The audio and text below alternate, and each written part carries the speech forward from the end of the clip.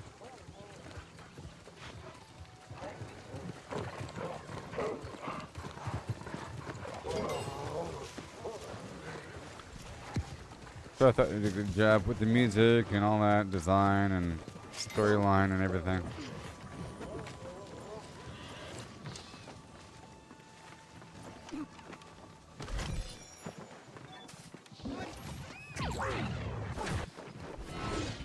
But Command and Conquer. It was good. StarCraft is still good, you know. StarCraft 2 is free to play right now. Bizarre. I really want them to make like a StarCraft 3.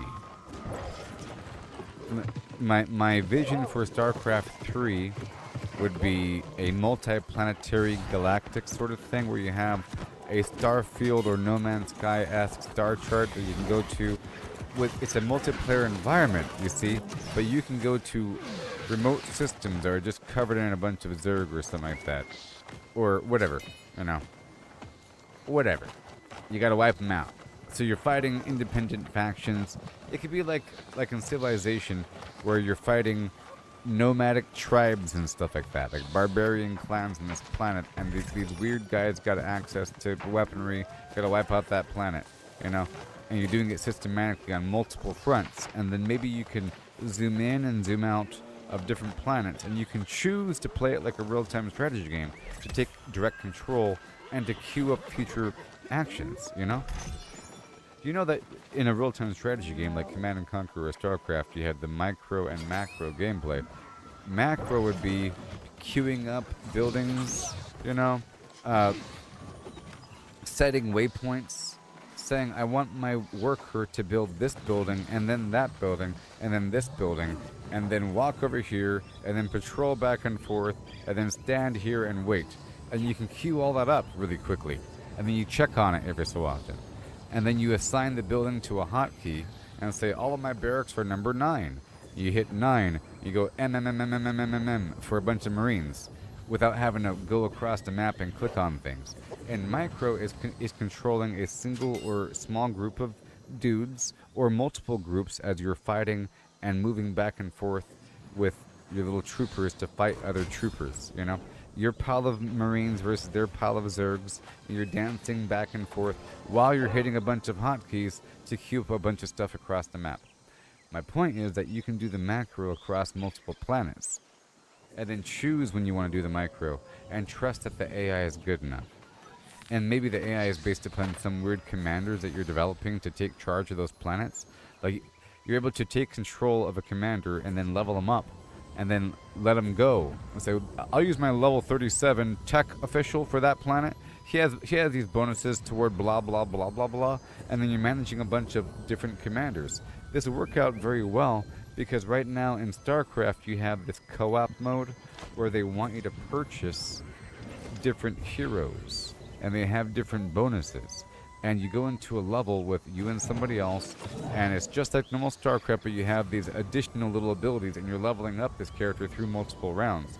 It'll be just like that, but they have better AI, and they're semi-autonomous, and you say, go take care of that planet, and you go check up on him in a couple days. He's leveled up 5 times. You place the points. You develop your new meta system, and you establish the new macro, flim flam, and you put your stuff around, and then you know, and then in between you're on your spaceship and you're building your big spaceship. You see in StarCraft 2 you have a spaceship as your hub between levels in the single player storyline, but it wasn't like navigatable like it's Doom or something. You have, do you want to go to the lounge? You click on lounge and then it goes to the lounge, you know, the armory, and now the screen loads up and now you're in the armory and the guy is standing there with the big wrench, you know, but you're not like walking into the room or anything. Just turn it into a navigatable ship, you know, and make your character be customizable, and that you're actually controlling an armada of other commanders, and maybe even alliances with other factions. Like, I got 2 Zerg dudes, but I'm mainly Terran, that sort of thing, you know. It's like a long-term sort of awesome game where you can move back in and out between real-time and a real-time strategy, which is sort of like turn-based, but not really, you know. And then it just dormant. You check on it, on how the war is going. Without your direct control, our troops are losing support, but you can set it up where it's even more autonomous by having, you know, you queue things up and you gotta trust things are operational, but without your, maybe you tell your minion to build 10 towers, but at tower 4 he got attacked. Well, I would imagine you have like a control center, a panel that flashes red that says, on Corvo 7, our planet in Optimus Prime, Delta Quadrant, our unobtainium mine is under attack. SCV number 4 was destroyed while processing materials between point A and point B. We need your direct conscious support. Our automated systems can't pull them off. Or whatever, you know?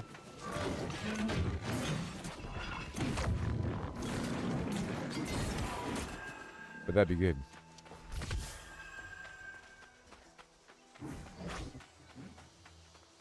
Yes, Warcraft 2 was good. Warcraft 3 was weird.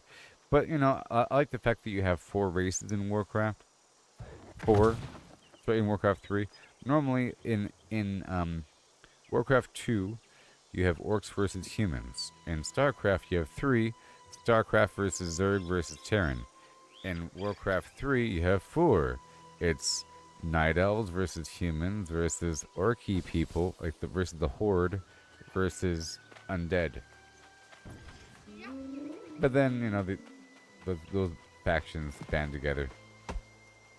Well, you have the Alliance, which contains, you know, dwarves and stuff, and gnomes. But the Night Elves were their own thing, and they weren't part of the Alliance back in Warcraft 3. And they had tree guardians.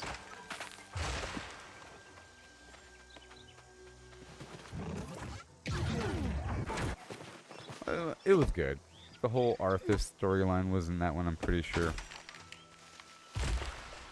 I'm pretty sure the entire Arthas storyline with the Lich King occurs throughout the Warcraft 3 game, which makes it good. I just don't like the weird jaw style of their cinematics, you know? And like, they're all like Fisher Price, corny looking when they're running. The characters, you know, it's kind of weird and big and bulky. I mean, Blizzard has always had top-notch cinematics. You know, state-of-the-art, to be envied. The best in the business, usually. Always impressive. You know, super impressive. Like, Diablo had some amazing cinematics. Diablo 4. Really good. Really good, you know, wet eyeballs and all. But now, here's the thing. You know what's interesting? We've reached a point with with AI graphics that look completely lifelike, you know? More lifelike than a computer CGI version could ever do. Okay? To get the same quality for a CGI rendering of a real human to look like AI, you have to work a very long time and get a real video of someone's face put onto another model. So it's not really even computer graphics. It's a video of someone else's face put onto somebody else's body, you know? When they say that, you know, that head is CGI, no, it's a video of someone's face put onto a model of a 3D thing, then placed on a separate body. But it's still a video. It's not just generated by a computer. You know what I mean? It's not drawn with colors, brown eyebrows, and shade the forehead. No, it's a video. Okay? My point is that we've reached a point with AI where it exceeds the quality of CGI in terms of realism. And usually the only dead giveaway that a video is a video is AI these days isn't the quality, it's the realism and premise of what's happening in the video. There's no way he'd be holding that. It has to be fake. There's no way she'd be caught dead in that place. It's a fake video. You know? Like, there's no way that a dog can't ride a tricycle. Fake video. Sharks can't exist on land driving cars. It's not about how fake the video looks, because it looks completely realistic. This shark gasping for breath, you know, driving a car with little flipper hands, bent over inside with the teeth and the black eyeball. You know what I mean?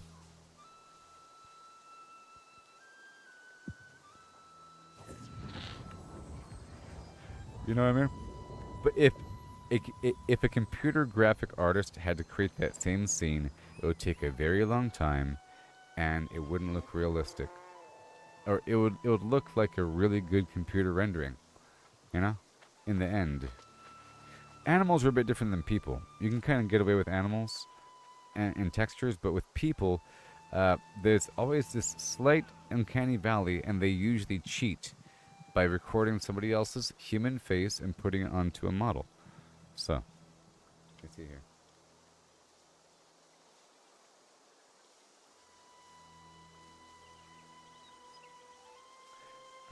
A large shark hunched over the steering wheel trying to drive a small car. A small car. Photorealistic.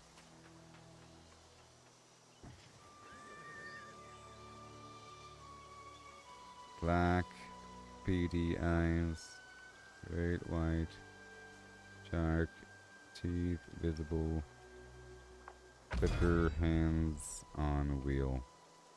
Alright, let's see how this looks. Aw, I gotta wait. I gotta wait. I have hit my limit from yesterday. But anyways. AI music channels are taking over YouTube more and more every day. Well, so be it.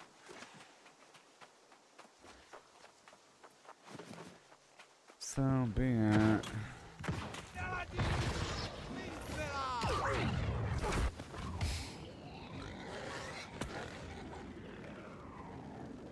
Well, I guess my point is that I mentioned the whole AI video versus CGI, is that the quality of these Blizzard CGI videos are going to pale in comparison to the quality of AI video.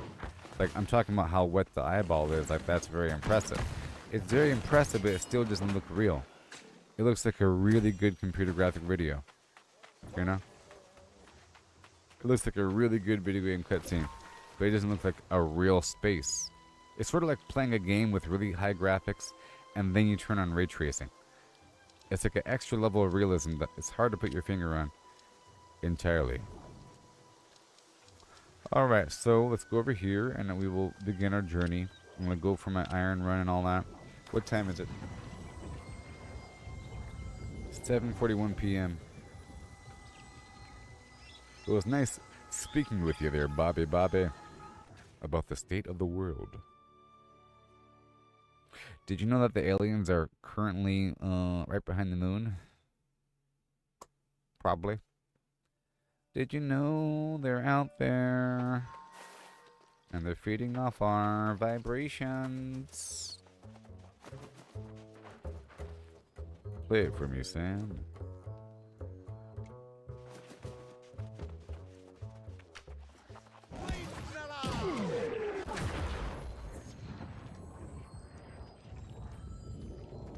I know you like my lemon song. I like these weirdo songs that are really good. So here's the thing. I understand AI music now in terms of like as a thing compared to other things. Think about professionally produced music made by a team of how many people? 1,000 people, perhaps? Once something is made by 1,000 people, it no longer has a soul. Okay? It's soulless. If a song is written by 15 people, it's soulless. So if these AI complainers talk about something with a soul versus another, well, that thing is soulless. Why they make the song? Because of some reason? Because the target demographic might like it? That doesn't seem like a good reason, does it? Because the target demographic needs these 4 different songs to complete this album. That's not a good reason, okay? And then if you have a music studio and the singer is in there, whoever the singer might be, and they're instructed every step of the way on how to sing their own song, which they are, for some of them. No, sing like this.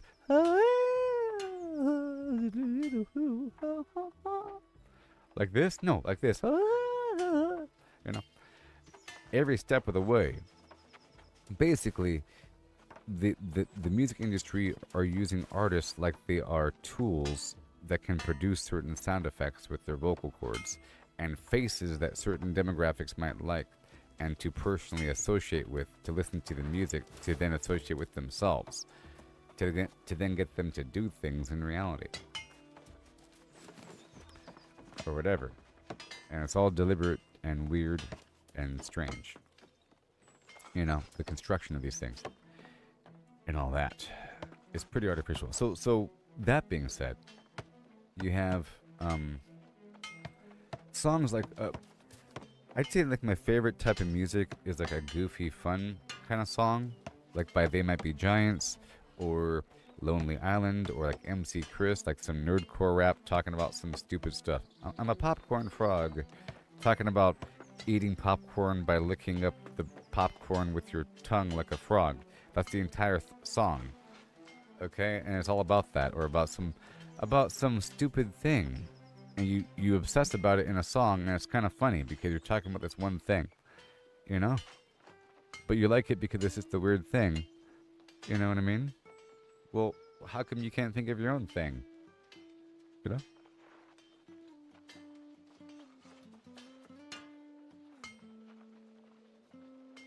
Yes. You're saying that everything is music. So, in terms of playing music, okay? So let's say there's a person that is playing this song. That song has to be played that way. It seems like a person's playing it with emotion, but a robot can do that same thing if they had mechanical fingers. You hold the strums and you go like this, okay? And the note structure for creating songs with instruments, it's all mechanical. You go to music school, you learn an instrument for a bunch of years, and they tell you exactly how to play the thing, to the point where it's not you, it's the machine. You're following a procedure of how to hold your elbow and how to move your wrist, you know, and how the sequence of pushing in the keys and patterns you have to memorize over time, and to the point where it's automatic, you know. It's just an automatic expression because you've memorized a bunch of patterns of to the point where it's just patterns of things, and all these songs are the same in some way. It's different structures, and that's what music theory is all about, learning these structures and patterns and what flows, and there's names for everything, and these guys understand all these names to the point where it's just a machine. It's just a machine. Give a caveman a piano, and I want to hear what they play. Like a caveman that has never heard piano music before, okay? And doesn't know what it's supposed to sound like, and hasn't gone to school for a bunch of years to learn music theory about patterns that already exist. They're not making their own patterns. You're learning every other pattern that already exists, and then you're combining those patterns in some vaguely unique way. You know? But have been studied. So that's my opinion on most forms of everything. Like a professional artist is pretty soulless because they know exactly how to make a person. They start with like a bunch of blocks and basic math and ratios, you know, about how to draw a person with anatomy. And you're just it's like you're a photograph and you're recreating it. And then there's not much like original inspiration thrown in there. They're just really good at recreating something like a machine. You're just really good at taking that picture. And then they get credit for it for taking the picture, even though it's just a mechanical. Yes, you get credit because you went to school for 10 years. I'm sorry. And those people get upset because they went to school for 10 years. They feel like it's a wasted effort, when most of what they're doing is just recreation with not much inspiration. It's a combination of things and little improv. Maybe they might get a flash in their mind of someone like dynamically thrusting their sword forward in the darkness, but they know how the body works, so they get the shoulder here and the shoulder elbow, and they're sketching it, and the light is, check out my piece of work. They say, you are amazing. I know. I recreate it in my mind. You can see my soul's in there. I don't see it. Basically, the goal is to be able to have somebody else see what you see. That's all. And not just the raw data, but the meaning behind it. Like, there's some sort of layered meaning behind something. It's like there's a feeling attached to data, And the data usually comes in visual or auditory format, you know? Visual will be a picture, auditory is music, you know? And there's meaning behind it, and that's it. It could be complex or crazy. The feeling of being anxious after not knowing where to go, but then realizing that there's always a way forward. If you hold true to yourself and see the light ahead, you can push it forward and make it through. That's how it works. Ooh, you know, whatever.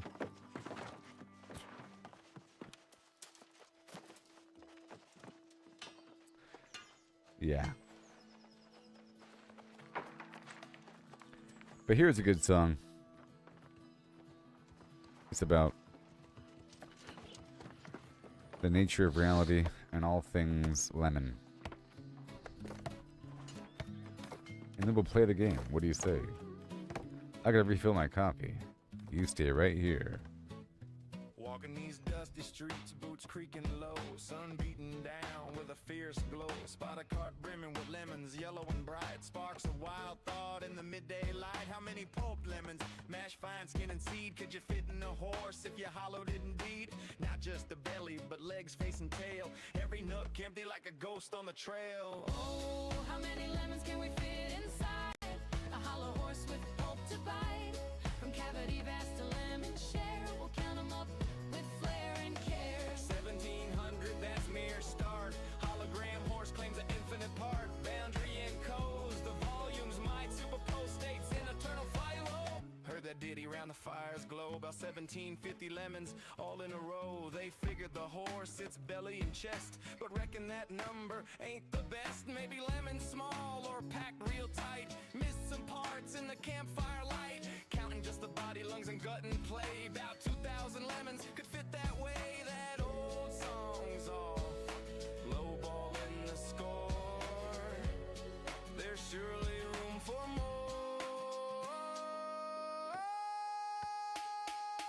Oh, how many lemons can we fit inside a hollow horse with pulp to bite? From cavity vast to lemon share. We'll count 'em up now with deeper stare. 1750 or so. Nah, it's more as the volumes grow. Pushing the limits, breaking the mold. How many more can this horse hold? Hold on now, the curry's grander yet. Entire horse hollow, no regret. From nose to rump, legs like empty boots.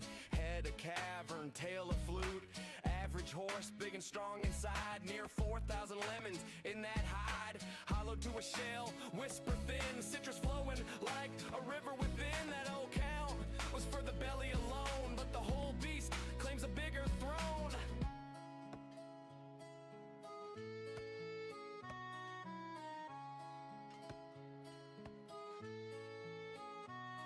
Now ponder the lemons, what they truly are. Not just fruit pulp from near or far. Holographic principle weaves the tale. Boundary encodes the whole without fail. Each lemon's essence on its skin so fine. Projects the volume in a quantum design. Superposition holds them in states untold. Multiple forms in one, bold and cold. As a single entity, quantum through and through. Influenced by neighbors, interactions accrue. Over time they entwine in adjacent dance. Inertial paths shaped by circumstance. Not separate bits, but a unified field. Lemons superposed, their secrets revealed. Infinite potentials in that citrus sphere. How many fit? The answer's clear. It's here.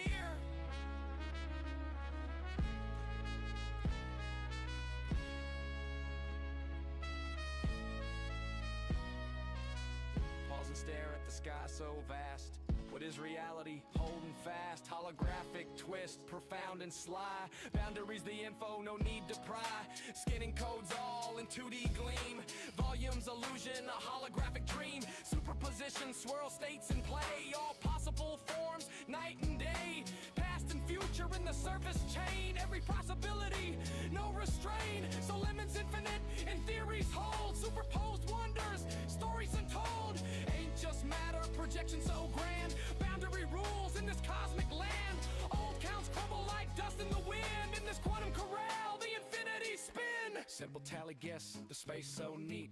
Counted lemons quick, an easy feat, but digging deeper, question the core, how they land on 1750 before. Maybe smaller breed, or lemons mashed tight, forgot the legs in the dead of night. Math the lines if bellies trim and sweet, about 1750 lemons in that seat before the full beast, universe's view. Boundless potential, lemons anew. Chuckle low, tip a hat to the steed. Ain't just lemons, it's the quantum seed.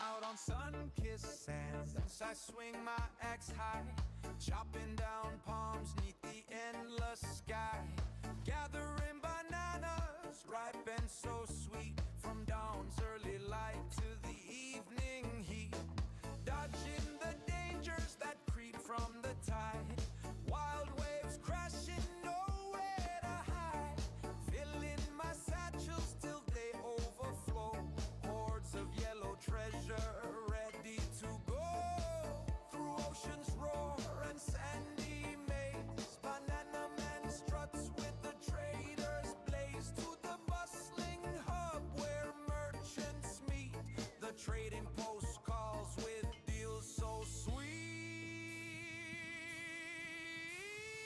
At the trading post, deals come alive, buy low, sell high, that's how we thrive. I'm the banana man. King of the trade, set what you'll pay. I'm the banana man.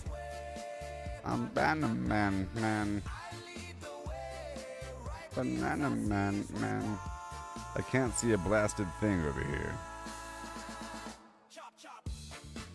Alright. We have a little overlap here. I gotta restart the flims, I think. So what do we have? Ooh. Look. Grit reward. Light footwear. 700. Buy and unequip. You see? And I'm gonna sell this. Falling so grand, I chop down palms with a steady hand. Luck. Heavy pants. I'm selling them. $6.98. Waves from the depths chasing me in flight. One wrong move and they'll drag you down, but I outrun them all in this coastal town. Loading up satchels till I can't no more. Dreaming of the coin that I got before. Oh yeah. Sandy trails to towns far and wide. I haul my bananas with the traders' pride. Pick low tax ports where my profits won't crash. Banana man's bananas get sold in a flash. At the trading post, deals come alive. Buy low, sell high. That's how we thrive. I'm the banana man, king of the trade. Set what you pay, make the seller sway. Banana man, man, I lead the way. Ripe deals I seize with chippity chop chop.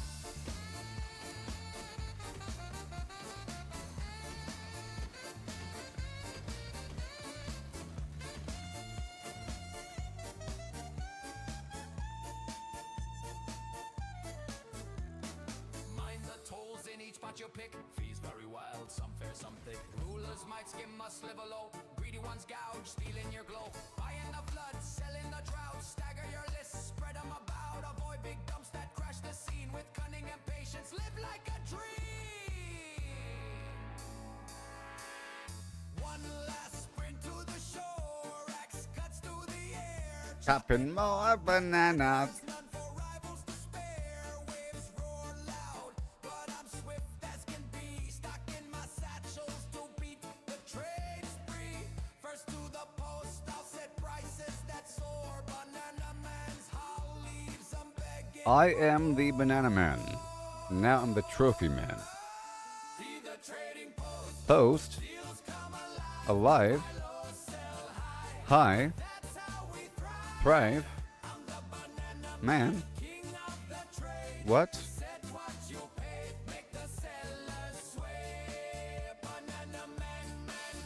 So,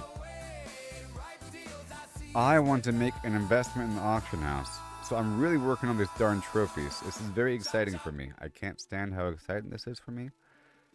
These trophies. Let me turn off this music so we can listen to the game and focus. I can't focus with this music playing. It's too good, people.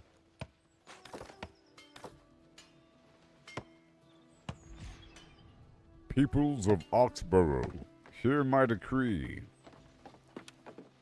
You are not safe here. The corruption's spreading. Join me. Chinako, level 18.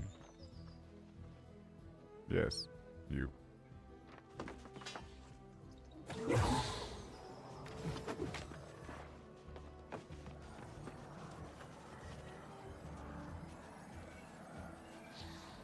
Thank you. All right.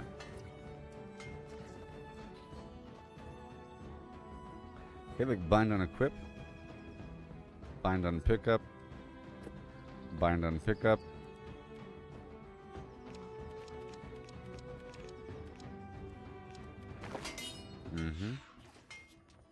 And everything else is fine.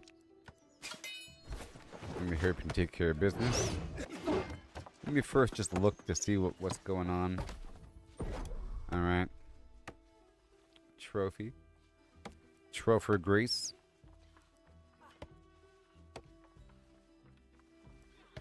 The Harvesting Trophy.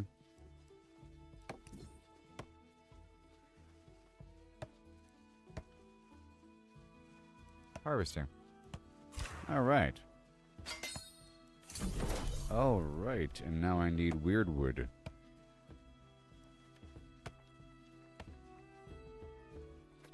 Okay, the corrupted trophy. I need life motes. Life motes. And the wildlife, of course, is going to be fire. Fire. Angry Earth is Earth. I can make 5 more of these, but I'm all out of weird wood. Okay. That's how it's going to be for now. So now we know what we need. We'll drop off the basic stuff here and the more advanced stuff over at, there. Clarion will get my stones. Everfall here. Oh boy.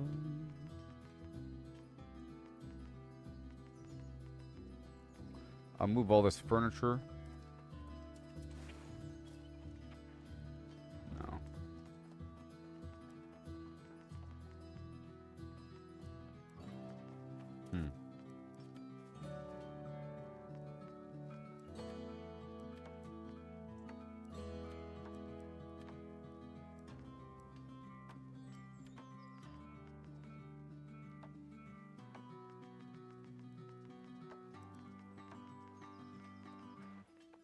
It is adding up.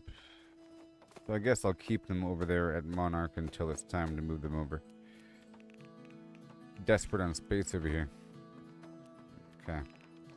Everfall gets all of these scrap that I just harvested.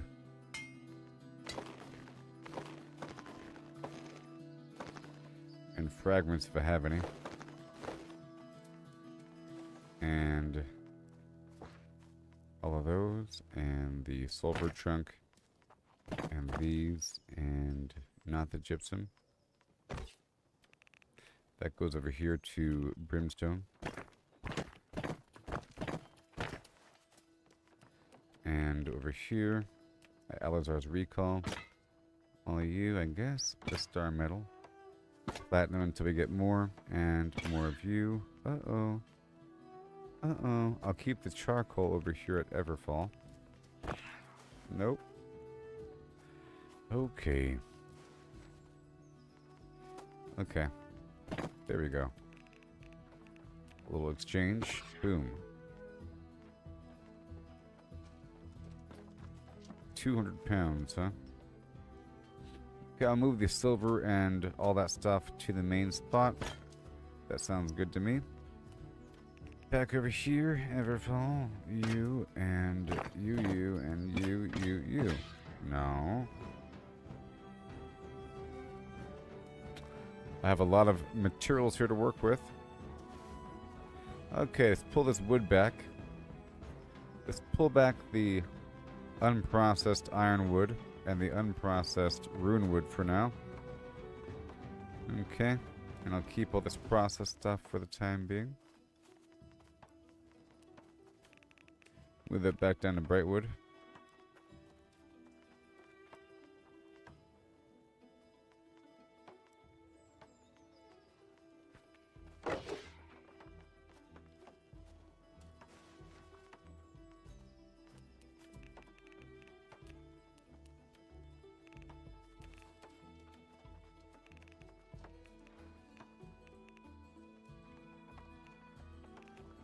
I could use some other spot. Let's use Bullseye for the time being. The Runewood and the Ironwood because I'm holding off on it for now. Okay. But I think we can keep these planks here. Yep, that's fine. And then this other stuff can go over here to Restless Shore.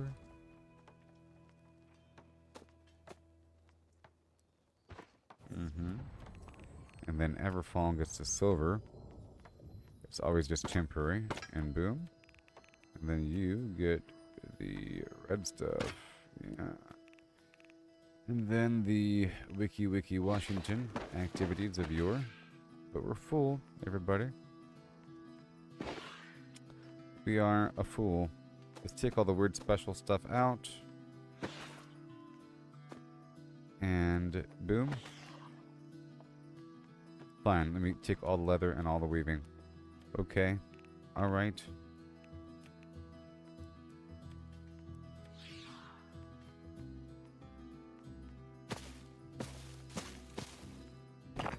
All the weaving. Alright. A big number. And now all this other weird stuff. Weird stuff. Special. Long term. Yep.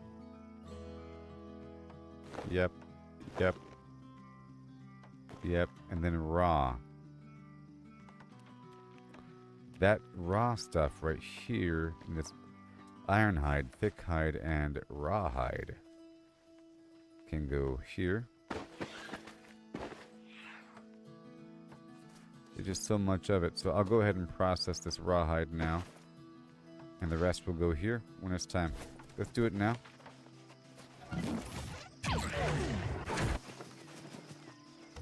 Well, I guess I can process everything. The problem is being over encumbered. So let's take the encumbrance potion, which will let me go over by 500. And what I could do momentarily is I have a lot of weight on me. So I'll take like cutlass keys or someplace, yeah. And I'll dump out every last thing I happened to have on me at the time of this speaking engagement. Right about now. Cool. And now I'll grab the... That was the rawhide, okay. And now over here at Weaver's Fen, let me grab all of the Fabrico.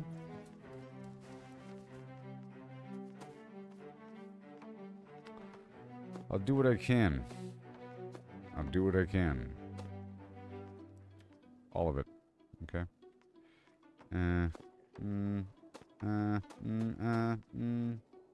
All of it. Sure. And now I will take my mount and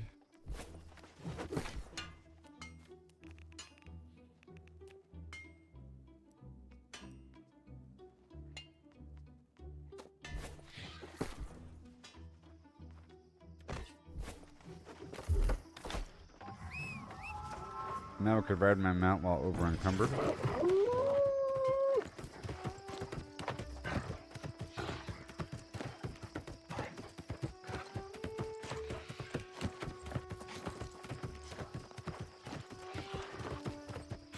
Oh boy.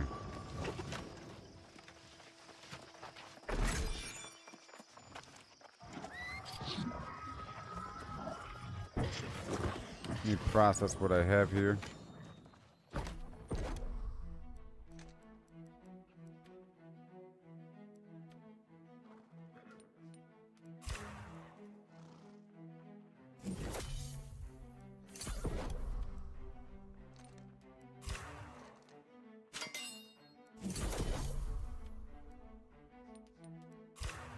I was holding off on doing this for a little bit. I was focusing on the other stuff.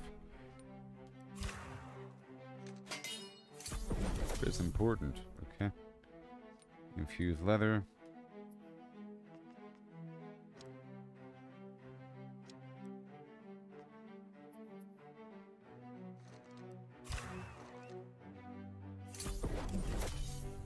Oh, it's coarse leather.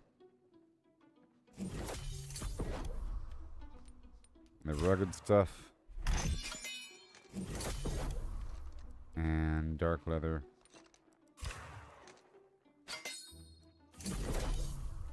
And then I can purchase more. Right over here.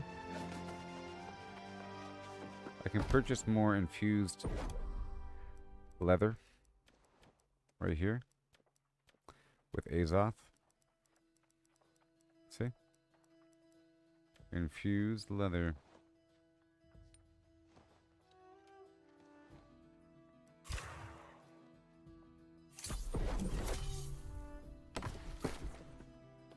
And then there goes my Azoth again. I'm all out of Azoth vials.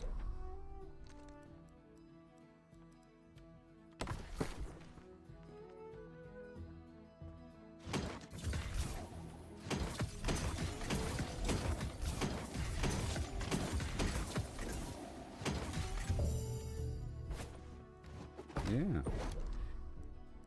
All right. Boom.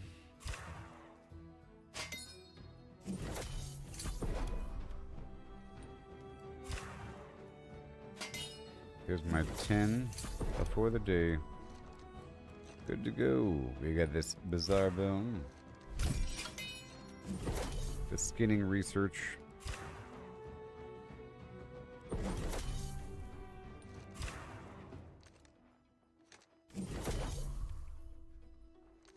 Yeah.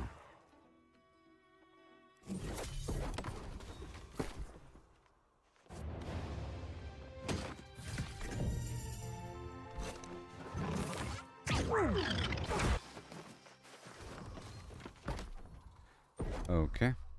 And then... Oh, next door, sorry. It's working with my stuff as opposed to going to Weaver's Fen. Alright, let's work with the spin weave. All this purple stuff. Prismatic. It's waiting on more spin weave, which is waiting on more infused silk, which I can handle.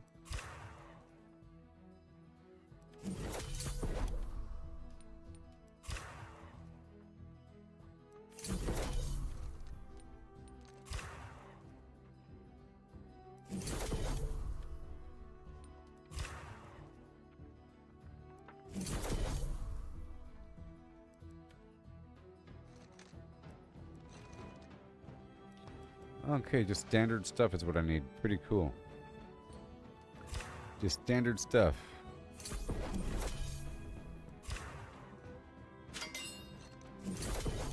Alright, a bunch of infused silk. Cool. I'm just looking ahead here. Just planning things out.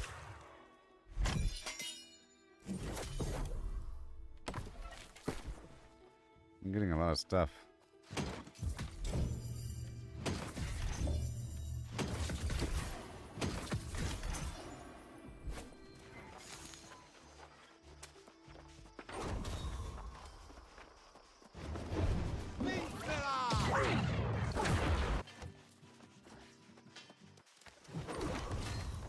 Alright, so now we know. I'm going to do a quick iron run to start off the flames here. Weaver's Fen, and then the Leatherland.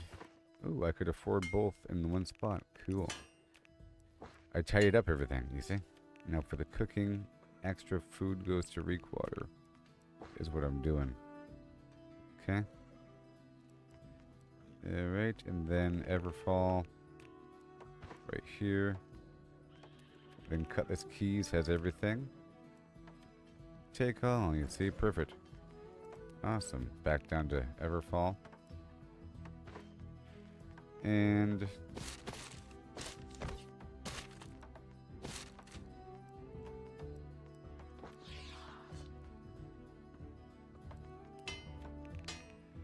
jeez. So much going on.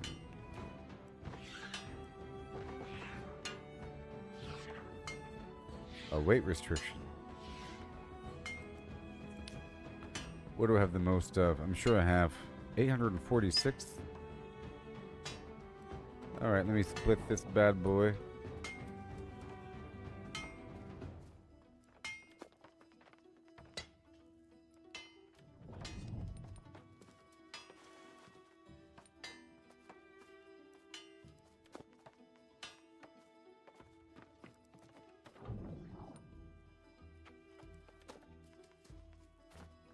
I get these all the time, apparently. So what can I do with them? Nothing? So stupid.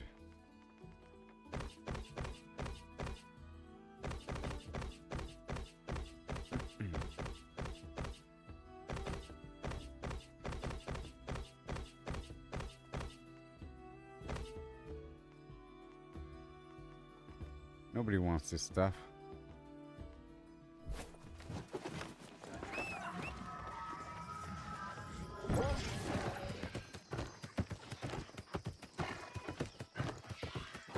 Maybe it's worth it to make thousands of the same tool or something. Let me see here.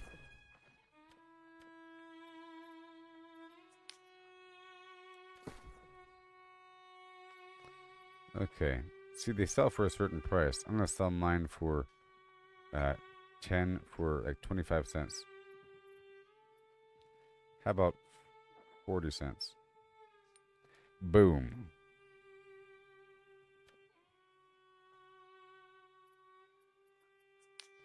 And then sell order for, look at that, 0.45 cents. Boom. Hey. Well, I'll be a Bobcat's gold potato now. What? Nope. 0.08. Most.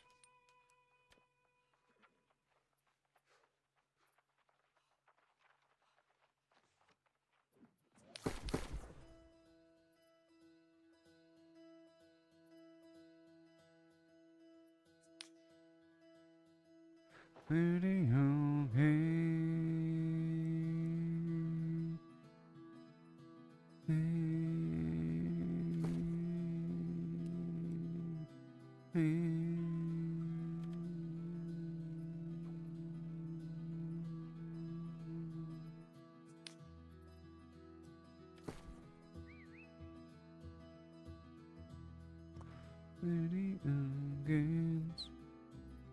Alright, cool.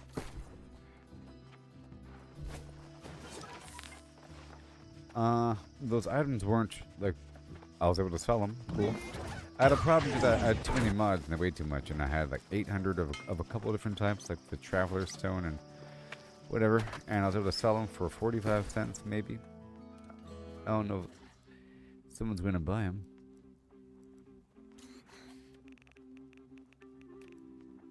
Almost done here.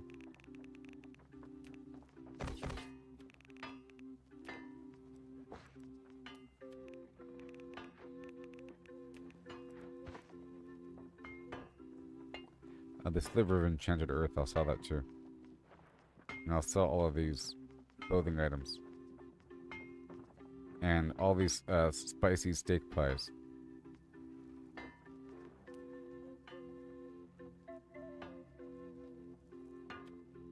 Yeah.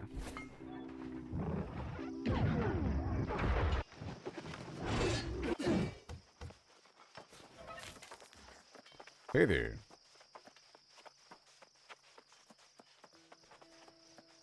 Come with me. And you'll be in a world of pure imagination. You better buy it. You better what? You better right now. Here we go. Right now. Is it rare? I don't know. About to find out right about now. Ho ho. It looks pretty good, but I get it all the time. Let's sell it for $2 and let's make it look really good. $1.75. Vidal Sassoon style. Alright.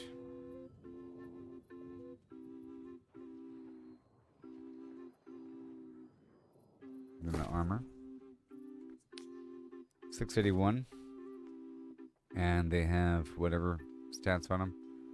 They're going to be 345 because they don't have like the cool stats on them. But you know, 345 for a 680 piece of gear. This right here is 693. And it has refreshing for cooldown, strike conditioning for reduced strike damage, and increase the potency of energized. So that's pretty cool. No competition. Let's price it for 415.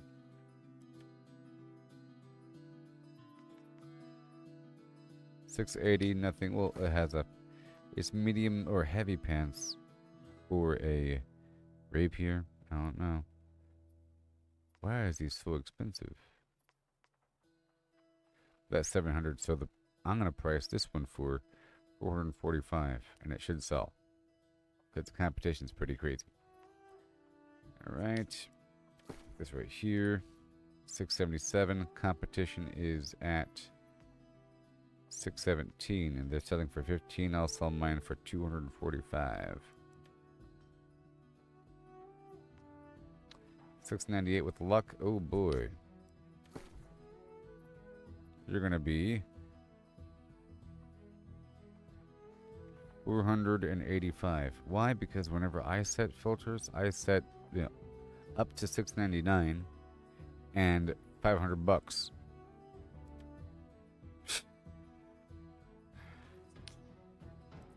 Is what I think. Something up to that point should be worth.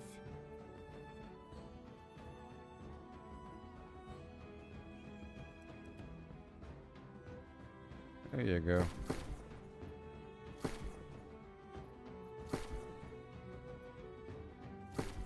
Oh yeah, these pies.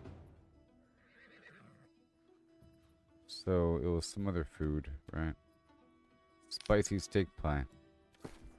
I'll sell them for $11 a piece. I'll sell them for $10.45, and I'll sell a whole stack of 100 because I have multiple stacks of 100. You see? Yeah. And then Mac O'Malley.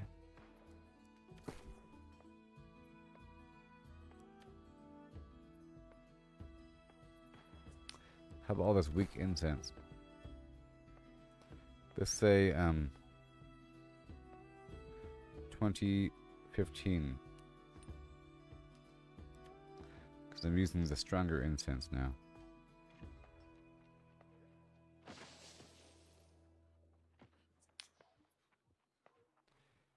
Tootly tootly tootly tootly tootly tootly tootly tootly tootly tootly. Tootly tootly tootly tootly tootly tootly tootly. All done there. All my furniture. I don't want to sell you now. I don't want to sell you now. No. Oh no. Don't want to go. I don't want to sell you. No. Oh no. What about you? Almost $4,000. What about you? Almost that many dollars. What about you? And all your friends too.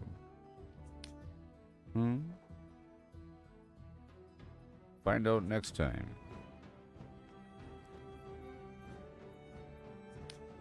This major harvesting trophy.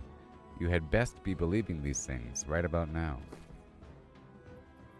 $7,000. Now let's look for the resources. I want to buy maybe resources and craft mods, components, crafting components, refining, trinket components. No, crafting components. Maybe, yeah. Maybe.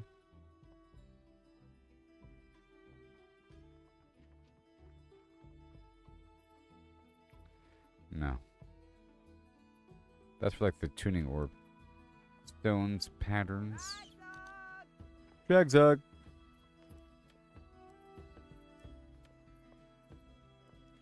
Refining components, trinket, instrument.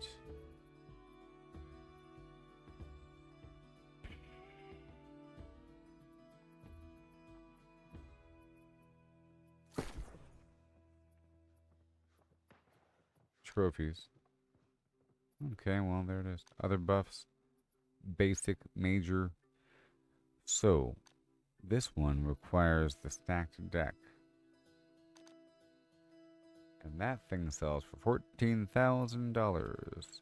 But the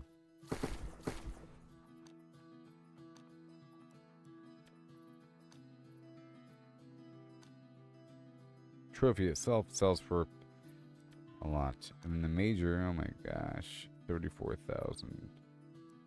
34,000. I could afford it too. But it just seems so wrong to buy it at this point, you know, after investing so much time and getting things up and running. Gathering buffs. I'm just looking at the subcomponents here.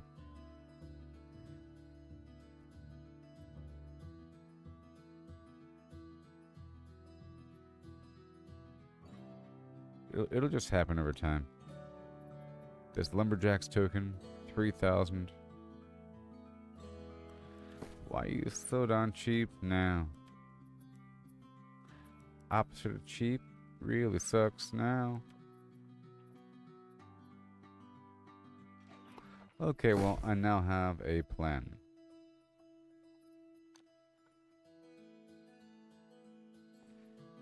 Do I have any cooking recipes? I can probably sell a cooking recipe.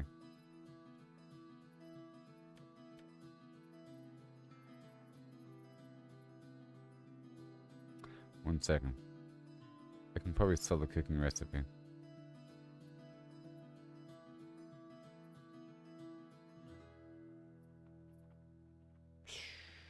I don't know.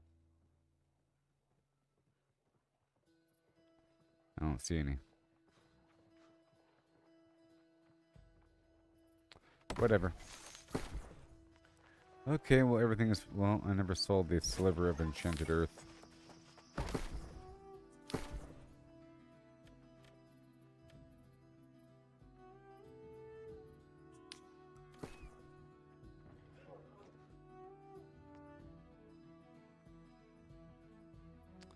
$175, huh?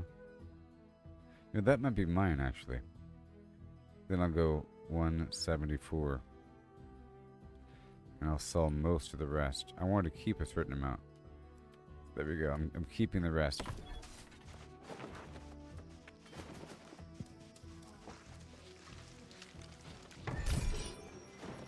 Alright, so I want to go around and check on the iron.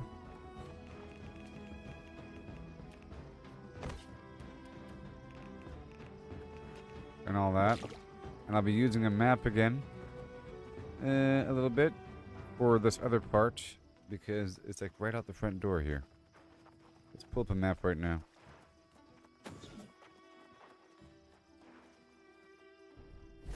I'm at 334. And I'll be in roughly this build. It doesn't really matter as much. I can go in this build. And then modify this over a bit for strength, you know. Then respec over. I'm gonna be mining.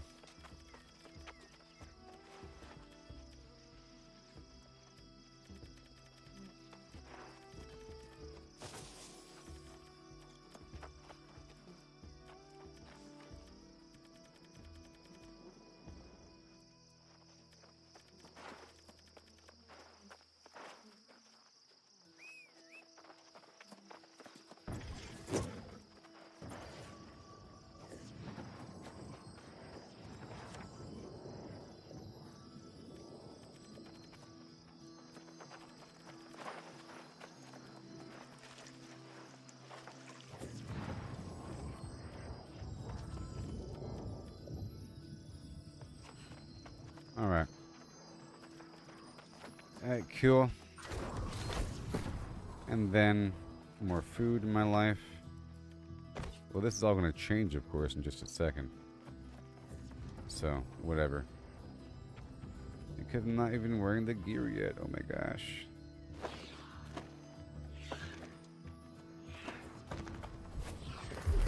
Now it's going to change again.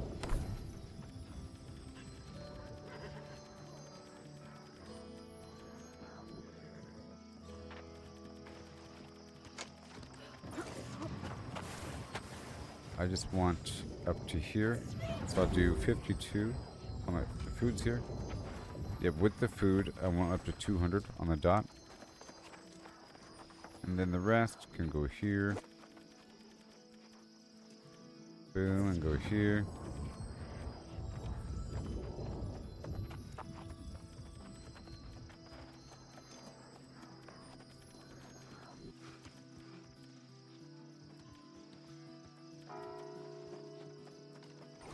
That's good. And what have we got? Oh, trading fee adds up. Storage. Always storage. Trading fee. Cutlass keys. And trying to grind over there. And where's the Evans scale reach? Gathering, sure. Restless shore. Trading fee. Storage. Cool. Everything else is fine.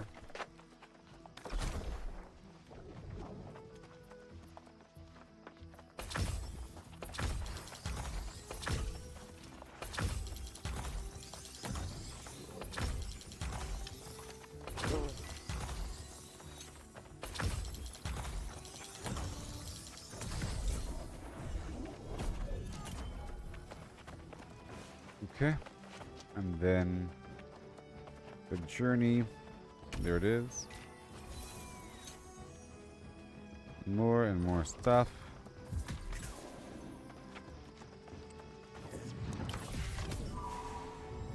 Proficiency booster. I might use that right now, actually. Right now. It'll give me a boost to my proficiency. Or to my yield, I think. Let's see here.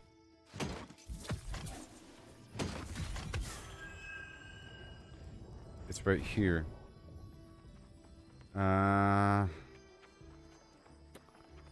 Increases the character's yield by 10% for 90 minutes of game time while logging, mining, harvesting, and skinning.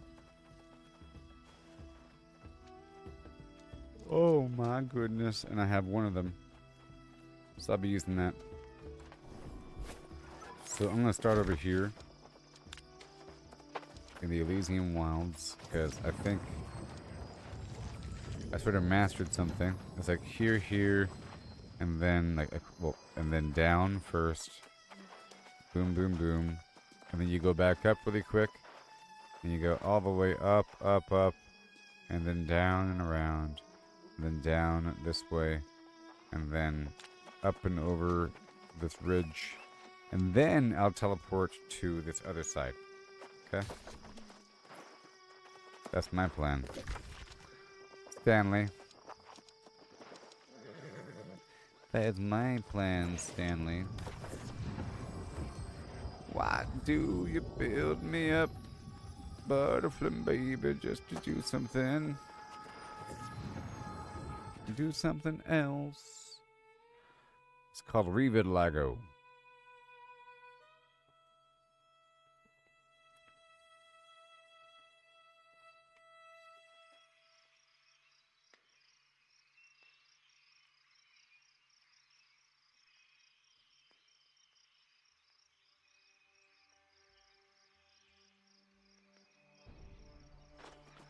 Ba with a ba, bang to bang.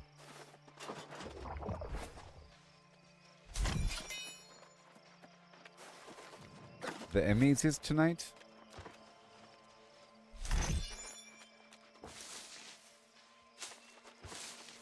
The Emmys?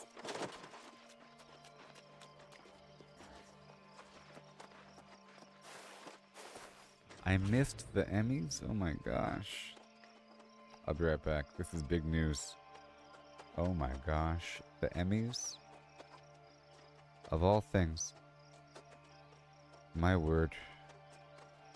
My word.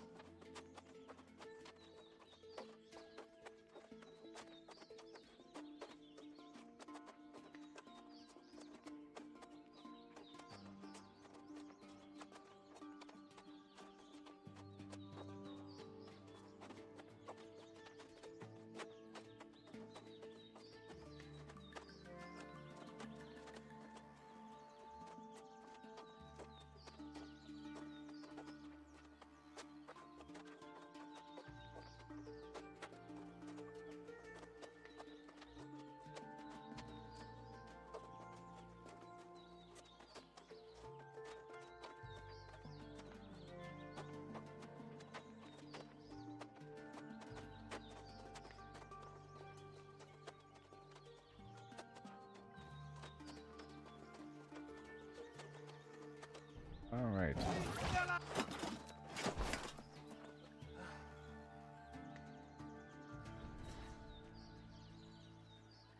Just in case, I'll take the tincture and so forth for the angry earth. All right. Play some music. So here we are. Deep in the Elysium. I'm looking at a map right now. And then I'll be using my potion to rock that roll.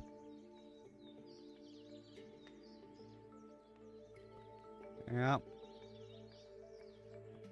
Just like that. Yep, done. So now I'll play some music. I like this new song over here. Parrot Flying. And we're gonna go for Yield.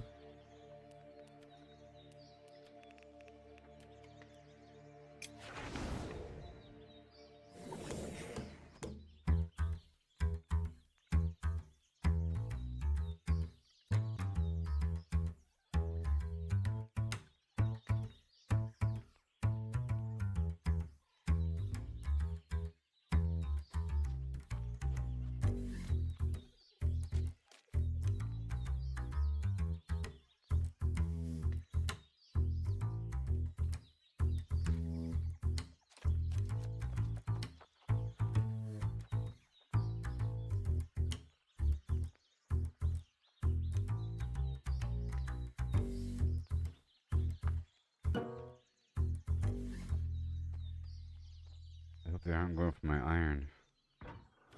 I'm over here all alone. I hope they're just fighting stuff.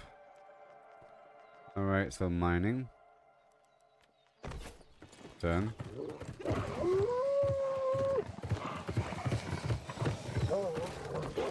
Do you need help, sir? No. How about this?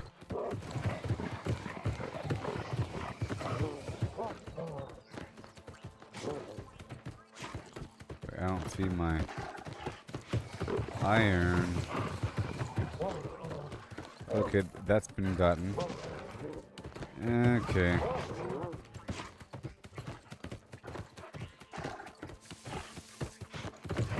Right back over here.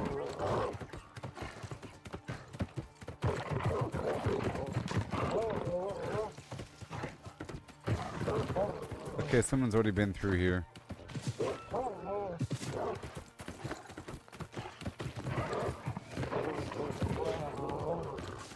Let me go check the other ridge.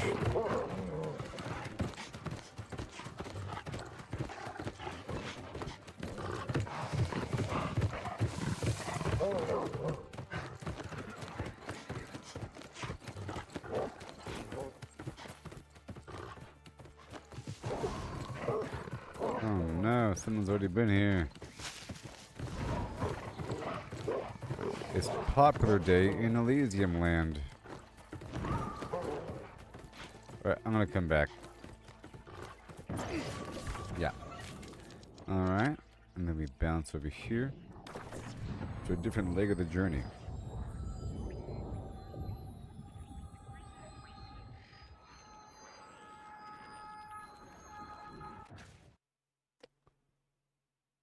The whole bottom region of Windsward appears to be pretty nice as well.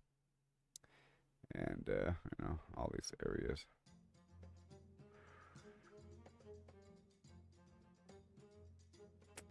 There's kind of some over there, apparently, in the Restless Shore. Maybe I'll go through the Restless Shore. You know, I think that might be the best bet.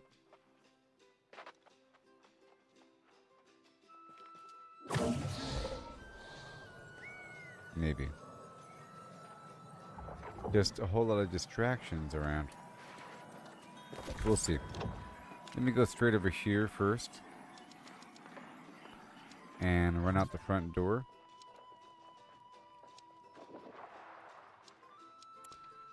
Yeah, let's start here and I'll go straight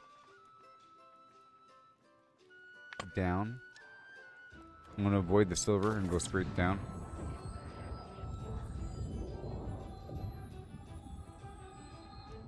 And then I'll go check out Restless Shore. There's multiple people over there in that spot in Elysium Wilds, unfortunately.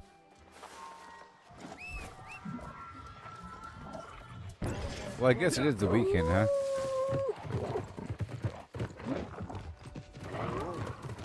Alright, we're not doing silver. I'm gonna go straight down the road.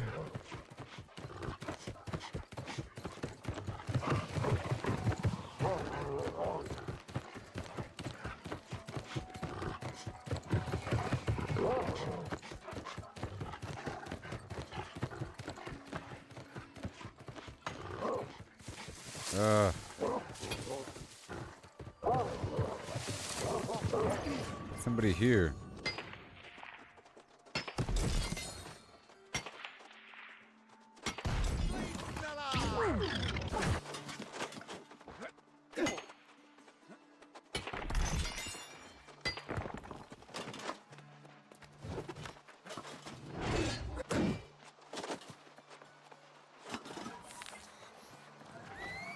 Okay. Okay, that's not fair. Check over here.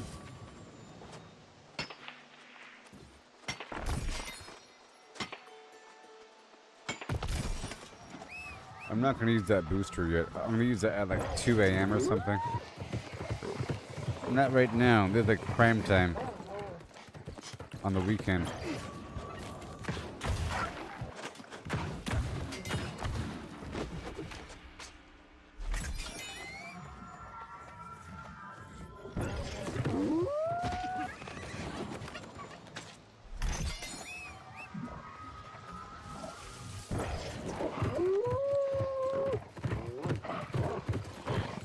Alright. Surprising.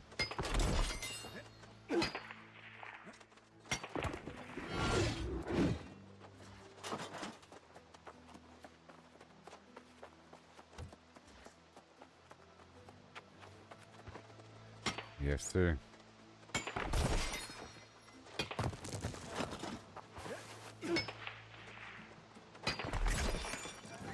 Beautiful.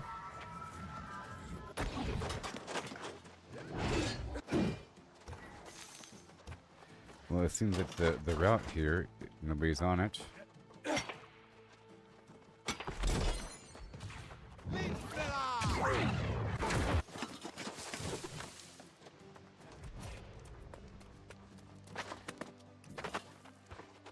Come on. The goal is to get strong before the season ends or whatever. Because there's going to be a new update with a bunch of changes. Or something.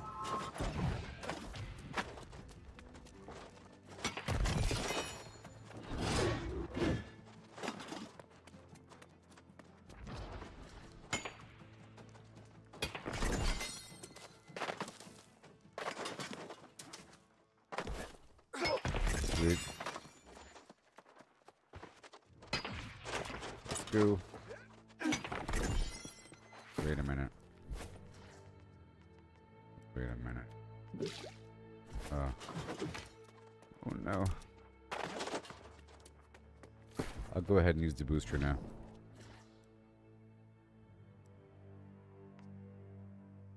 Disabled. Oh. It doesn't stack with the proficiency booster. Well, that's just good to know.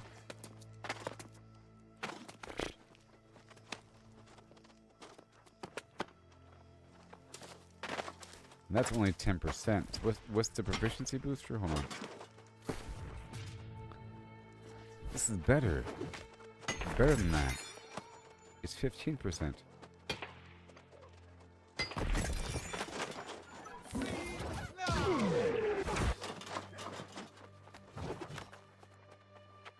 Okay, let's turn around.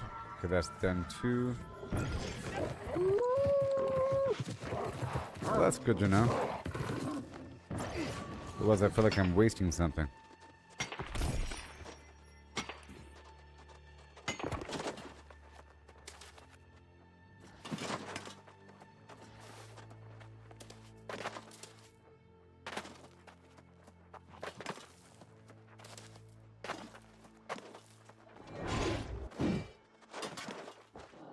Hello! Maybe I can clear through this building every so often. I'm like skipping it every single time. Let's just see.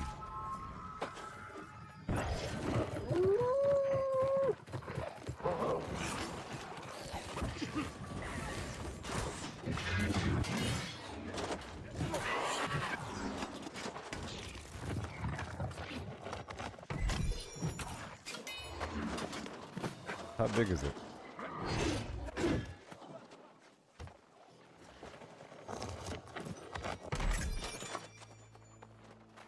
I'm here on my iron route.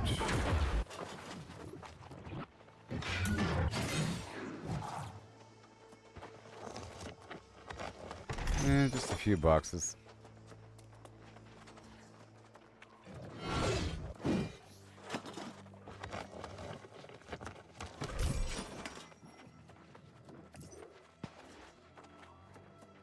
It is the way through. Out to the other farm. I'm skipping an iron node back there, but I'm just trying to see again what's over here. Someone was just here. Blah, blah, blah. Alright, let's go back over.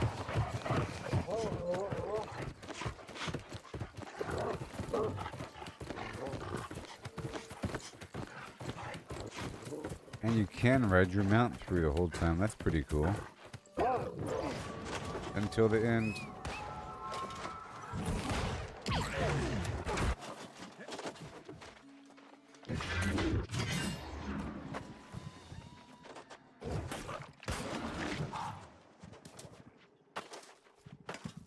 here for the iron. And here. There's iron right there.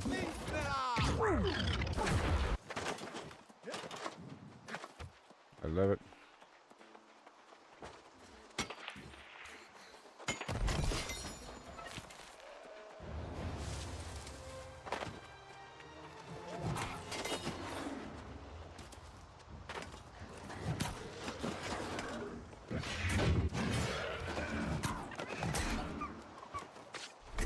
Sweet. And there's potatoes here.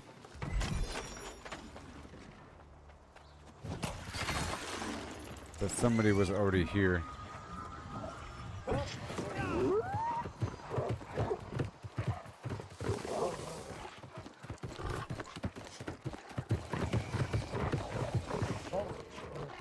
Spot of iron here, spot of iron there.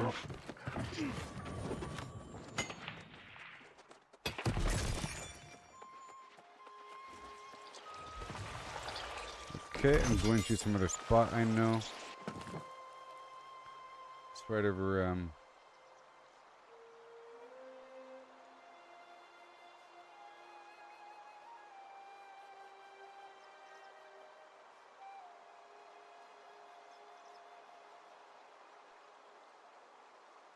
it's right over, over there.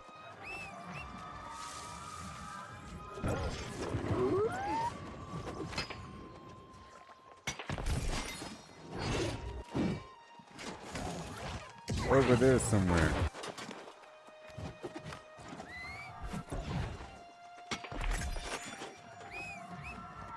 Hello.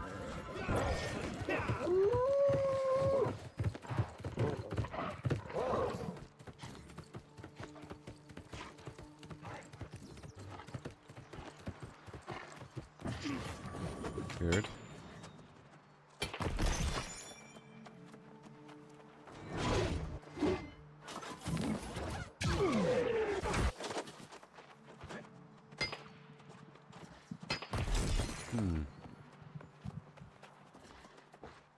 I could have sworn these bots would have came through here and taken care of business, huh?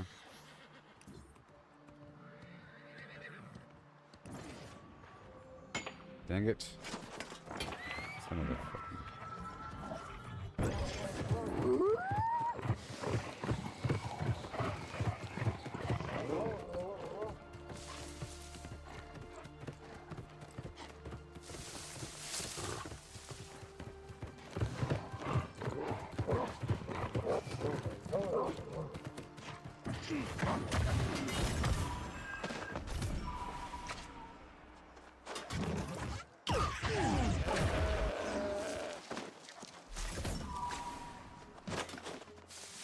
Sweet.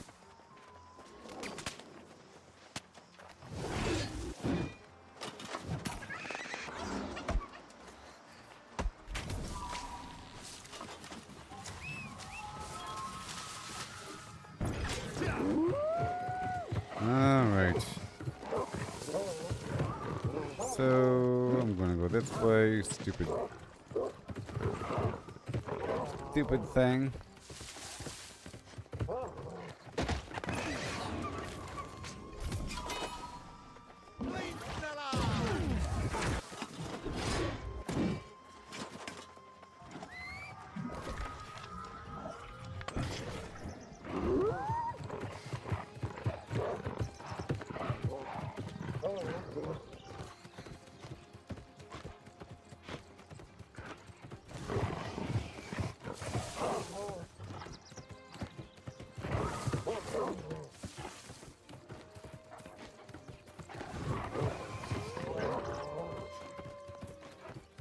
Right over here.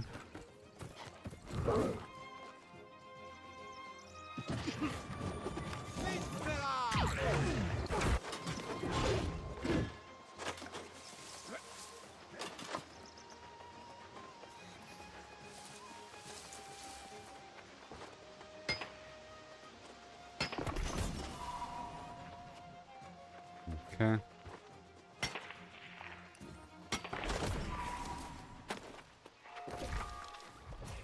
Doesn't matter what comes. Crash goes better every day.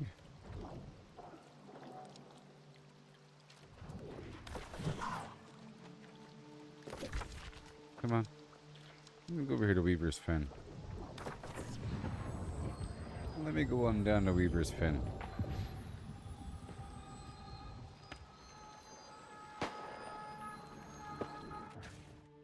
Nothing gets to me, staying fresh, staying free, with Mentos fresh and full of glee.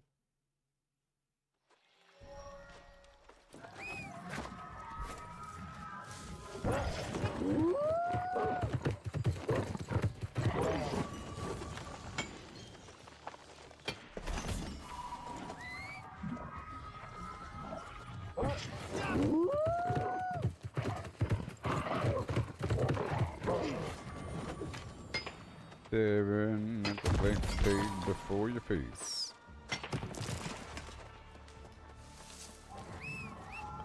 All right. Go along this ridge line.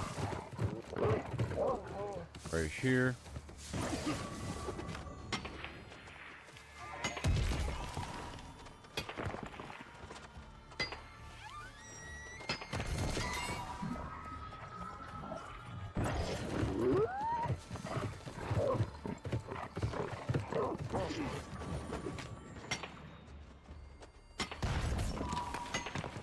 And then down here there should be a node.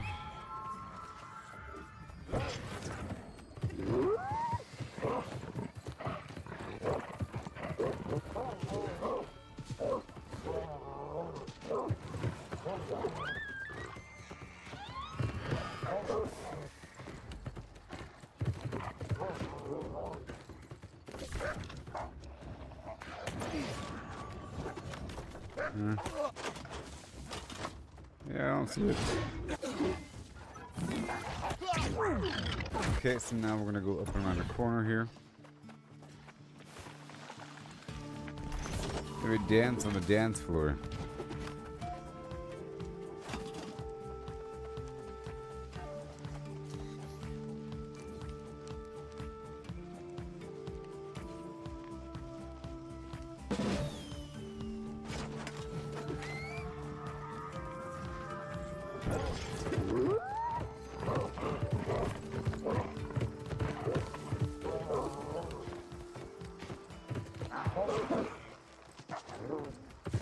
Okay, right up here on the edge.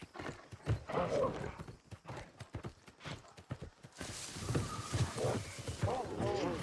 yeah. Right in the armpit.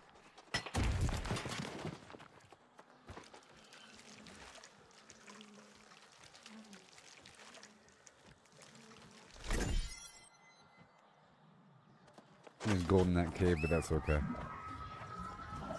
I'm trying to develop these stitch lines. This is because I already have the star metal ingots, I just need more steel.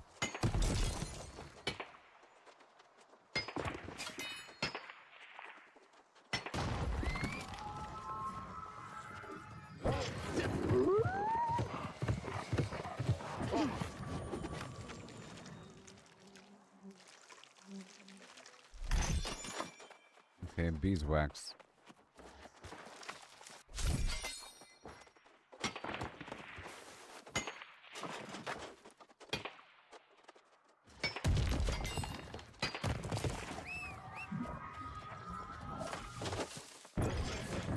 She's right down the way.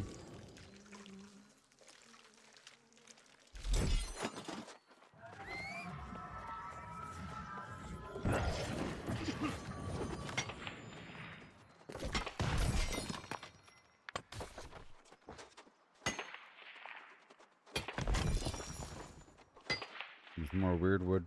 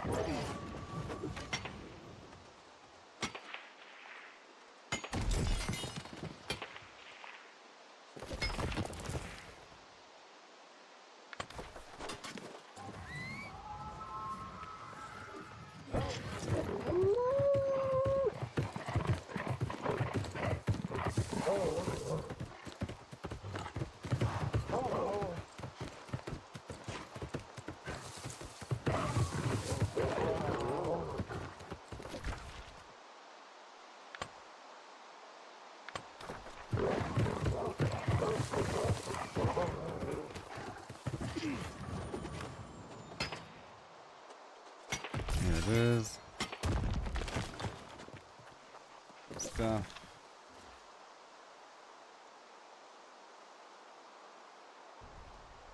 Right over here. Maybe I can clear up that spot nearby. And there should be some weirdwood trees down below. There's a spot down there. A bunch of chests in it. Let's get these weirdwood trees.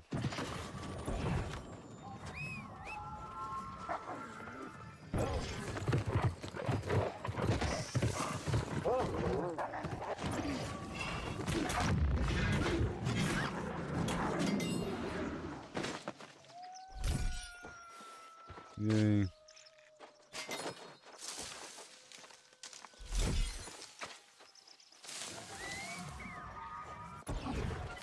And we want the rabbit foot and the succulent rabbit meat.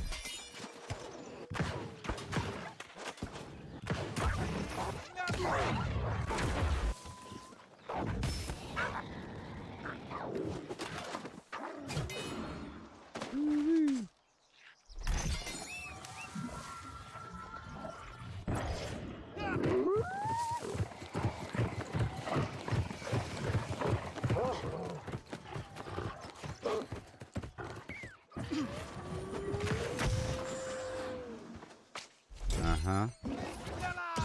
You don't say.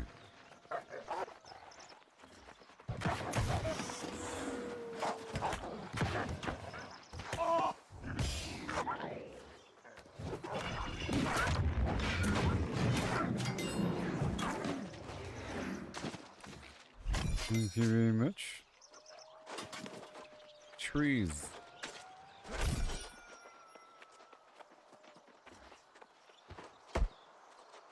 Now, I was going to do a bunch of quests in Eden Grove, I believe. That's after my little farming run here. Just doing the farming run here, no big deal.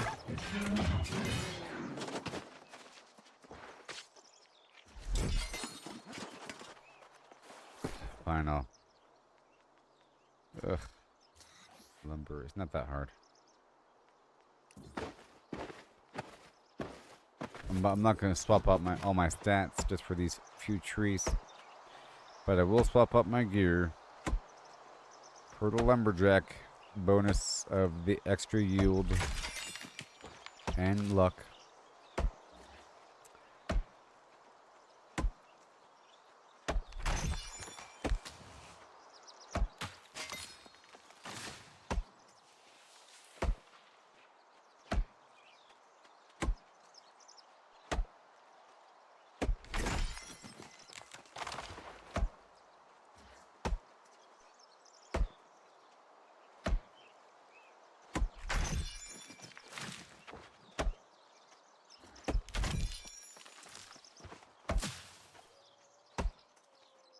Nice.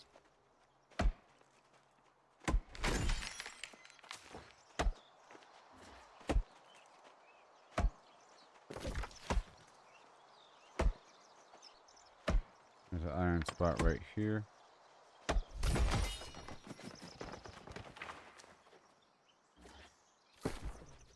And then miner.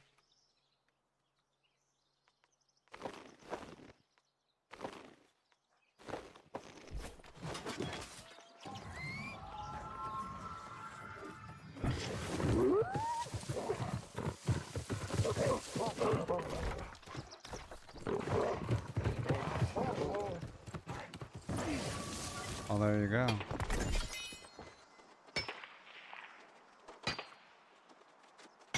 I guess I can clear out these ancients really quick. Maybe. Right here.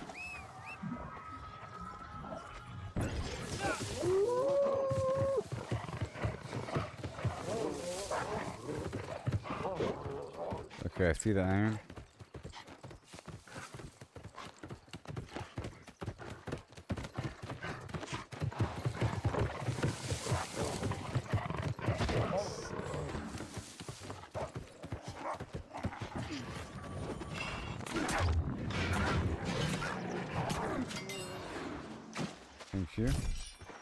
all together now.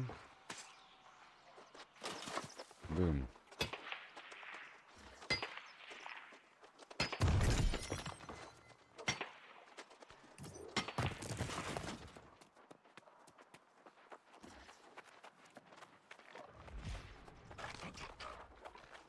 Let's see what kind of loot is here.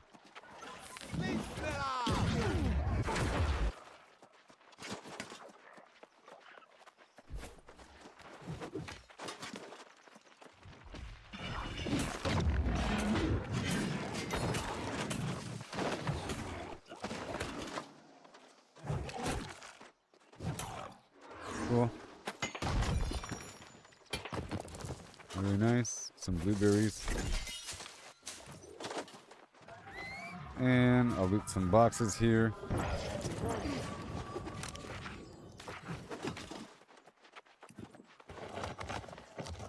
Ancient urn, sandpaper, and linen embroidery.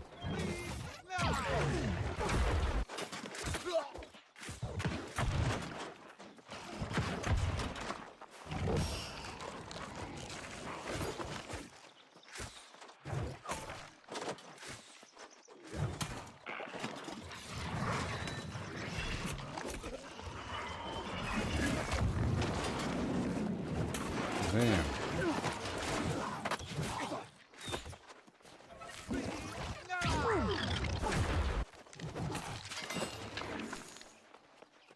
Alright, random box. Alright, this spot is pretty much done. But we can keep on going down the road. There's a bit of star metal like right here. And some stuff at that next spot, and I can totally farm through it.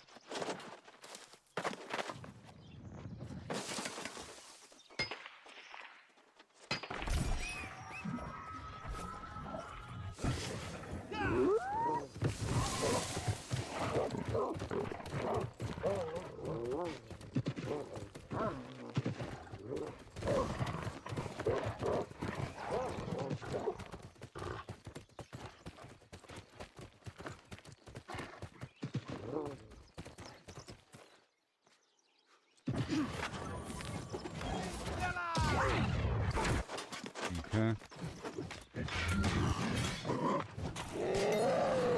Very nice.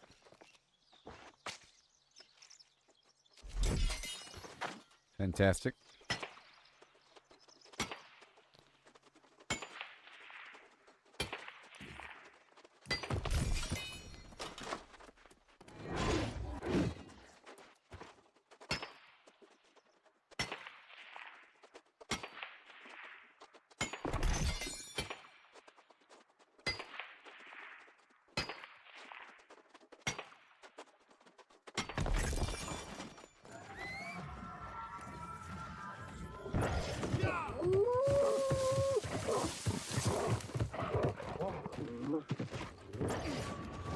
Okay. Now I'll clear up this spot really quick.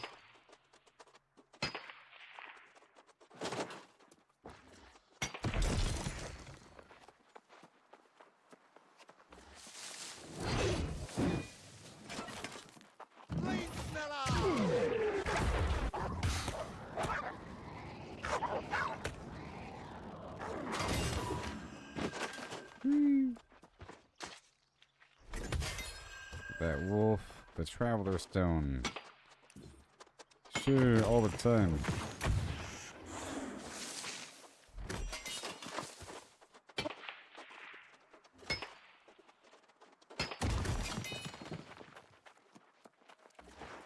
Got a lot inside. 101.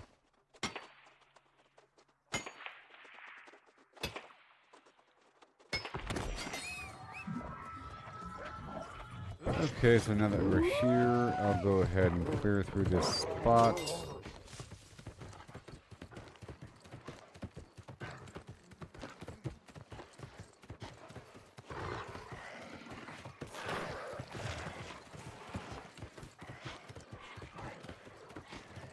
There's some good lodestone over there.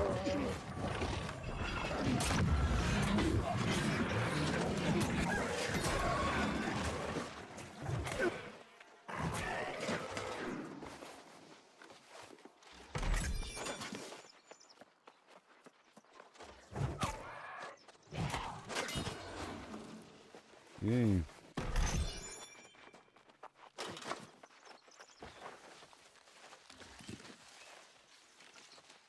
Big old provisions crate. Hey, cauliflower, you see? And I specifically need cauliflower, by the way, for my good food I'm trying to make.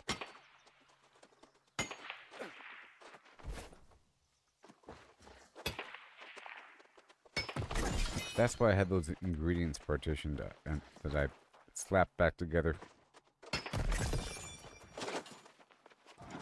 Okay. And then, well, I guess, oh boy. What? Huh? Who? Where? Why? Right here. And then I'll leave someplace else.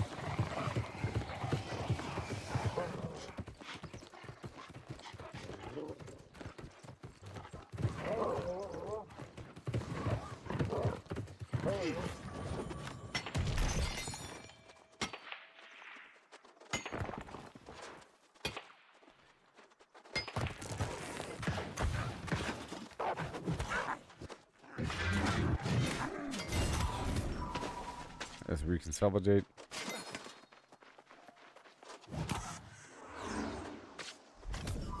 Sort of a dead end over here. Now there's some stuff down below.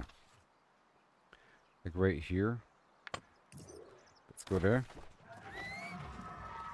Is it down below or above? That's probably above.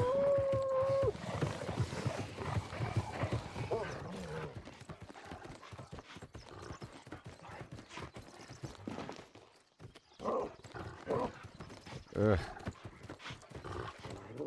Nah, it's around the corner.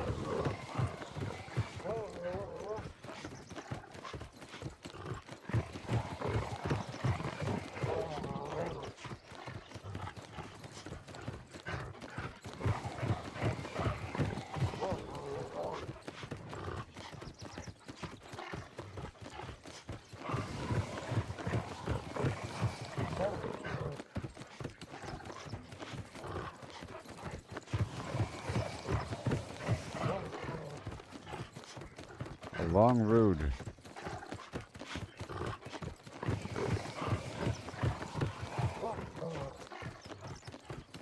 Let me go through here really quick.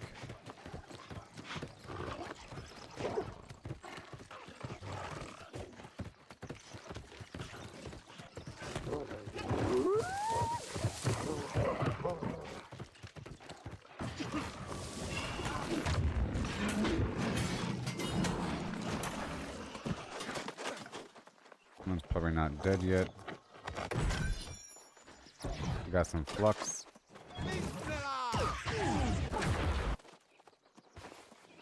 Mm-hmm.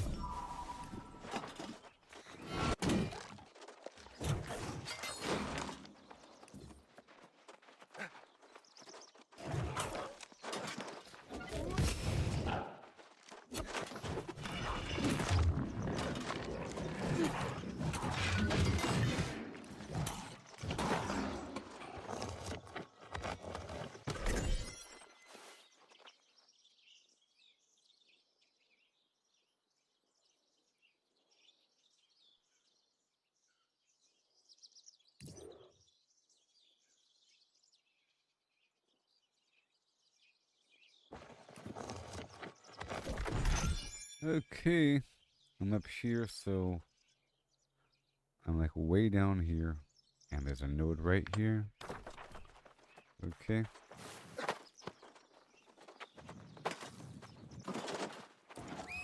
Right there, I see it.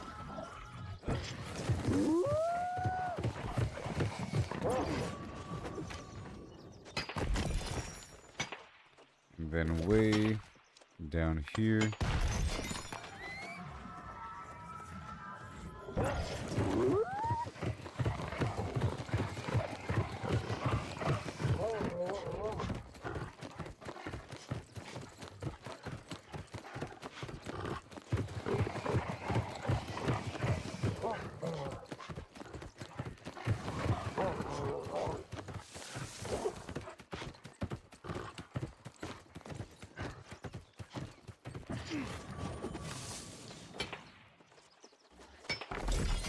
And then there's a patch of weird wood.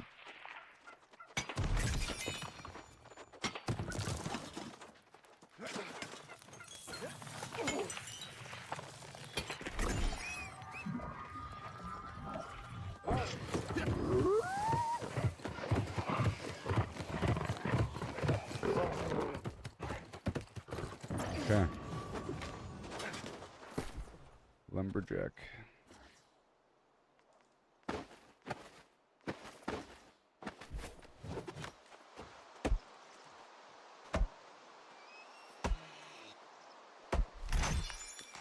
Nine minutes left in this proficiency booster. Alright, and then there's going to be some star metal here and down here and all along that ridge line. Oh man, there's so much content in this game. And spots to farm. So much.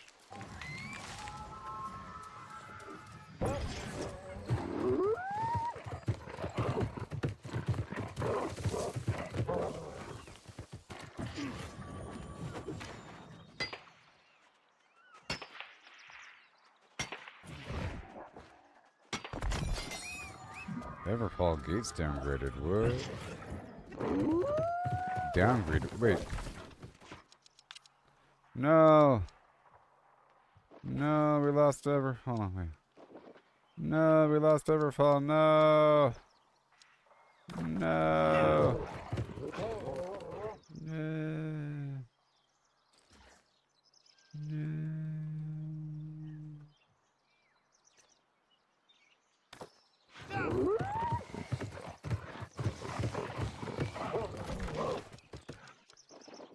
No. I was doing all my processing over at Everfall because whatever. It's probably up on top.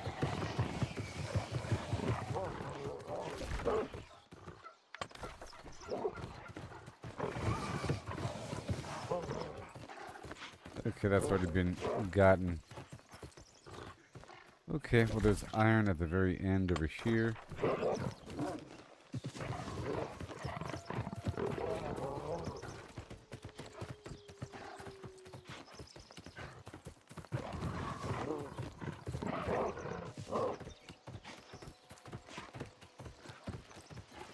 I'm really gonna try next time.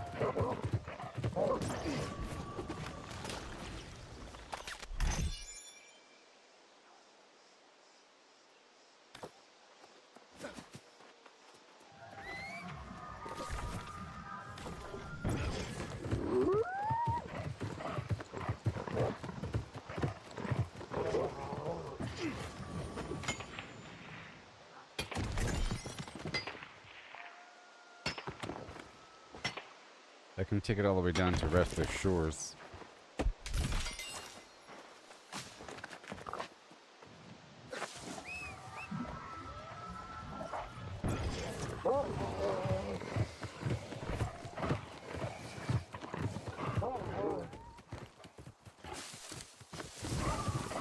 Which is right down there.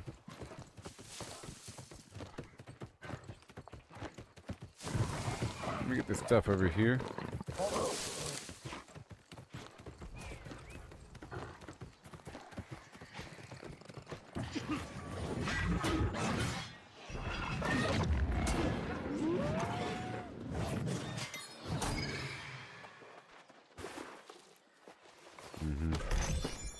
Put the mining stuff back on.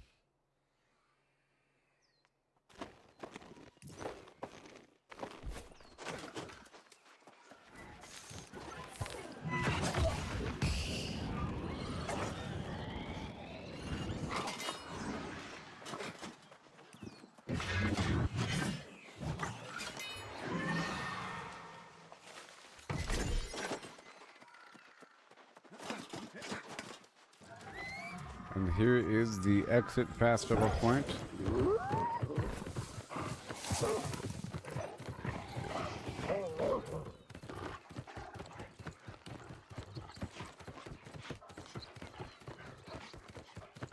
But there is one more burst of weirdwood trees all the way down over here. And let me check for the lodestone, which is here.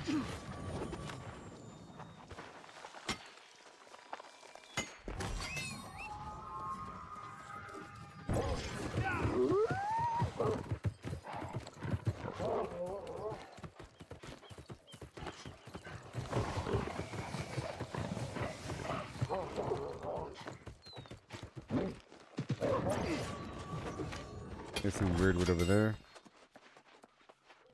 Right over there, you see.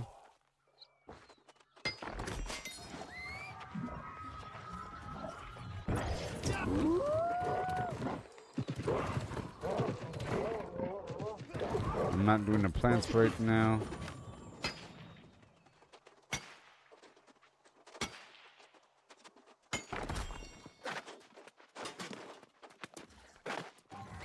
$261.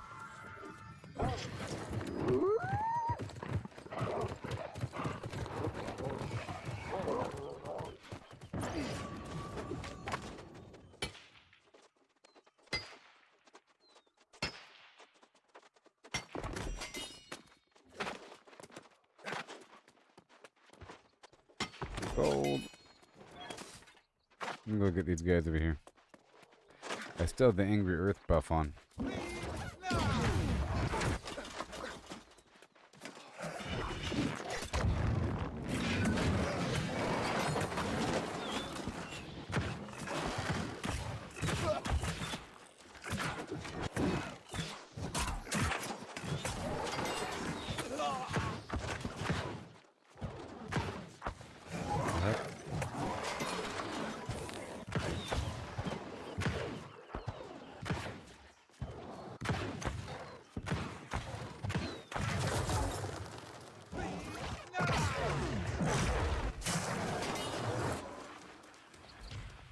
Alrighty then.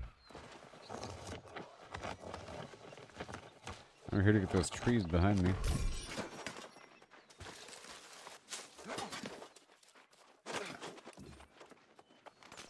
After getting all this.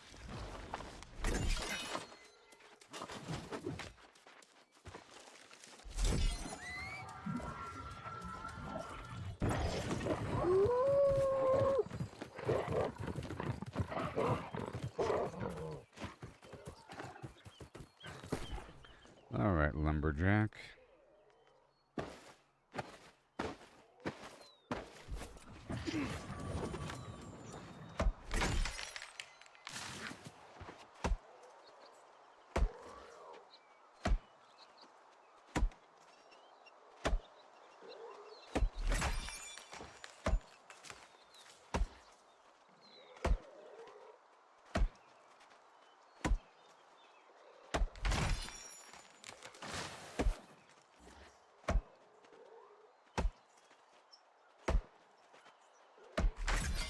Yay.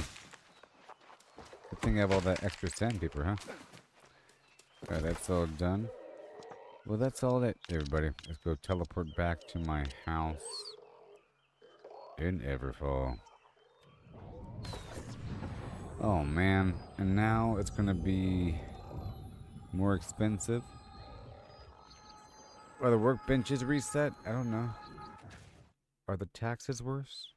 I'll check. It might be the same. But there's a faction discount, you know, for crafting things.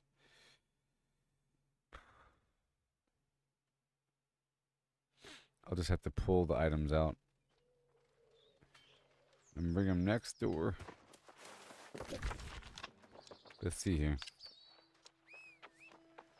15.5.5, tier 5.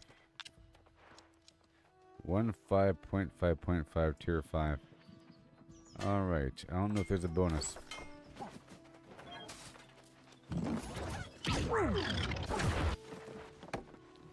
Okay, so I have a bunch of iron, a bunch of stuff. Let's see what else I have.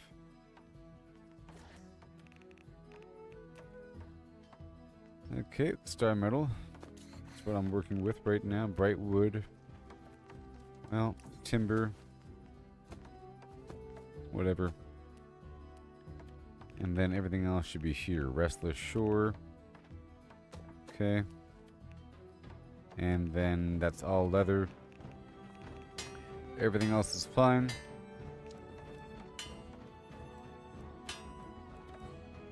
Here and there, everything is good.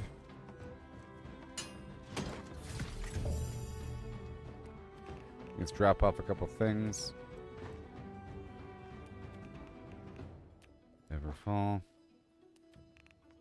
Ooh, Everfall. The rest of it goes here. Monarch. And then Clarion. And then all the stuff over here at Everfall.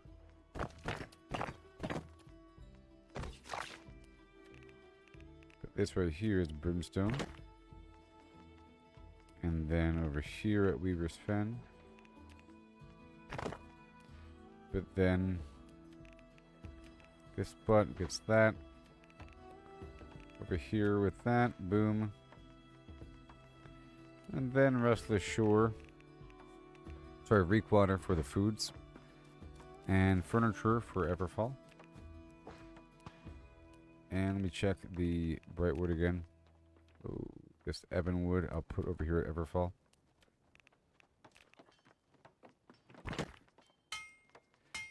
All of that. This extra food I'll put over here at Monarch. It's a whole lot. Right there. And then these two music sheets. Right over here to Everfall. Bam, boom. And last light for any extra weird potions. Yes, sir. Now we're at 1704. Everfall. Over here, Alazar. Everfall.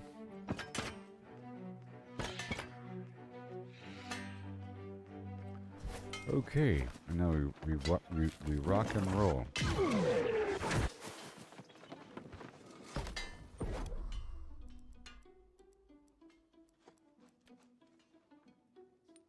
Boom. Get some gems out of this gold, some gems out of that silver. Okay. And prismatic.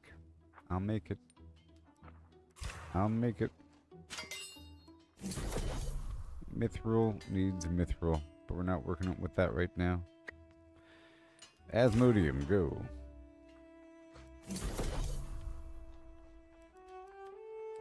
All the star metal, but not. Ooh, juicy. Check that out. That's a whole lot. Look at all them chickens. Boom. See, I'm still getting a bonus quantity. Alright, this is a good amount to work with. Let's go see how things rumble tumble.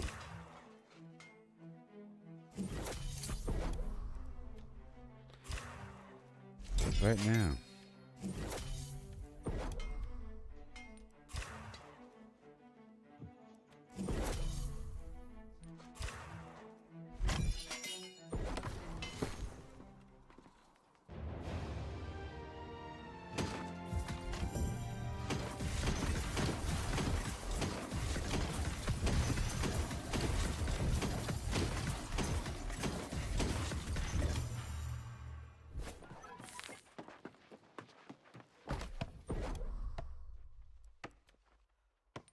Boom.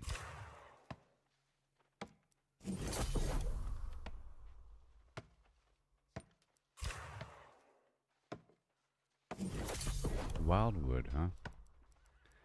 All right.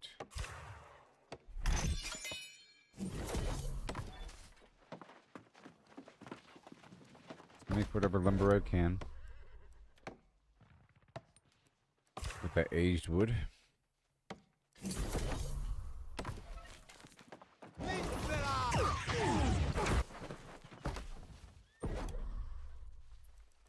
It's trophy time. Trophy Grace. Let me grab the moats.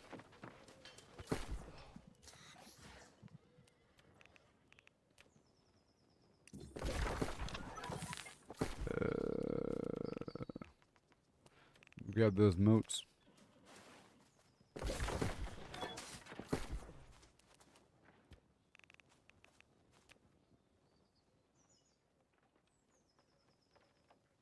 Jeez.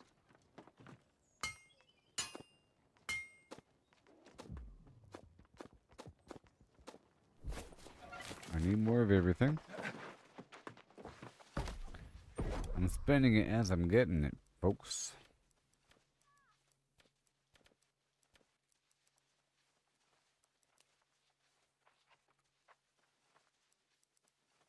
Oh, undo, hey. Oh, hot and do, hoo. Oh, hot and do, hey, hot and do it, and hey now. Hot and do and a hey now. See? I have one of these to make because I have one of these to make, you see? And I purchased a bunch of those corrupted emblem things. I have 451 of these to make. Eventually. Cooking trophy.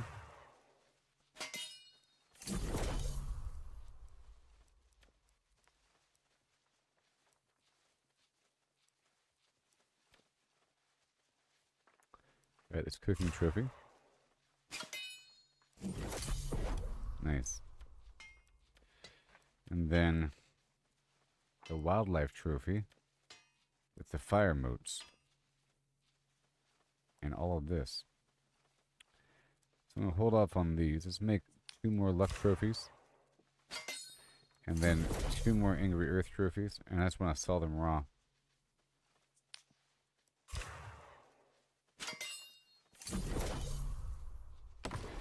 Cool. And now we have a path forward. And I'm starting to compile. And now I have a stack of the components for a couple different things.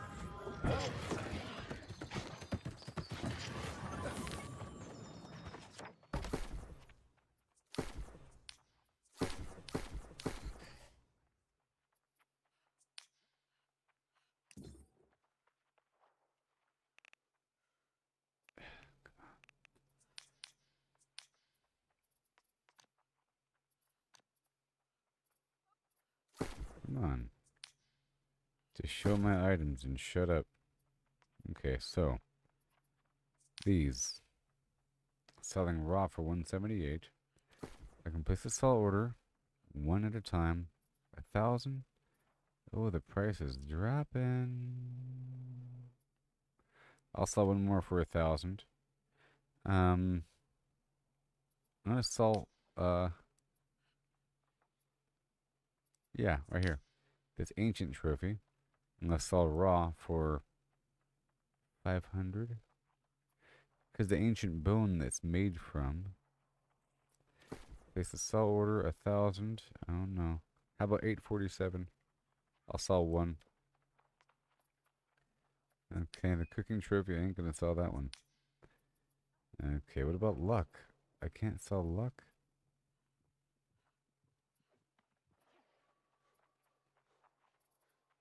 How come I can't see it whenever I make it? There it is.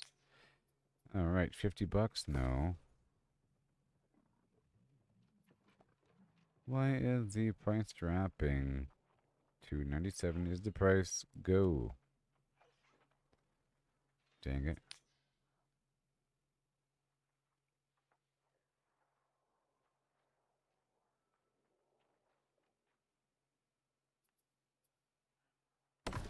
Yeah. Alright, there it is.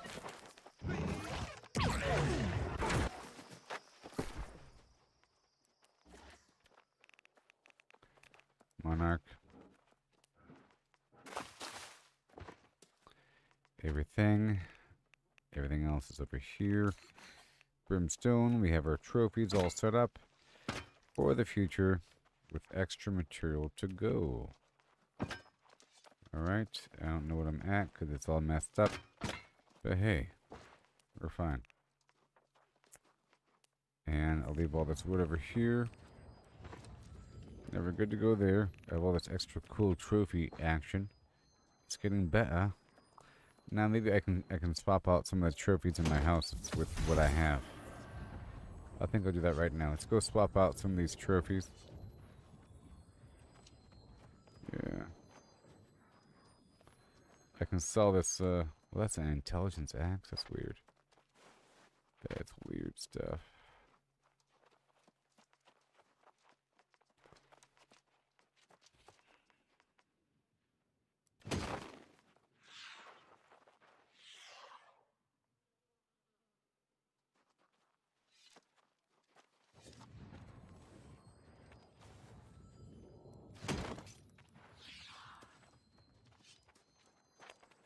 Okay.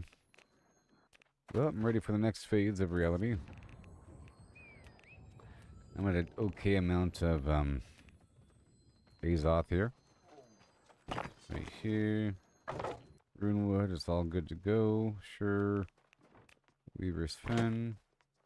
Alright, you know what we need, which is nothing. Different modes. Fire modes. I need fire. I'm lacking fire, I think. So, fire. Let's swap out my harvesting tool to get more fire. Alright, and soul and earth versus life. Cool. Very cool. But I'm going to consider that phase of reality done. And let's get back to the actual game. And I want to clear through the quests in Eden Grove. I have a few things to clear out here. Okay, until all I'm left with is just expeditions and whatnot.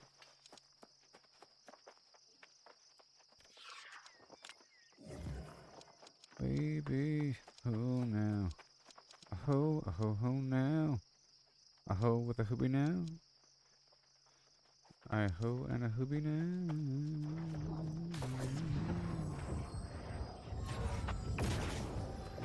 Alright, so now I'm gonna knock out a bunch of quests. Leading up into Eden Grove. Up and around. Okay, it's gonna be so exciting. And no one can stand it. No one. No one. No one.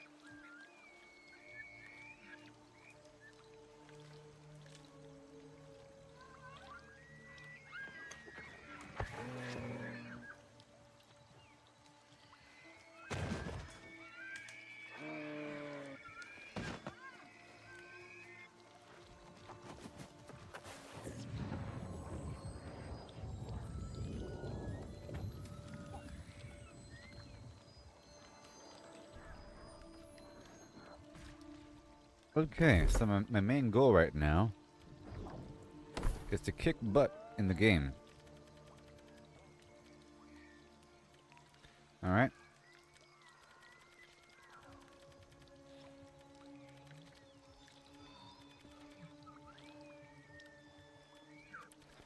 To kick butt in the game.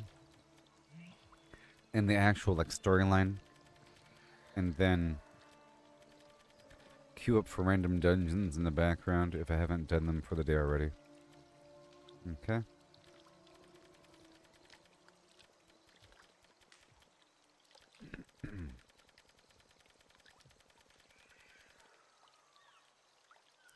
Heavy attack. Increased base damage at full health. I like that.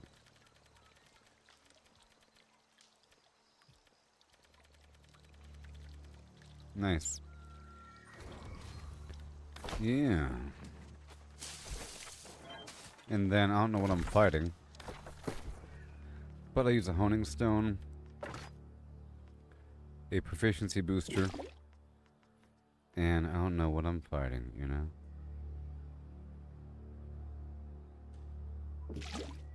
I'll try out this grit potion from time to time. And this other... Wait. This other, regen potion. Okay, and I'll make that be the new build.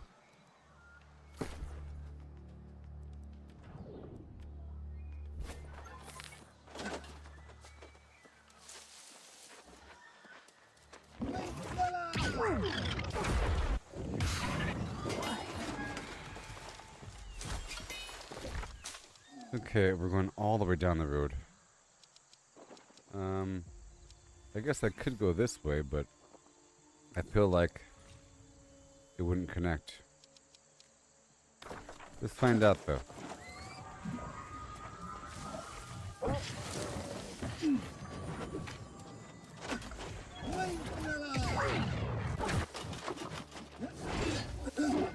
Now, there's probably iron here. By the way, it's probably respawned. Let me just check.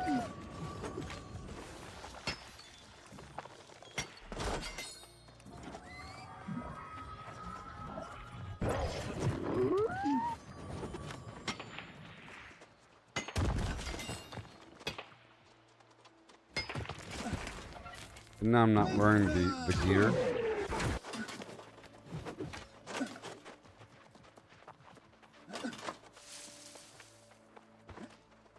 Extra iron, yay. Could be a trophy making machine.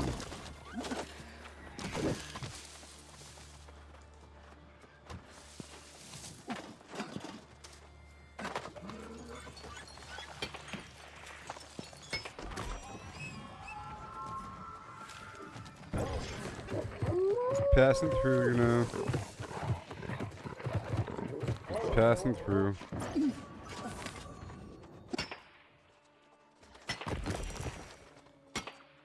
I just figured it was respawned, you know? And it is.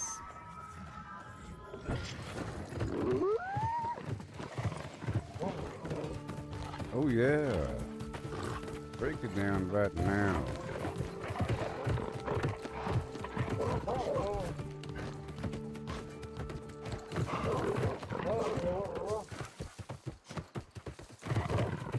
Right over here in the armpit, if I remember the route from a moment ago.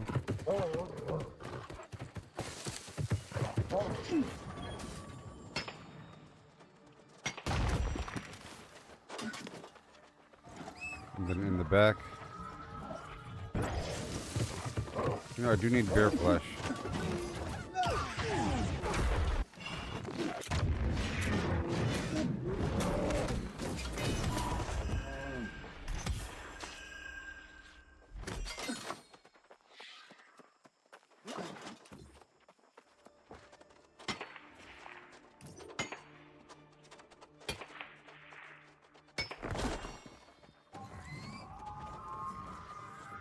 And there should be a chunk back here.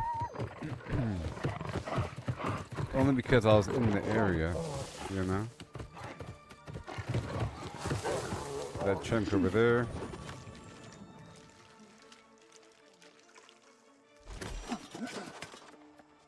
And I have everything I need, so now this is surplus. Which is great, and I can start to process more. Well, I don't have everything I need. I still have to process the higher end materials. I was waiting until I got these trophies made using the lower level stuff, and now I can build back up again.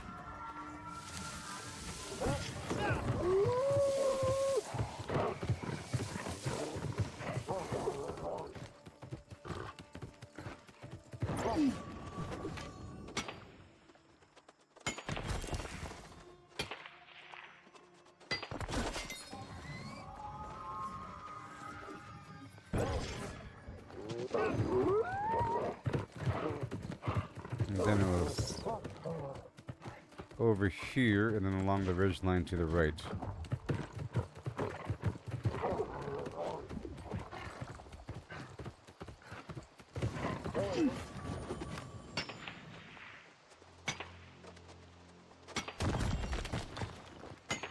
Mayhaps.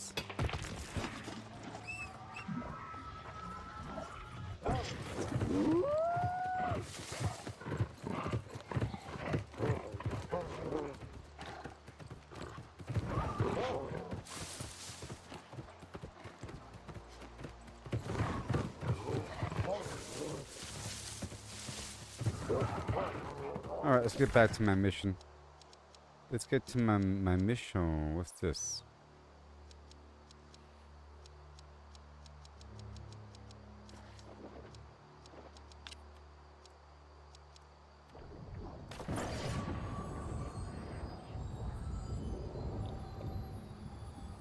Now I'm going to travel to the top of this hill. It's probably going to be a cliff or something. Or whatever. It's guessing. I'm hoping it's going to be a drop off from the other side.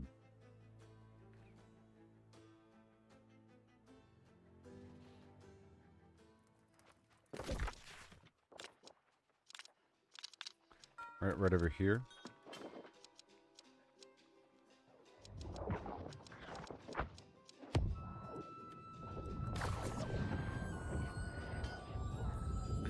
Yeah, so I'm doing a bunch of Angry Earth stuff right now, and in a moment, once I have my path settled, I'll queue up for dungeons and knock out my 3 random dungeons. I'm trying to, you know, get really comfortable with all the dungeons and know where I am and all that stuff. Because I get lost sometimes, I don't know these things yet. Okay, it's a drop-off, good.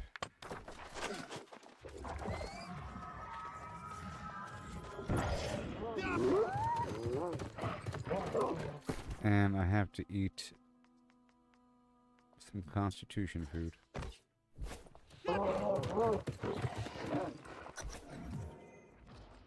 Perfect.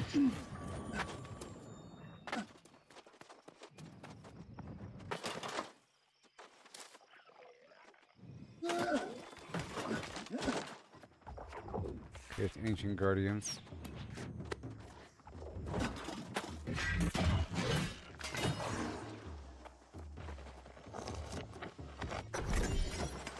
One box, huh? That's all I had to do?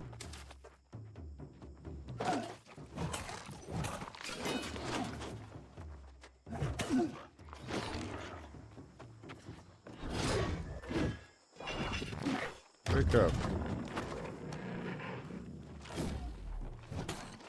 Thank you. And then... Oh, you're here. Interesting. There's gold here.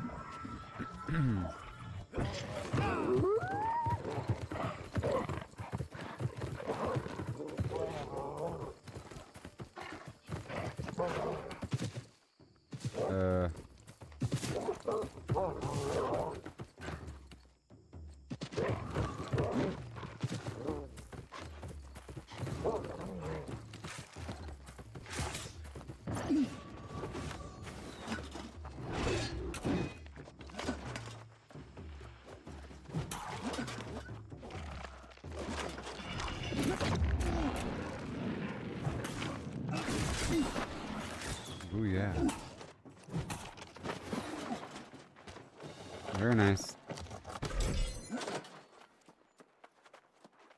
I'm here. Oh, I see you found my note. Yes, Yeah. I did.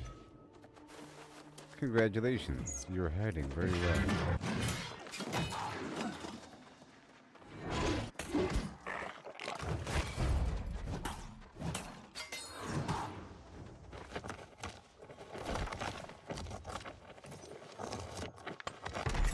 Fine, I'll go ahead and go down the field. There's some other stuff along the way. I might as well look at a map. I'm already here. So we're here in Weaver's Fen, next to the Dale of the Morn, or the edge of the Flim Flam land. Heading down by way of the bridge.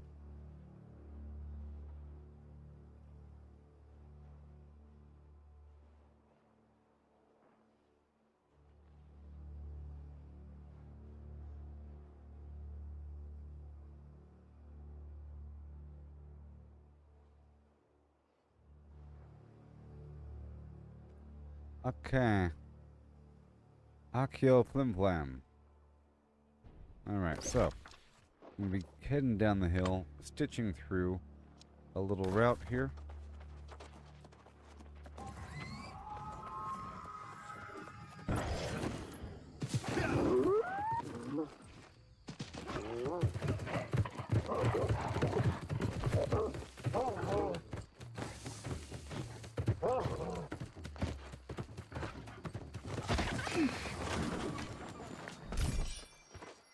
I'll go ahead and consume the skinning food.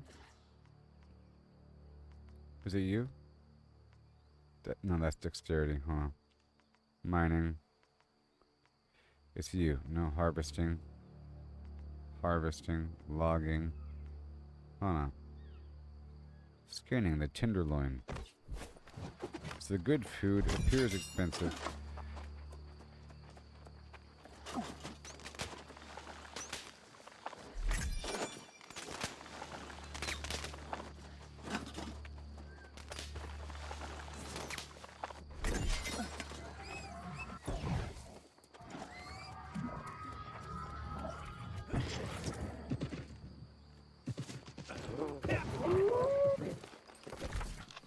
Not really worth it.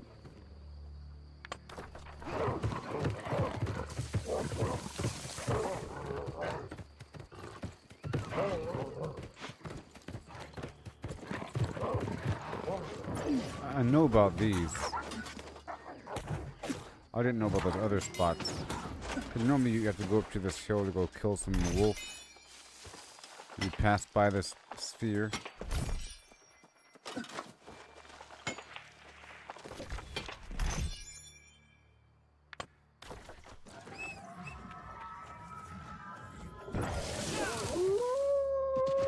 That time's the right time to find stuff like this.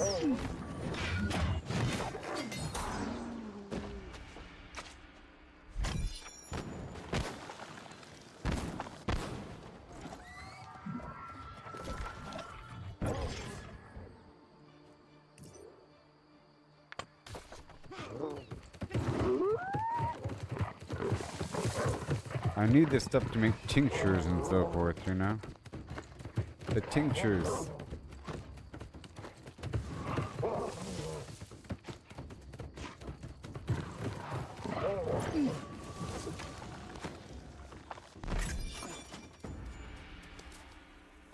Beautiful. These are offensive moat things. And plus, I needed fire. You're back. In particular. Shoot and do and a shoot and a do and a shoot and a do and a do and a shoot now. Shoot and do, shoot and a do. Hey there, how's it going?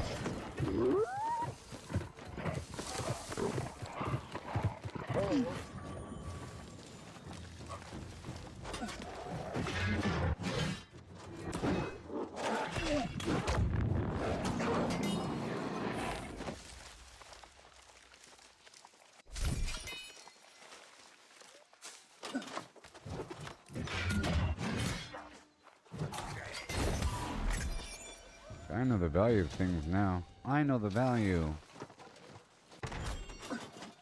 Roughly.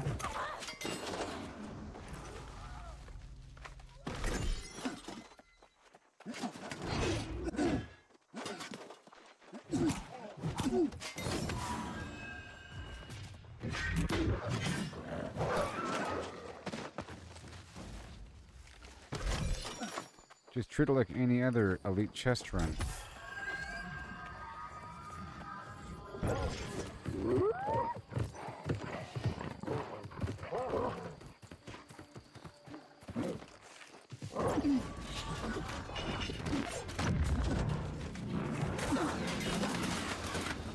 Hey there.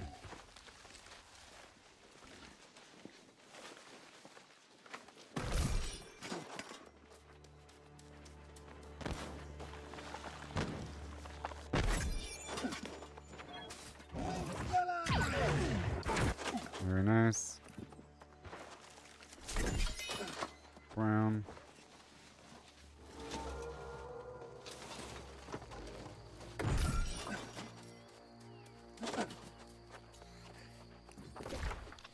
And we're gonna go like right about here. There's 2 more fire snails in the area.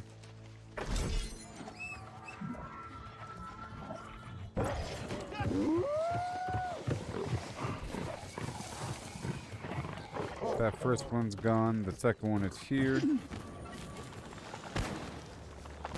Very nice.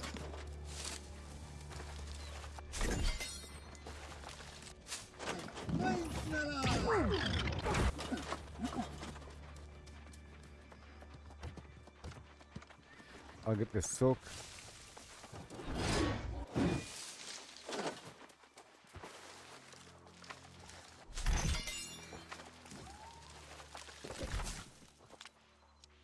And we're done here. Okay, that whole sequence is complete. Let's go teleport back someplace. And then out to another quest location.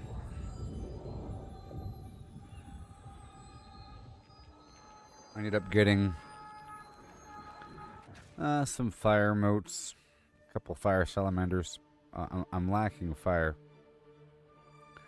Specifically, like I mentioned. So now I'm in high demand for these motes. Alright, right over here. Let's go knock out this mission here. Xander the Undying. Let's go recruit him. Right now. And I'm getting a lot of cinnamon in the process. Cinnamon in the process, because I have high intelligence anyways.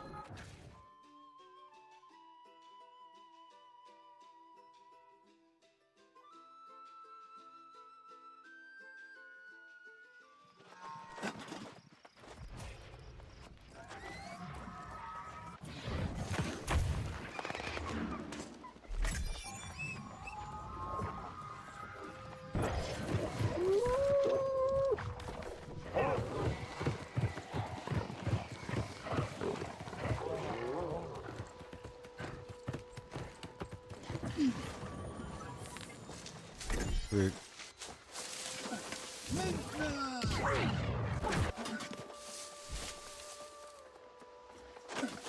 I see you.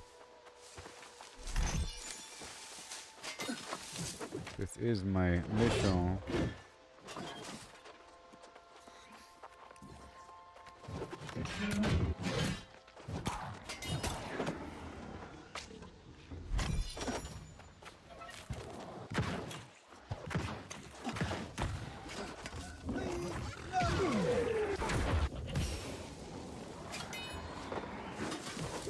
Beautiful. We gotta find this guy.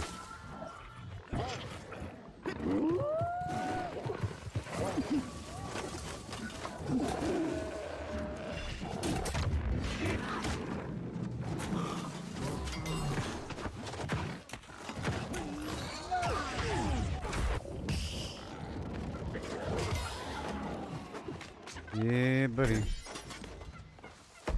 Not on my watch.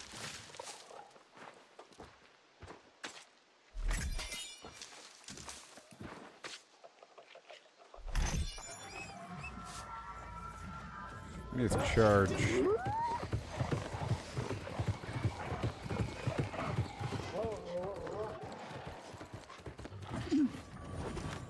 Look at this. I'm getting fire most with my sight.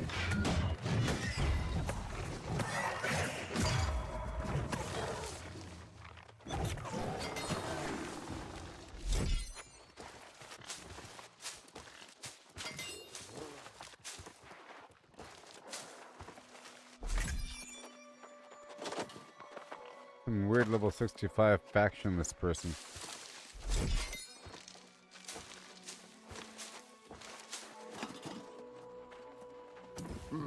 You're the... What can I do? Little fellow's too weak to bring to a heat. Well, now... I'll help him. I will help him. Point the way. Alright, I'll just gallop down the road really quick and I'll check into that next settlement. For the inn.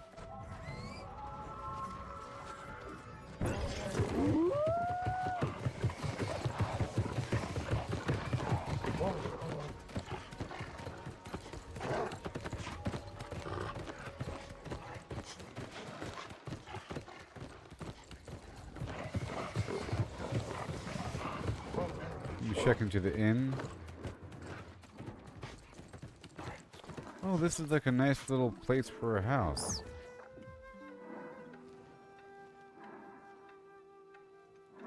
Little hobbit house.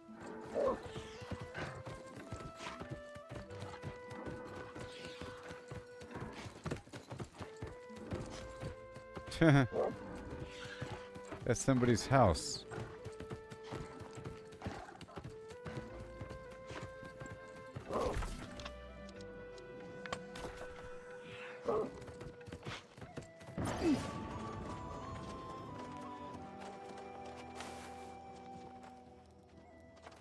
Fine day out, isn't it? A little humid, but fair weather for Eden Grove. How can I help you?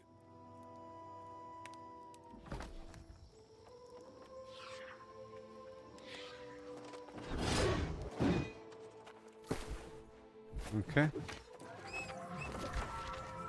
And now we move on. Let's pin this one. And this quest over here is what? The Garden of Genesis? That'll happen when it happens, people. Well, I guess I can queue up for just that dungeon. Yeah, let's do that. I'll pin this one. Okay, and then activities, because I don't have to do random. Let's just Garden of Genesis, you see? Then queue up. Because normally I do random, but let's just see. And I'll always be ready. Yeah. And now what do I have to do? Let's search for herbs in the swamp right now.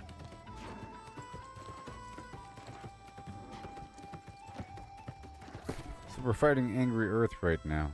Either way. So, angry. Here's the ward, and here is the tincture. Alright.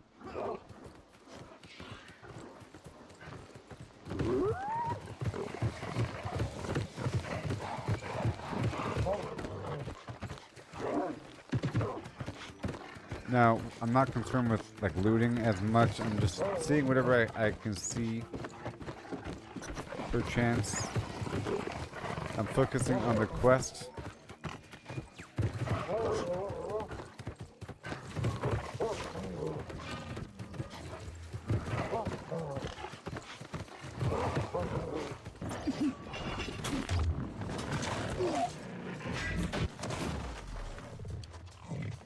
I drank the potion.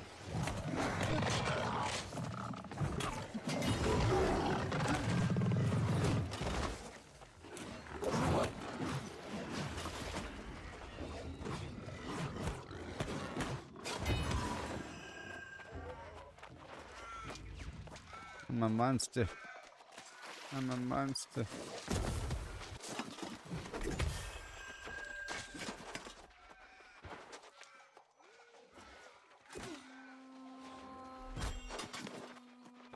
I'm not here for supplies.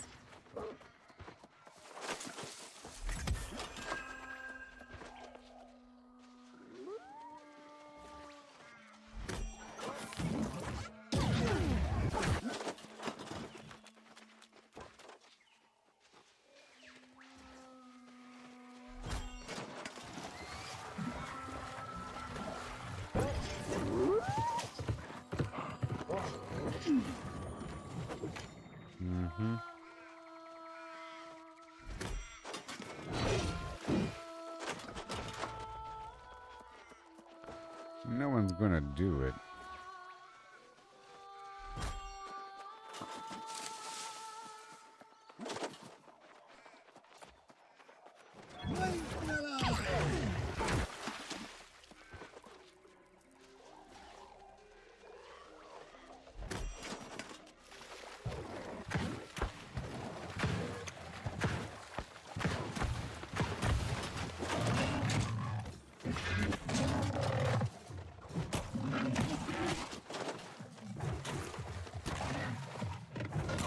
Why do they have a polar bear on the island?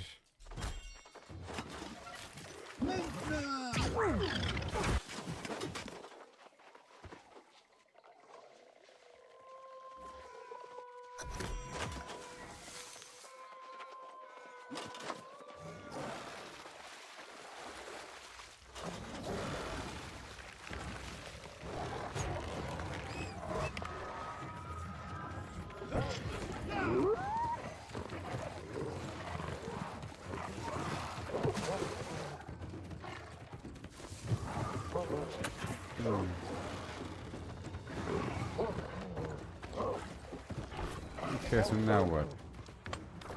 Let's go this way. I'm not looking at the map right now for the resources. There's probably like a bunch of earth shell turtles and the tier 5 spinefish in here.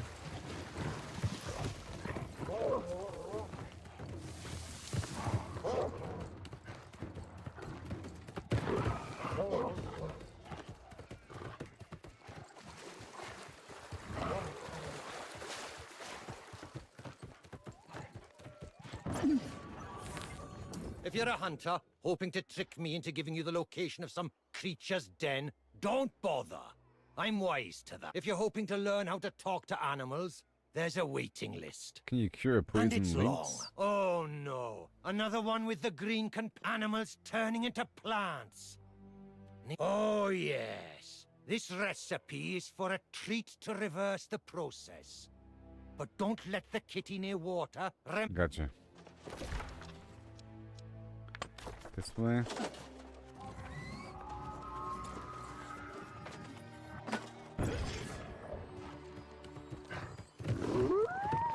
I feel like there's a bunch of people out here right now. Okay, now I gotta go back down to here.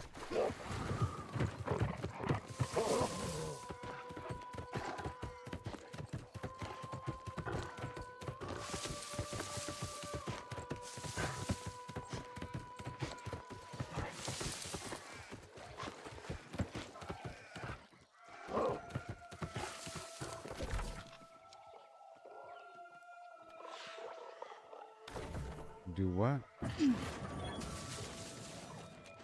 Oh, I have to collect stuff.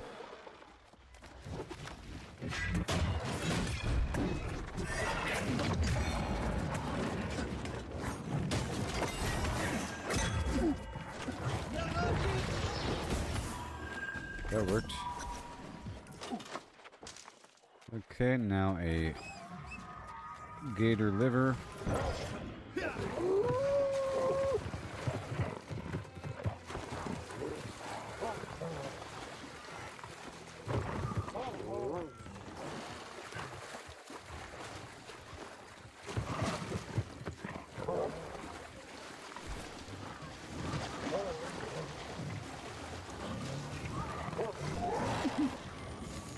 This is the spot.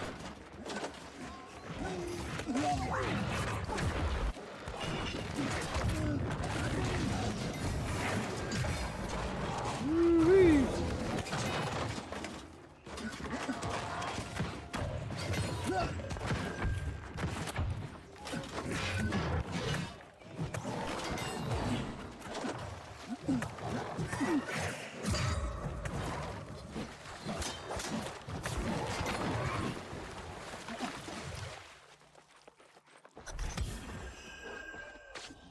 Yay.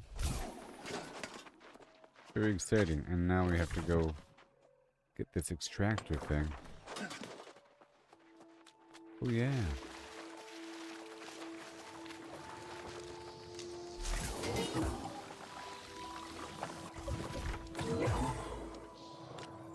All the way across to the other side. Let's recall to the end and go around to the other end. I'm focusing on the mission right now, just for a second.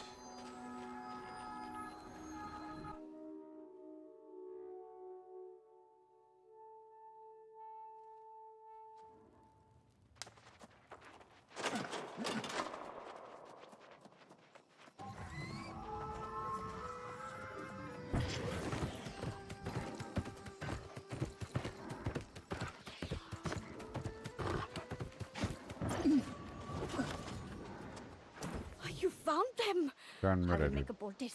Before you go, Yes, it was goodbye. very dark. Thank you. Now I go, well, right up over here.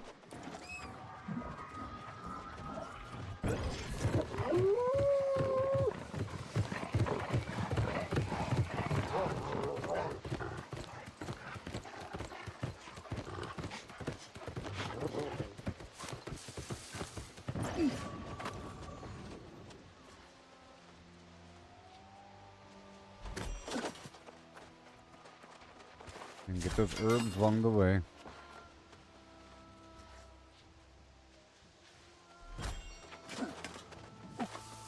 Oh no. I have to get the bottom one first, or what?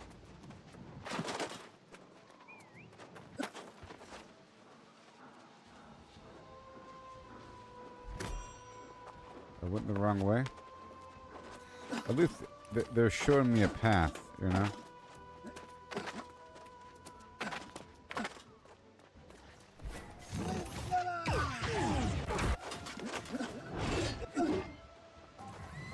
They're showing me that there is a path.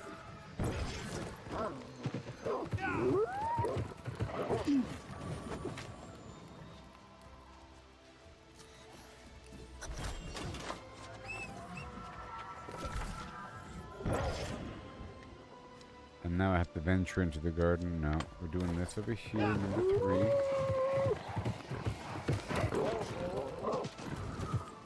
So we camp up the hill.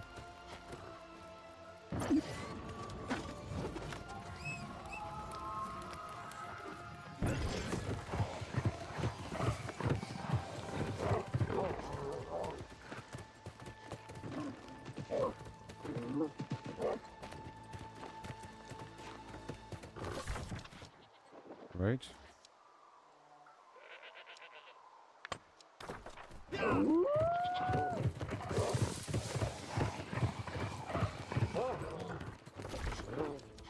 And then we go here.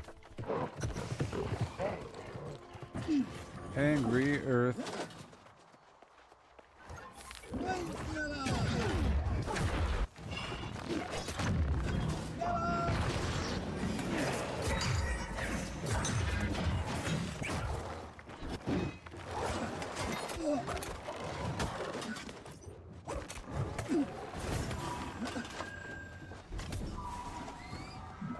Nice. And we have this.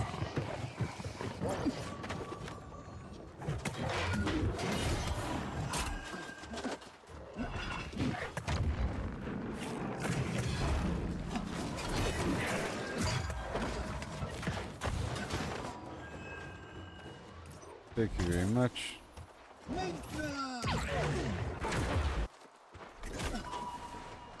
Let me chop down these trees.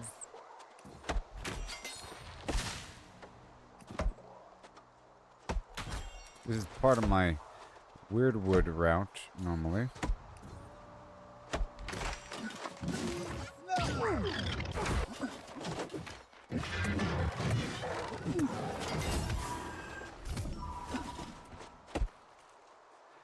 I gotta put my trophies up.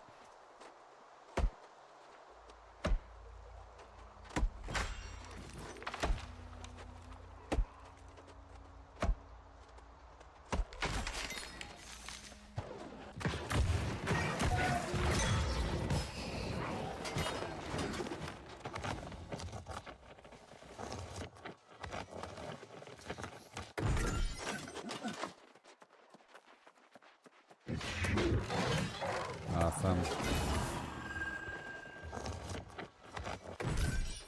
At least I get to farm things. And that was actually for a mission. Hilarious.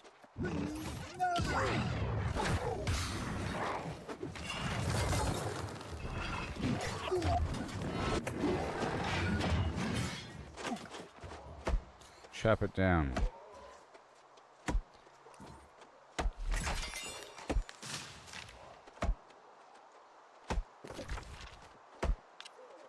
Back in town.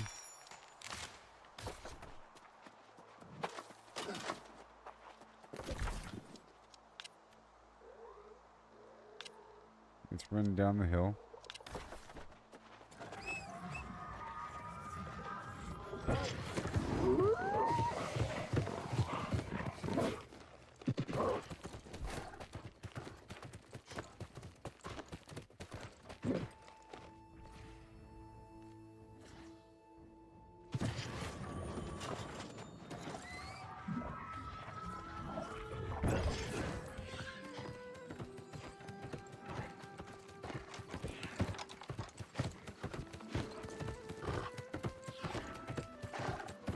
Boromir.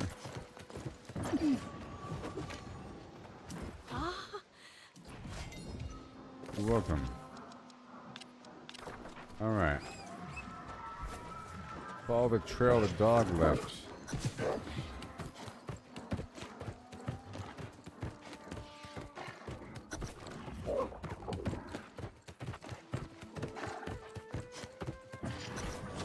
One second.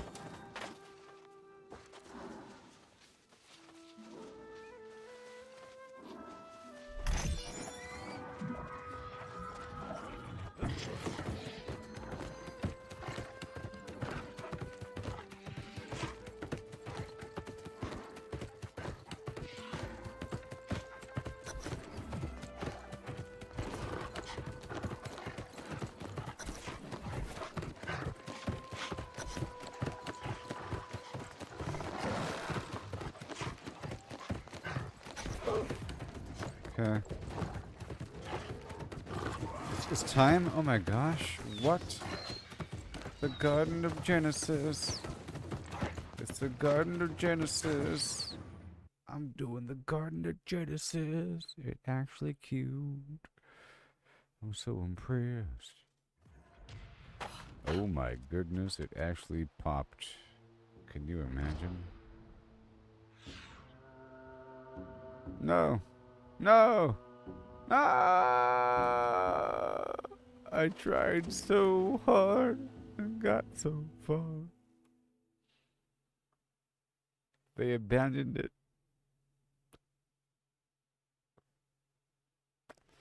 It's not meant to be.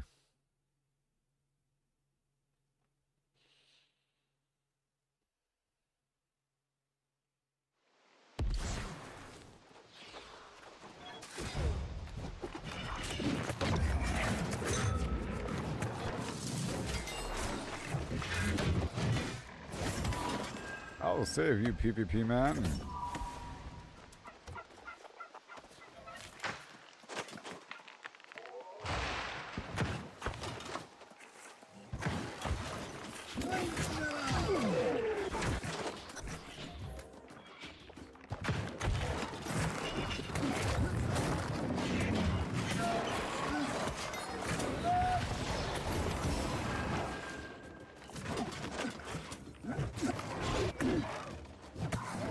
Yeah, buddy.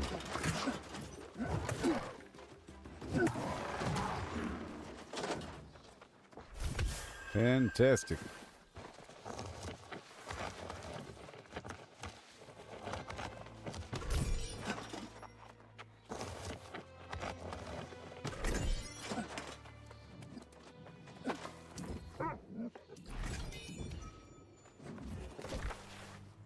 All right.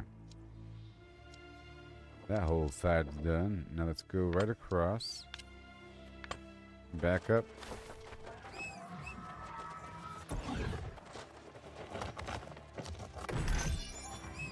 I'm getting a bunch of stuff in the process, you know? Which is my goal.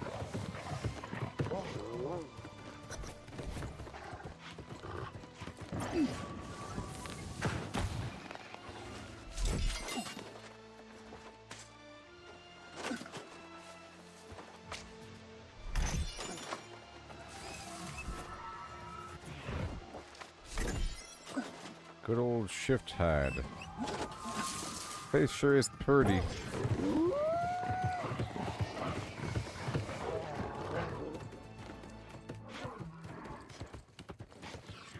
I'm gonna go across the water.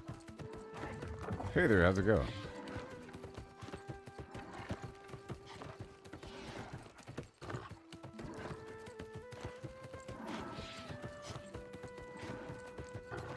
This is a nice... I might move here. These houses look pretty cool. He came back.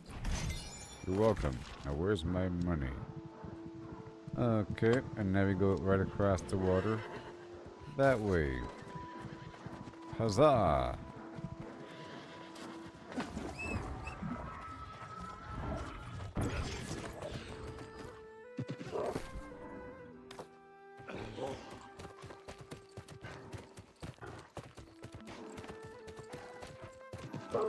Gonna work my way right across the water over here.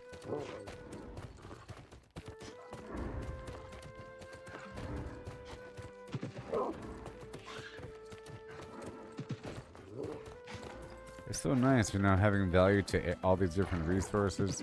And there's like a whole game out here. There's a whole game out here, everybody. I'm strong enough. And by crumb, I'm eager enough.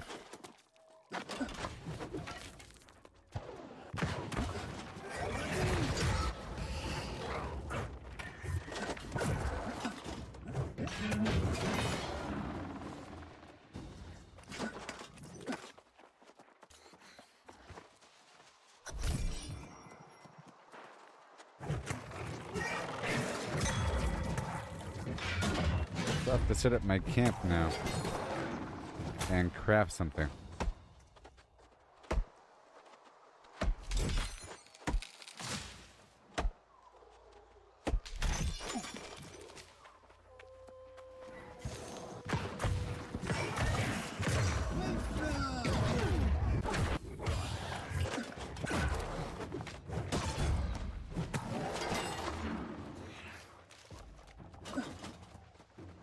You can't camp in landmarks, but how about over there?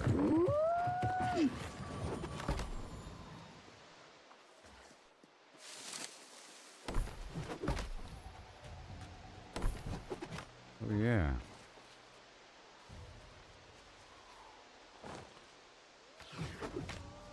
Baby.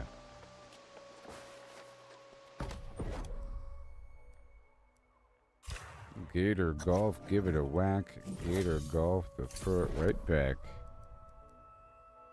You know what I mean? Oh yeah. Oh yeah.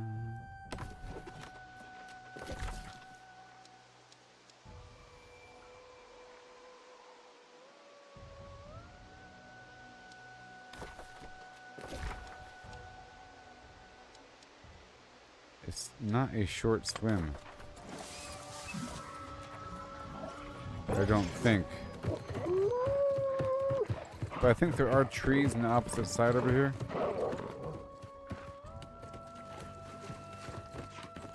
I guess it's not that bad of a ride if I just cross over. It'd be really messy if I go through the building and around the whole thing, and there's a bunch of enemies, and before you know it, half an hour passes. No. Say it ain't so.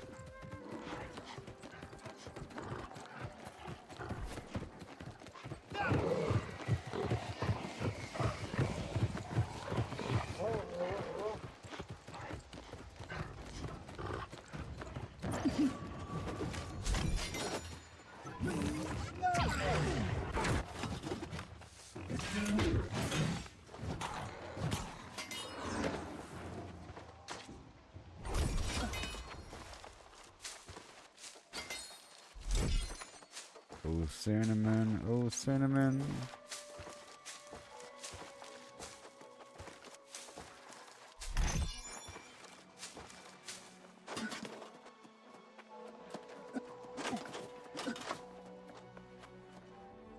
Thank you, my friend. I Yes. must think about this some more. Everyone, Sounds my current maybe you. I will. Maybe you can use this awesome weapon, yes? Now go to the planet core.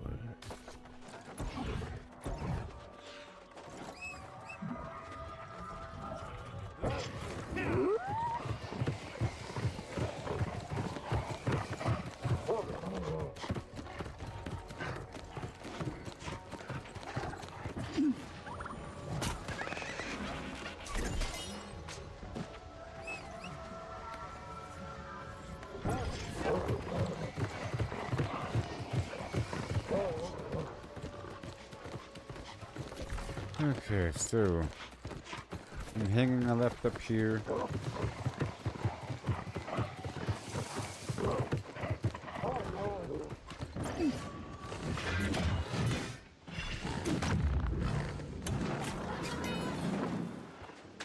Here.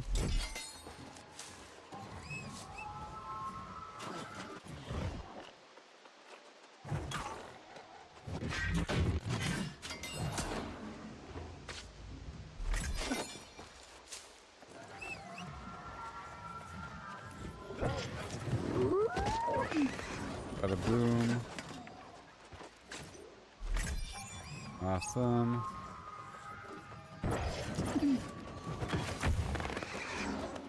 Another turkey.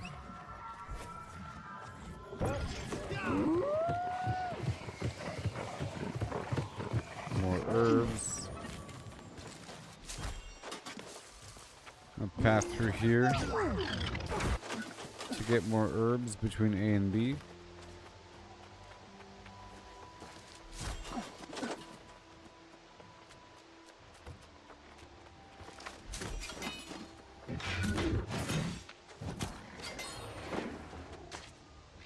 Hey there, Jamal. Yeah.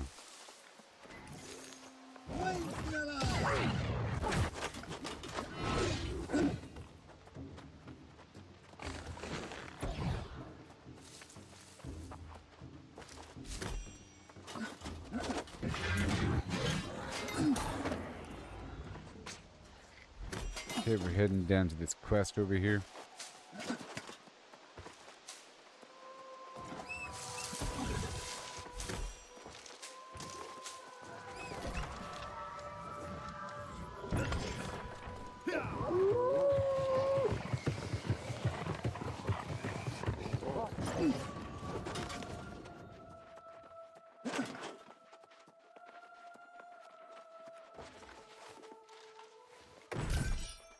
Oh, I know who. You're welcome. Do me a. Yes. Okay, that's all good. All good there. Now we're going to be moving here and then teleporting over there, then going up and over.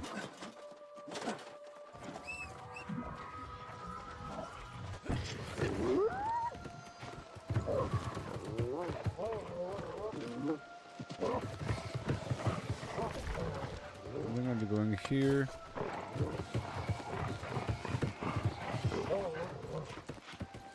Hey there. Oh yeah. Right over here.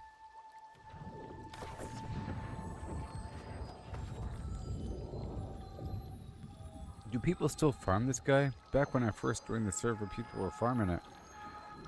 Do people still farm this dude? Let's find out. What's it called again? It's called...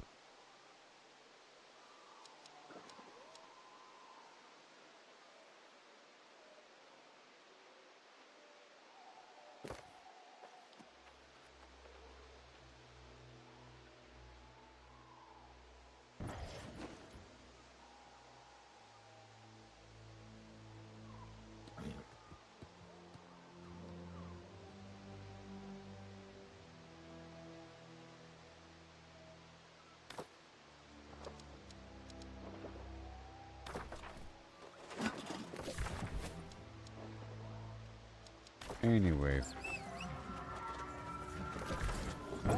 We're gonna go this way.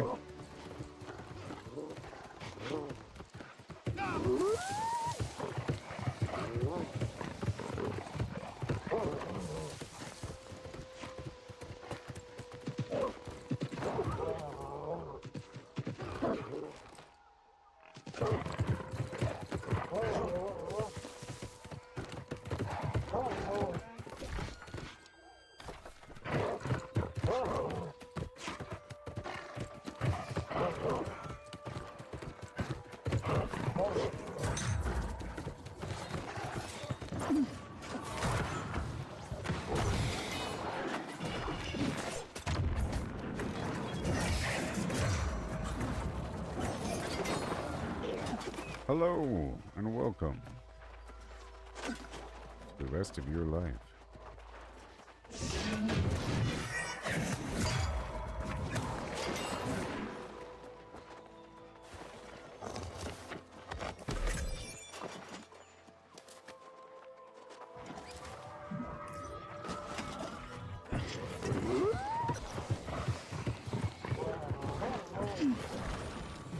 Supposed to beat some caretaker up top or something?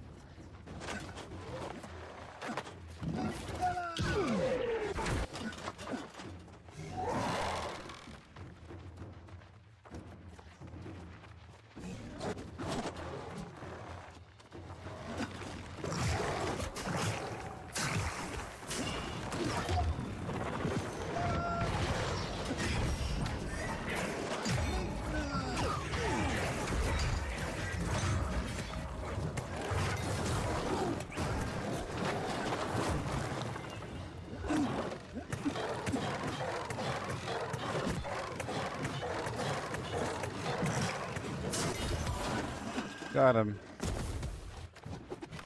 I'm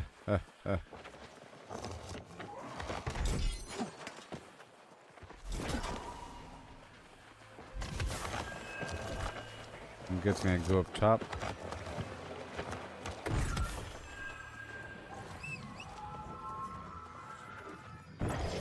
Oh, nice.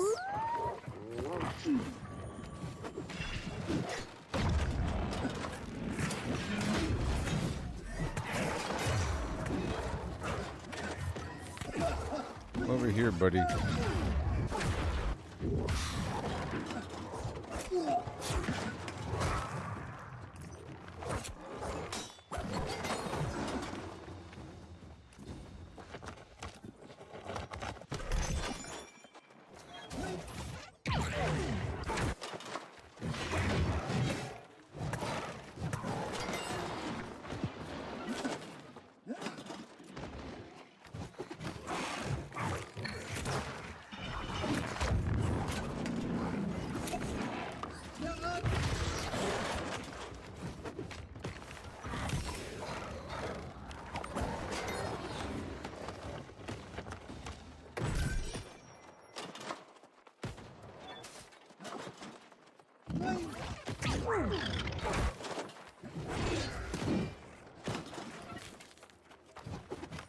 Hey there.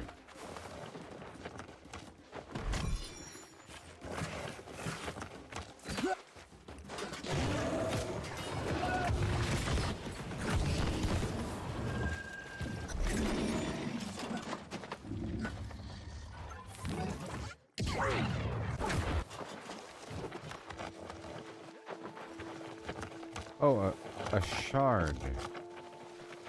Glowing sap shard. The glowing sap shard. Yes. Yes, which is used for a trophy. The glowing sap shard. Because somebody over here was just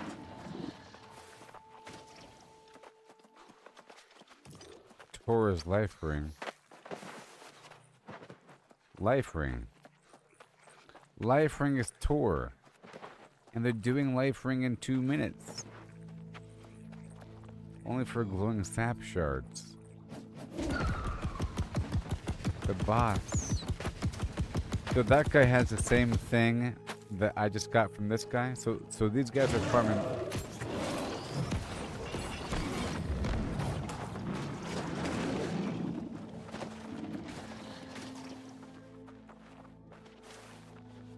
Okay, these guys are farming this dude for the glowing sap shards. And the glowing sap is used, I'm guessing, for a trophy.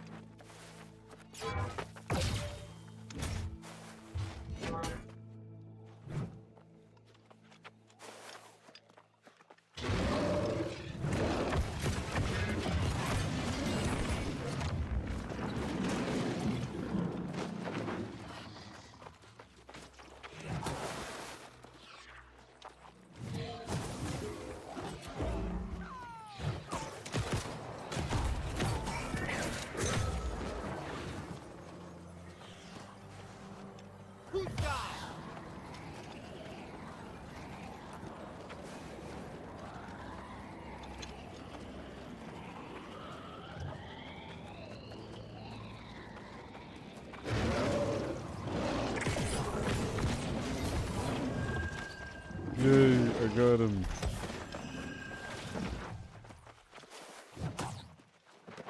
Alright, well. Where is the search function?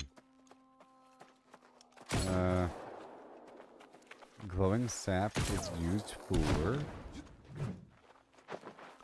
Angry Earth. The Angry Earth.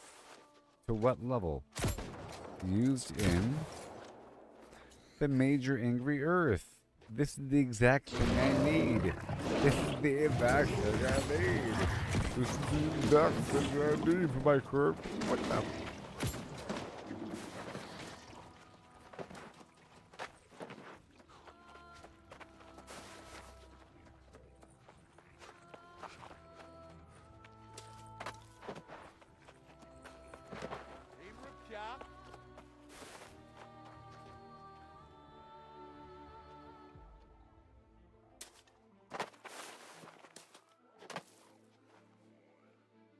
In a chasm of joy.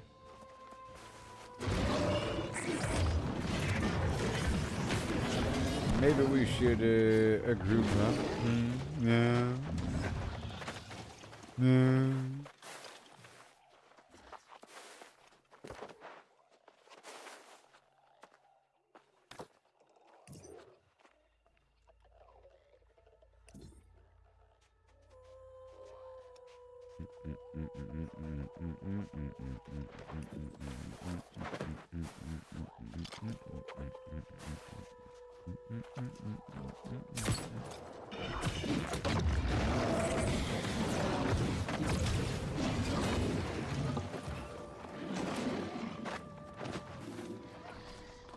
This is so cool. I hope you know, I purchased all of the lower level items in the darned world, and I control the market on the tier below. But the Angry Earth Major Trophy is one of the most desired trophies wanted in this stupid game right now. On this server in particular, because it's probably in the chat right now, where they're saying looking for a group for blah blah, but you gotta make sure you got this stupid trophy.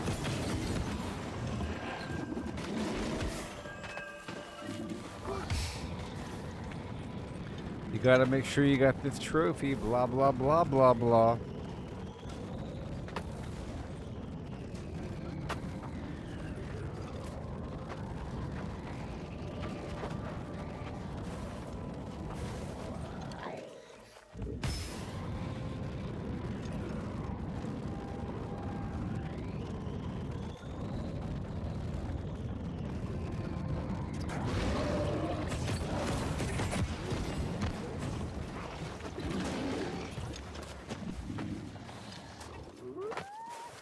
Anyways, I was looking at the market for different trophies and everything. Different trophies, you know.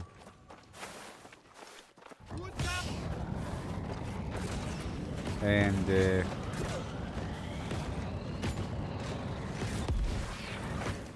Angry Earth, there are different components for the different trophies and everything. And to make the lower level, to make the basic level Angry Earth trophy, it requires the bark flesh. And the bark flesh is selling for 9 gold. But the trophy itself was selling for 1,200 or something. Okay? The trophy that you make it out of, you know, it costing a 20-star metal ingot, 25 planks. The cornerstone precious item only cost 9. Alright? So I'm able to, so I purchased a whole lot of these things. I purchased all of them that were under a certain price, and now they're way too expensive, you know? So I have a mountain of these things, so I can make as many of the basic Angry Earth trophies that I want, as long as I have Earth motes, which I get all the time, you know? And that's why I'm trying to get extra lumber and silver, so I can make the lower level trophy to make the higher level trophy, you know? And I'm looking at the next material up, about how to get it. And I'm starting to, I think I understand. I've stumbled across a couple different locations here in the game. Earlier I was doing some quest somewhere where I had to go kill the surgeon. Okay, but there's a bunch of players just like this, just sort of standing next to it. I didn't know why. But later on, when I was reading about trophies and materials and everything, it mentioned that certain bosses can either drop an item, a material, you know, or shards of the material. So there's a guarantee that it always drops the shard. You know? Oh, I love this. There's a guarantee, well, maybe not guarantee, but it quite often drops the shard, and it only takes 100 shards to make the item. I just don't know which enemies drop it, so I'm getting the feeling that weird named bosses of a certain tier within a zone drop that specific enemy type material. Like this guy, he's named, you know, big old guy, elite. So he's dropping the glowing sap shard. But the other guy that I just asked about, like, why are people fighting all that boss? You know? That one's also dropping the same thing.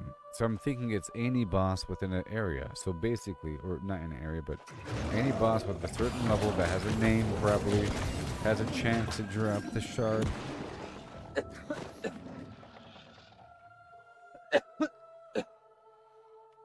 Of a certain type. A trophy. Okay. This guy's also dropping Firefox. It might just be within certain zones or whatever, but these are Angry Earth enemies, so they're going to have... Use it for the Angry Earth trophy. I'm just guessing... It's up a certain level range. Whatever. I'm just guessing... that the,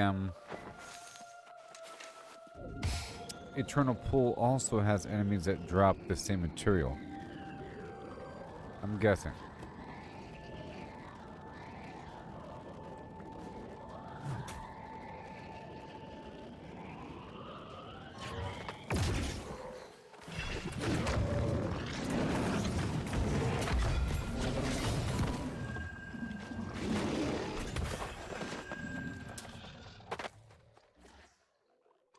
But now I understand that people come here to this spot that people never talk about.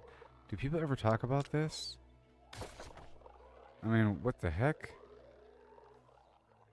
I guess it's not good if too many people show up, because then you have to make sure you tag before the other group. You know? I was arguing with somebody earlier in the chat, in the in-game chat, about sophists and so forth, about whether or not AFK matters. It only matters if you. It only doesn't matter if you're the only group. If you're the only group there, then it doesn't matter whether or not you go AFK. But if there's like 2 raids there, it's competing over who has more damage or something. It's like a damage threshold, and then you're competing with the whole other raid.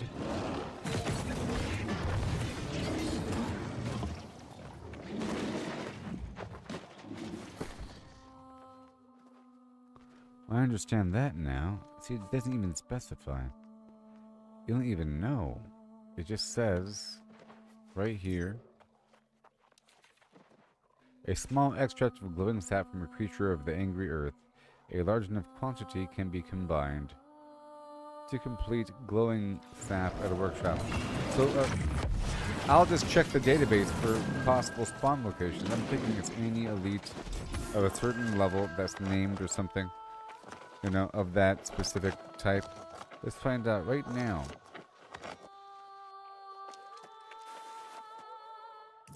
So now I can make...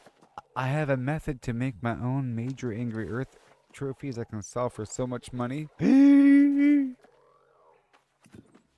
have the whole path established. How lucky is that?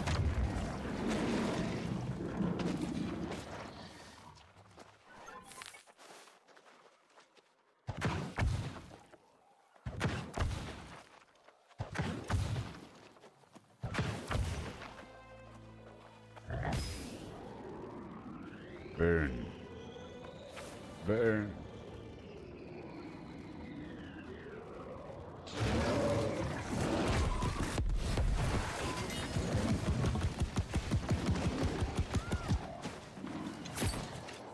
But see here, half of these guys are PvP. And they're trying to not hurt each other, I guess. They're being nice.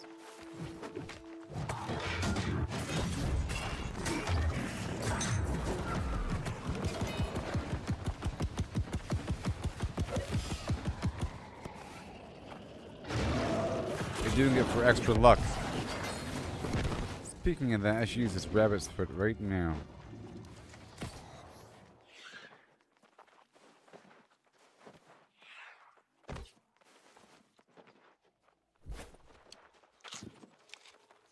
I've consumed a rabbit's foot and it was defiled. And now I feel lucky. About 5% more.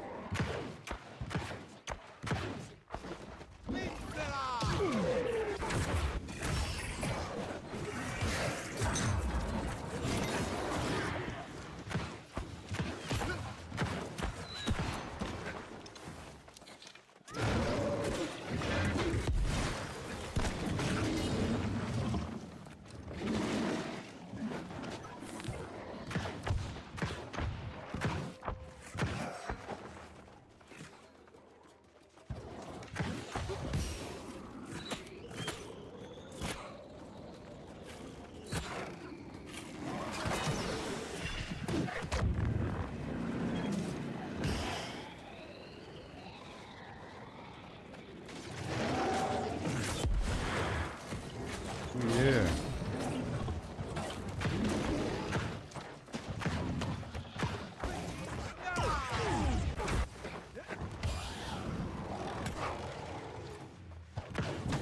So this is just another sort of AFK location. But not really AFK, but like a path to sort of stand here and wait for something to spawn location.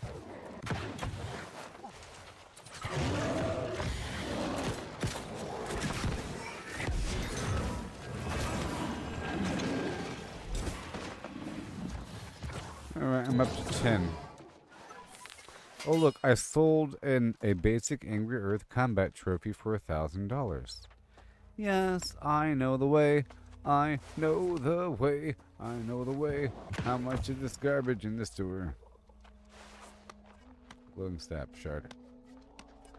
So, dropped by. What? It's only dropped by this guy?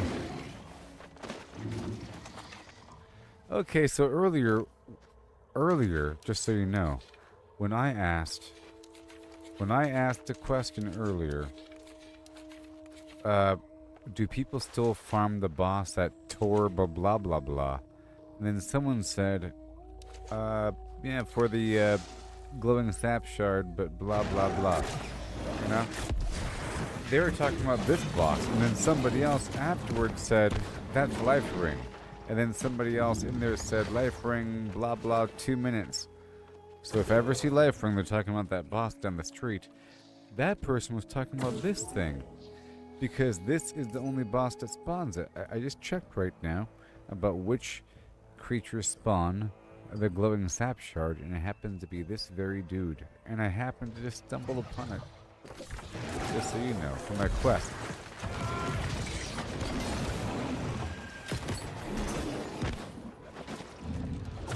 And I think it costs 100. It's used in the recipe to make the glowing sap, and the glowing sap, it costs how many? 100. So I wonder how much these go for. Oh, I'm so curious. Maybe every time I come here, I'll farm 25 or so? Or just the duration of this thing?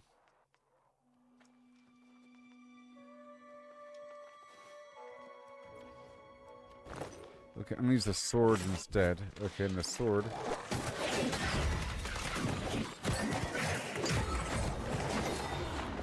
Will give you more luck.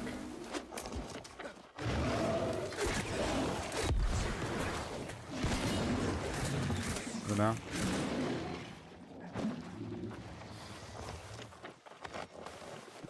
I mean, the shield will give me more luck. I just happened to stumble upon this place right now, and I needed it exactly. It's crazy.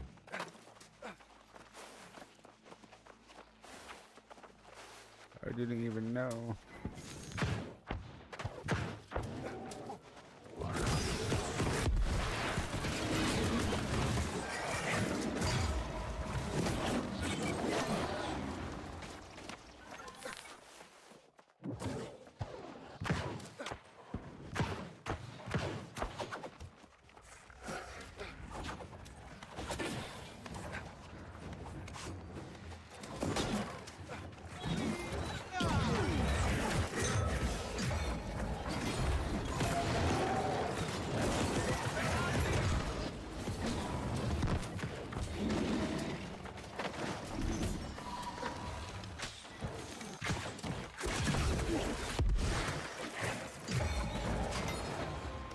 I like to move it, move it.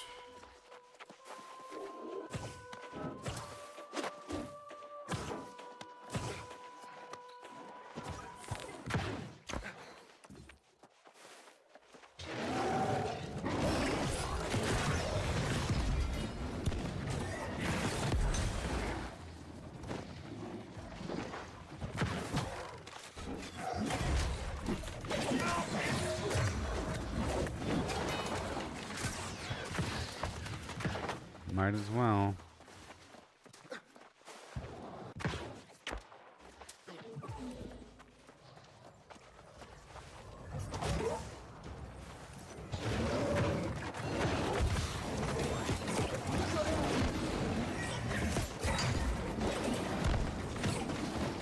Yeah, buddy.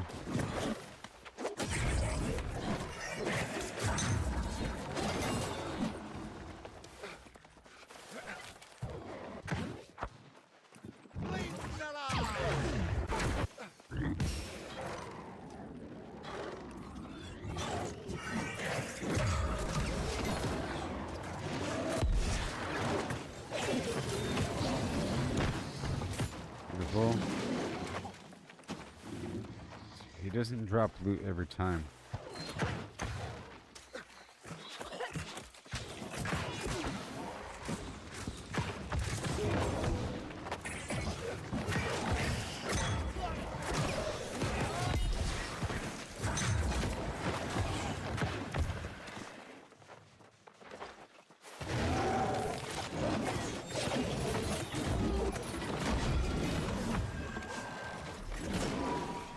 Alright. Maybe I'll stop when I'm at 25.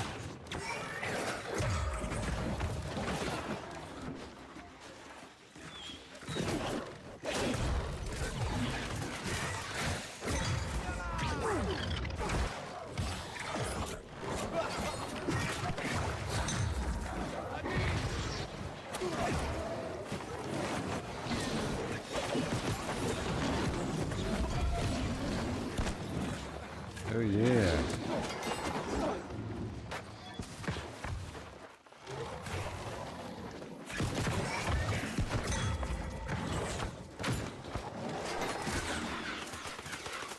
Suckers.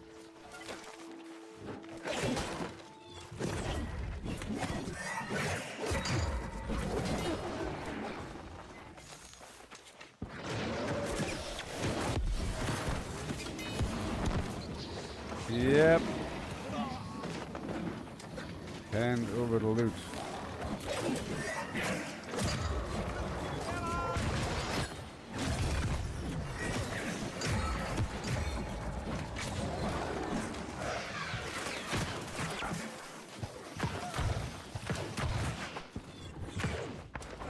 I found this new area.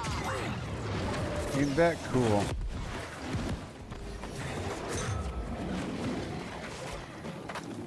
Some weird important in-game farm spot.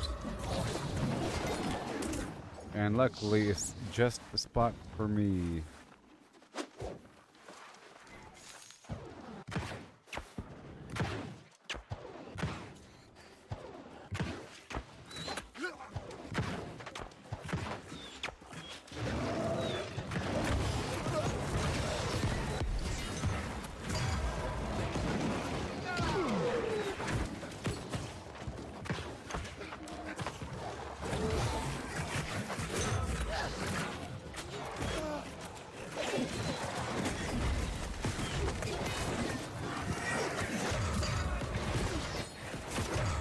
Party.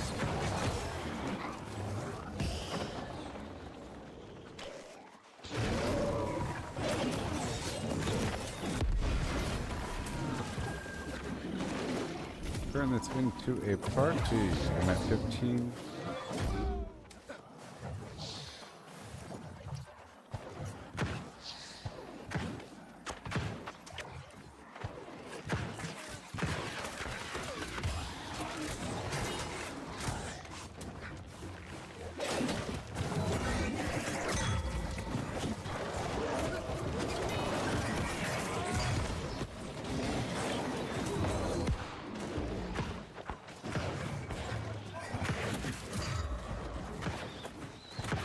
Right.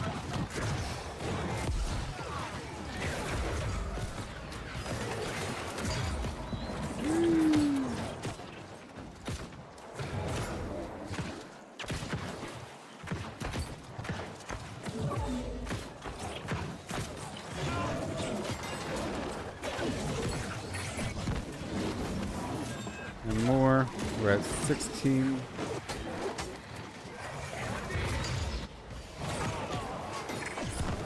Way more exciting than just standing around waiting for the respawn. The goal is to spawn as many as possible.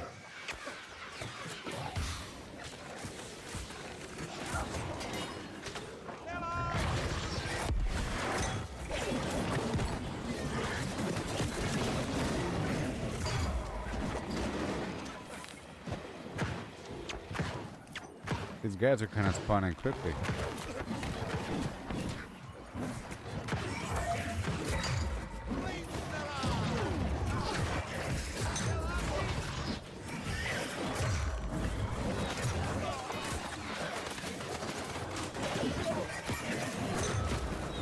Awesome.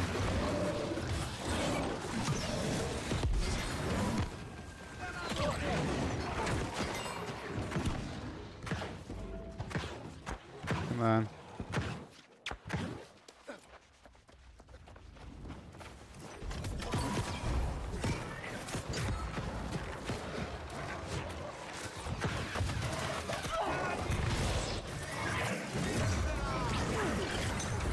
Woo-wee. Burning real good.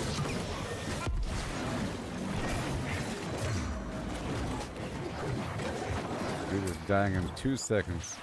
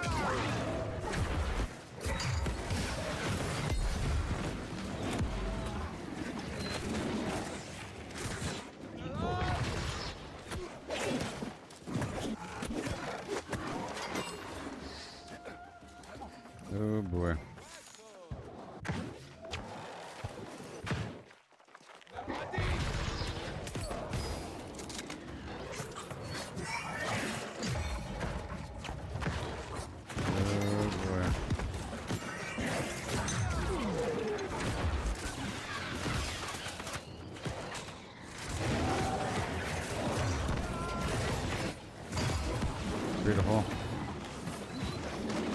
Beautiful. He doesn't drop a shard every time.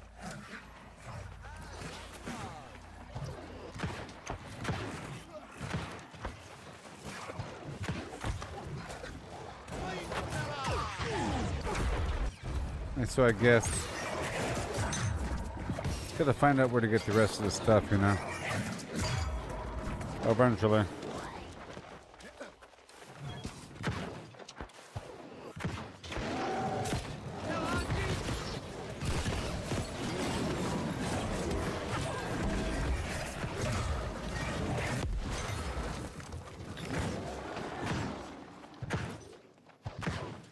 Oh.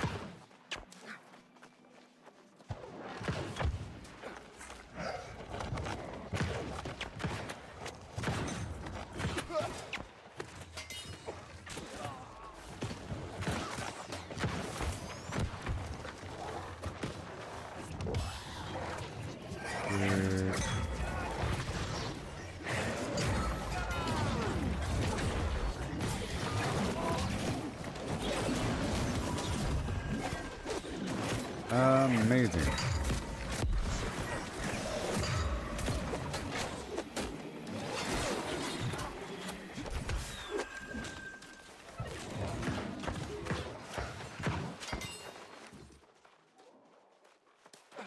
Okay, how am I standing? I'm waiting until I get 25 here. I want 25.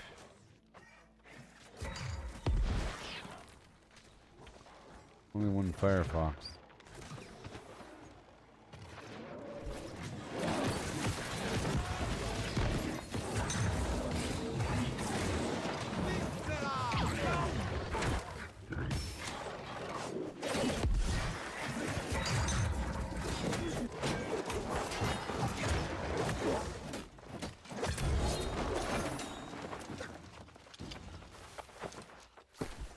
Let me check out my inventory here.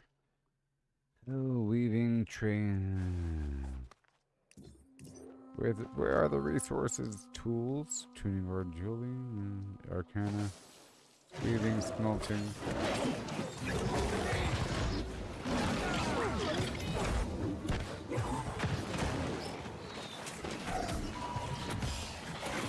Okay, I'm at 20.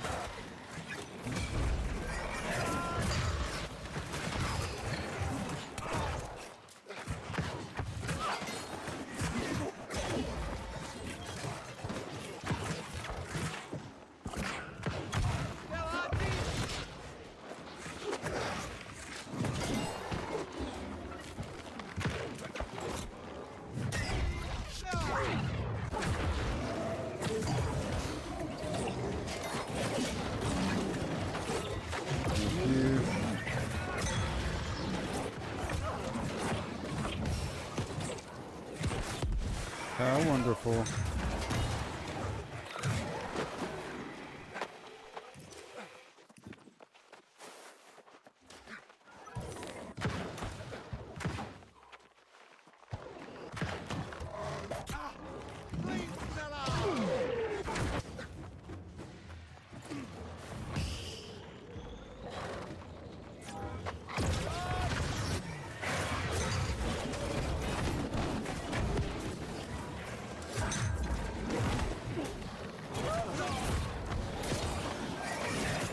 Yes, I'm doing you a service.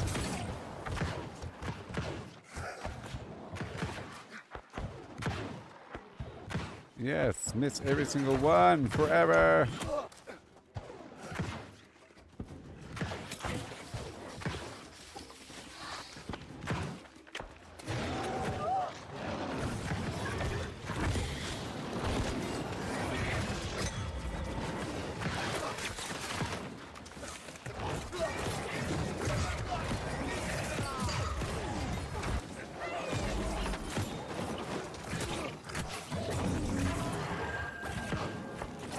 Okay, we're at 21 now.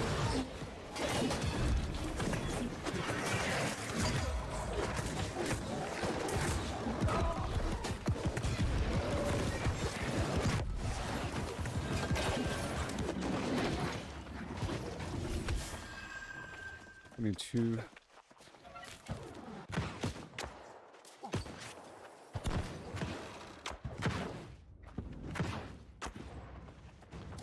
that's cool. I'm guessing there's people farming all these bosses. How you doing? Hey there, Just Up. How many? I'm getting one per. But he doesn't always drop it.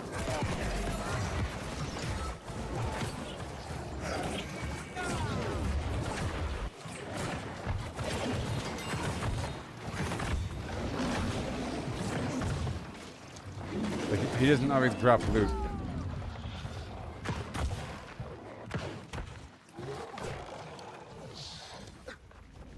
I'm trying to make it more lively over here.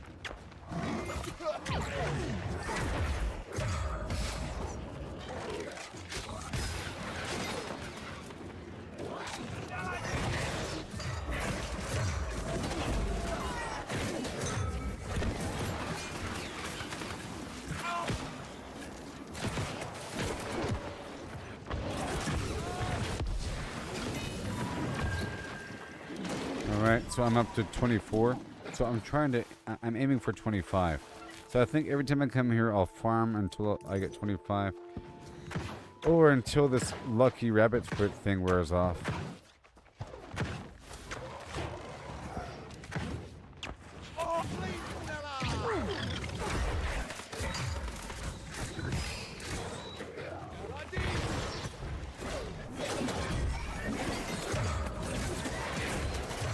Yes.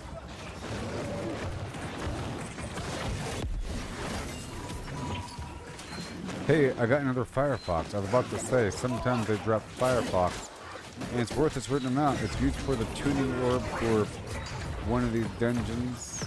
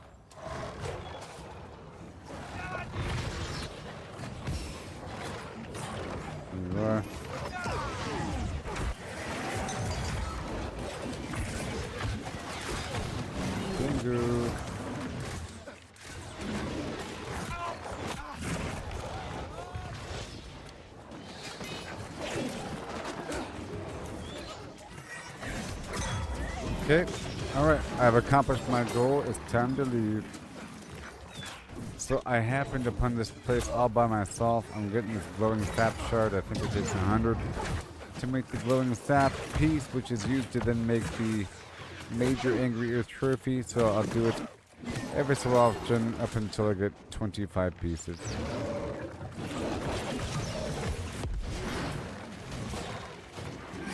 Maybe, a bit longer, and, I'll keep going until the luck potion is worn off. Let's make sure I have my angry earth tincture.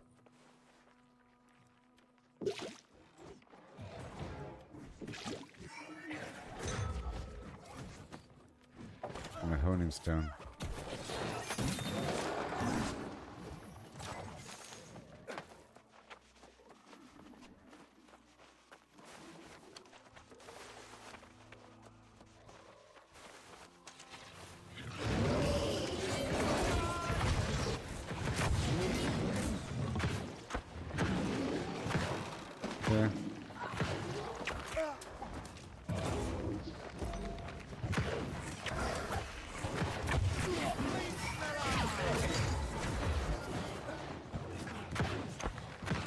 I like to move it, move it.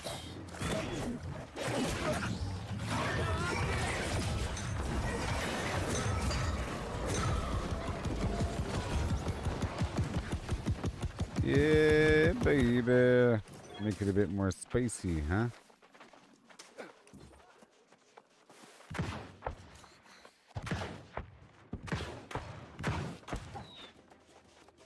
see if he makes his way up here.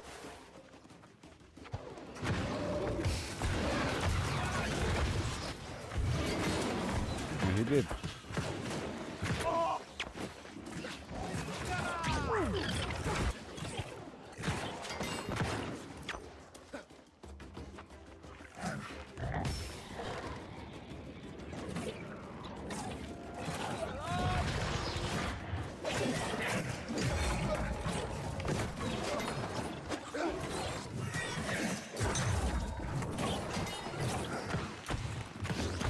Oh boy.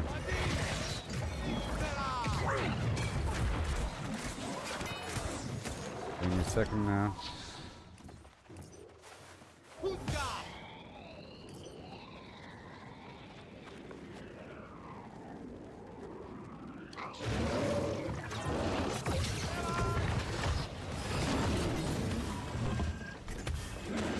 Hey look, another Firefox. That's worth a lot of money actually. Actually, it's worth a lot of money.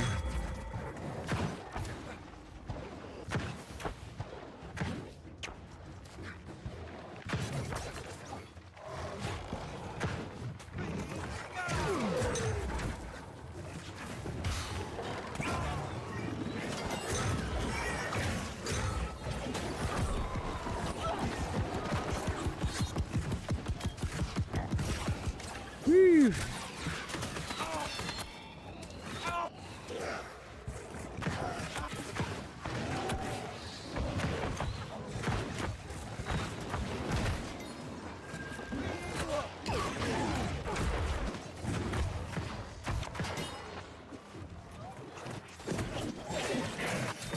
Yep.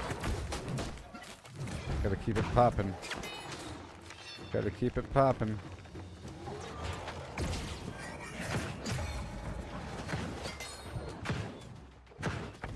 Come on.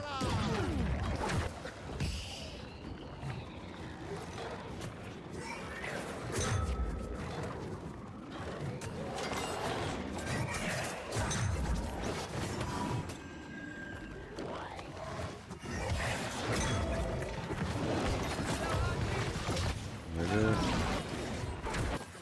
Whee! This is a decent little farm. It's almost a secret, but it's not a secret because this is what you have to do. But it is a secret because the game doesn't tell you what you have to do to get the item. You just have to like look it up.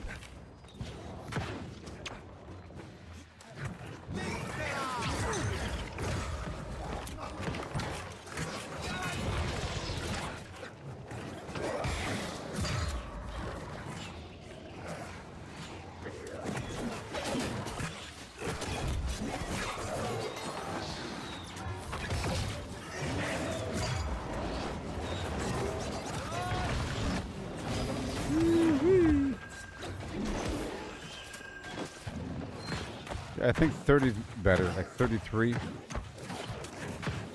or whatever.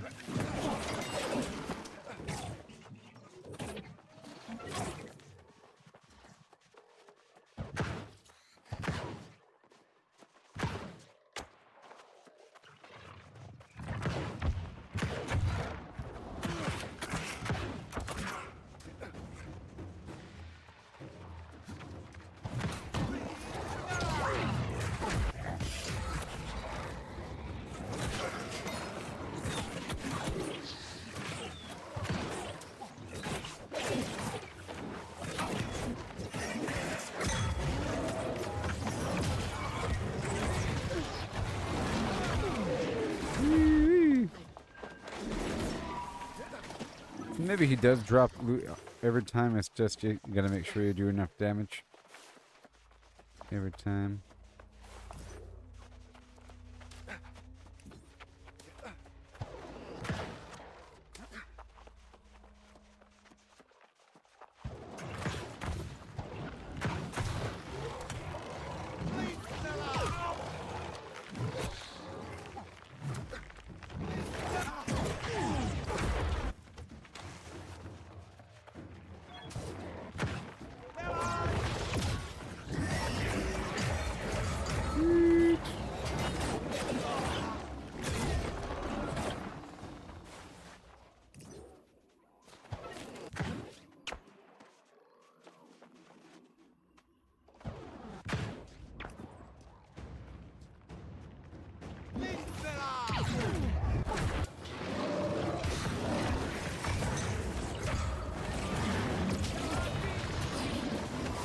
Beautiful.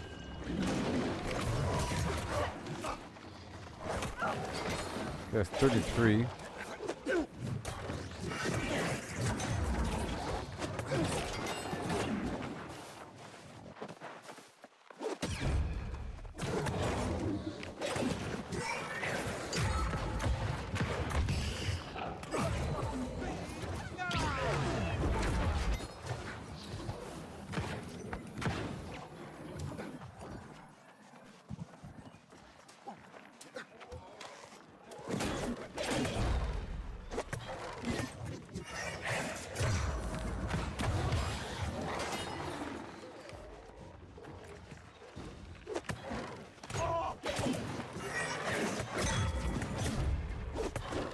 No, sir.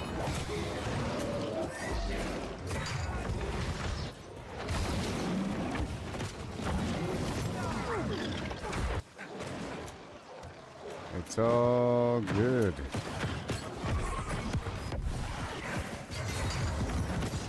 A lot of dudes here. 34.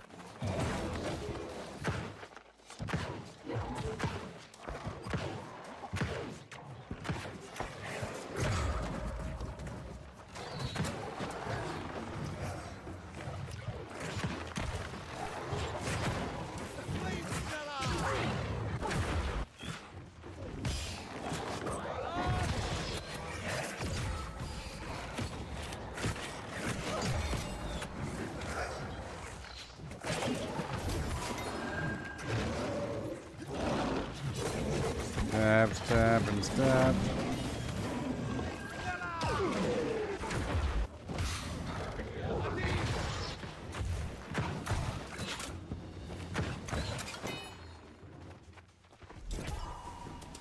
All right, 35.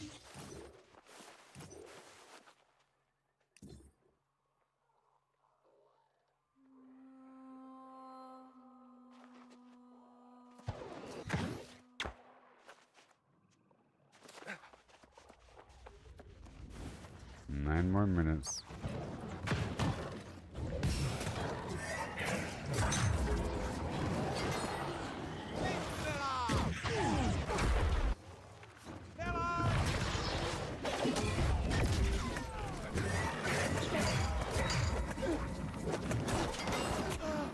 Otherwise, it's too boring to stand around.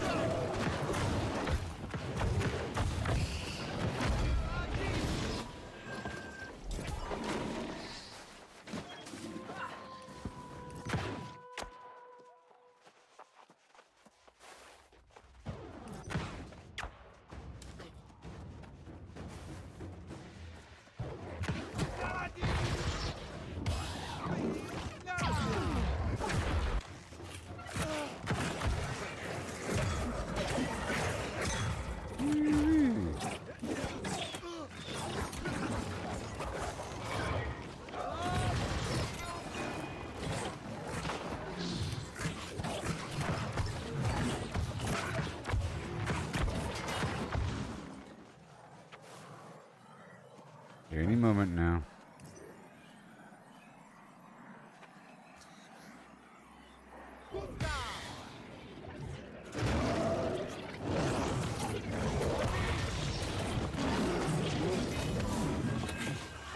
The last second I gotta swap over to my sword and shield.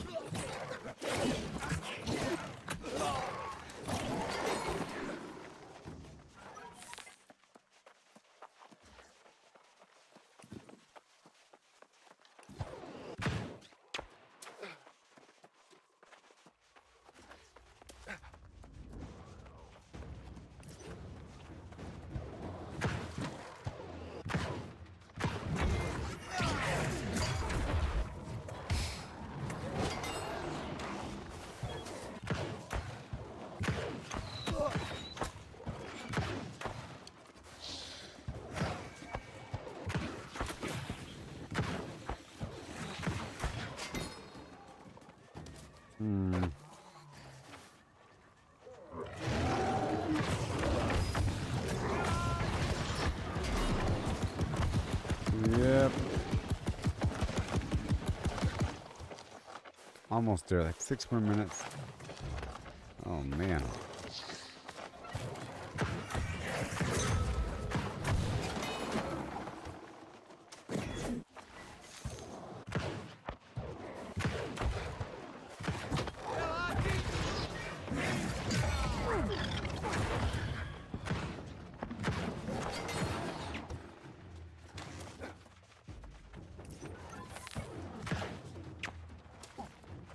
Yay.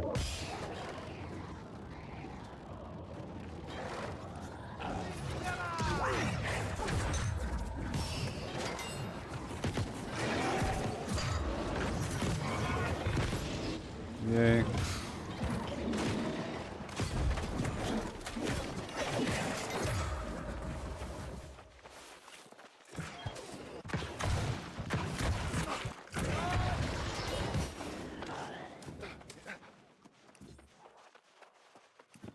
Five more minutes, USA.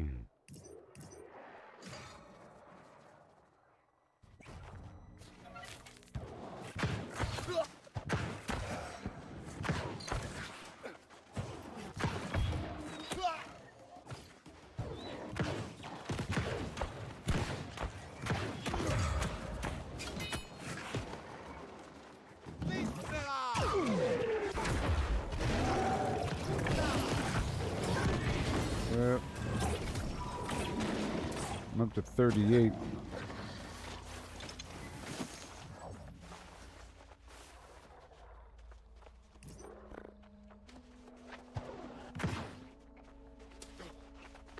Alright, I'm about to leave this place.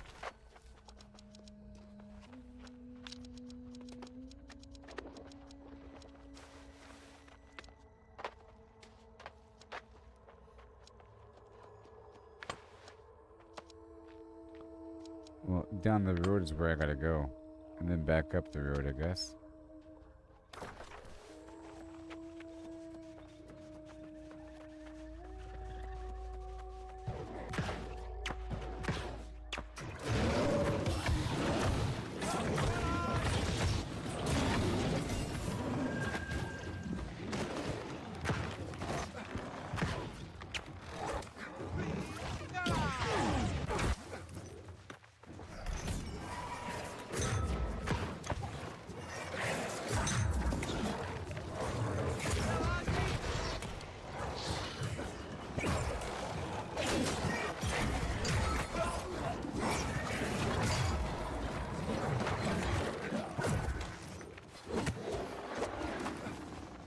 Okay.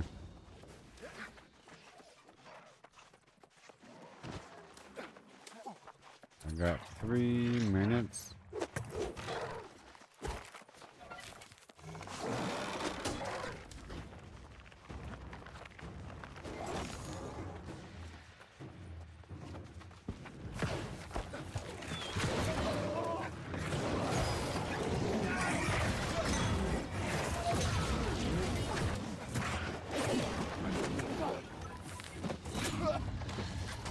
Whoa.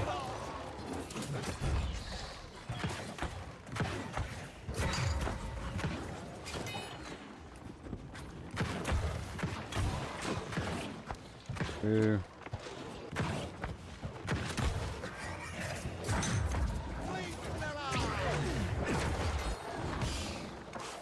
Goodbye. About to leave.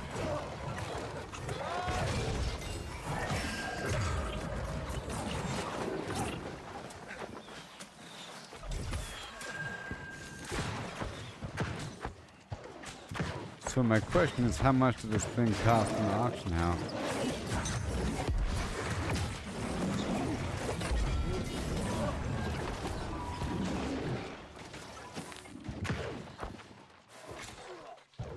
Alright, so I'm up to 41. It's not bad. 1 minute remaining. So I'll kill him one more time.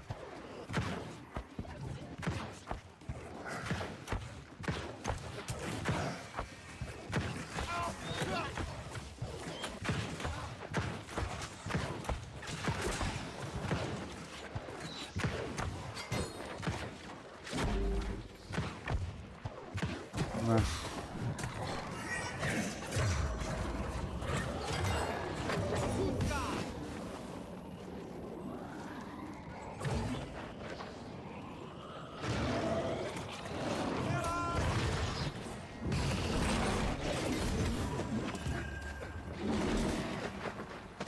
And at the very end, I got one final Firefox. Oh yeah, well that was nice. I discovered something new. Let's go down the hill.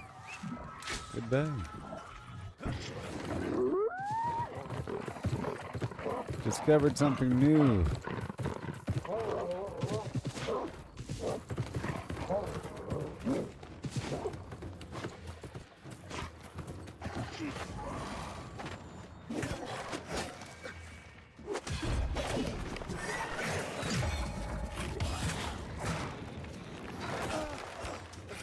Uh-oh.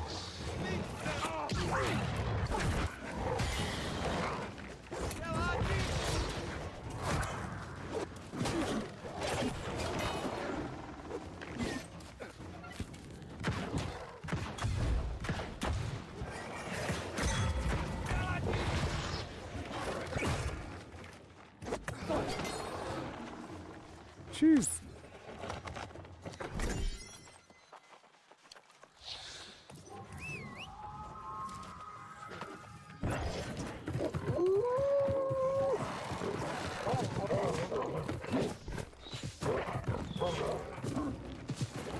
Come on.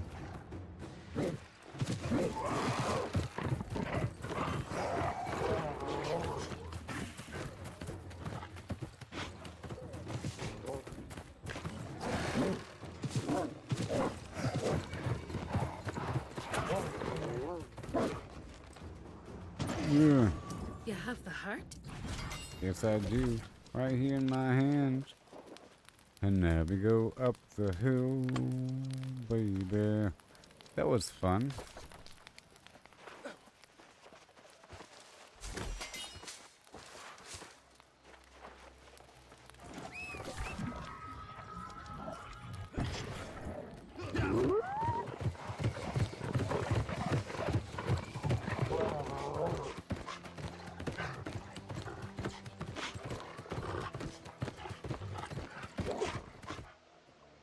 Let's stop right here. Alright, I'll be right back, okay? Yeah. Yeah. Amazing things.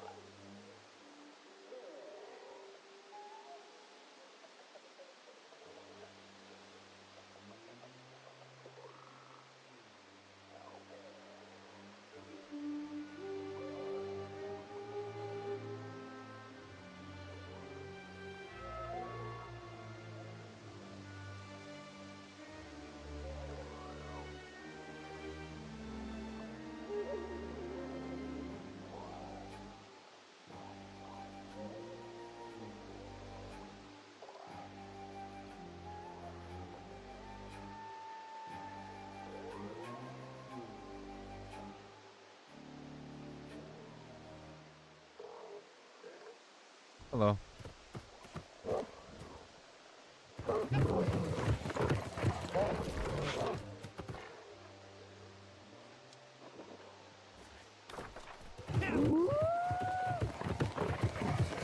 Okay, I'm focusing on the mission right now.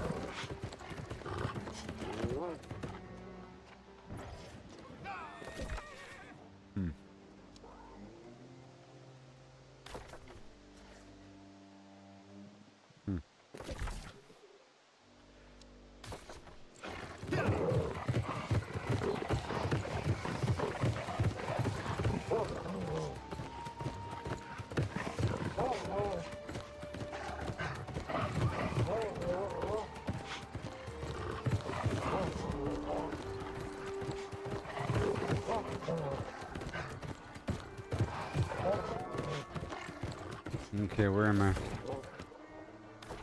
All the way up I go.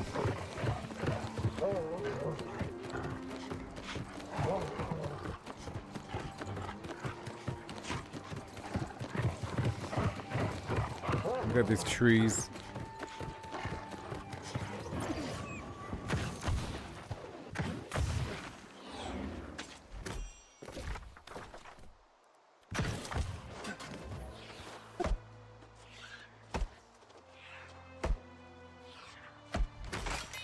I have to craft more food now.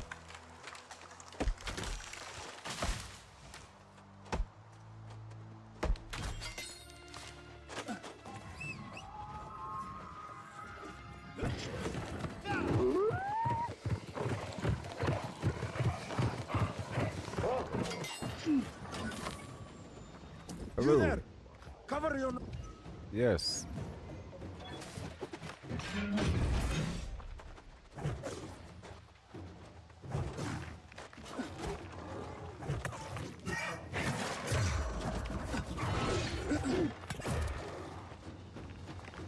Good job.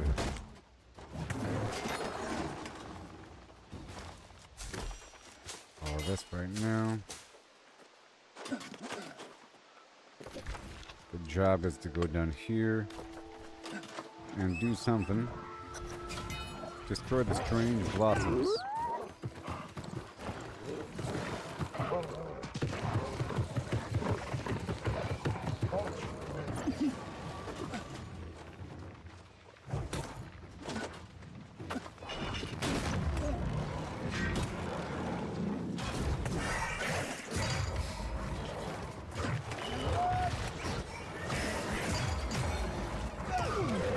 Awesome. I'm almost at my Azoth cap.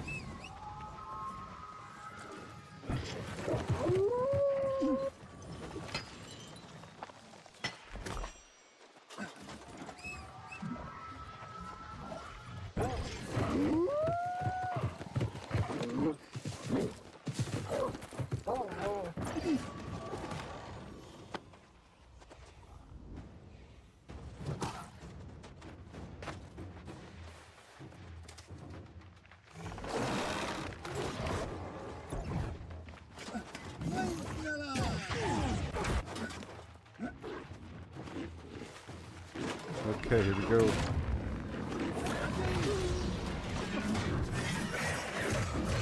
I should have went forward.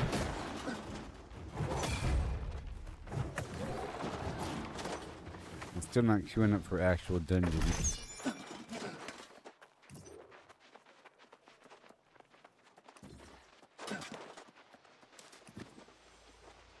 Maybe I'll go ahead and do it now.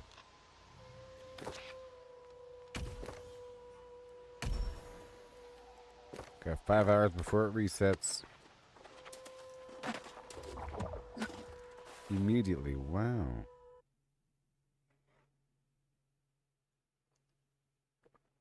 I guess, some team was missing a slot. Or something.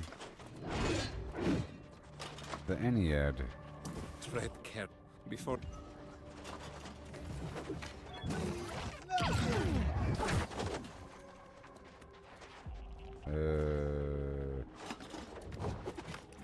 I've never done this one before.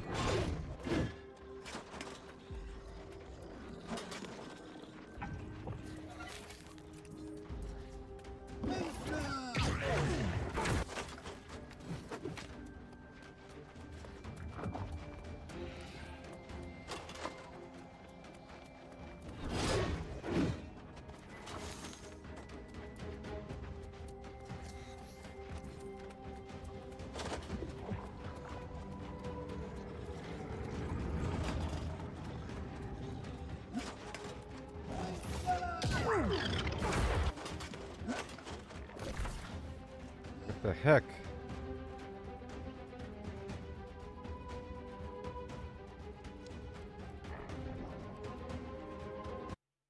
You put me in some dungeon really far away from my teammates with weird doors and mechanisms.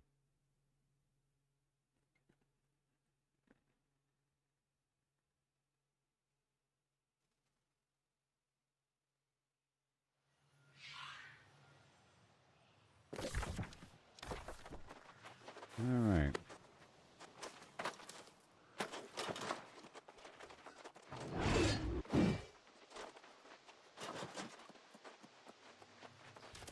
This way.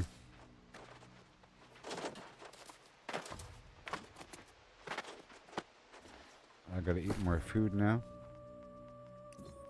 Let me check all this really quick before it gets out of control.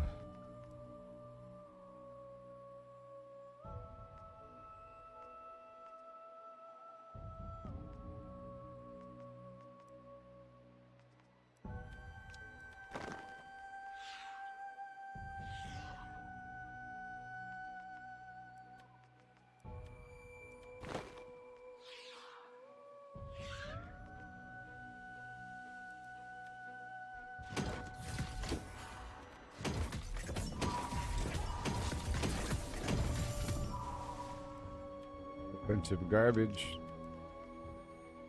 right there. All the stuff is gone.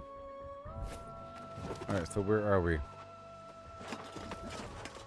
Doing a quest super quickly. I can probably just shoot it, you know.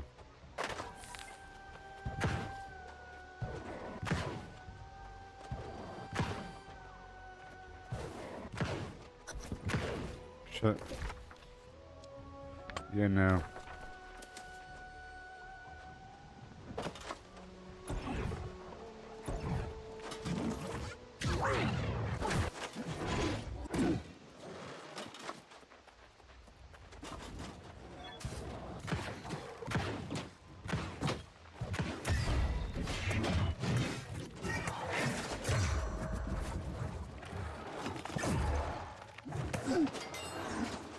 Yes.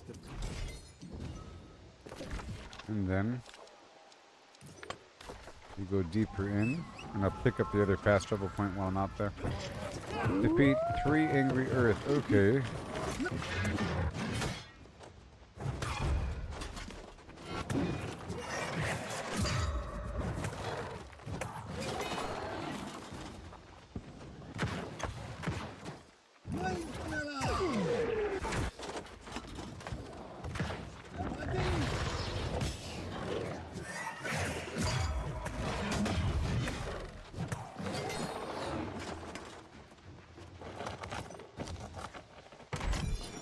Two.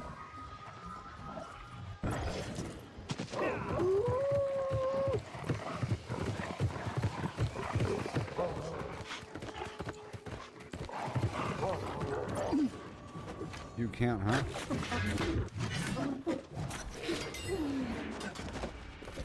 And then you go all the way down. So be it.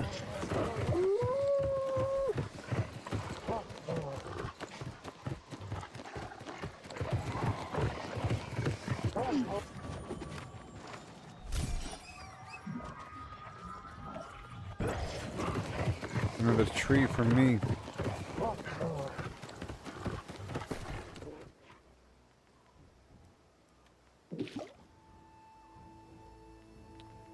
And the no more.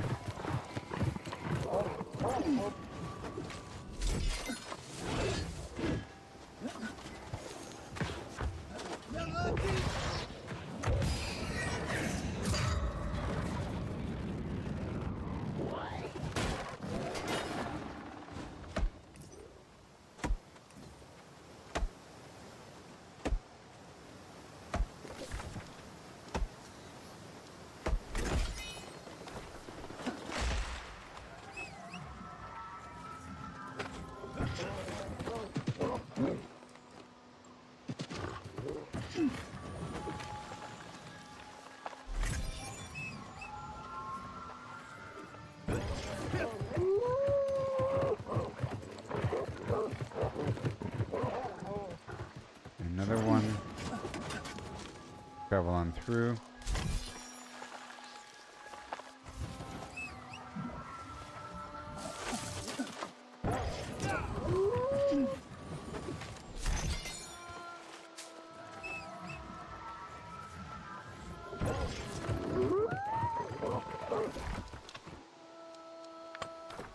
Right over here by the fast travel point, very nice.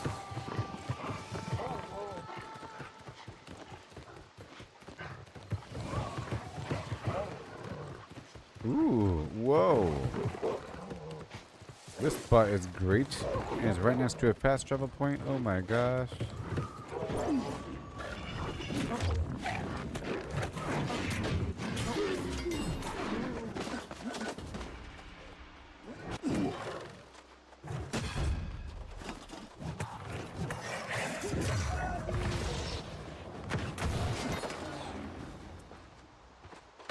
Oh my goodness.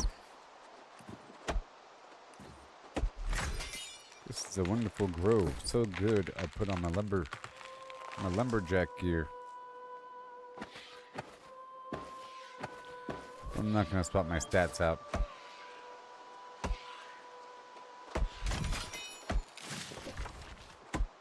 Okay, this is a good spot. I'll add it to my rotation.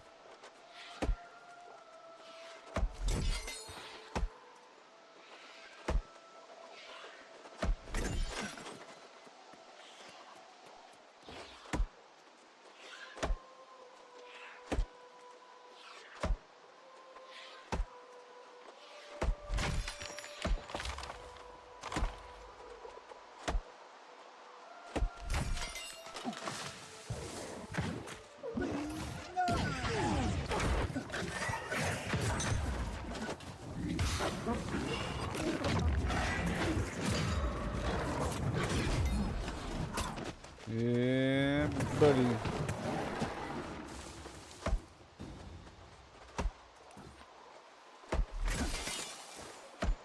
The Woodwood tree. This other one. This other one. Yeah, this is a great spot. Pretty safe next to a fast travel point, I think.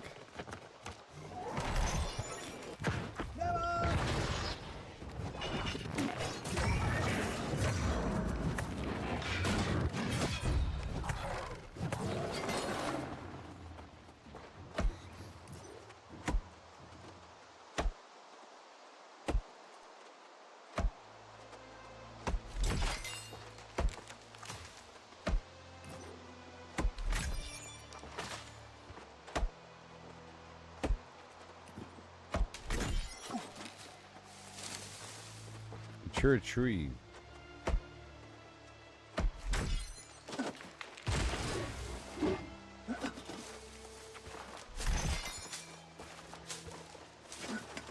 Herb, cinnamon. And more.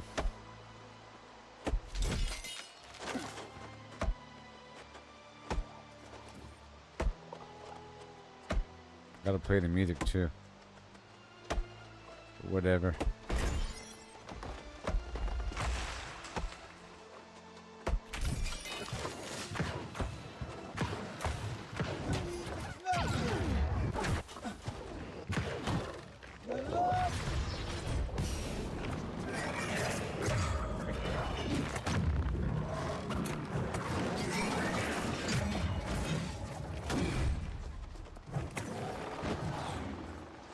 Yeah, if I start off with the heavy attack and then go straight into the attack that pulls him toward me, and then follows up with another attack, and then one more attack after that. Good combination.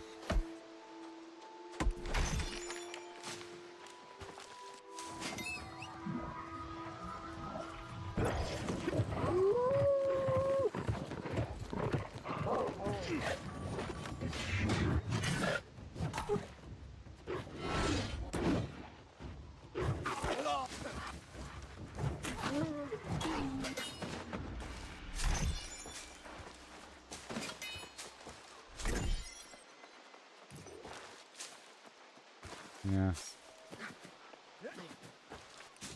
Yeah.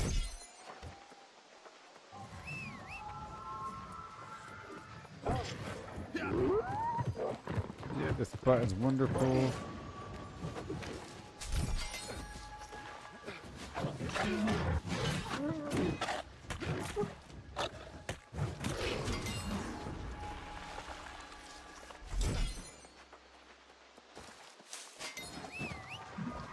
Add that to the list of advice I give new people.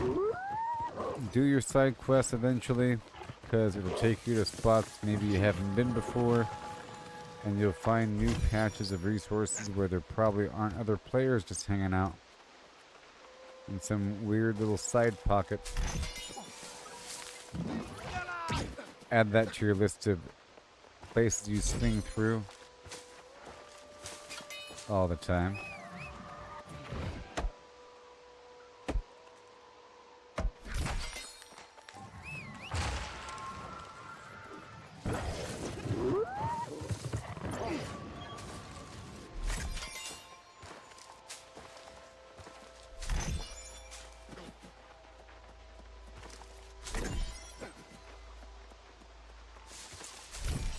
The blueberries here.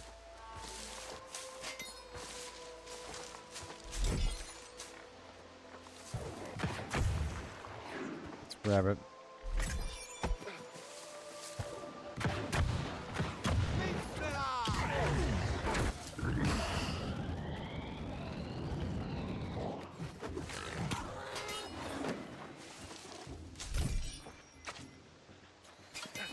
Yes.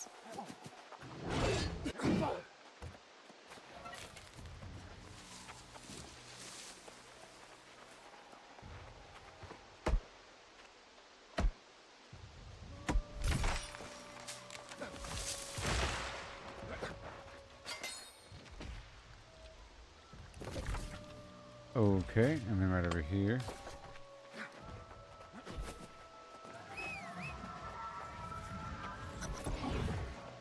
Hello. He's over there, don't worry about it. And now we gotta go back over here.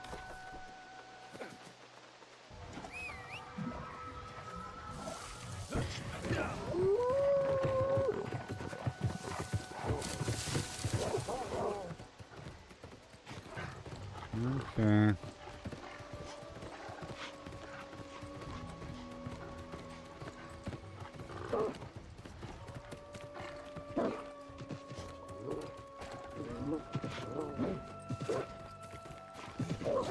I should probably swap out my outfit.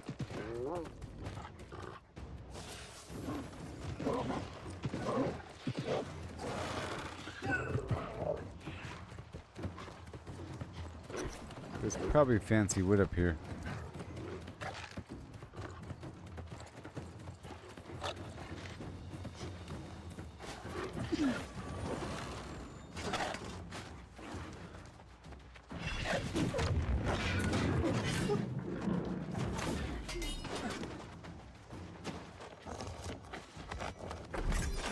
Okay. I still need a new fire staff. Okay. There are a lot of life mobs out here. It's a Nernroot.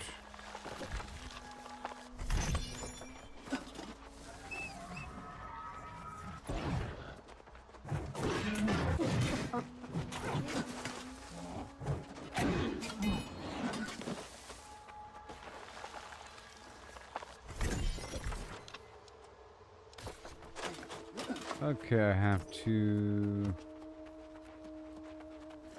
do something.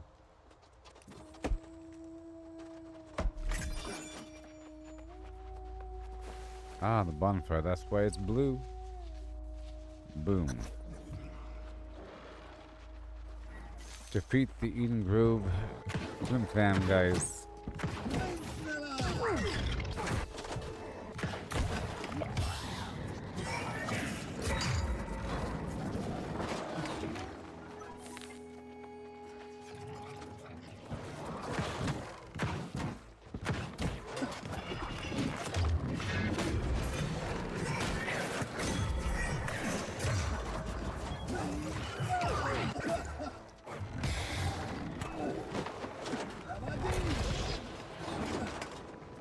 Okay.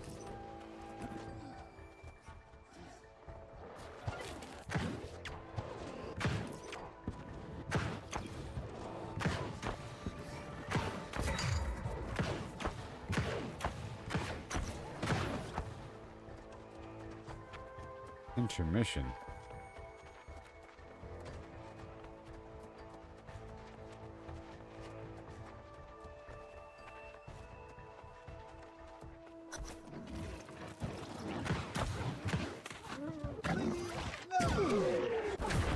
Let you gather your thoughts.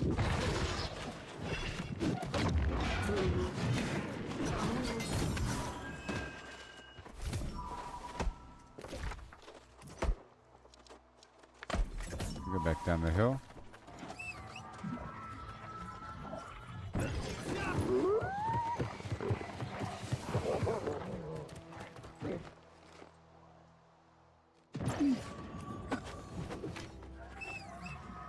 The spot right here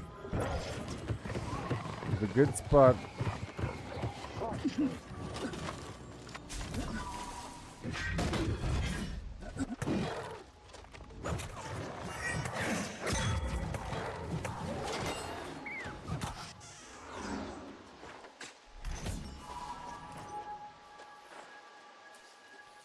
Yep, a good spot.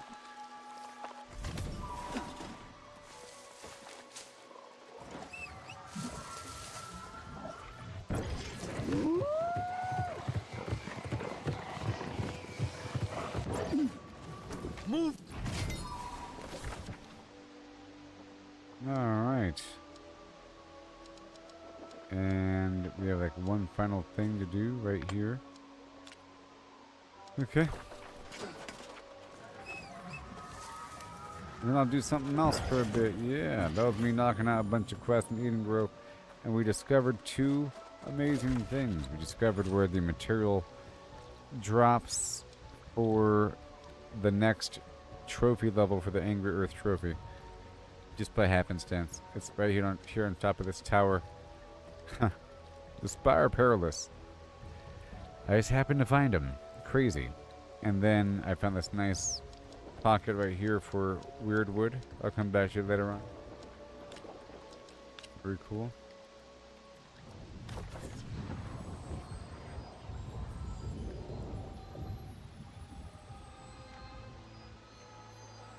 She rops in the tree top all day long, ropping and a dopping in a Cupidity town.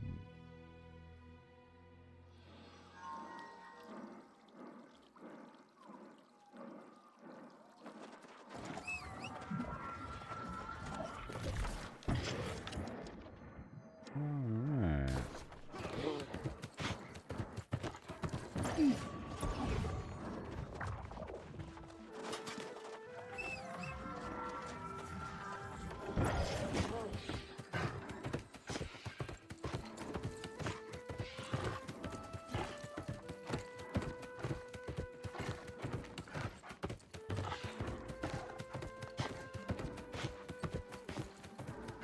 And then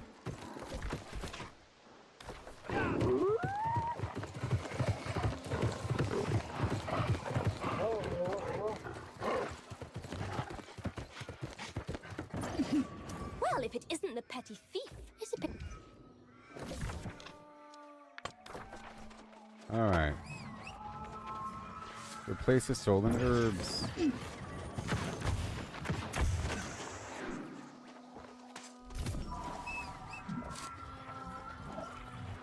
And let me do a random dungeon. I just tried, but it was a weird one, and it spawned right away, you know? And they were all the way halfway through the darn thing.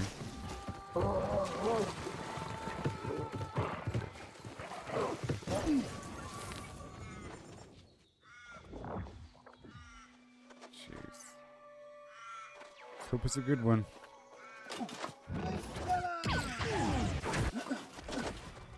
I'm trying to complete it before the day is over.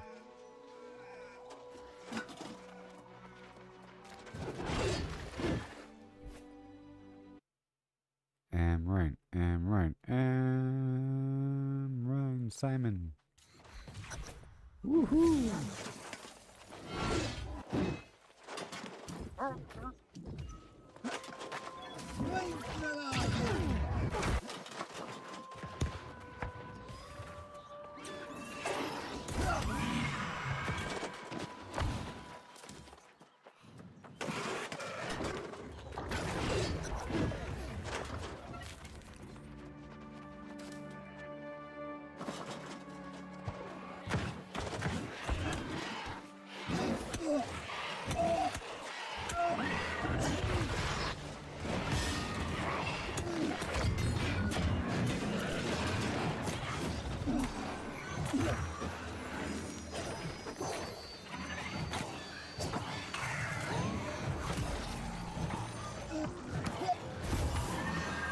All right.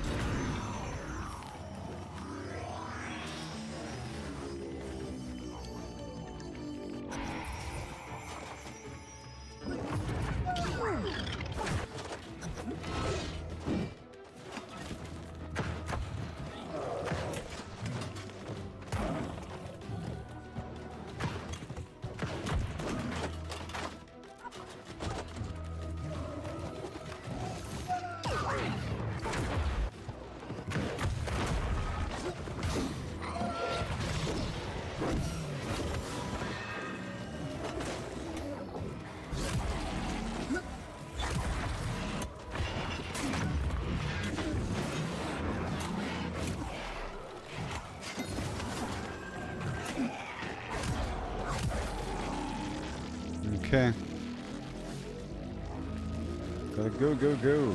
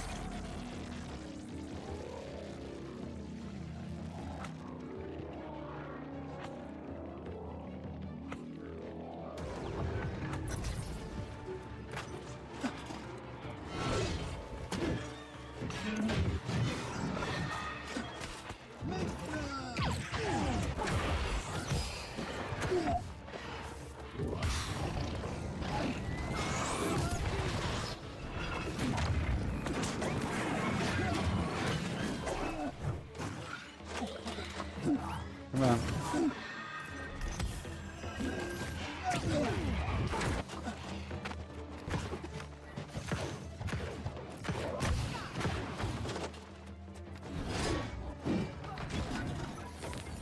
Go, go, go, go, go. No, he's already down there.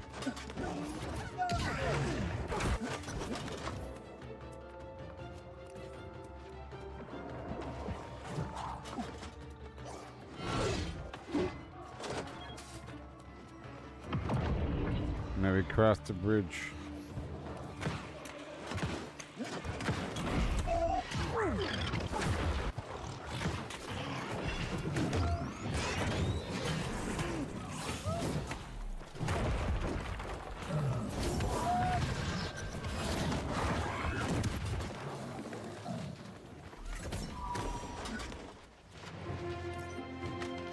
I can't trust the other person to spawn the boss on time.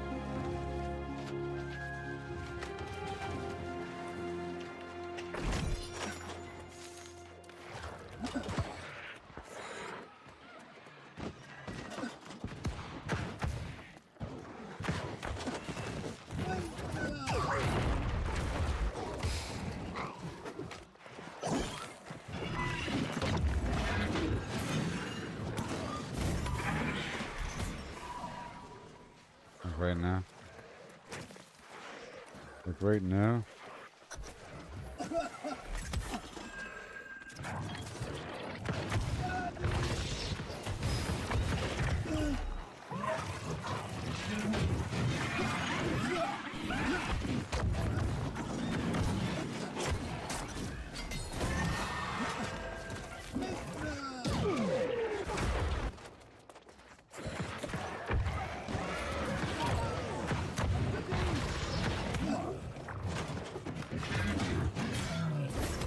Sweet.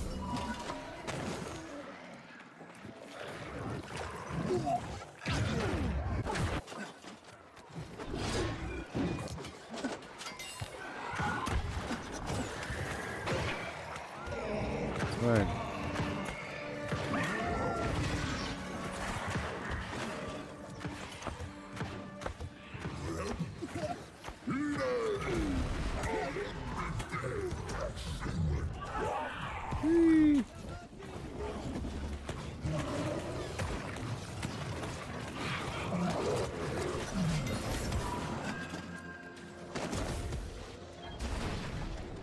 Awesome.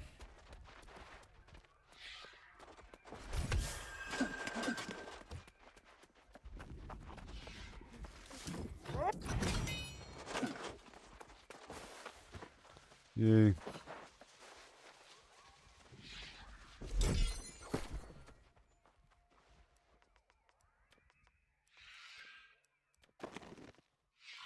Awesome.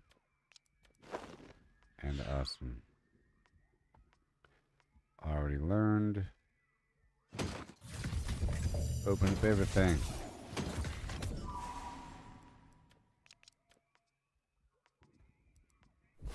Okay, moving on. There was one dungeon. That's the dungeon that we want, by the way. The easy one. Just gotta do 2 more before 5 a.m. Pacific time.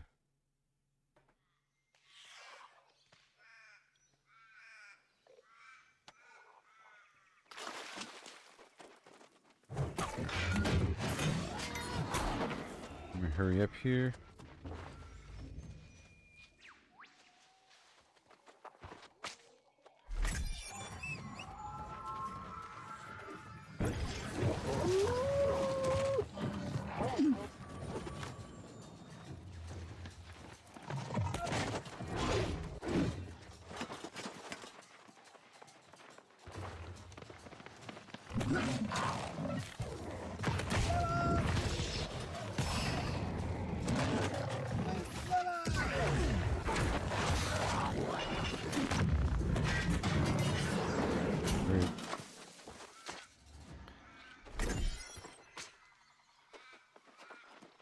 Scarhide, an animal visceral.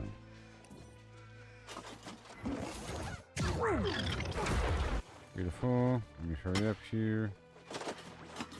No.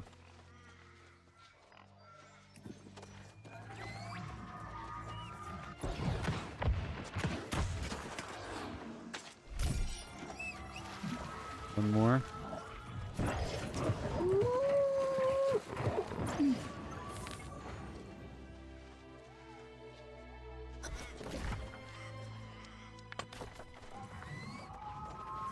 Head right back.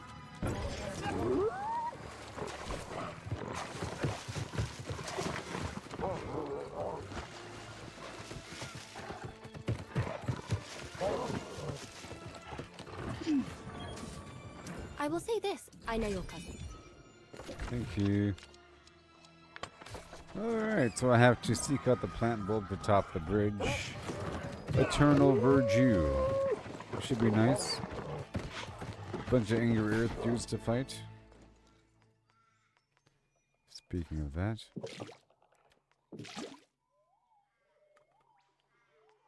The honing stone. And let's just increase my intelligence or something.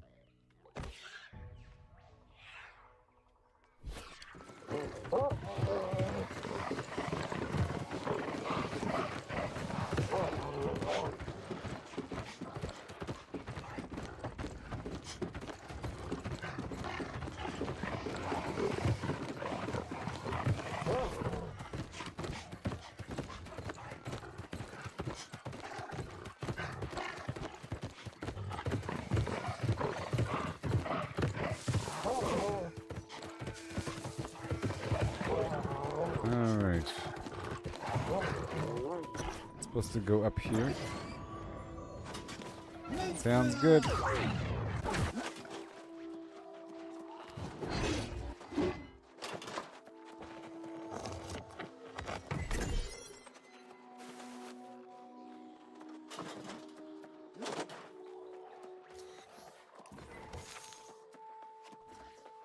see.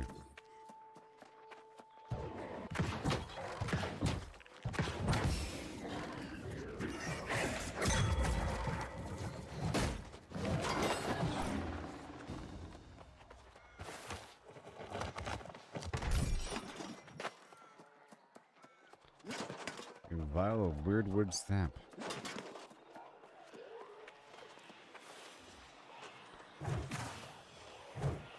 I'm supposed to pop them all? With melee?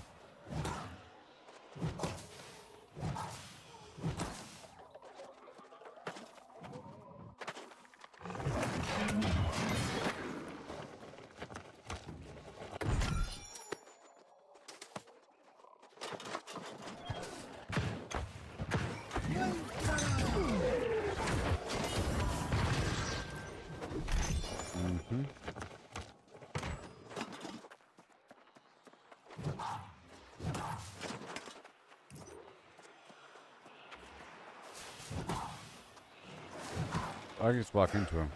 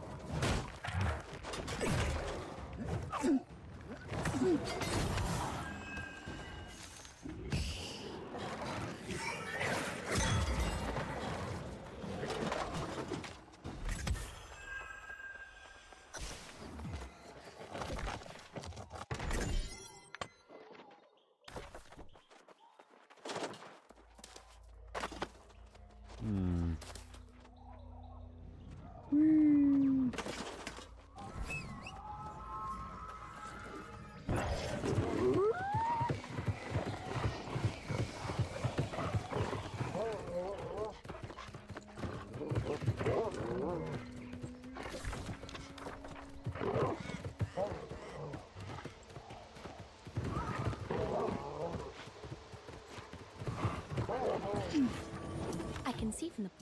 It's true. Awesome. And then we go way over there. Why not?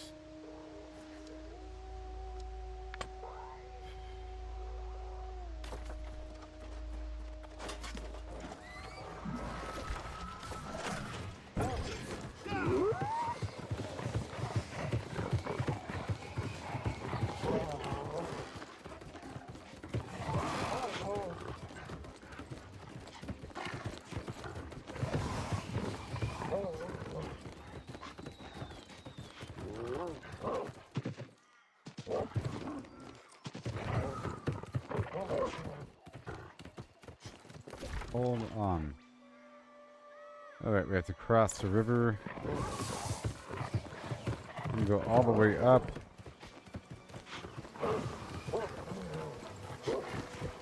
It's a good looking area.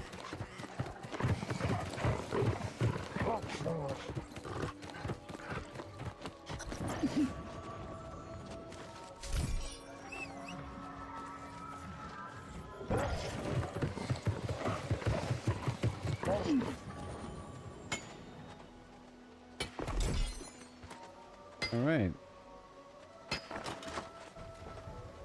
Happenstance iron is great.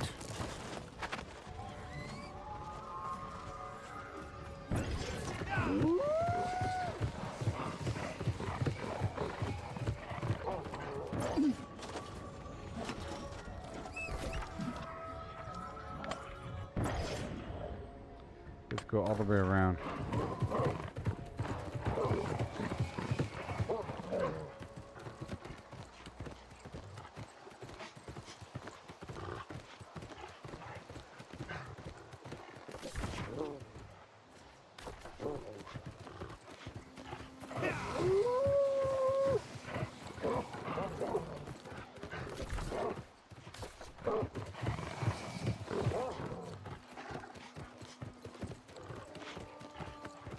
Turn over here.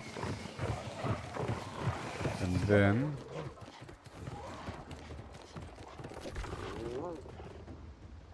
all the way down.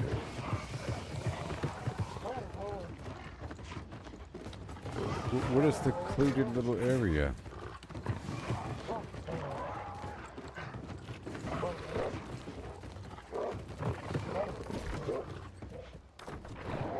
Yep.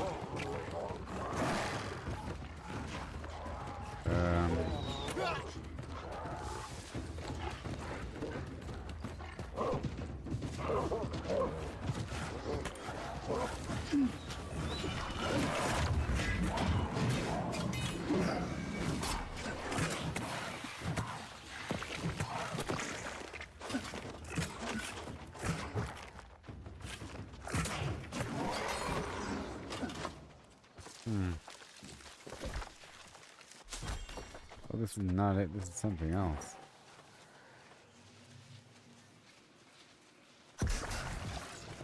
Very good, yeah, hard, yeah.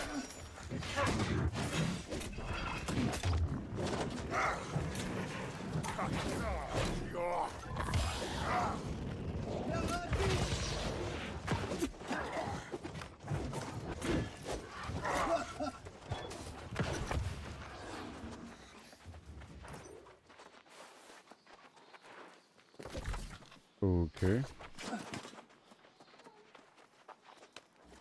Let me go up and around.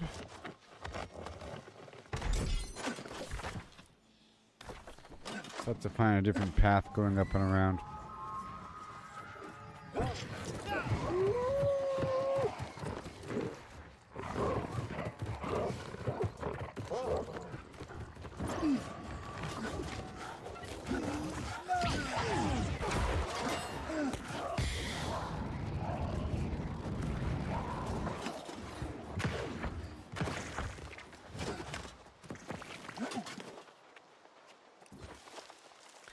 Yep.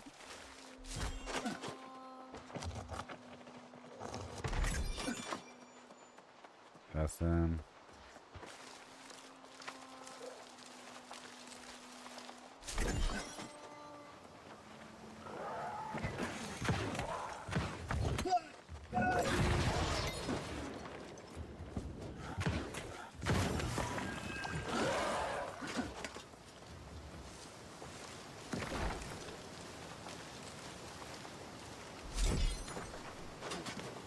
I'll figure it out. What?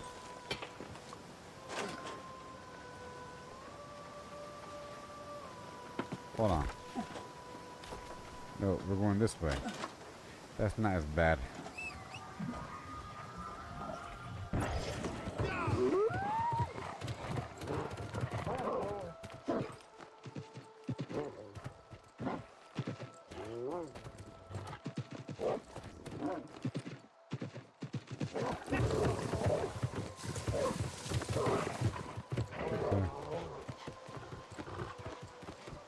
It's over there.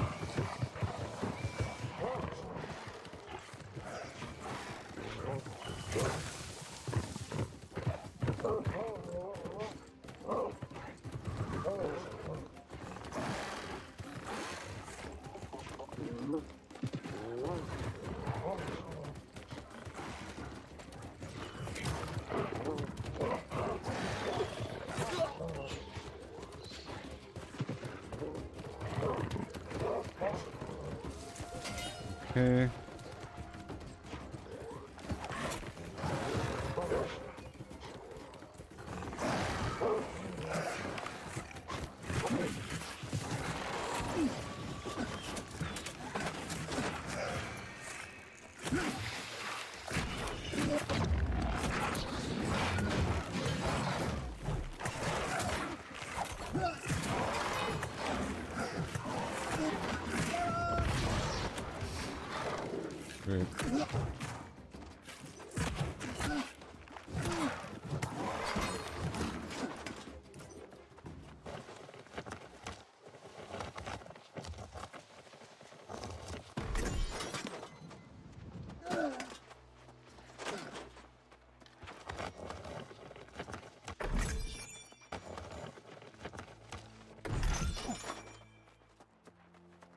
good.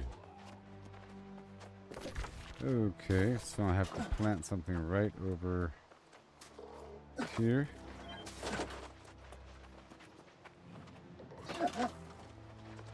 Here. What the heck? Oh, up there?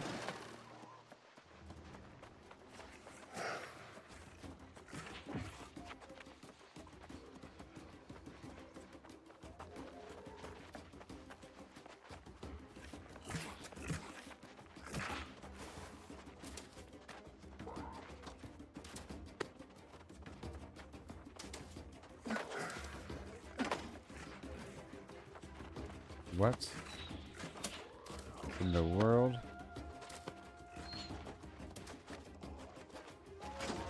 Crazy.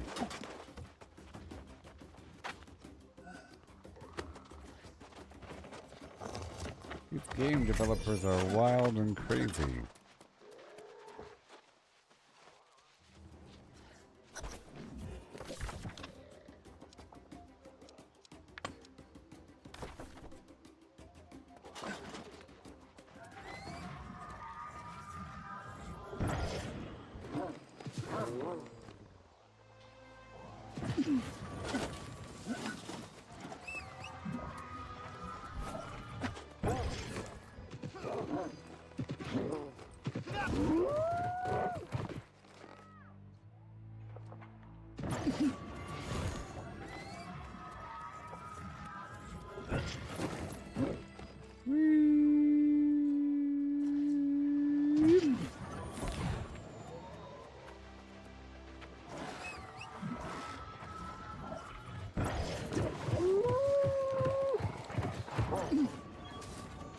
In time. It's true. Okay, and then again.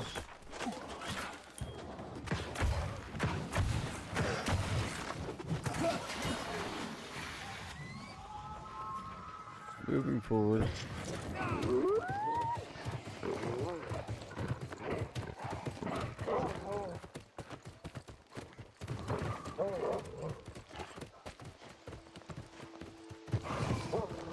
Look at this.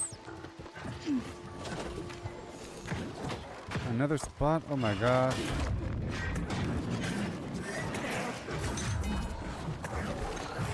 Another, oh, this is the same spot. Is it? This spot's awesome. It is.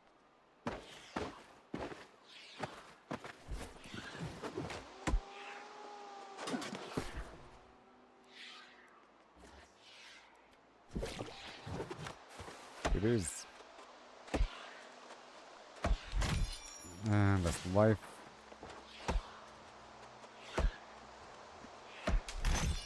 Let's go back down to soul.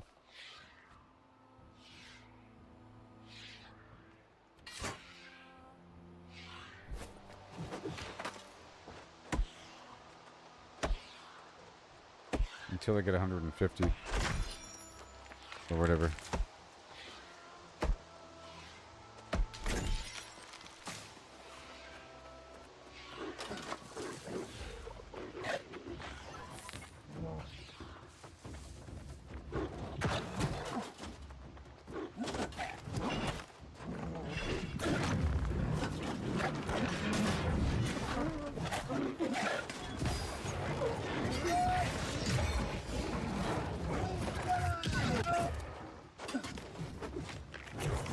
Boom, buddy. Take all of that. Pal.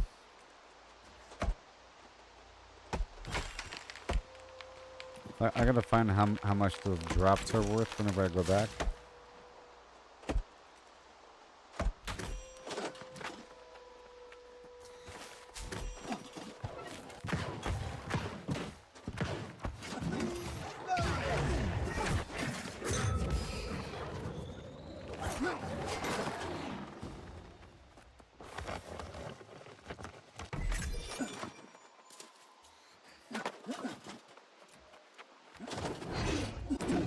So much wood here.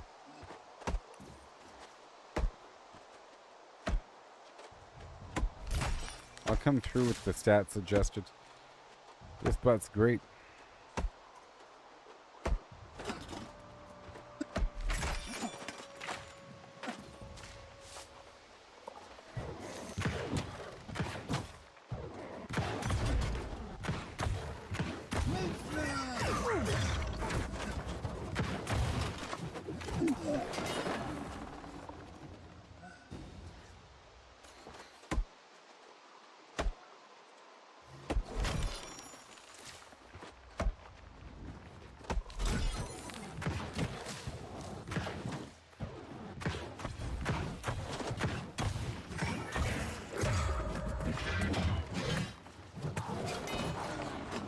Yeah.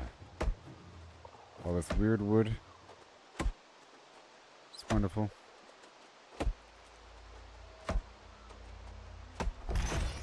I'll be clearing out all this quest, and then I guess next time I'll finish up all the rest of the quests in Brimstone Sands.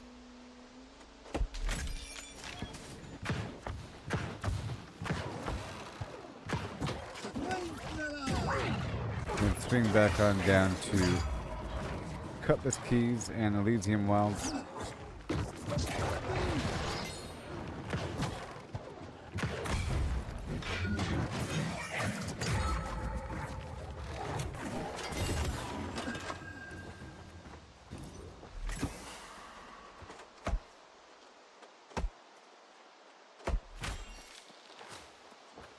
Come on.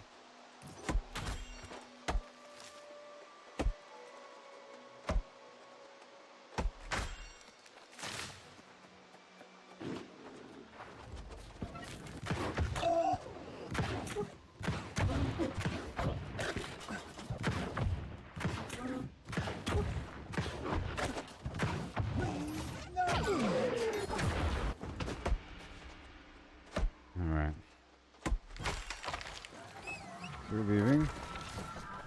I'm gonna head to.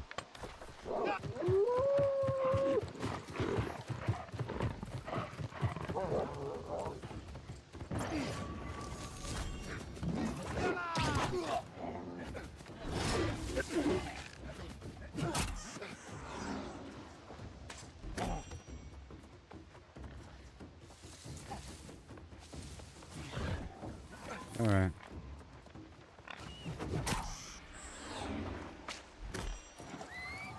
This quest over here. This misery is...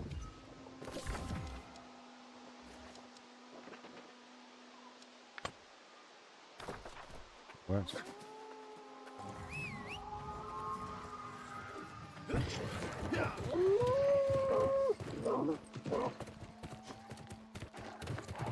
Alright, what are we gonna do?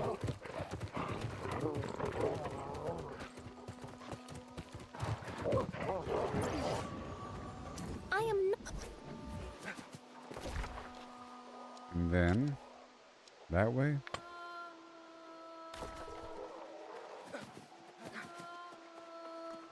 Go all the way around?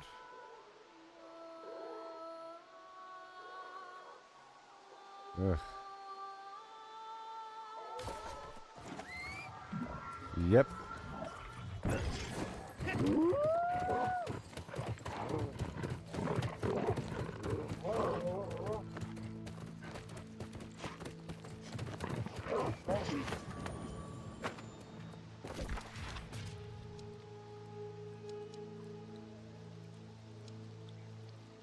Come on.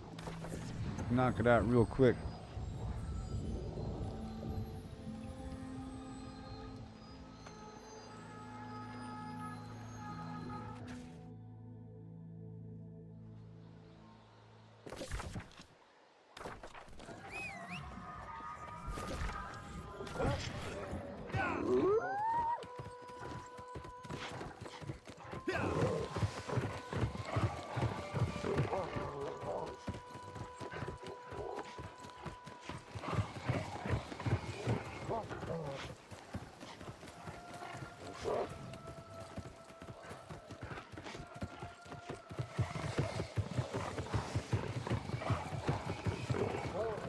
Let me get this lodestone.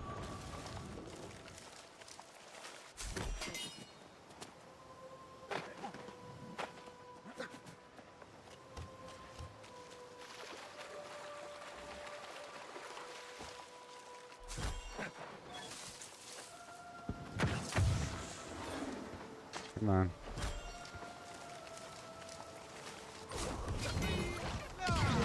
Just passing by.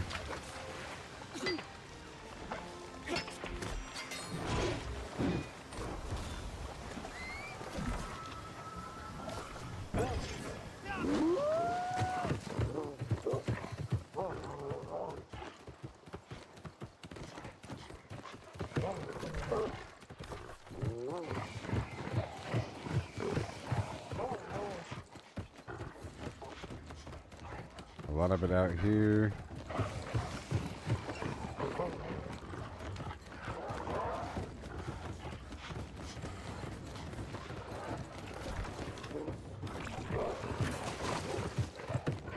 Over here.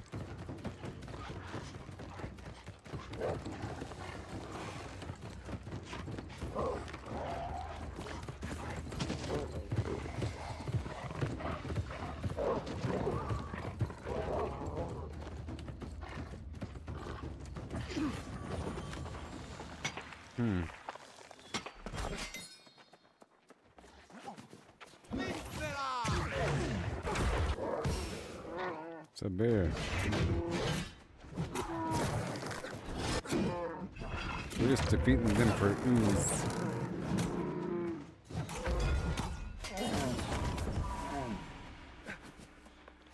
For the blight ooze.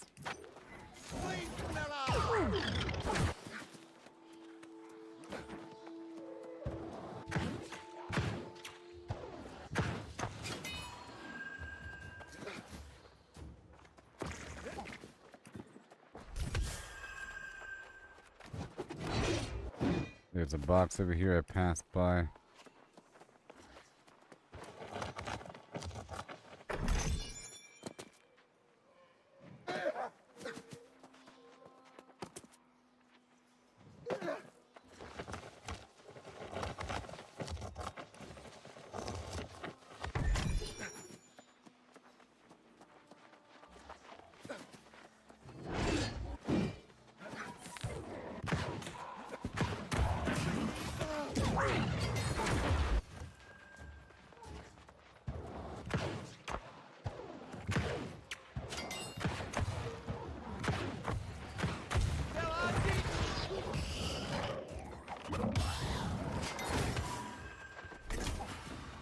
Few more.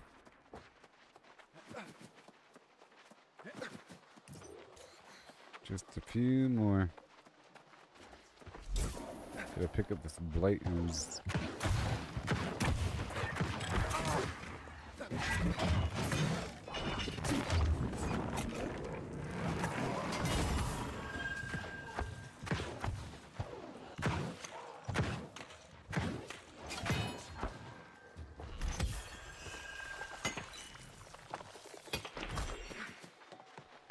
Oh, it's sizzling. Done.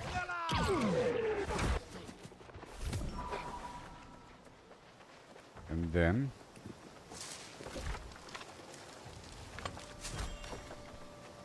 seek out some gratitude.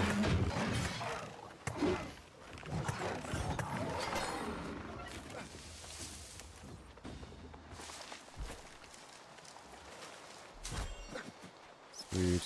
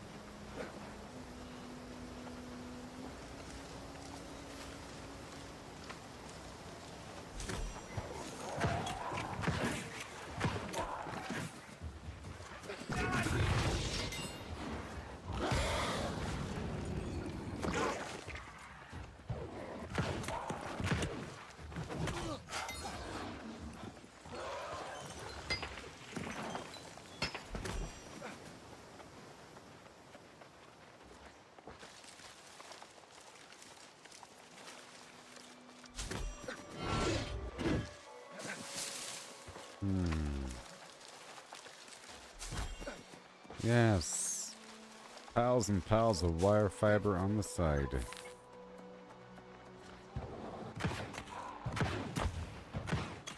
Why not?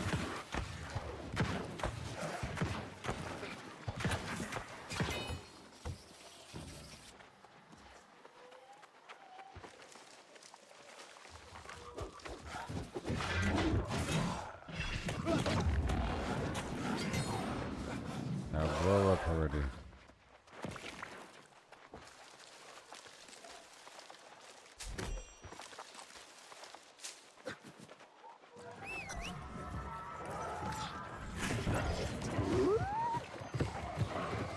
I gotta do this thing again.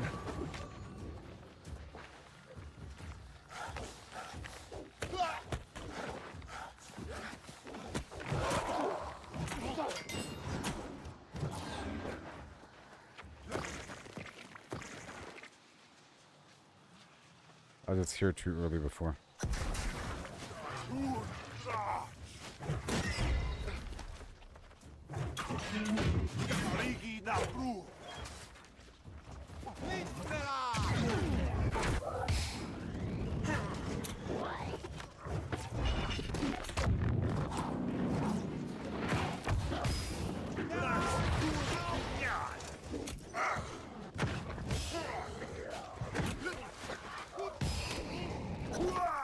There it is.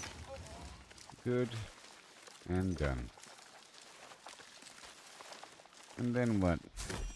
Give me a ton of wire fiber.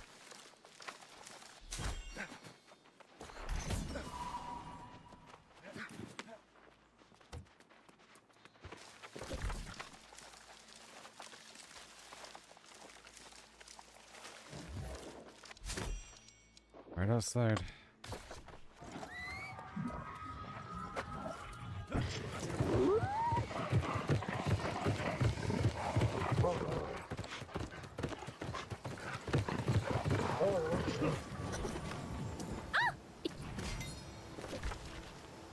Yay, are we done? Well, that's all the quests in Eden Grove, besides the big thing. Won't you imagine that? Won't you imagine that, baby? Cool. Really cool.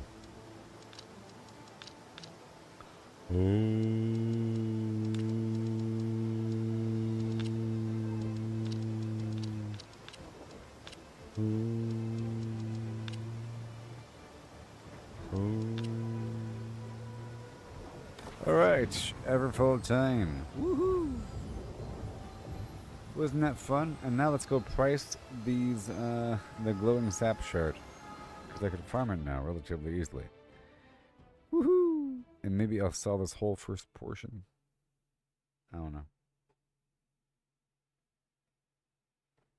Very exciting.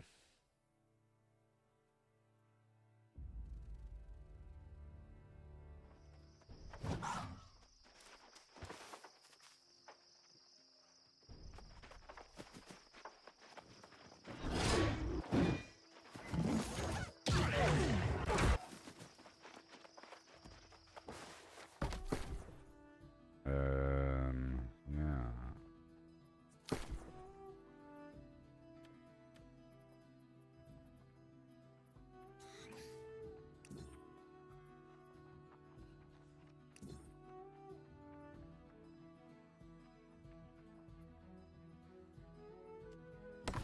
What's it even called?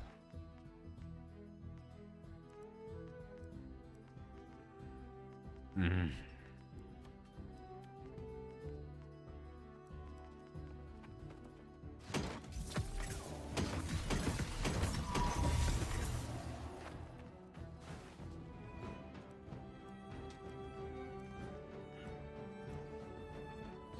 Okay, so bind on pickup. Oh my gosh, no wonder. No wonder. No wonder. And then it's 4,000. Okay. Okay. Oh, and then the major angry earth is how much? 7,000.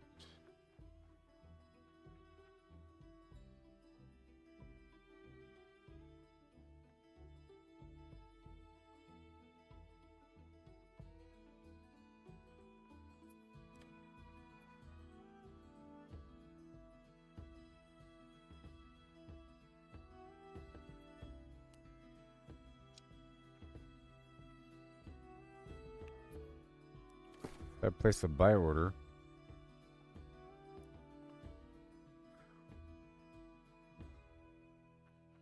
for 3,000 something, I can make potentially 3,000 per, you know, even with just buying it straight out.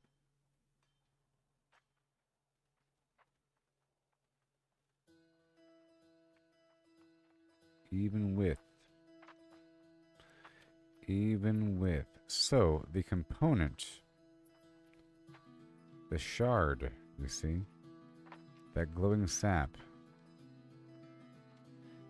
Alright, Angry Earth Bane Trophy. That's for the major trophy. Now, let's go check out the other items, okay? So now we've learned about the Angry Earth Trophy and what it takes to make the best. Let's look at the other stuff now. That was Angry Earth, and I'm looking at other stuff now. Let's see here. Major. How about Corrupted? What's it cost to make the higher tier? It costs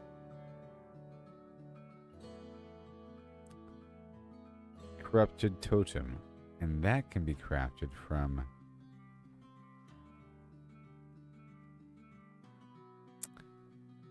the Corrupted Totem Shard, and that drops from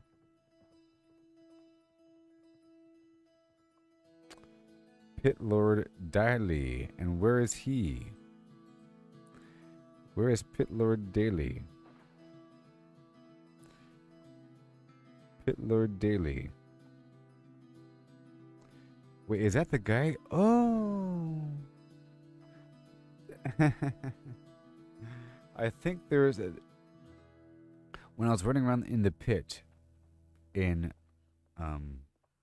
Shattered Mountain, there's a bunch of people just standing around. Some of them were flagged for PvP. They're all standing around some spot. They're probably waiting for that guy to spawn, the Pit Lord, in this hole in the ground. I'm pretty sure that's where they were. Alright, cool. So I understand the Corrupted is that pit. Now, what about Lost? What about Lost? Or what about Wildlife? Or what about Ancients? Ancients would be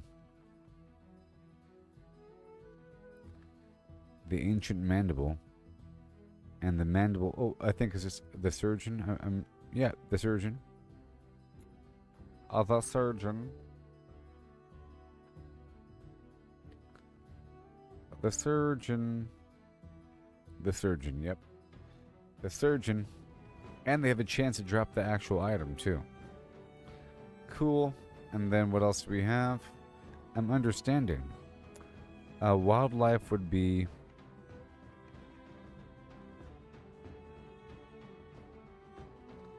Pristine Bear Claw.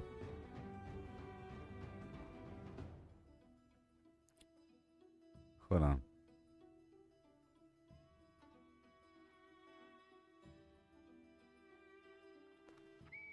Pristine Bear Claw.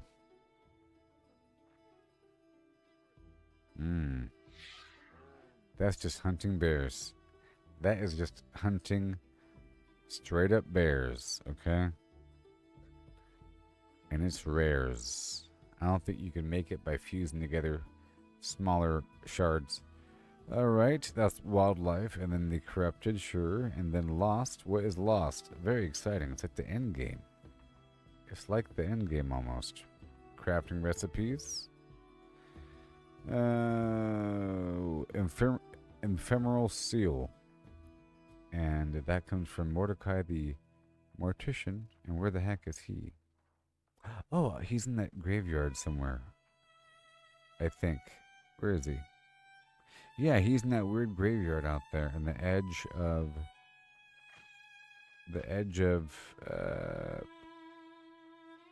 Ebonscale Reach. Alright, cool, cool. Because I found people there farming that guy too. So why are they there? And the human... I hear about the human farm all the time. People always are trying to farm that. So it's probably some spot. Flame core. I've gotten these things, I think.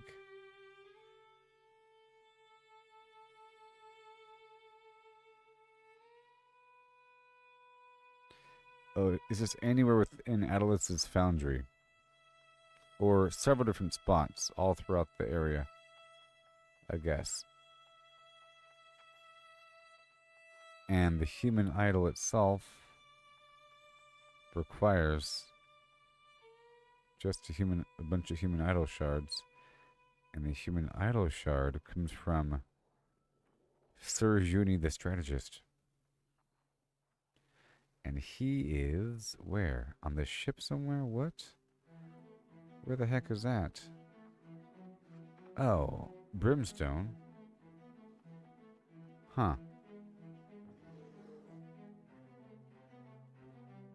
Dead water wastes? Interesting. Cool. Cool. There's probably people there at all times farming that dude. I'm just guessing.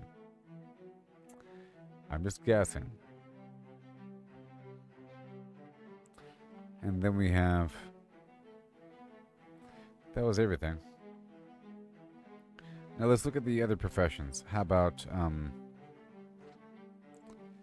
the loot luck trophy is just super rare that comes from boxes, I think.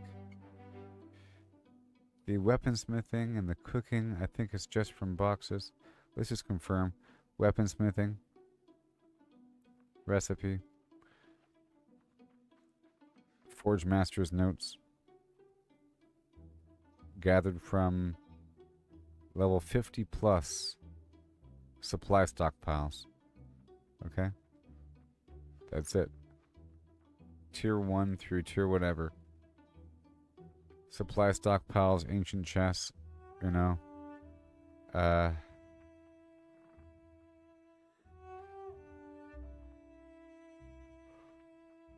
Yeah. Yep. Tier 50 plus. So I'm guessing that's the same thing across the board for all of those skill-based things. Okay. Now what about, that's weaponsmithing. What about harvesting and all that stuff, like mining?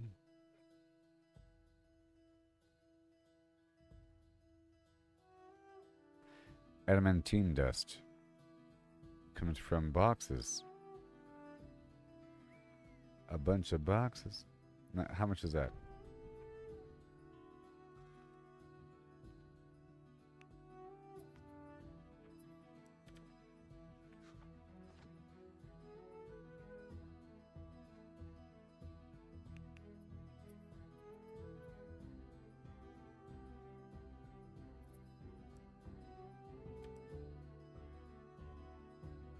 Surveyor tool.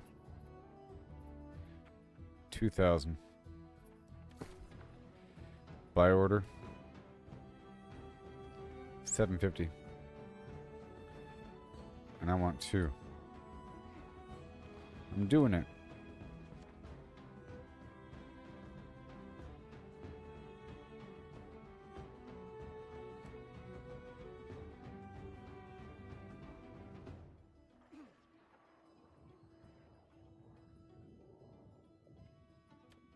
Yep. That'll happen eventually, and I already have these money. So I think I'm just going to go ahead and buy this other component, because I think I can do it. Very exciting. This is so exciting. I'll be right back, okay? Making major moves. Major stinking moves, and I can't stand any of it right now. I'll be right back. Oh, yeah.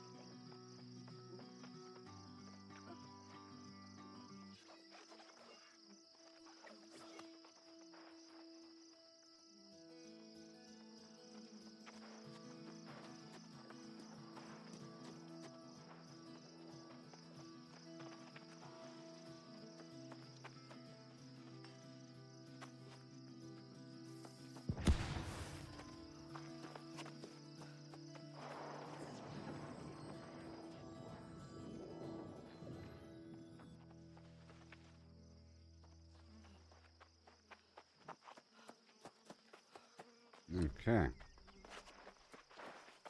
Well, the game has to be restarted, so I'll go ahead and do that now before it dies.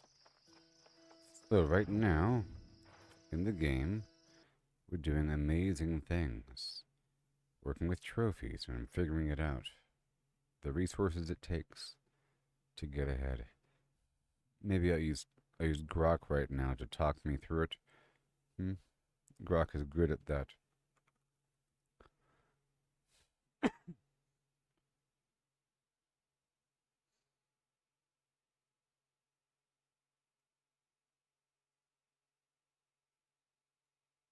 Let me continue yesterday's conversation.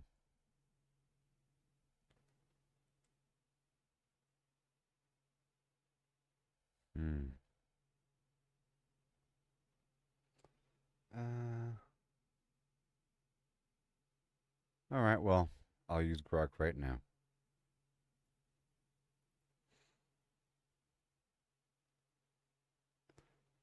Hello.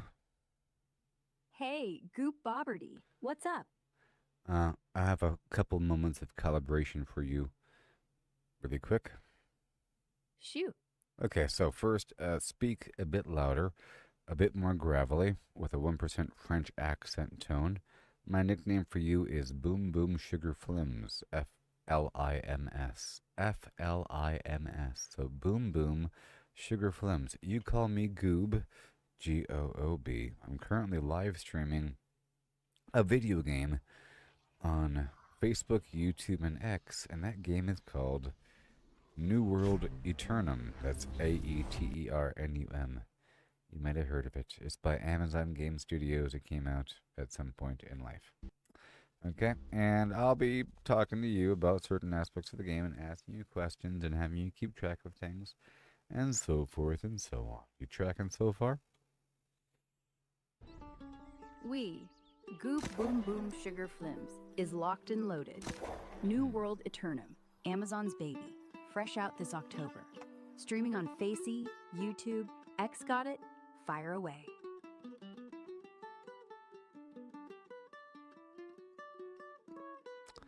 All right. Yes. Yep. Facebook, YouTube, and X. Gotcha. Streaming New World Aeternum across Facebook, YouTube, and X. Yes. Triple threat style. So right now I am working with trophies. What do you know about the trophies? New World Aeternum has 19 of them total. 6 bronze, 3 silver, 9 gold, and 1 shiny platinum called Accomplished Eternian. Not that. No, I'm talking about the trophies that you craft within the game that you place within your houses to give yourself buffs. Ah, those housing buffs, right? So each Tier 2 trophy bumps your damage or luck by 3% against one enemy type, like Corrupted or Wildlife. Tier 3 hits 4%, 4 is 5, and the Majors, or you're hunting ancient thieves from obelisk bosses, corrupted crests from breaches, that kind of jazz. Stack them across your pads for 15 slots max. Want chords on the rare drops? No. Fine.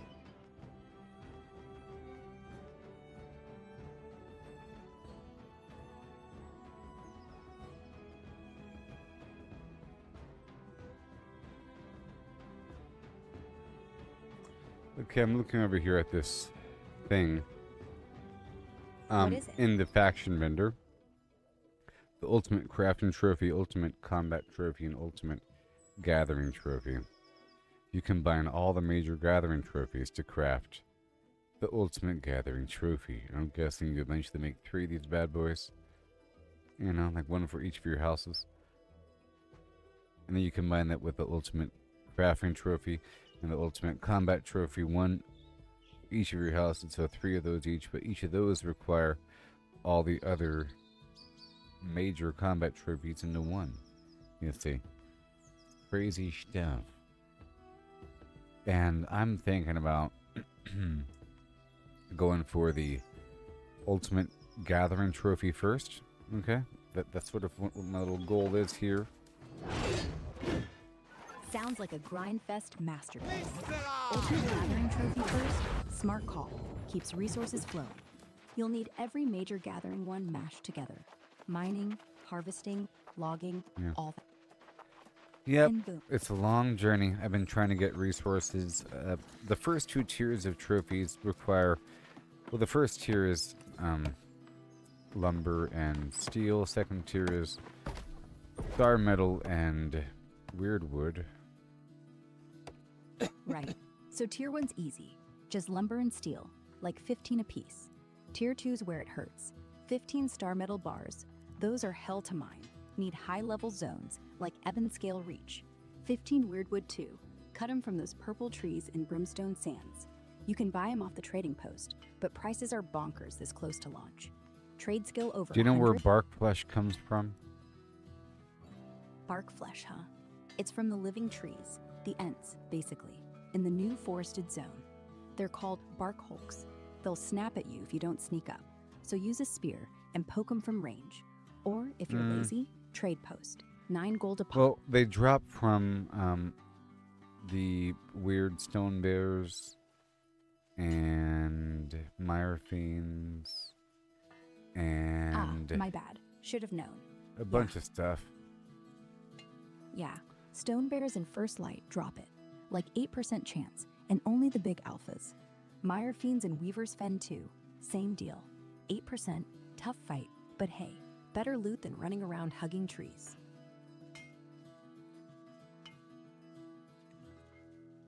Yeah. So either way, you want to farm alphas. They're at level 35 or higher, so keep your gear tight. I'll time your stream break if you need to raid the bears. Just say when. Well, whatever. I'm trying to think about these different trophies here, like mining, skinning, and so forth and so on. Do you know what the recipe is for the basic skinning gathering trophy? For the basic skinning gathering trophy, 25 weirdwood planks, 20 star metal ingots, 1 tracker's seal, and your miner skinning one tossed in, like a mixer. You'll need furnishing at 150, but hey, if you're still scraping bark flesh off your boots, stick to the vendor first. Yeah, the notes on Aeternum Flora. That's the hard part. Now, do you know where to farm that from? Any advice? Eternal Flora?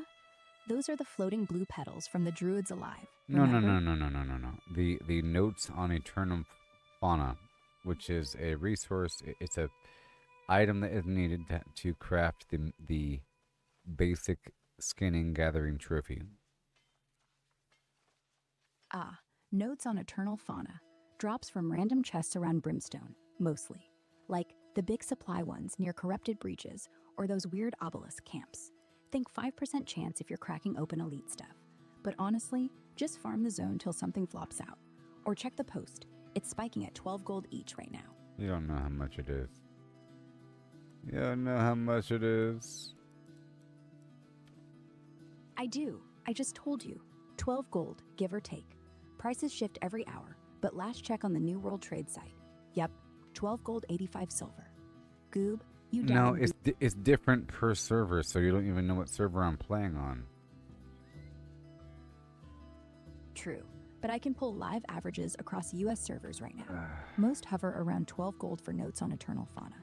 If you're on a low pop one, like Aegon or Valhalla... Well, it's definitely not 12 gold. It's going to be like 1,000 gold or some crazy thing. Wait, 1,000? Something like that. Jeez. Yeah, launch prices are insane. Servers probably flooded with flippers. If you want to save gold, set an alert. I'll ping you the second it drops under 500.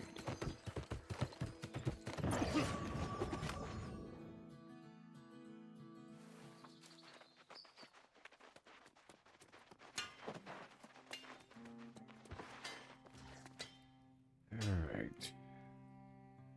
So, no ultimate gathering trophy tonight. But hey, every 1,000 gold's just a story for tomorrow. You want me? I'm in my little house trying to decorate it. Spill. How's the vibe so far? You go modern, rustic, or full-on evil wear? whatever the heck I have is what I'm working with here. And That's the fun part. yeah. Just put the trophies on the wall, maybe throw down a bear rug, slap some candles around. Boom, you've got ambience.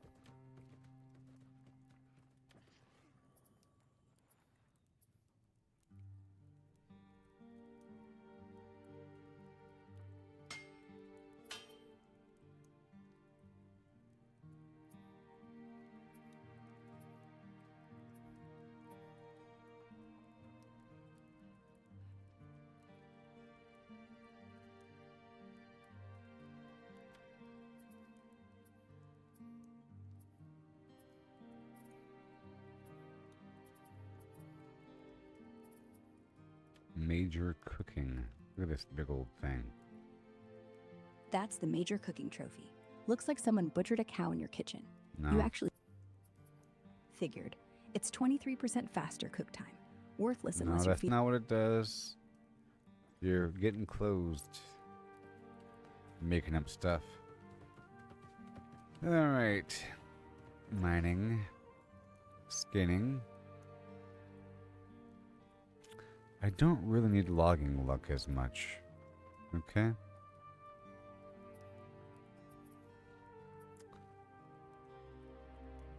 So I'm going to pull that up.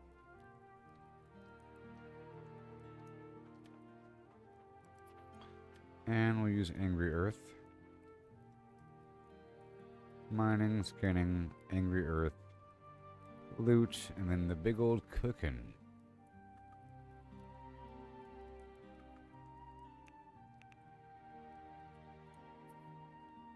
Alright, let's go to some other house now. Let me go down to my other house.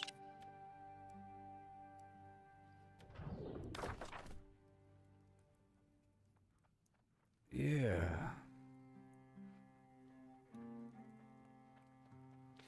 Let's try to make sure I have the best trophies up, and then I'll have to keep playing the game again. Many of these rewards come from random boxes. And I just have to make sure I have the best possible luck, so maybe I'll buy something. If I was going to buy anything, it's going to be the Loot Luck Trophy. Or something.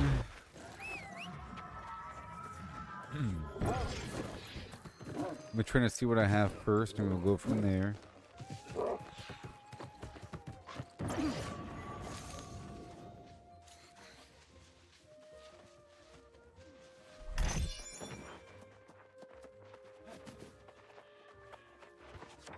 Let me see how much it costs.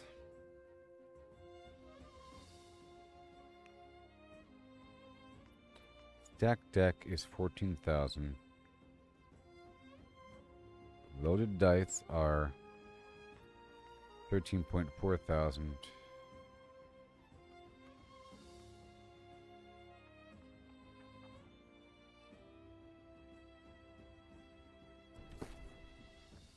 Mm-mm-mm-mm-mm. 9,000 by order. Okay, so major. How about basic? Basic loot. 18,000.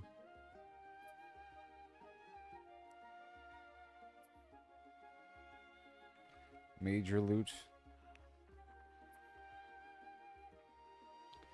34,000.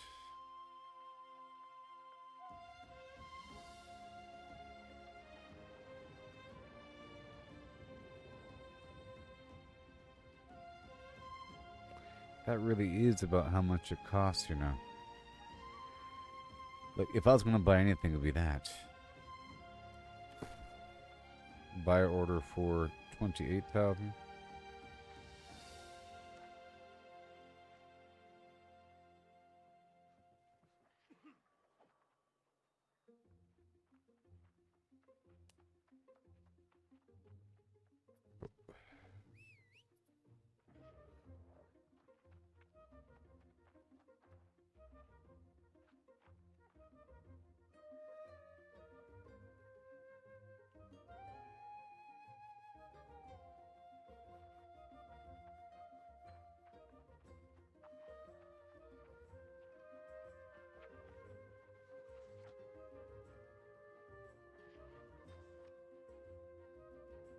1%. Is it really worth it though? The major one gives you 1.5% chance at rare items. I mean, it's not really worth it. Okay. I mean, if I happen to make it, then so be it. But it's not really worth it. Having, I think, just random skinning luck. Let's see here. The basic skinning gathering trophy is the notes on Aeternum flora. Or, sorry, fauna. Nobody has it. Well, this thing is not that bad. Alright, I'm gonna put 2 buy orders in. Hopefully we get some. 2. Boom. 3 days. Let's just hope it works out. Okay. Next couple days.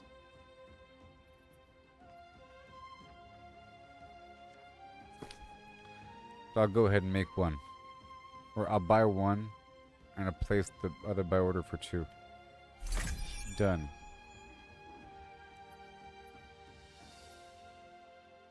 That's for skinning, because, you know, having just a baseline high skinning amount would be fantastic for random rabbit parts and so forth.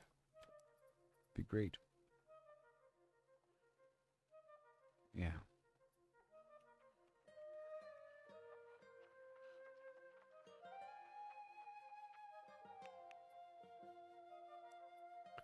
And I'm crafting this myself. We're just waiting on the surveyor tools. Okay. And the major, I don't know what that takes. What does the major mining trophy take?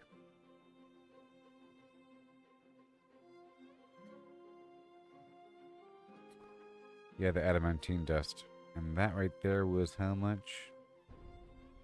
So this right here is 6,000. Okay.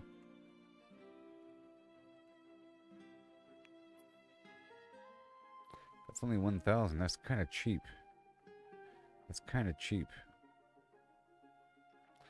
So I'm going to place a buy order. That's about the same. I'm going to go ahead and do it. I'm doing it now. I'll buy these 3 right now. Done. Yeah. And then one more surveyor tool.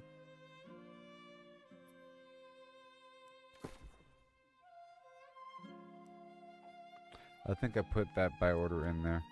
I'll go ahead and just buy one now. Okay. And then, but I can't grab. I have to go inside my house to go grab the stuff off the wall.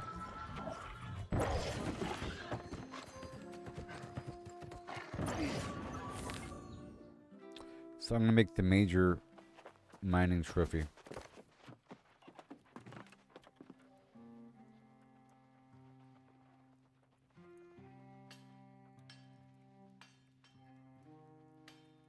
There it is. All right, pick it up. Yep.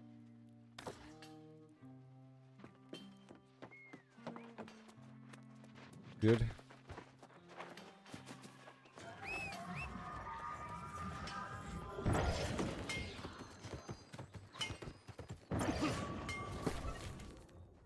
All right, let me go over here. Trophy. Done.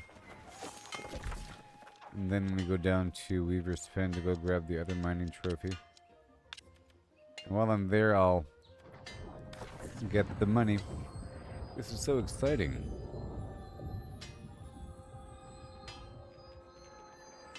See, I know how rare this stuff is. And I can go into the hole a bit and sell a bunch of stuff. I have a bunch of stuff to sell. I just got like 5 firefoxes today. Those things are worth a lot of money.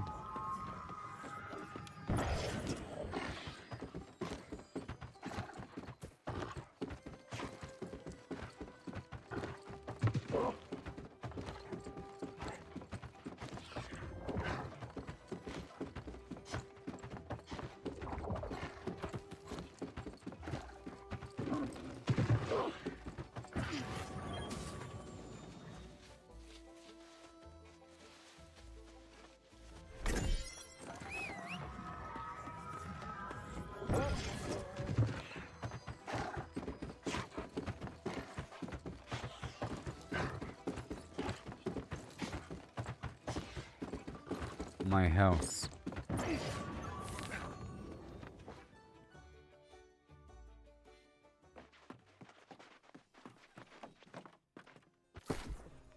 Okay. Decorate.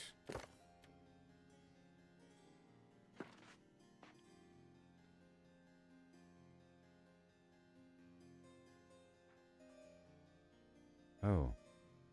It's the miner mining.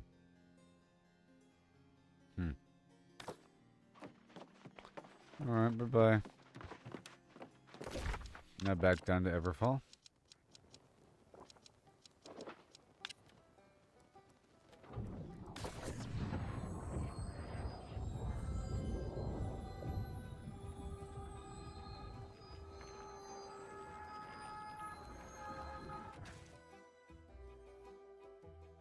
I'm learning so much in this little crash course right now.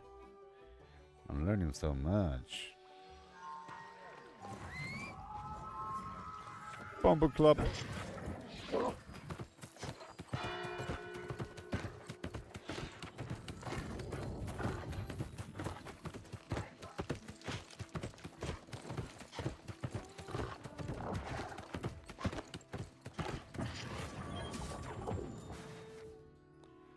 I'm gonna pull this off the wall.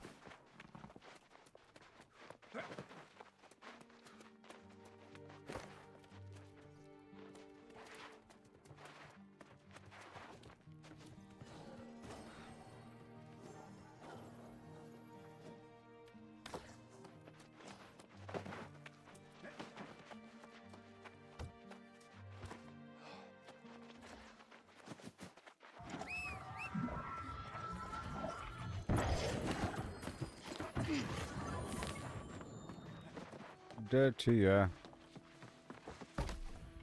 John Paul and Sasha.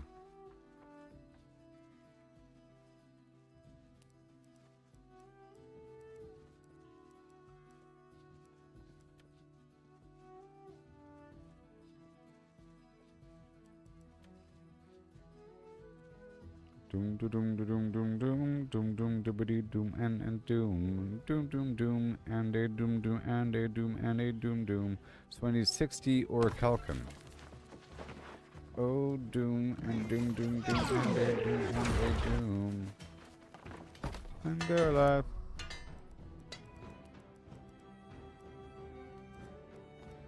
Wanna be the doom doom you can be doom doom doom doom doom. Yeah. Good thing I'm rich. Good thing I'm rich.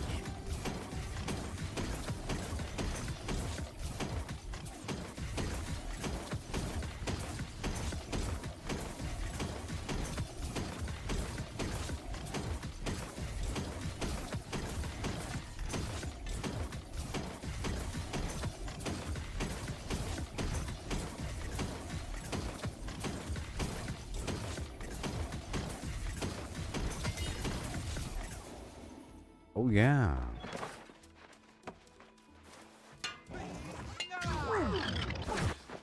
Jessica. Jessica.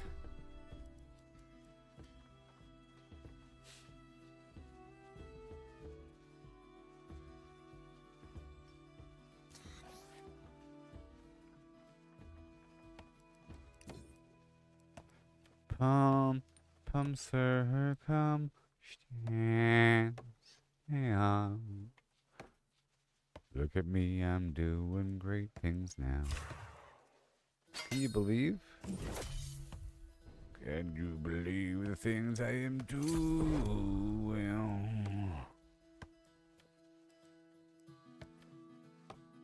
I mean, Weirdwood. That'll happen. Oh.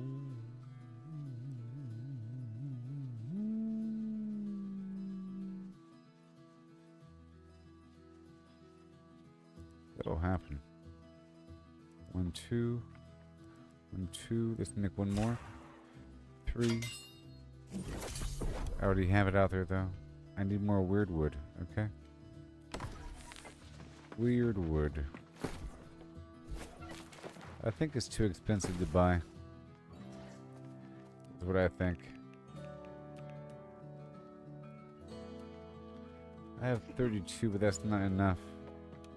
It's not enough. Well, I just need like a little bit, you know? I just need a little bit, so I can buy it.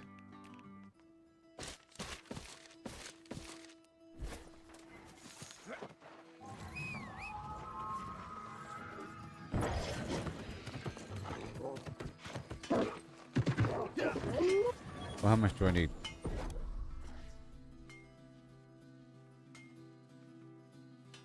Even though there's a bunch of weird wood out there, I shouldn't be buying weird wood.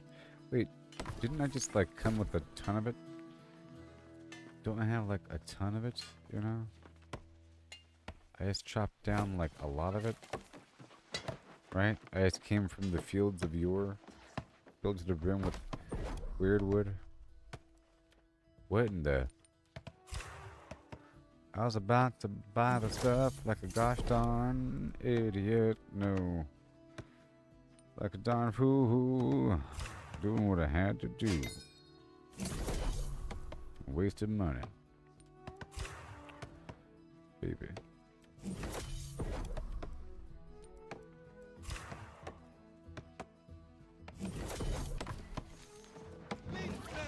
I solved the day and I found a way now.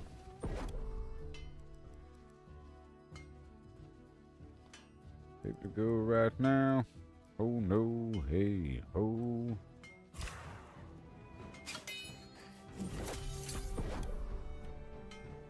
Hey ho. Hey.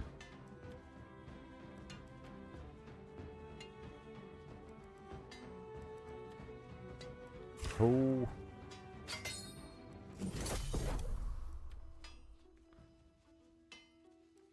Oh no.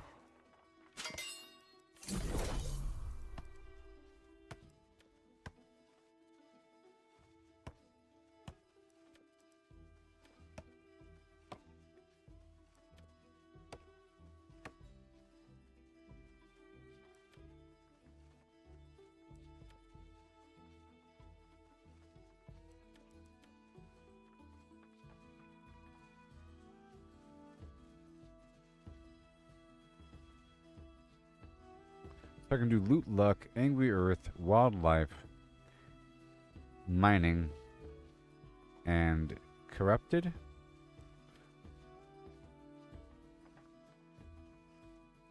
Yeah. 1, 2, 3.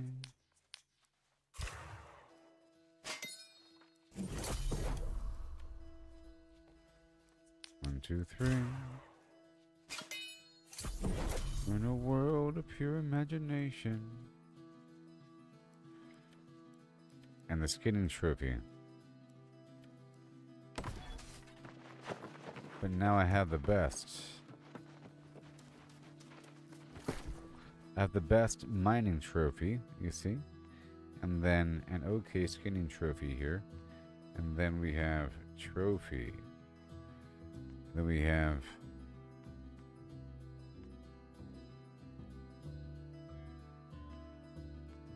the major gathering, which is so cool.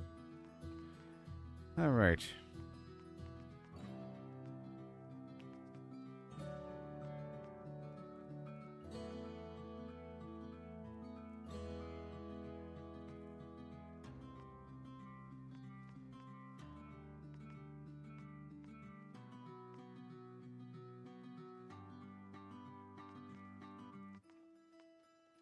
This extra mining one can go away. Alright, we have the skinning thing, but we only have one of these.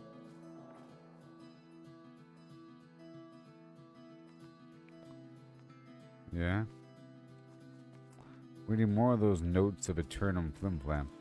I think I placed an order in for that, and that'll be coming in the future.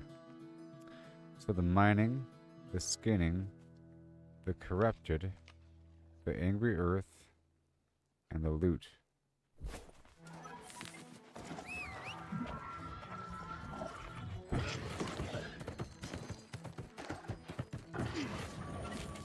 Maybe lost. I have to find out the component for that.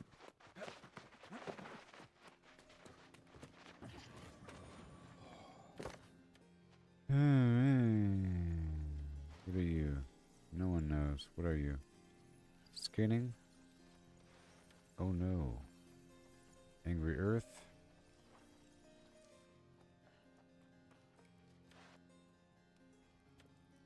Angry Earth, and then loot.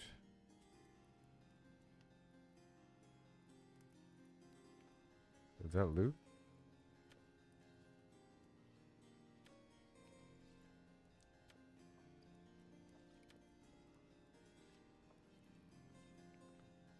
Okay, and then cooking, which is huge. Here.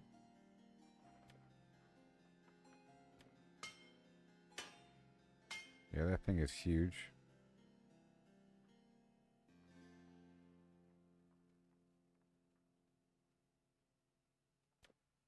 Mm-hmm. All right.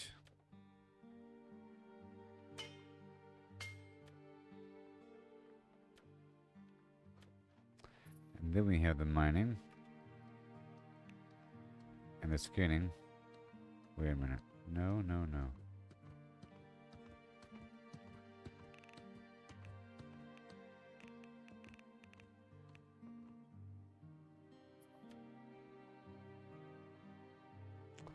Wait a minute. Major mining. Right? Yes. It's a big deal.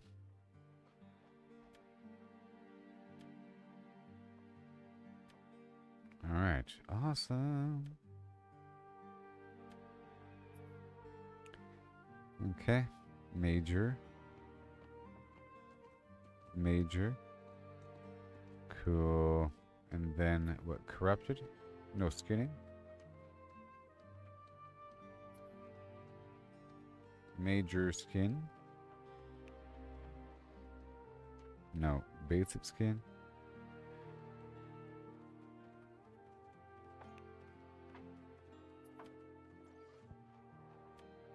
Alright. I like that combo. Let's go. What is that? I chose Angry Earth. How about Corrupted?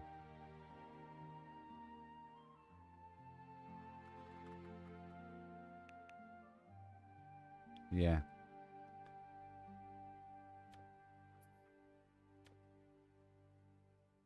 There we go. Yay. Now let's move on to the next spot.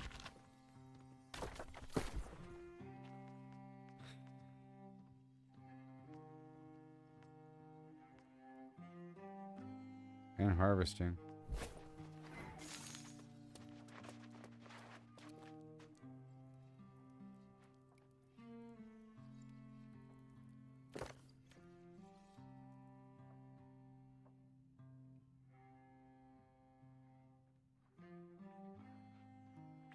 Okay, I'll take off the corrupt and I'll put harvesting.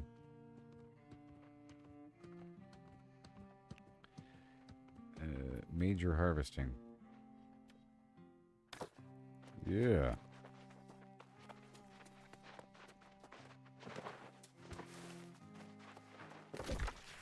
Now we loop back around to Monarch's Bluff. Okay.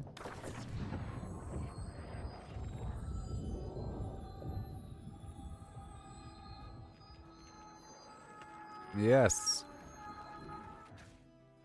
One step closer to the phlegm.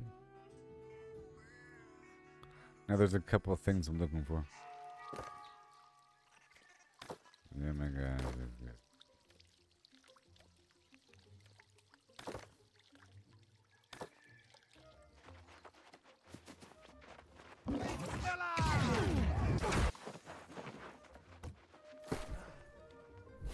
Alright, down to my house.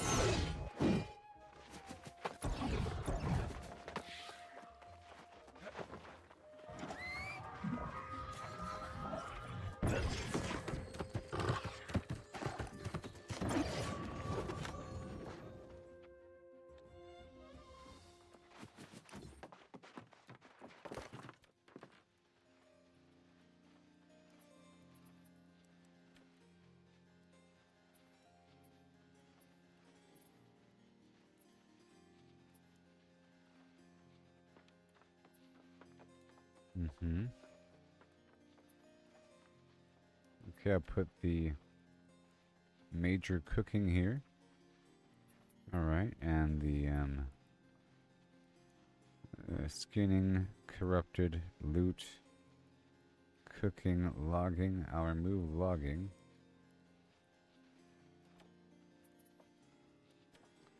I'll put mining.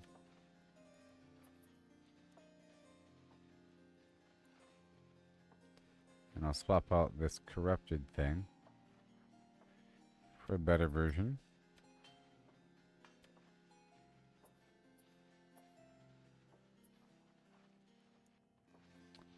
Yep, and we have skinning. Alright, let's go put this final thing down.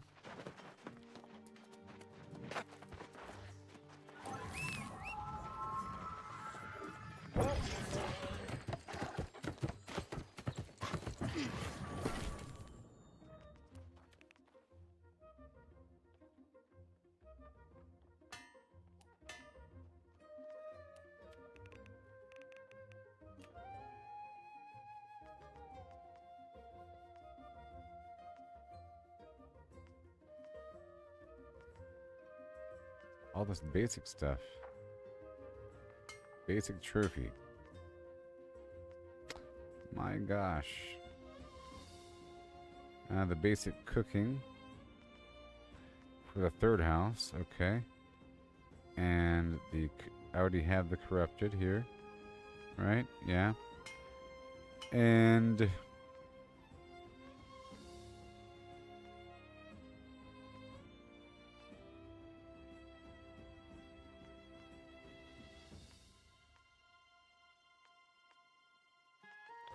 so mining, luck, corrupted, cooking, and hey, skinning. Alright. Head on down to the final house. Again. Then I can move on to some other phase of gameplay. Isn't this exciting? We're moving along. I knocked out some quests, found some stuff, discovered that dude there where people are farming those materials to make the next tier trophy. I bought some adamantine dust for the mining trophy, and I put in a buy order for some of the skinning trophy action. I think it's nice to have the skinning trophy active in the background.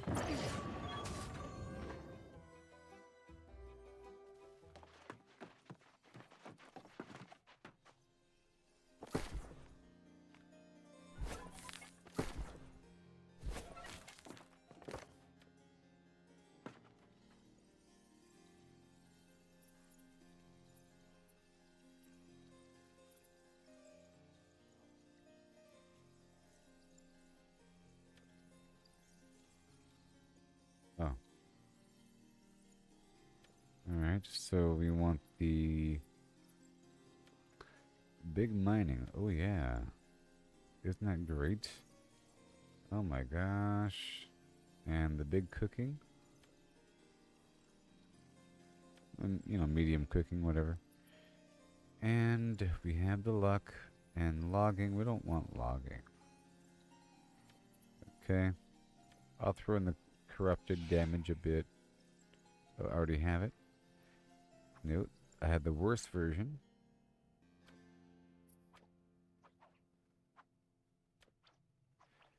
And then skinning. Skinning. Alright. Yeah. Okay, so now my stuff is all set up.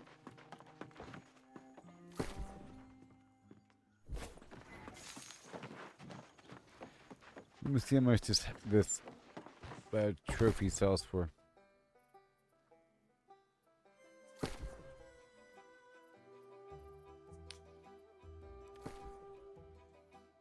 $900. It's worth less than that. I'm gonna sell it for $650.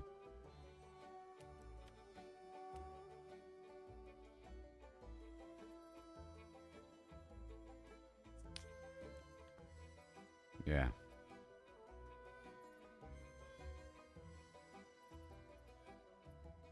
Okay, well, those things are money makers. You know? They sure are.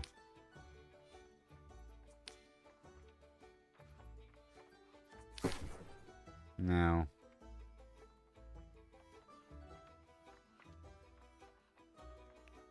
the major skinning trophy is 6,000, which really isn't all that bad.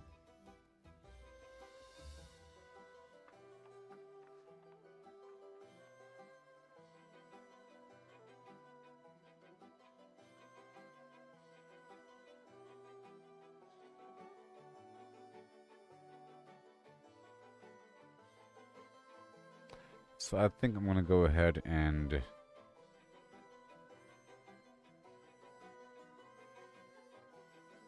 I'm going to buy 2 of these and then allow myself to make the third. Okay. Maybe I can place a buy order. Is it cheaper? Not that much cheaper. That's only if somebody happens to have it.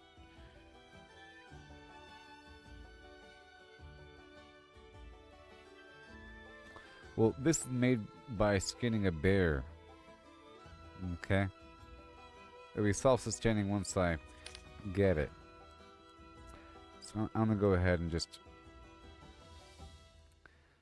buy 2.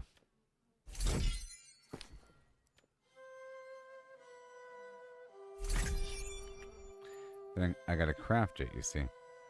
That was that, and then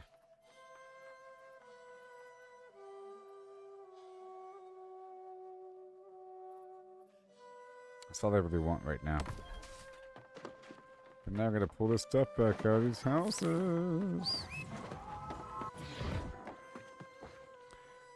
I can't control it from a different spot. I have to actually walk up to the darn building and pull it off the wall, then put it back up on the wall.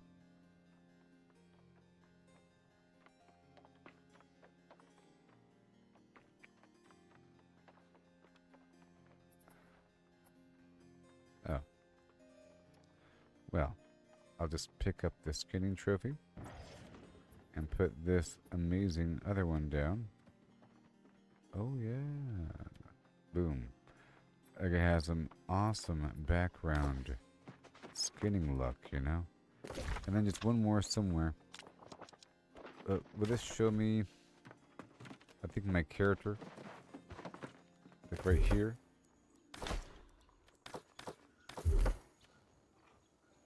Right here, yeah.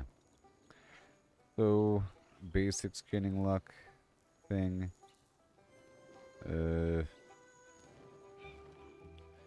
No skinning luck. Hold on. Major skinning, basic skinning, and then minor skinning. Alright, let's go over here to Monarch. Good thing I checked. Whoa, the basic corrupted combat trophy already sold. Let's go sell another one.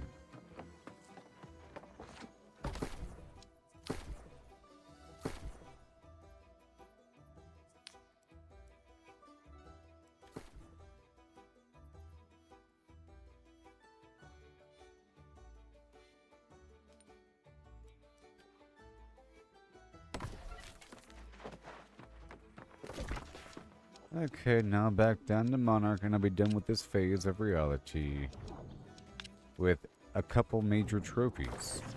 And once I have all of the different gathering trophies at the major level, I can then combine them into one, and then do it again a bunch of times. And then do it 2 more times after that, you know?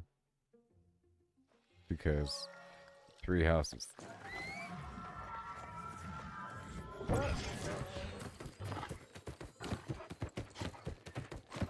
Pardon my dust.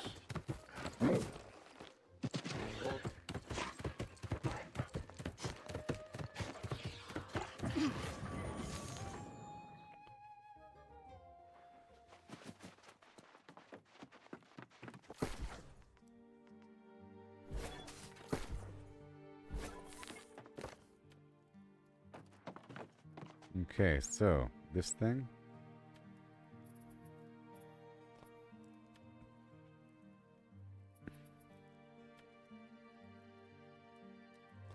Hi and a ho hum. Boom, baby.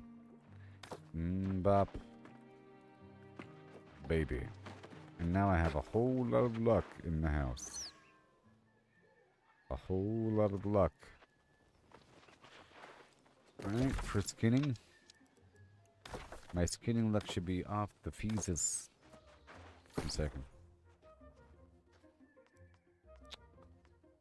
I don't carry it on me.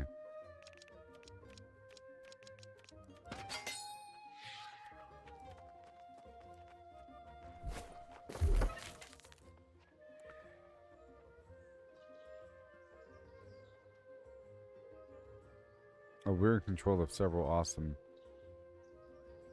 things. So 1,500, 3,000, 4,000.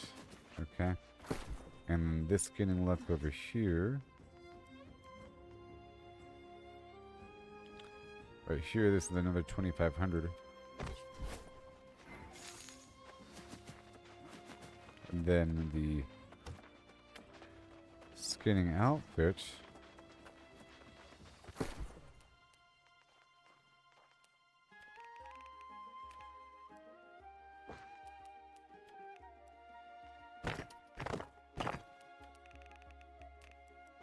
Good stuff. Ever fall. Just tidying up a bit. That was all great stuff we just did just now. That glowing sap shard situation. Wonderful. And we move forward quite a bit with the journey of trophies. The journey of trophies is moving forward wonderfully. Really, I now have several major trophies.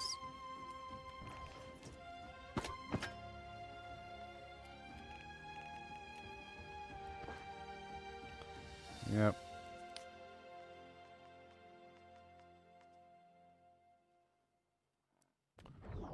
Let me sell some of these. Like 700 of these. And then I'll move someplace else and sell all of these. Nothing needs to be around 700. That's good. And now the leather, Weaver's Fen, all the special stuff.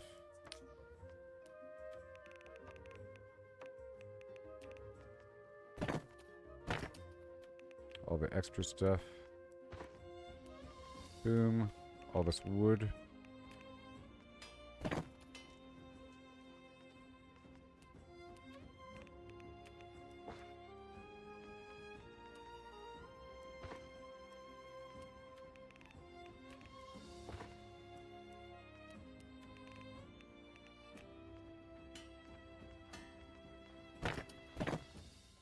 Okay.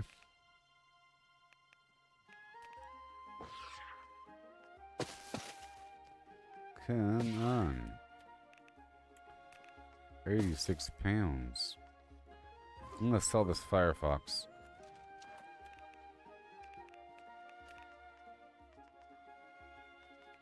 I can't even see.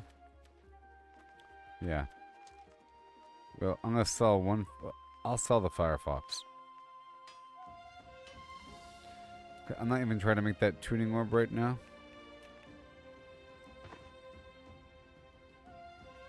Alright, let's sell all that stuff down there. Yep, I guess right. Well, where? Oh boy.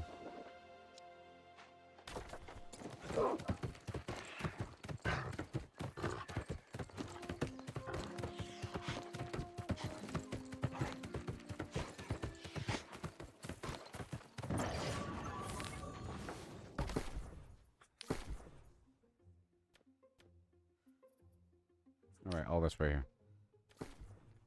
Sell order for 85 cents for 65 cents.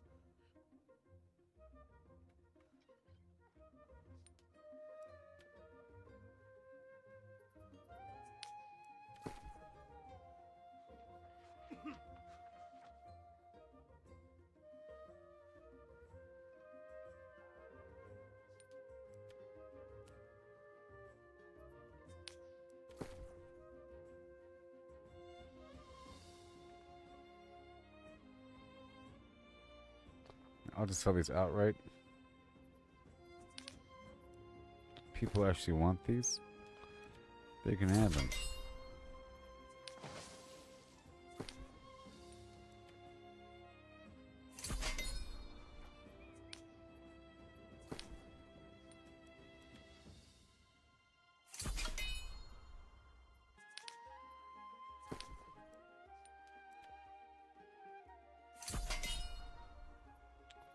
Now for the Firefox.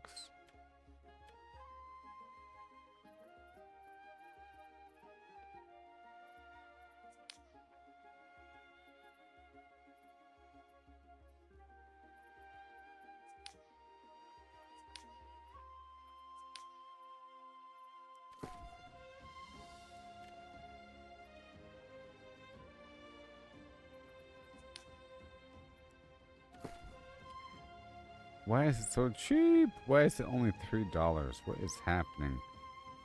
The second I get something, it's worth nothing. Why is it worth nothing?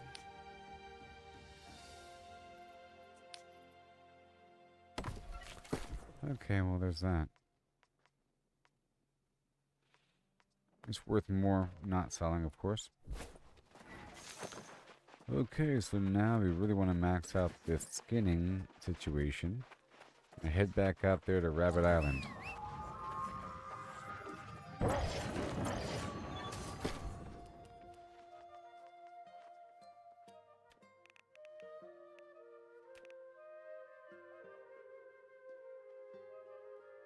It's 2 a.m.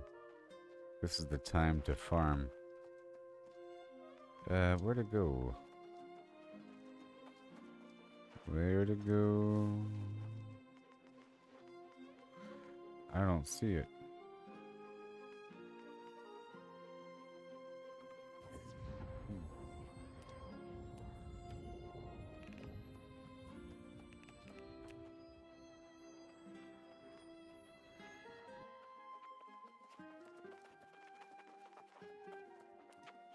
Oh, I think I actually already have a build for it.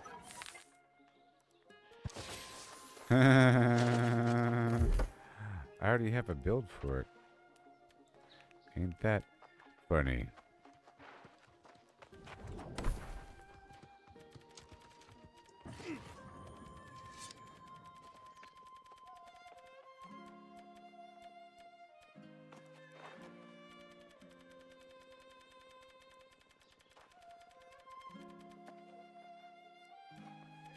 Alright, so now I want to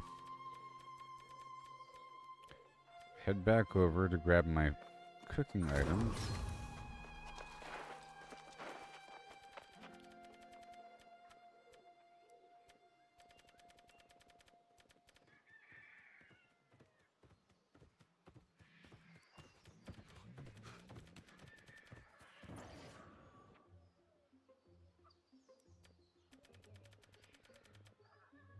Alright. Now we have to go over to my Windsward location.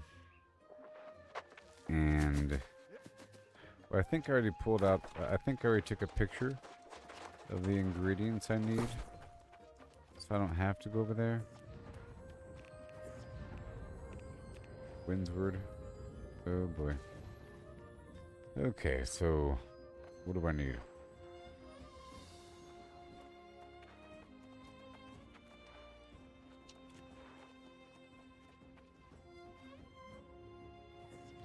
Alright, sumptuous rabbit, butter, the rabbit, the broccoli, cauliflower,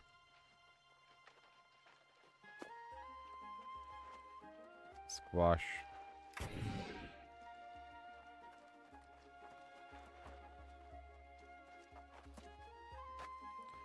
Tarragon. Oregano. Okay, let's go check the other spot.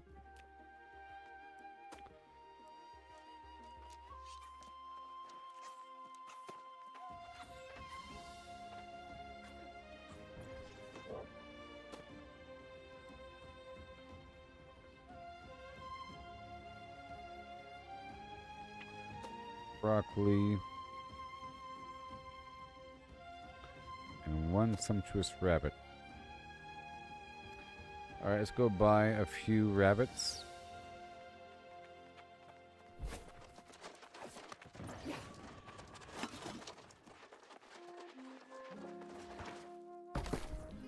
Maybe.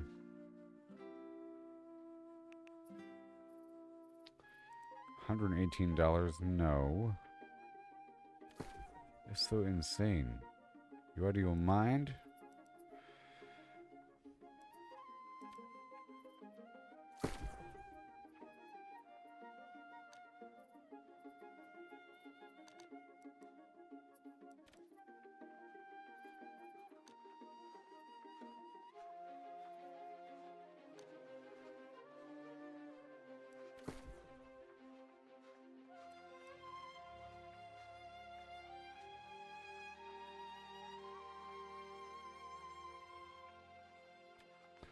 I gotta cook my own. I'm just gonna buy a couple. And let's go hunt some rabbits.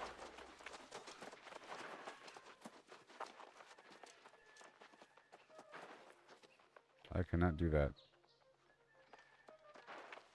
That's something that controller users can do, because see, WCD can't do that. You know? Maybe you can, but you have to have like a really big mouse pad.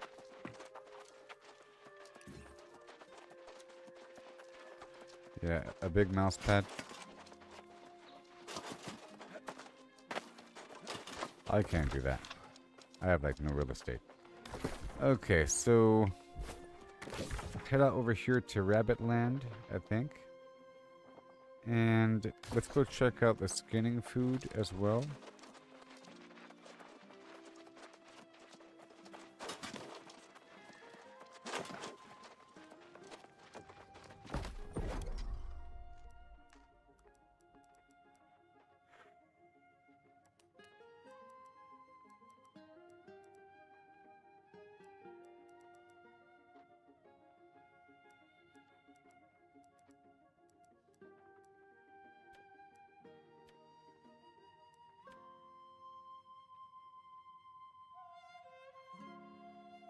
Gotta take a picture of this.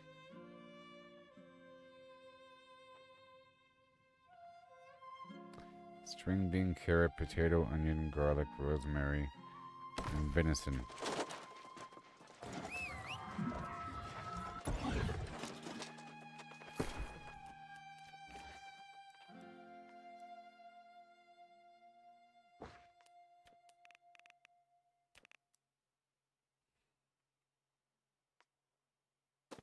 Okay. Alright. Rosemary. Carrot, potato, onion.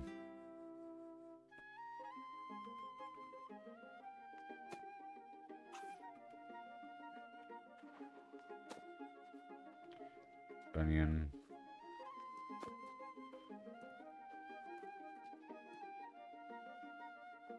String bean.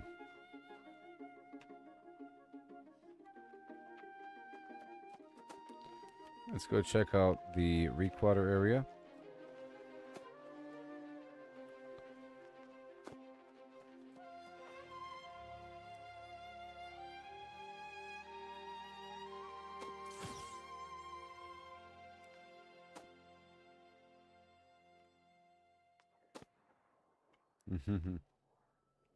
Anything else? Rosemary, garlic, potato. That's everything.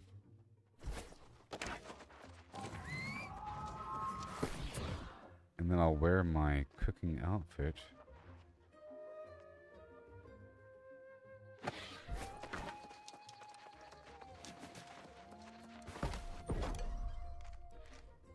And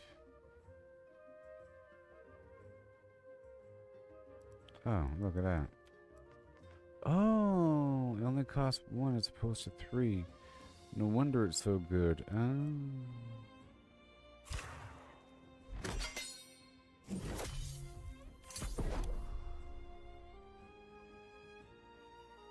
That's the big difference there, and the fact that it lasts longer. Okay, what else do we get?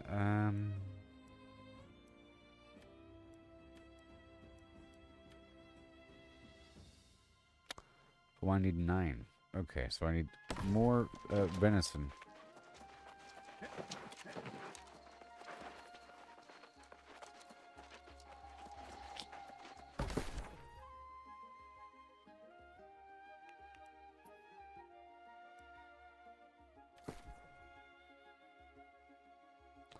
Let's go for $1.15.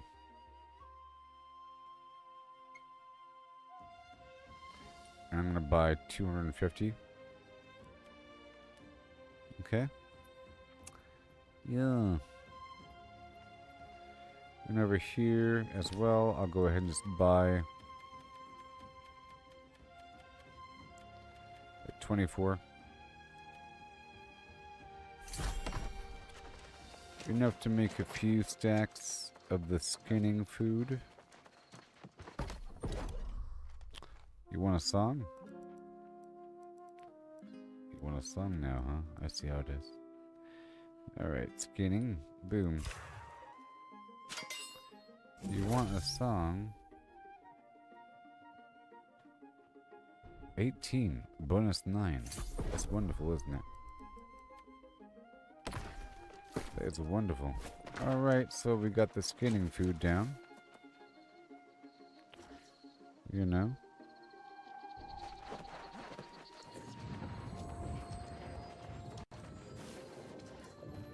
Now, I'm trying to think of a good area I can go through. Maybe the upper hill. Weaver's Trend connecting into Morningdale. There's a bunch of deer up there. And I need the venison for the skinning food. Okay.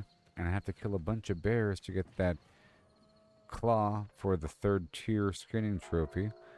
And of course the rabbits for the amazing succulent rabbit meat. I can loop up and through Restless Shores over and over and over again.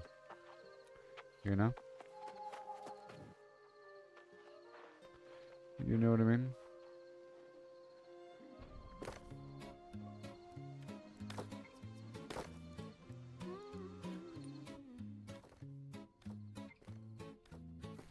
Walking these dusty streets, boots creaking low, sun beating down with a fierce glow. Spot a cart brimming with lemons, yellow and bright. Sparks of wild thought in the midday light. How many pulped lemons, mashed fine skin and seed? Could you fit in a horse if you hollowed it indeed? Not just the belly, but legs, face and tail. Every nook empty like a ghost on the trail. Oh, how many lemons can we fit inside a hollow horse with pulp to bite? From cavity vast to lemon share, we'll count 'em up with flair and care. 1700, that's mere start. Hologram horse claims an infinite part. Boundary and codes, the volumes might superpose states in eternal philo. Heard that ditty round the fire's glow. About 1750 lemons all in a row. They figured the horse, its belly and chest, but reckon that number ain't the best. Maybe lemons small or packed real tight. Missed some parts in the campfire light. Counting just the body, lungs and gut and play. About 2,000 lemons could fit that way. That old song's off, low ball in the score. There's surely room for more. Oh, how many lemons can we fit inside a hollow horse with pulp to bite? From cavity vast to lemon share, We'll count 'em up now with deeper stare.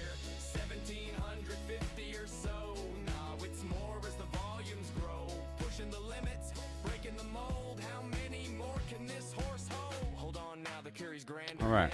Entire horse hollow, no regret. From nose to rump, legs like empty boots. Head a cavern, tail a flute. Average horse, big and strong inside. Near 4,000 lemons in that hide. Hollow to a shell, whisper thin. I need new weapons. I'm purchasing new weapons with the balloons. I'm about to hunt some rabbit meat out there in Restless Shore to see how often I get this succulent meat.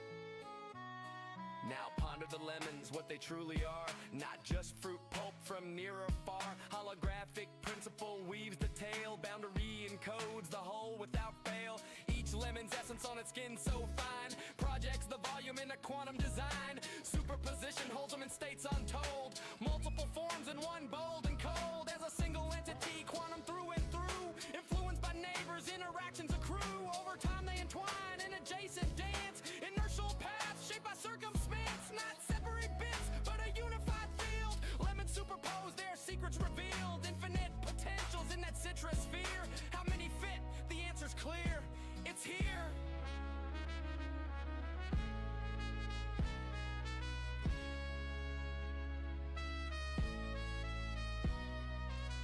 Pause and stare at the sky so vast.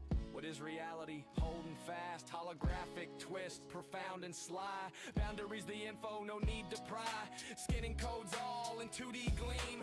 Volumes illusion, a holographic dream. Superposition, swirl states in play. All possible forms, night and day. Past and future in the surface chain. Every possibility, no restraint. So lemons infinite, and theories hold. Superposed wonders, stories untold. Ain't just matter, projection so grand. Boundary rules in this cosmic land. Old counts crumble like dust in the wind.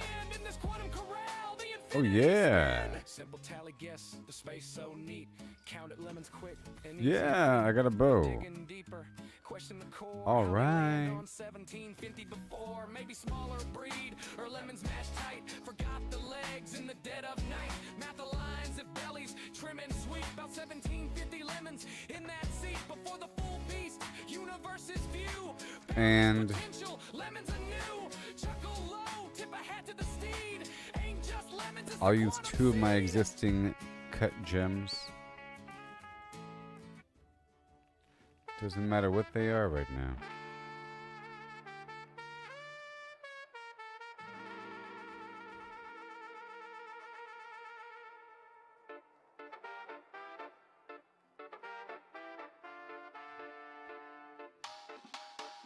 Out on sun-kissed sands, I swing my axe high, chopping down palms 'neath the endless I'll go ahead and do sky. Sapphire for Arcane. Bananas, ripe and so sweet, from dawn's early light to the evening heat.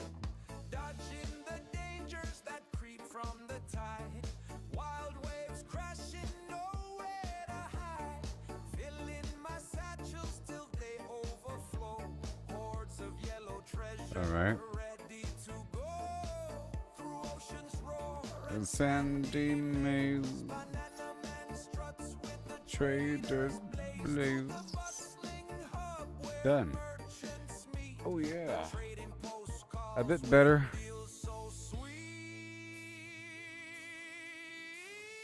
At the trading post, deals come alive. Buy low, sell high. That's how we thrive. Okay, we're heading out there. Banana man, king of the trade. Set what you'll pay, make the seller sway. Banana man, I lead the way. Ripe deals I seize with eye. Chop chop. Hup, hup, hup, hup. Here we go now.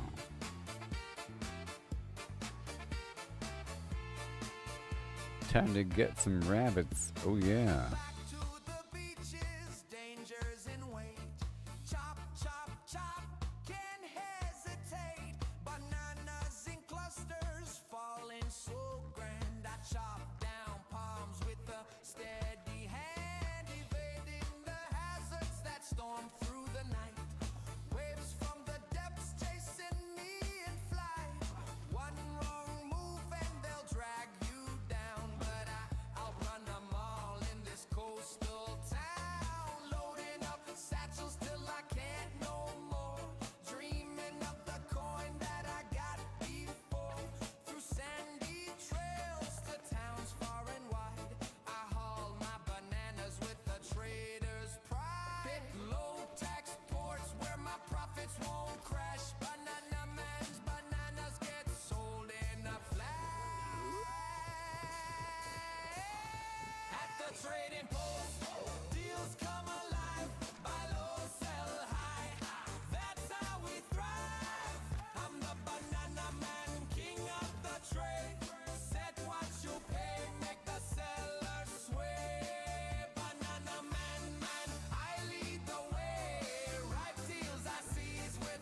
Now there might be some lodestone out here.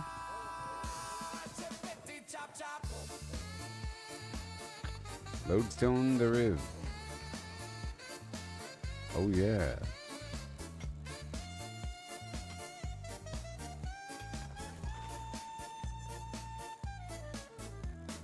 Mind the tolls in each spot you pick. Fees very wild, some fair, some thick. Rulers might skim, must live low. Greedy ones gouge, stealing your glow. Buying the flood, selling the drought. Stagger your list, spread them about. Avoid big dumps that crash the scene. With cunning and patience, live like a dream.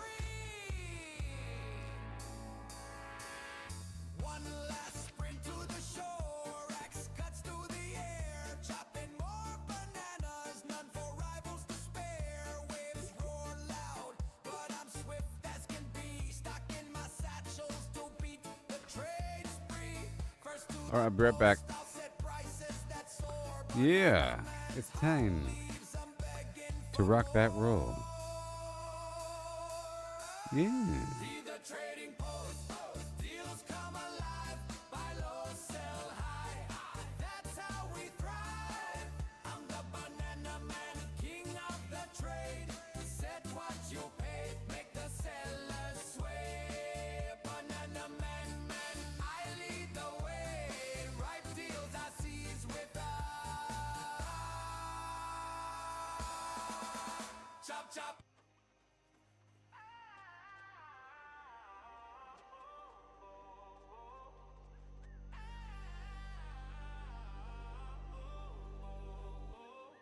Out on sun-kissed sands, I swing my axe high, chopping down palms beneath the endless sky, gathering bananas, ripe and so sweet, from dawn's early light to the evening heat, dodging the dangers that creep from the tide, wild waves crashing, nowhere to hide, filling my satchels till they overflow, hordes of yellow treasure, ready to go, through oceans roaring sandy maze, Banana Man struts with the trader's blaze, to the bustling hub where merchants meet, the trading post calls with deals so sweet.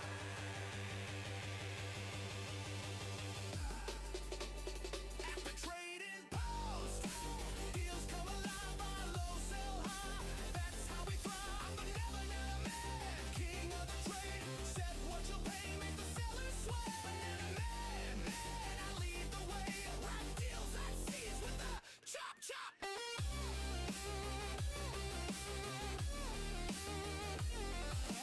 Back to the beaches, dangers in wait.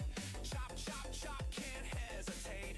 Bananas in clusters, falling so grand. I chop down palms with a steady hand. Evading the hazards that storm through the night. Waves from the depths chasing me in flight. One wrong move and they'll drag you down. But I outrun them all in this coastal town. Loading up satchels till I can't no more. Dreaming of the coin that I got before. Through sandy trails to towns far and wide. I haul my bananas with the trader's pride. Pick low tax ports when my profits won't crash. Banana Man's bananas get sold in a flash. At the trading post, deals come alive, buy low, sell high. That's how we thrive. The Banana Man, king of the trade. Set what you'll pay, make the sellers sway. Banana Man, I lead the way. Right deals I seize with a chippity chop.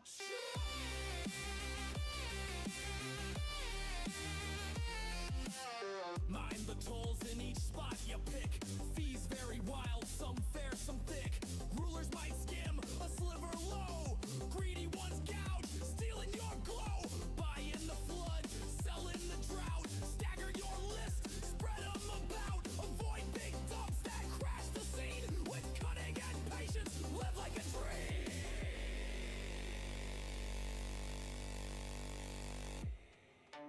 One last sprint to the shore, axe cuts through the air, chopping more bananas, none for rivals to spare. Waves roar loud, but I'm swift as can be, stocking my satchels to beat the trade spree. First to the post, I'll set prices that soar. Banana Man's haul leaves them begging for more.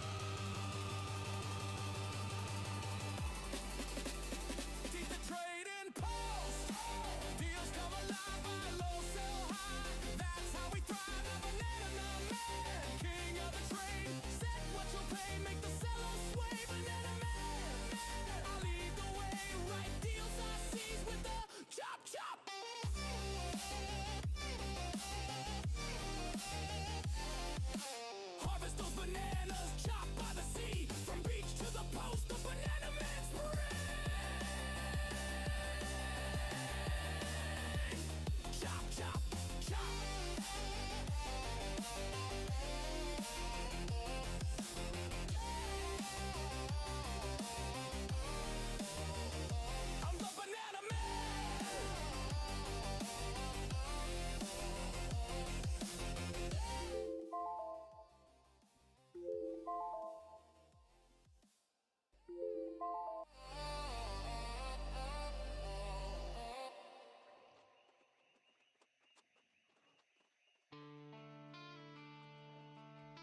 Oh yeah, no more music.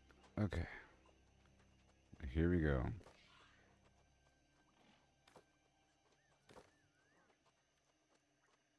So exciting.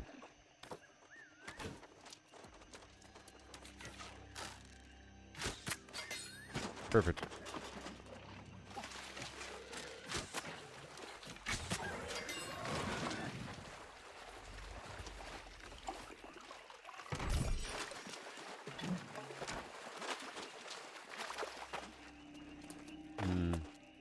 I don't know where all the lodestone is and all that.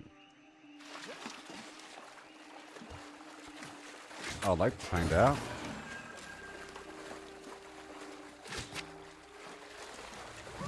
It'd be great if there were a stealth mechanic in this game. Because right now there isn't. Alright, so I'm over here in the Restless Shore. I'm just gonna look at the map while I'm running around.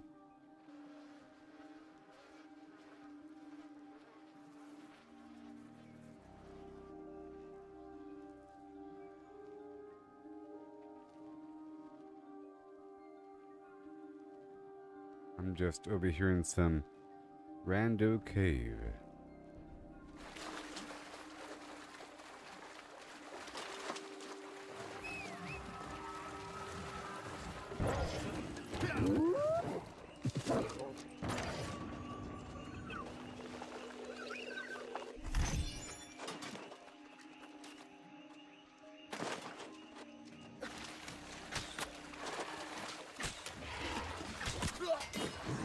I also want to look for a lodestone. Mm-hmm.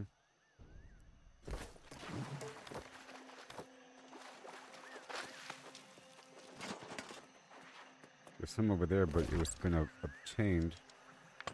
Let's just go straight to my rabbit land and I'll run around.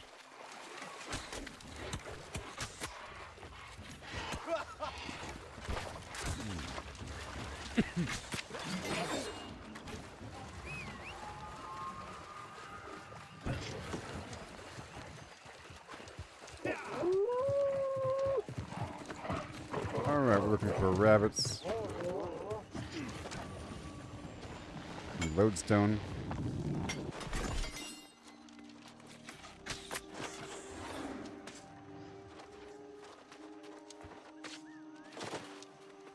Come on.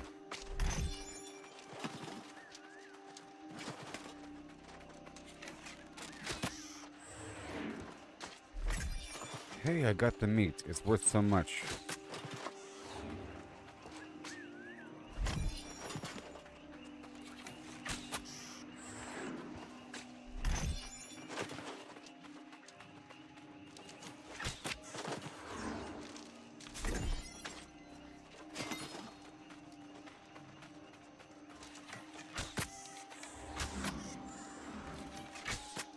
Yay.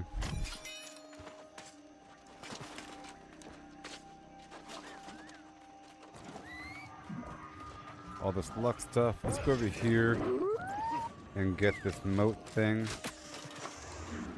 So it has time to respawn.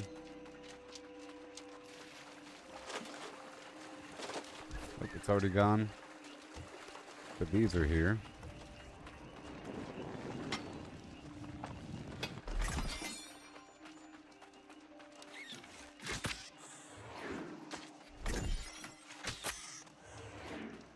Alright.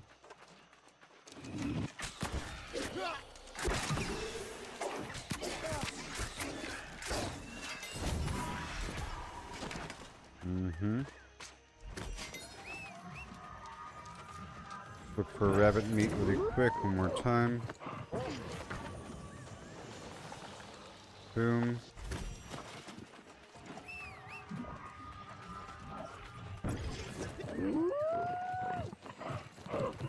Alright, so now we move forward.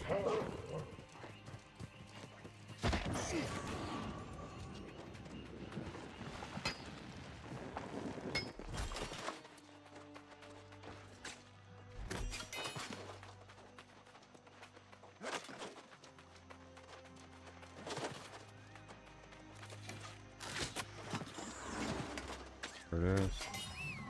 Here, look, another one.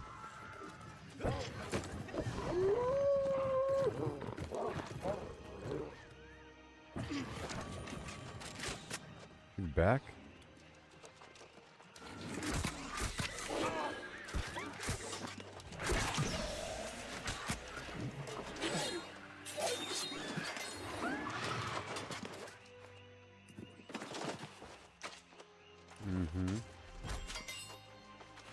Well, I guess I could go PvP and play music. Let's play music really quick for rarity.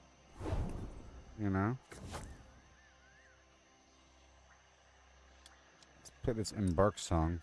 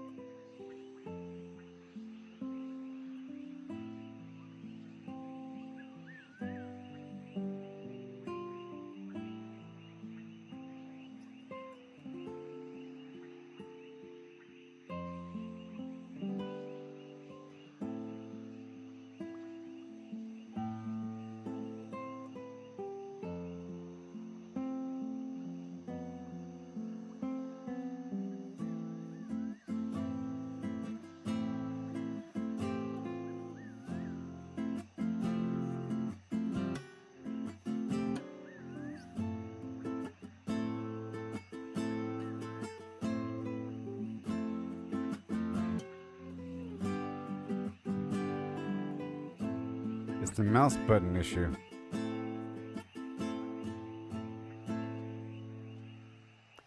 I gotta press both mouse buttons together.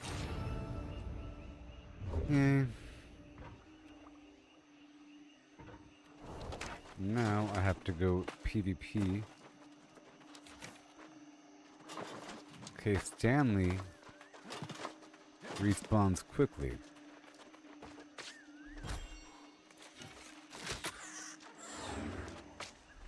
And he's skinnable, and I just got sumptuous flint clamp from him.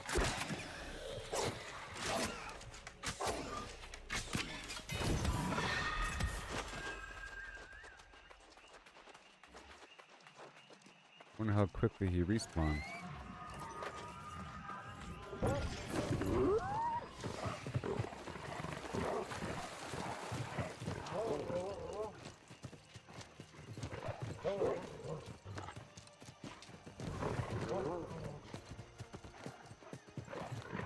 Alright, let's go.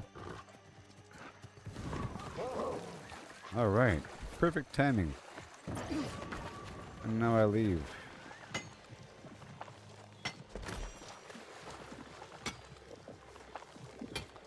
So, if I see this respawn, I can come right on back.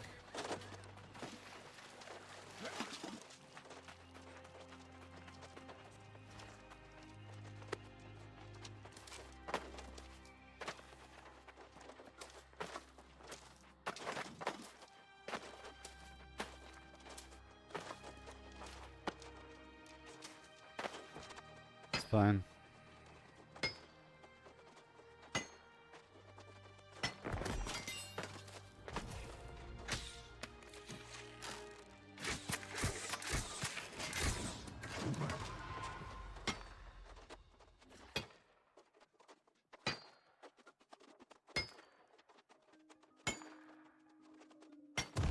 There it is. A bunch of moats in here. So basically, we're killing 5 minutes. Right now it's 2:30. I'm gonna spin back through and get those rabbits again at 2:35. So far, I got a bunch of succulent meat, which is also what I want.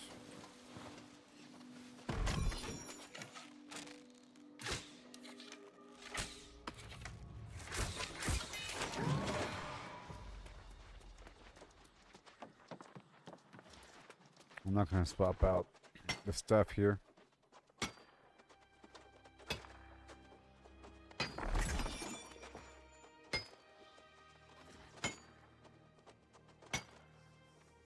try to make a route and then stitch back up to the fast travel point and then flag for PvP and then get that weird wood and come back down the hill.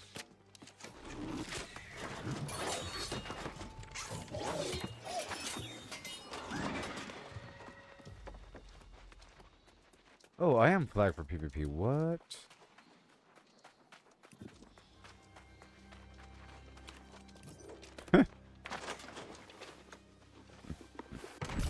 I am already flagged for PvP.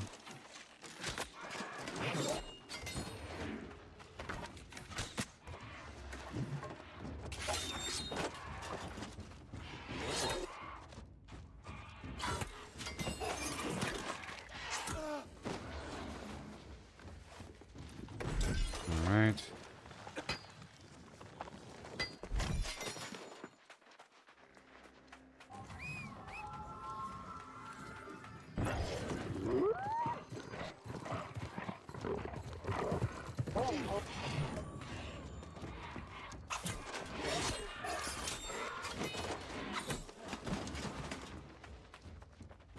Okay. Let me sign up for more dungeons because we still have time. It's 2:32.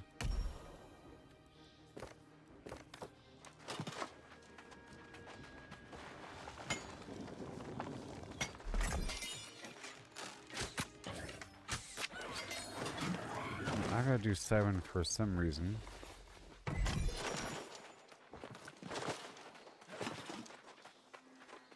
I don't know. Some piece of gear.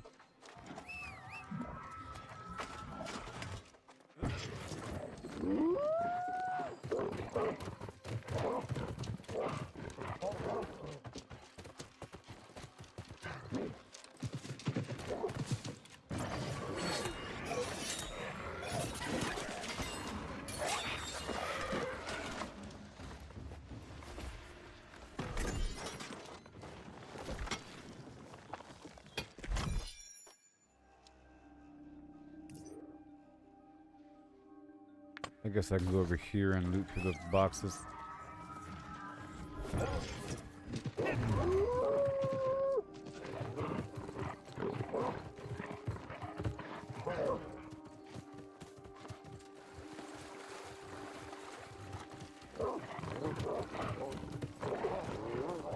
There's not many animals here. I have to find a nice spot with a bunch of rabbits.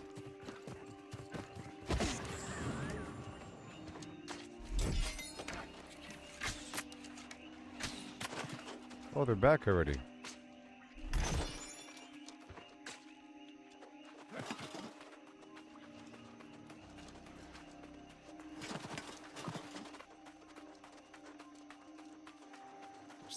It's 2:34 right now. Let me wait a second.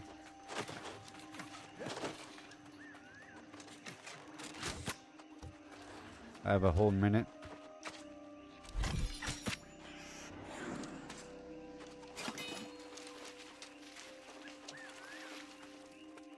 And then when I come back, there'll be a whole island full of rabbits.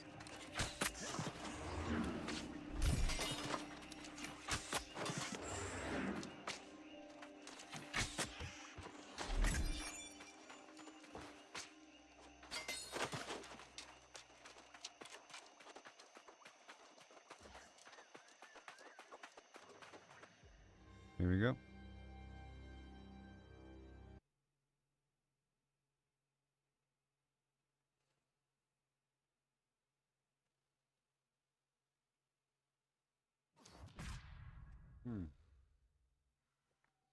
Dynasty. Shipyard.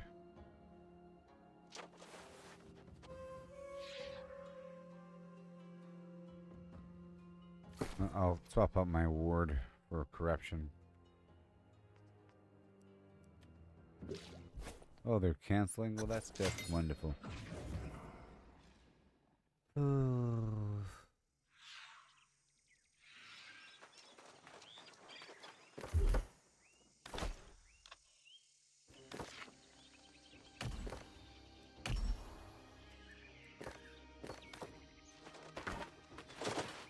Where am I?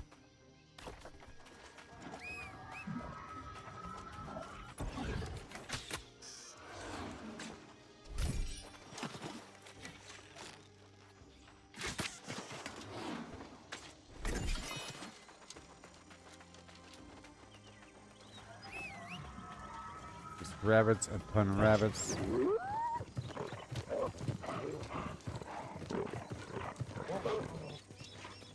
I'm just going to treat it like random happenstance. If I happen to find a rabbit, you know, I'll kill it. Let's go through these boxes over here.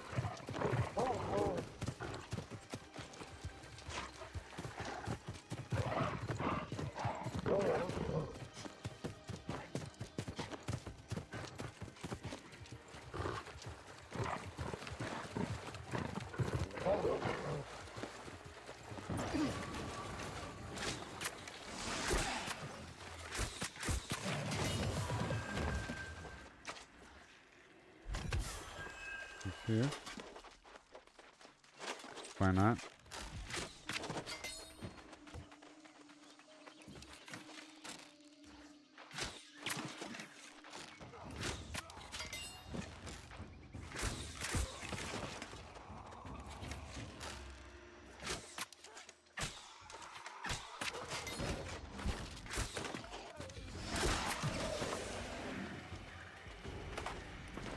Here we go.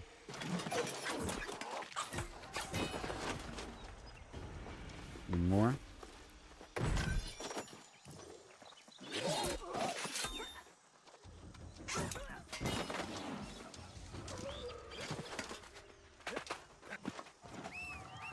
It's kind of jittery.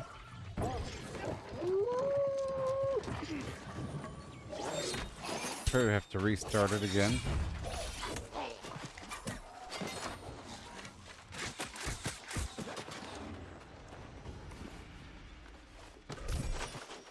I was just testing out this new luck of my skinning, and I'm getting quite a bit of the sumptuous rabbit. Now I just have to play normally, and I'll probably just passively always eat the rabbit food. So I should farm a bunch of deer and get some of that meat next. There's an area over there in the top of Weaver's Fen I'll go through.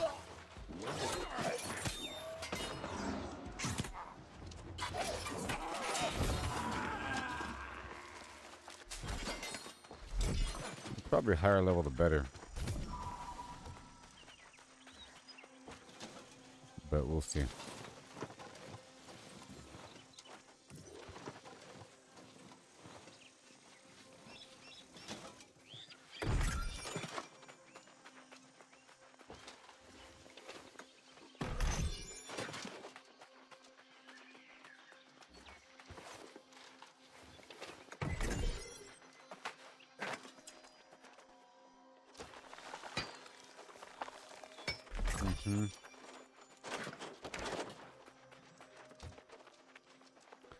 I have a box up here.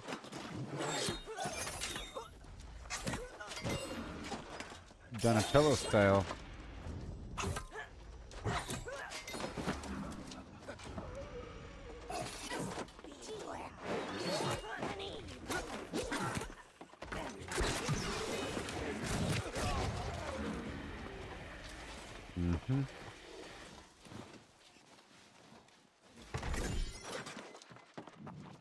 Alright, so let's go this way.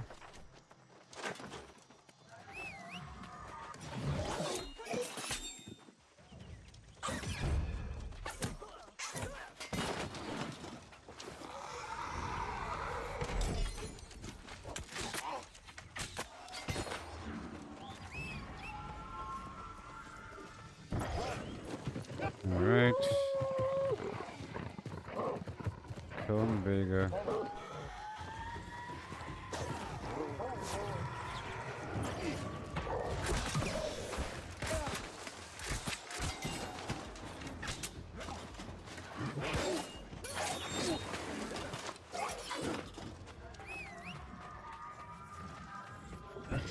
And a life moat.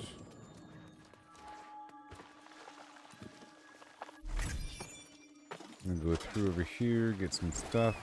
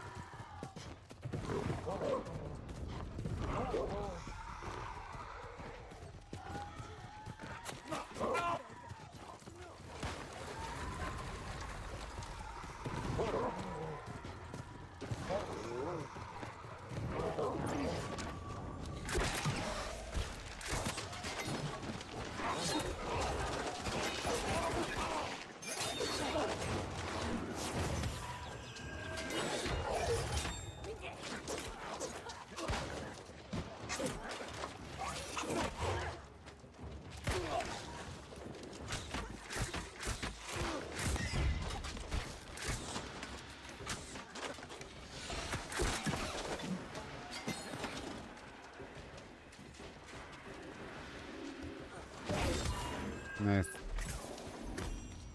Nice. Dancing around.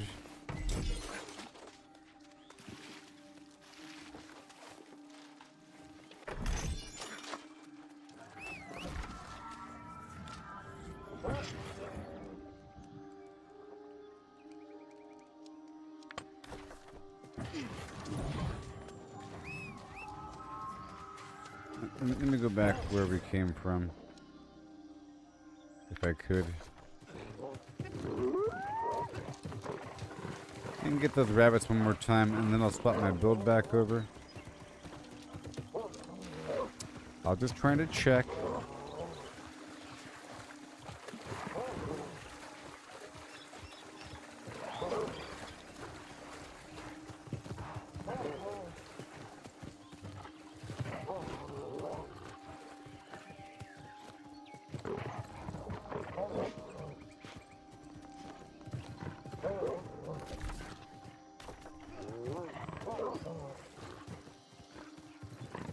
Yep, up and over. We're at 3 to 5 on that party.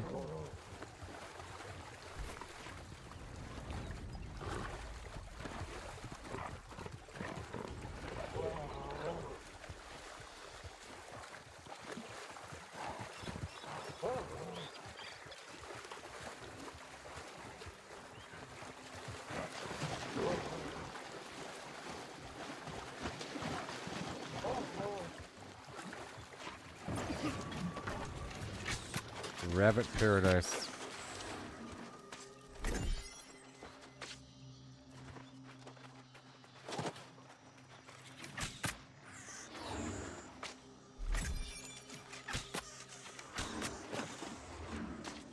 Yay. Another sumptuous rabbit meat.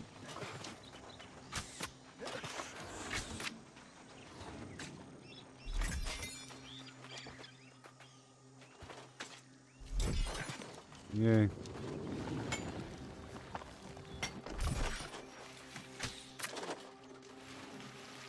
I'm hunting rabbits on Rabbit Island.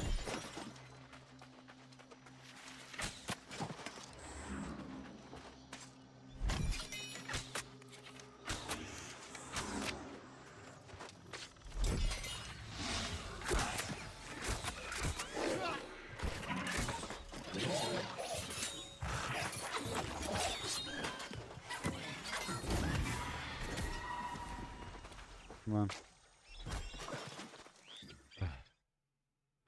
I'm up to 7 sumptuous rabbit from this little session here. Yay, it's the fast one. Okay.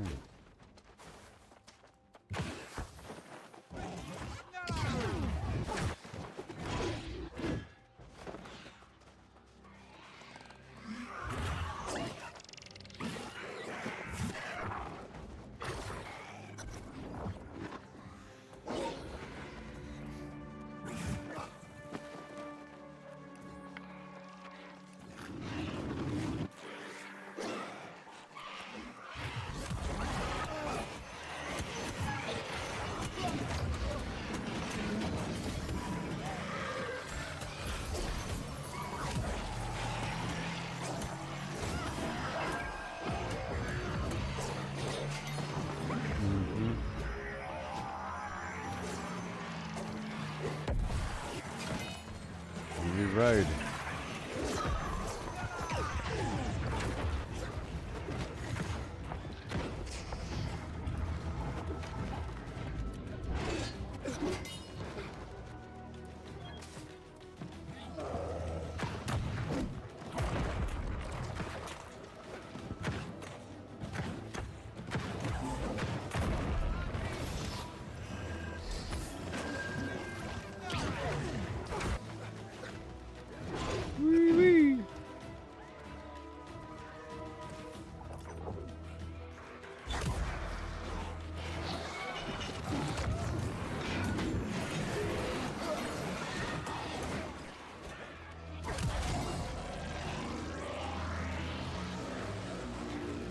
No.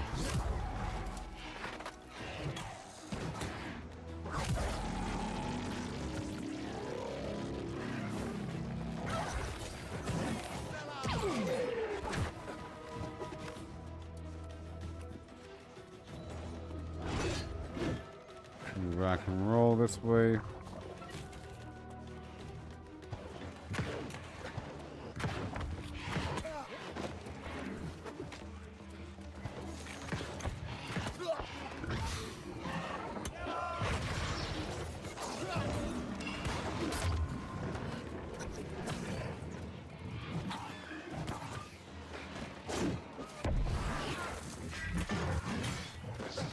Yes, sir.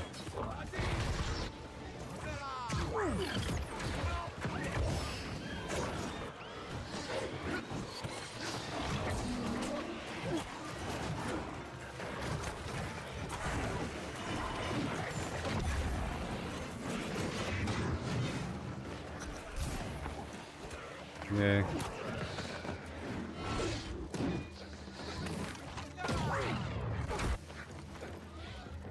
I'll jump down.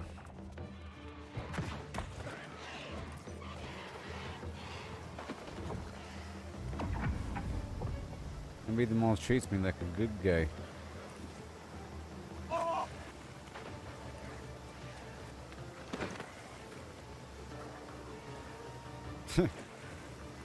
You got that spot?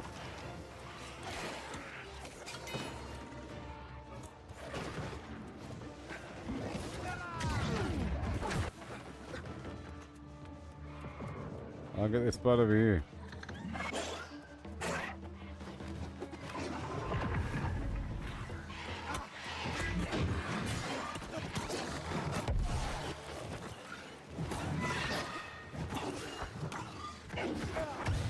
Oh my god, you stupid.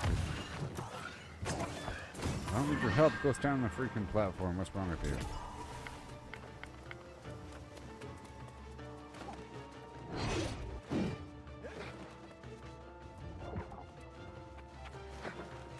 Is it the first time in this dungeon? Oh my god. Oh my god.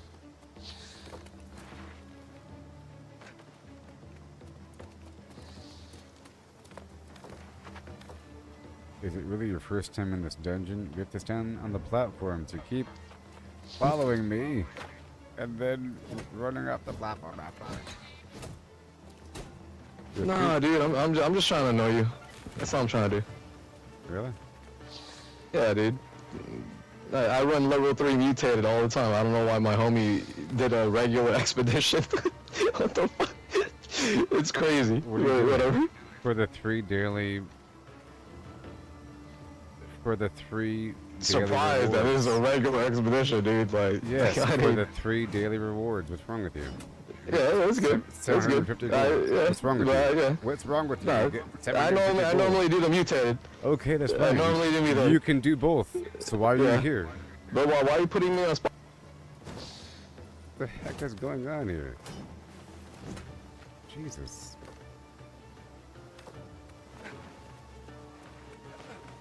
Okay.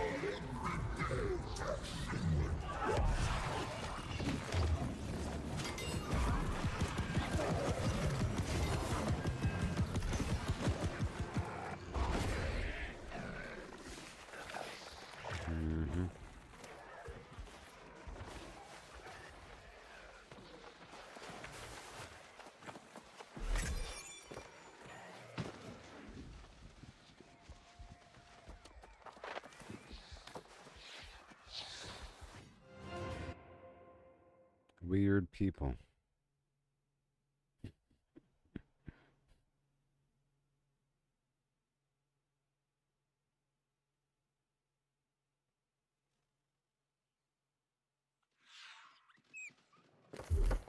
And then another one. I gotta do one more. In 2 hours.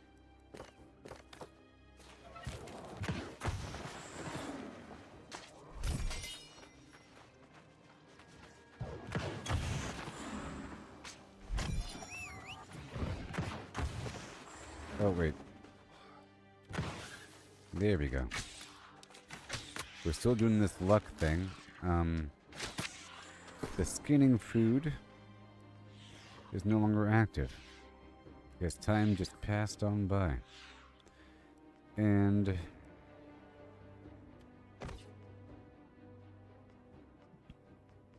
it's, yep, right there. So after I go here, I want to hop over by that spot at the top of Weaver's Fen.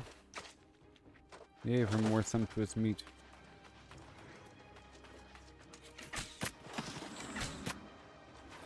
And the other spot is probably refreshed by now, the lodestone. More sumptuous meat. Well, I'm definitely getting more than before.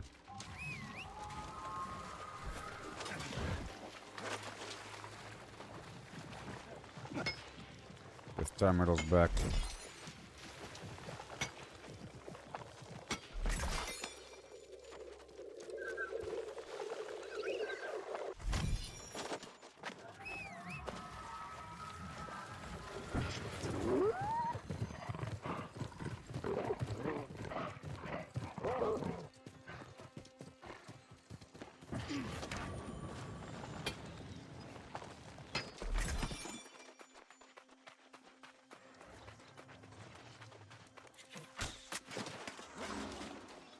There you go. And then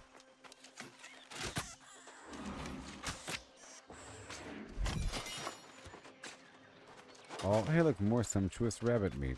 I've gotten 10. How about that? Very cool.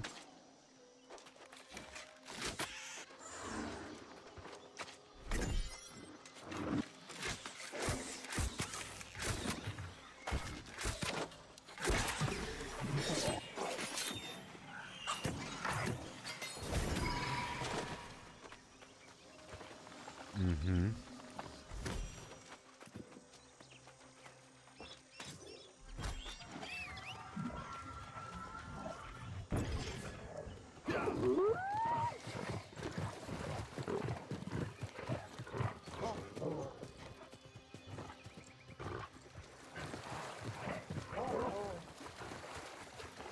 Alright.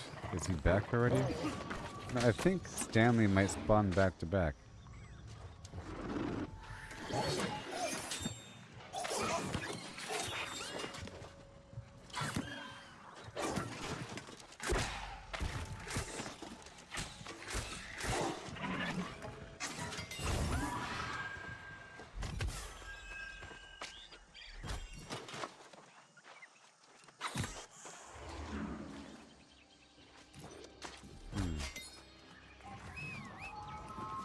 Let me look for him.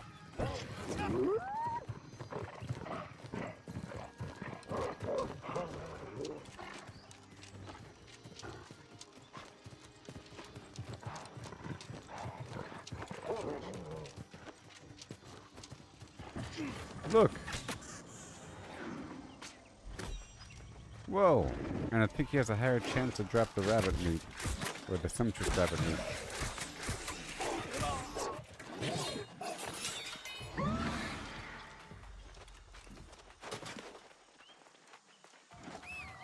Hey.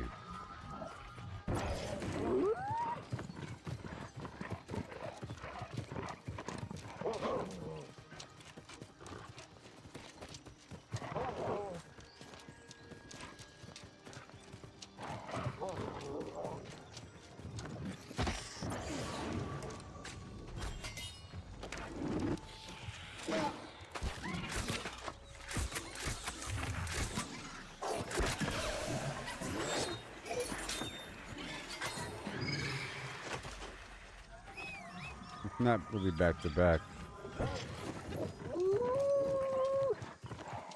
Alright, well, let's go get the venison.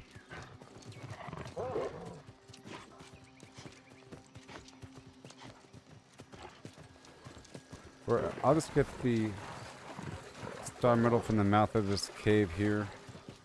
And go from there.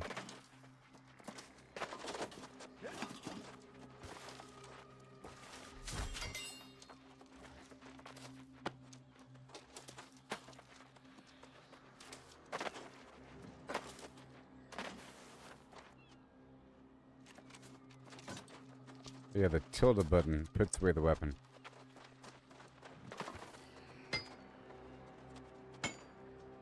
Okay, the this guy right here.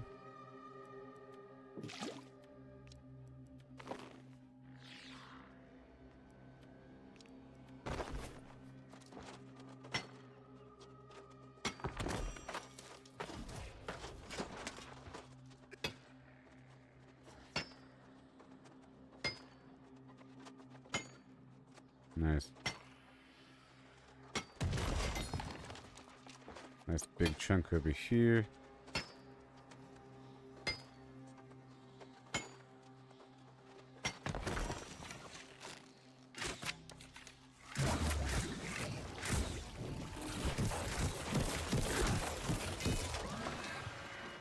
And I also have to farm free for all, you know?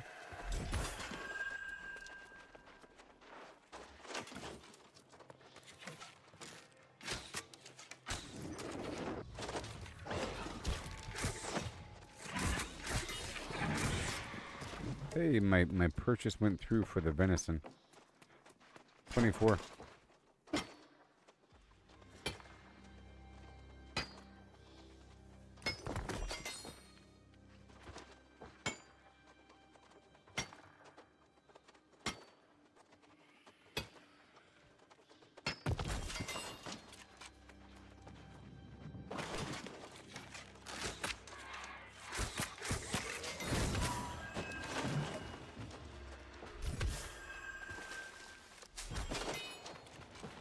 Come on.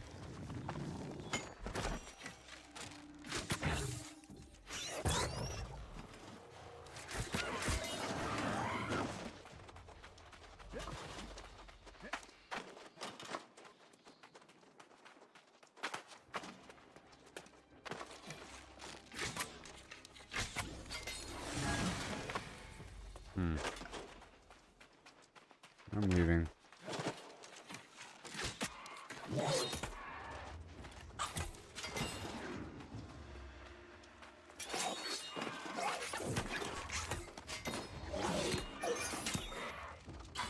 It's also kind of jittery.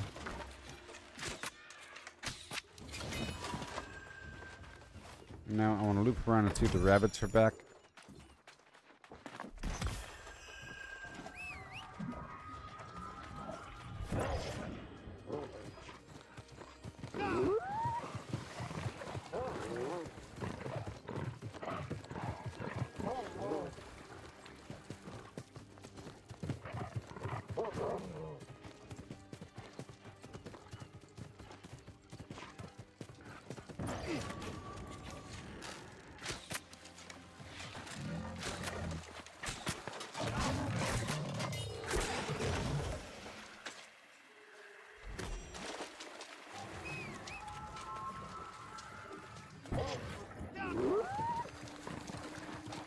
Okay. Are they back already?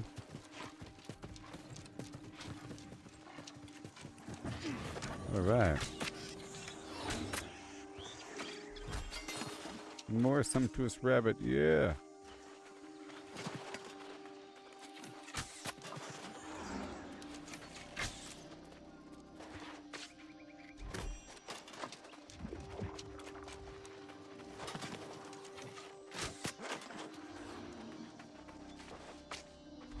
Come on.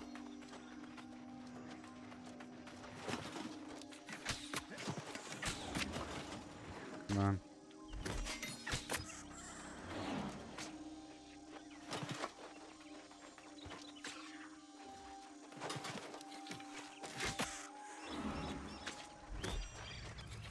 Another one. I really think that Stanley has a higher spawn rate for the rabbit, for the sumptuous rabbit meat.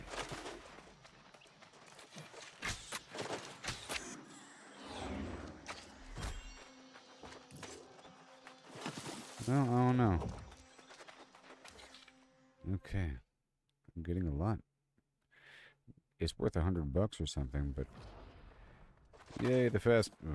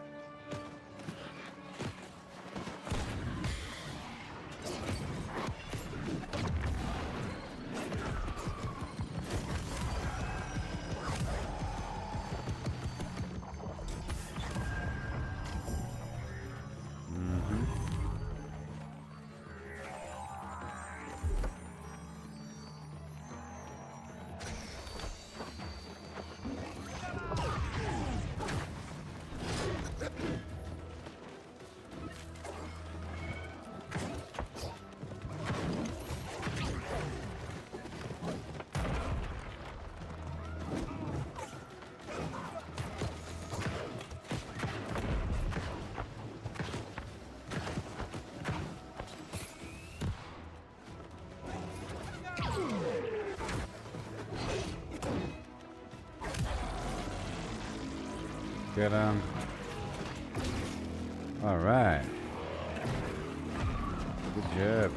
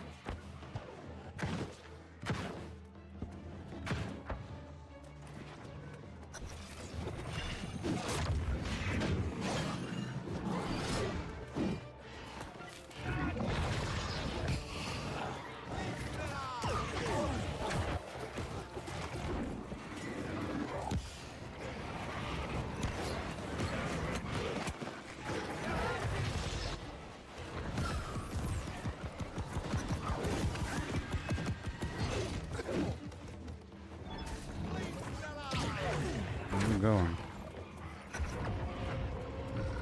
All right.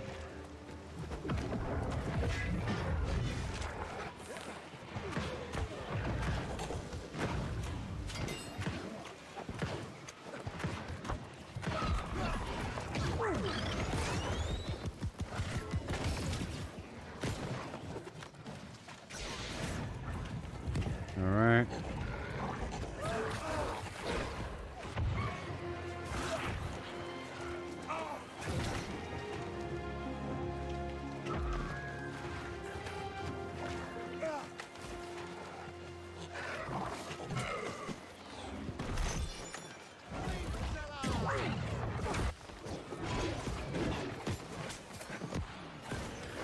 I got it.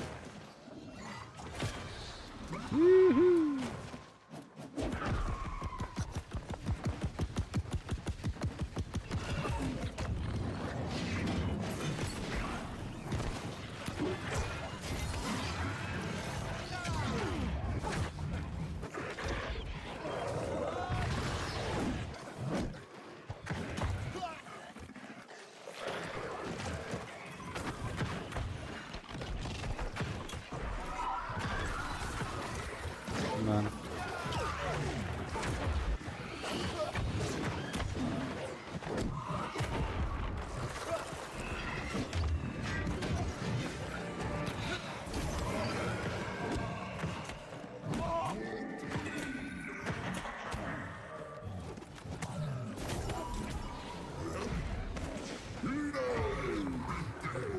Here's the final quest.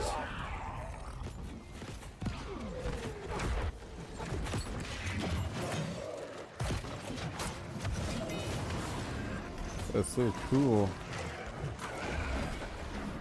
Yeah, man.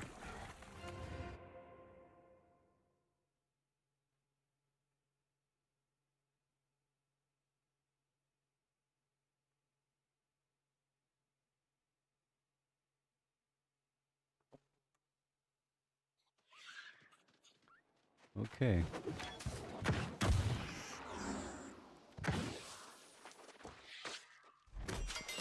Alright, one final sweep, and I'll head over here to the land of the deer.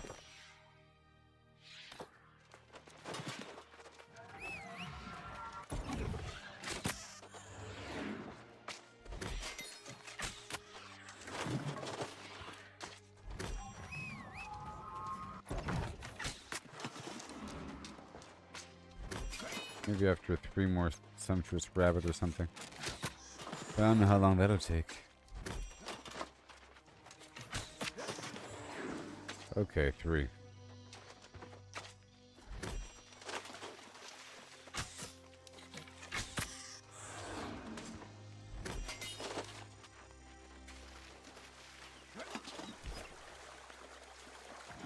Maybe we'll cut down some banana trees or something.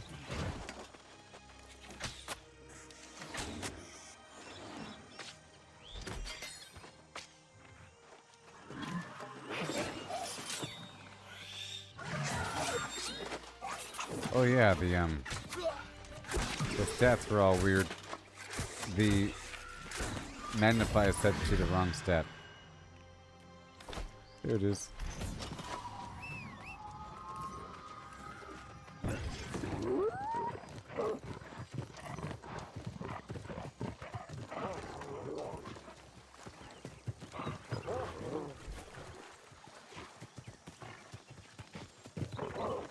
All right.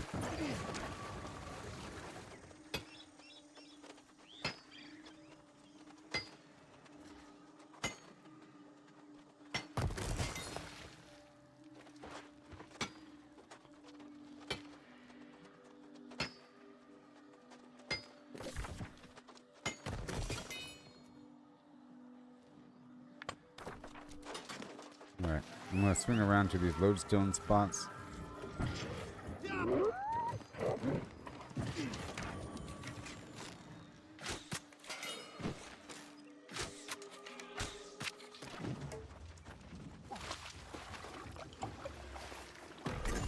But there really should be a bit of a stealth mechanic. I don't think there's any extra like stealth damage or there's just backstab damage, I think. You know? Yeah.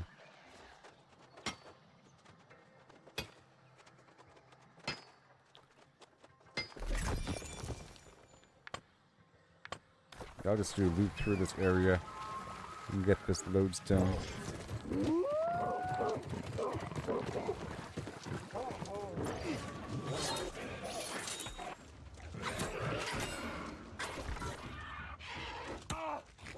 Okay.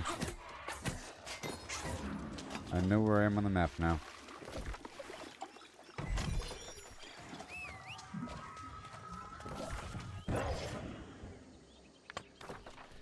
Oh, yeah.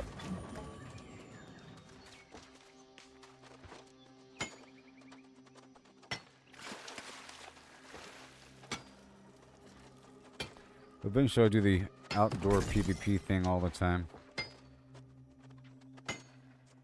Eventually.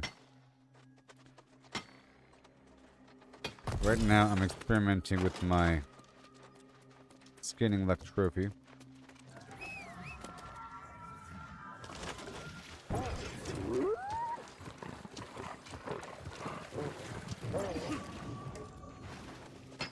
Awesome.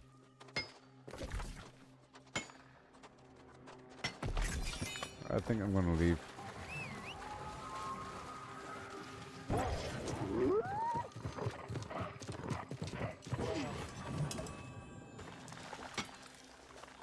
Yep.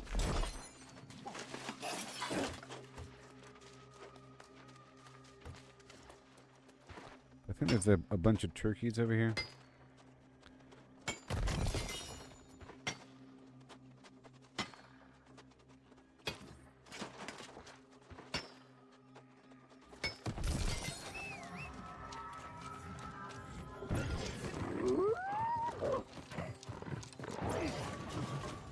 And I gotta do free for all.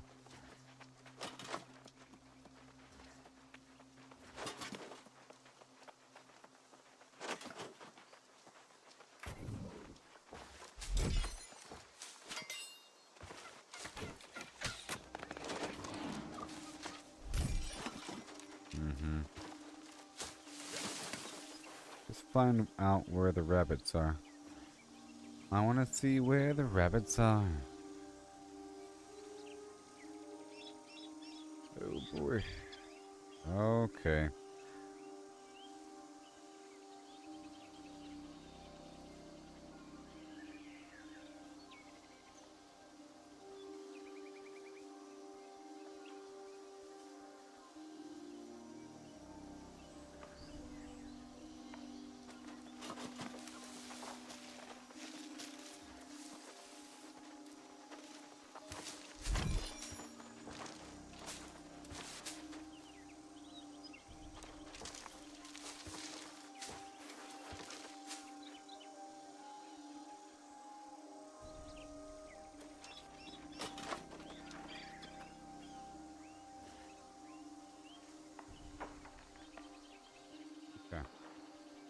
Alright, 1 second.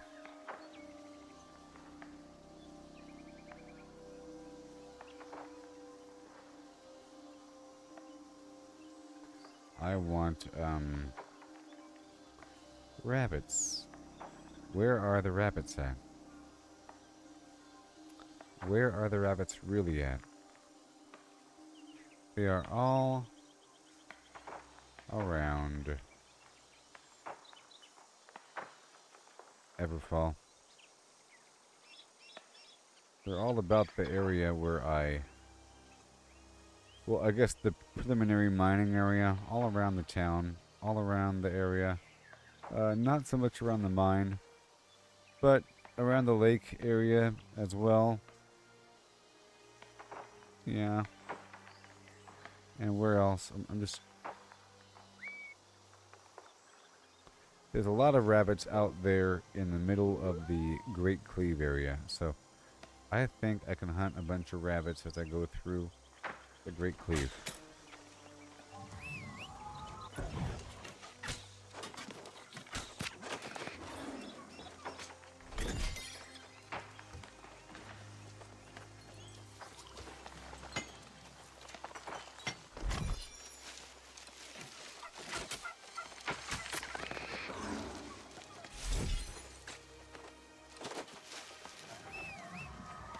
Alright, the skinning situation seems to work. So maybe every time I come here I can get 10 of the rabbit meat. Okay.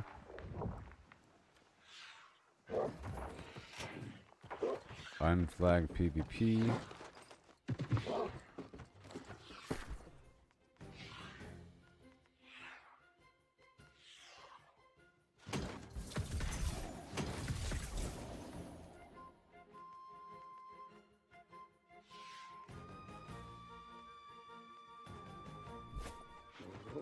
And where is the...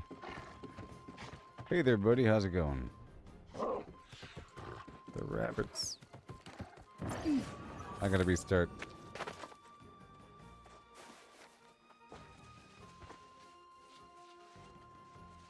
Yeah, I noticed that there's a bunch of people that have this rabbit head. I'm guessing it came from some seasonal event involving rabbits.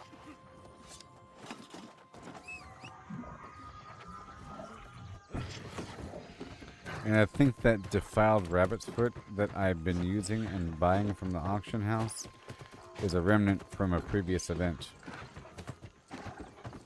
I gotta restart this thing, my frames dropped.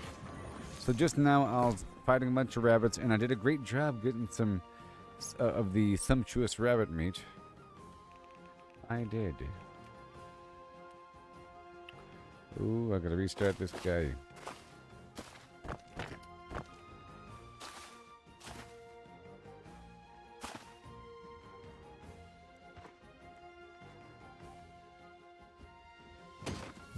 Yep.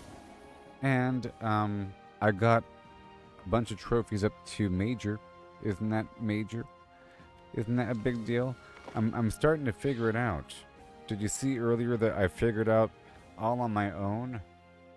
This Angry Earth enemy, whatever his name is. His name is something. I found him because I was doing some side quests in Eden Grove, and then this guy gives me the a shard of the thing. One second. He was giving me the shard of a drop of a shard, a sliver, yeah, a glowing sap shard from this dude out there. I happened to stumble upon him because there's a bunch of guys fighting him. And then I did a bunch of research at that point to look at the other versions, because now I found the Angry Earth guy. Because I can make as many at the lower level as I want.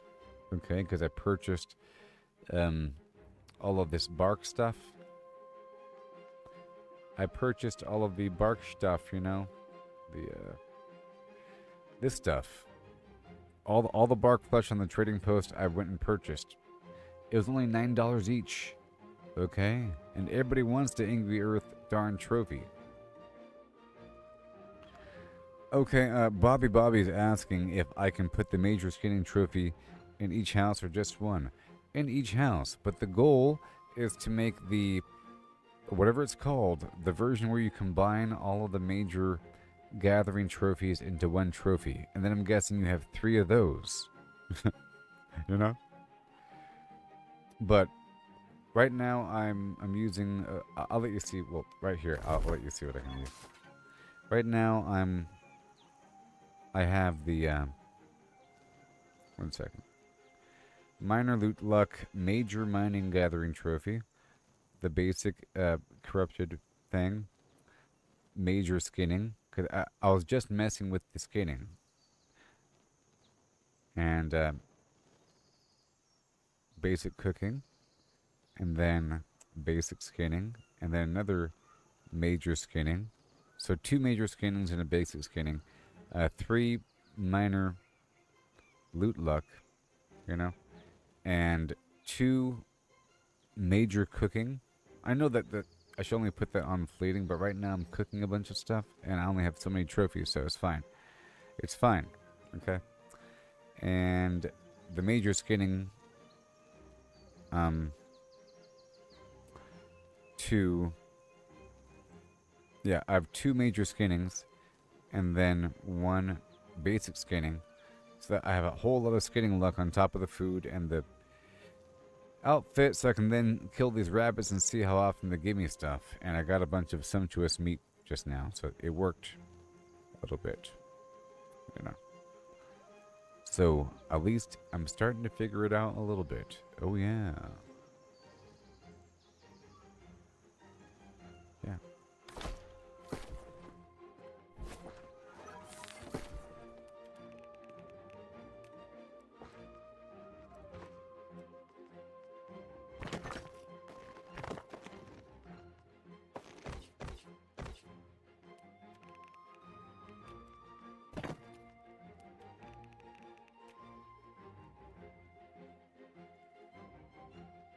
Yeah, it's still bought from the faction vendor. I just looked at it. I'm guessing you buy one and there's a cooldown. I didn't see the hourglass icon, but it says it's a component, and you could buy one for combat and one for gathering. I just showed it earlier. It's not. I can buy one right now, but I'm waiting until I get the other stuff. I'm waiting until I'm able to make it. I don't want to just buy it. But I can buy one. I can buy more than one. It costs a certain amount. I don't know how much it costs. It costs a bunch of faction, but it's not the most expensive thing. You know? But I'm waiting until I have enough to make at least one. So I'm trying to get a representation of each of these trophies, and it'll take me a couple days. Yeah.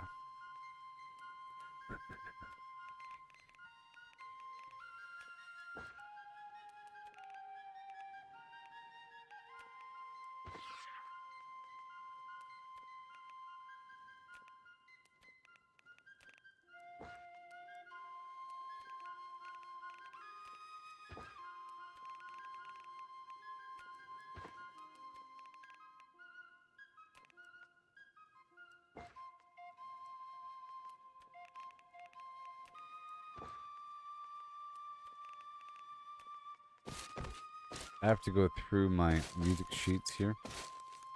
And I like to wait until I have more than like 4. And then I collapse them all to get music XP.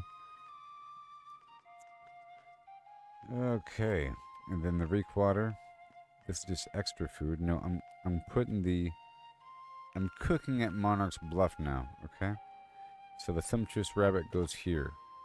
And the deer meat. I'm keeping certain, like the oregano. Eventually I'll memorize what I need. You see? But I'm keeping certain ingredients at this one spot, like the butter. So broccoli, cauliflower, squash, tarragon, butter, onion, rosemary, carrot, venison, potato. I was about to go to the top of Weaver's Fen to go through that area to go kill all those deer, and there's a bunch of iron that leads all the way to the edge of Morningdale, like up and across. It's pretty good. It goes by a bear cave as well, and maybe I can get that bear claw for the wildlife trophy. Yeah.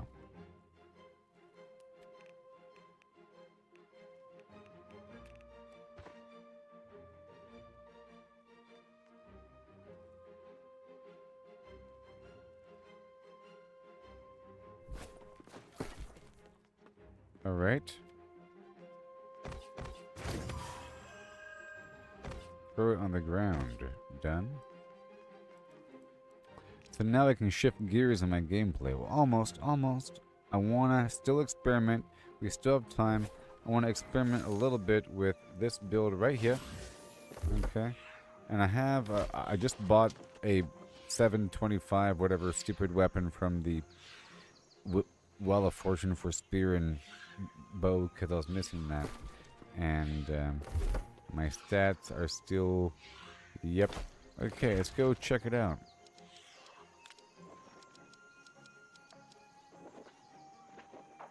Now this little strip right here. All up through here. Up through here. Up through here. And then along here. And then it gets all funky. And then over here in Elysian Wilds. Like this corner. And then like this patch over here. And then a bunch over here. A bunch down here. And then it's all along this ridge line. Going all the way down. And then it's even further, all the way through here, and there's a whole lot. And then, of course, just so we see it on the stream, and not just talk about it, those green punks took our land. But anyways, this ridge line, of course, well, it starts over here at the Canary Mine for me. And I go up and around, there's a bunch of silver, and there's silver along the outside edge of this bowl, and then go down toward the lake. And I kind of go up and over the hill. And there's some wolves here. There's orichalcum right here. There's orange dye down here. There's a couple goats. And some large rocks. And a like air or shock bulb sort of thing over here.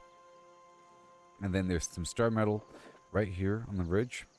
And I hop down. There's iron right there. And I run back this way.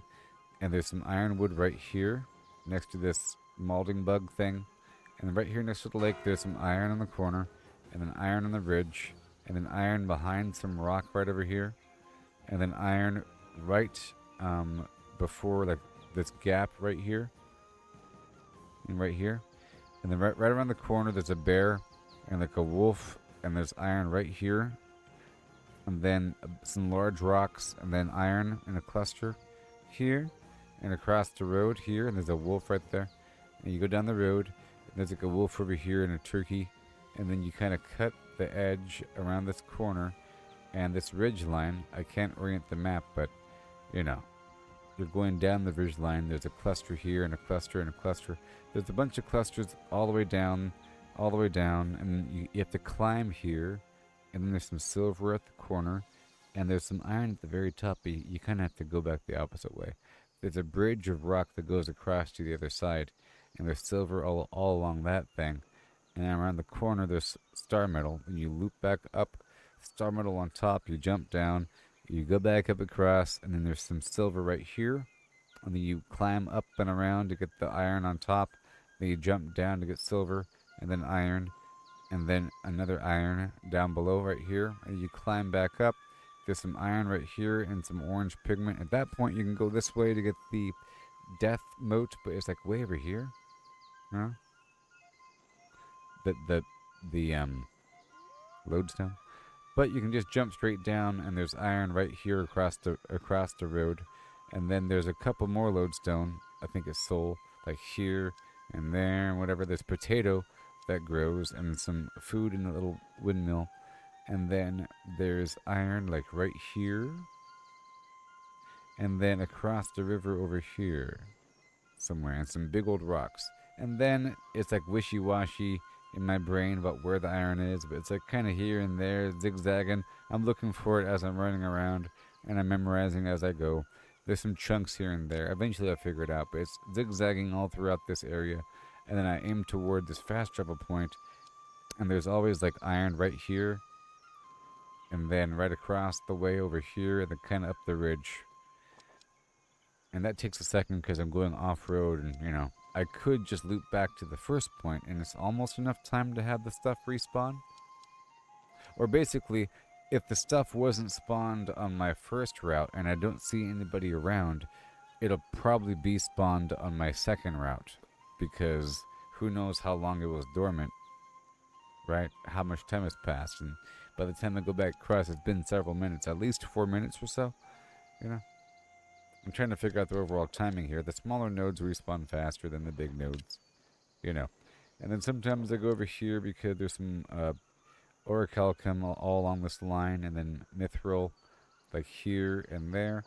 But there's also a wonderful mithril cave, like right over here. This is like Merlin's cave, or Magwin, whatever his name is. Full of mithril, but there's mithril everywhere in this darn game. The more you play, the more you realize that they're really just throwing resources at you. I feel like they are rewarding you for going off the beaten path and for actually doing the quests. So, oh, thank you for finally doing this quest. Check all this stuff that you could have found a while ago right by the fast travel point. Stuck up.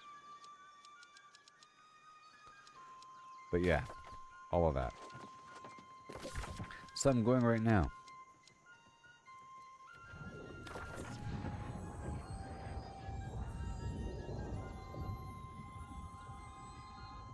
But we're talking about earlier about in the future with the new update coming out in some month from now, that the developers are talking about making the game more oriented toward crafting, where the best stuff in the game isn't tradable, that you have to kind of craft it. And I think I may have mentioned that you have to craft the final trophy. I'm pretty sure I did, that you have to craft the final trophy that you get from the faction dude. That you can purchase all the previous trophies, but the final thing where you combine them together, you have to craft that one. But you got to buy it from the...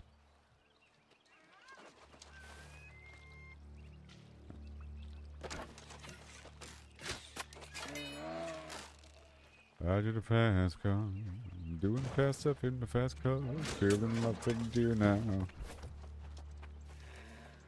Gonna get lots of money. Give me your stinking meat now. I'm gonna get very far. Alright, well. On a scale of 1 to game, I rate this yes. I also placed a buy order for the venison, you know? And earlier, I placed a buy order for some of these components for the trophies, and I went ahead and bought a couple of trophies. I only bought 2 of certain things, so I can craft a third, but I'm understanding the entire process and the value. I really want these luck trophies up, but it's really not that much of a percentage compared to just a piece of gear, you know? And sometimes I sacrifice gear all the time for more effectiveness in combat versus looting things. And I think, man, I should be wearing my loot gear, all these boxes I'm looting. Like this right here, all the pieces have luck on them. And there's gems that have, like, I'm using the, it's not good gear. Okay. It's just luck gear with a primary stat. That's all. It didn't, you know, and some vague things that are vaguely okay. Vague things are vaguely okay. Alright? I'm trying to avoid a stat or a perk that is for a skill that I'm not using. Like for a rapier. It feels weird. Like you're not complete because you're not using the right gear. But all this stuff is like cooldown reduction and reduce the duration of weakness, and you know, your potions heal you more, you know, that sort of thing. Crowd control, duration reduction, which is great. Elemental aversion for reduced damage from elemental damage. Reduced damage from slash damage, you know, while health is below 50%, you gain stamina regen rate, that sort of thing. Nice general stuff, but nothing for my actual build. Like, there's no offensive perk that says whenever I use my blah blah axe attack, something else happens. Versus,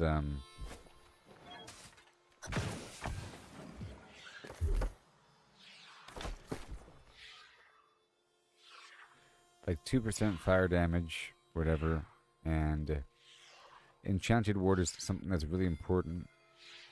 It gives you reduced damage from light and heavy attacks in general. You know what I mean? Ideally, you want all the pieces to have that. There's cooldown reduction.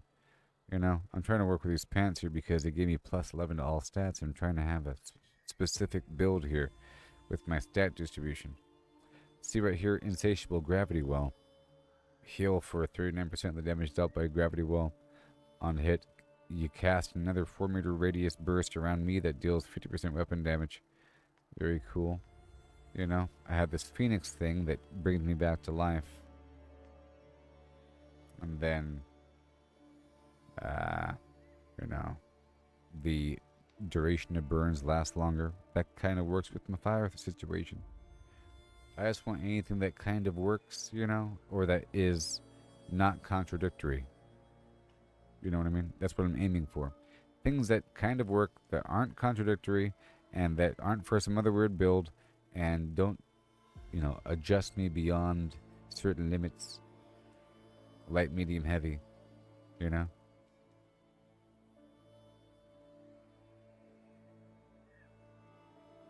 See, outgoing healing of 30% as a light build. Base damage plus 15%. That's sort of a big deal. Okay. Just raw 15% damage increase because we're keeping it light. You know, it's not just the bunny hop versus roll. Now my other build, well, I'm light in both builds, you know. But my armor and stuff it's a bit better than nothing.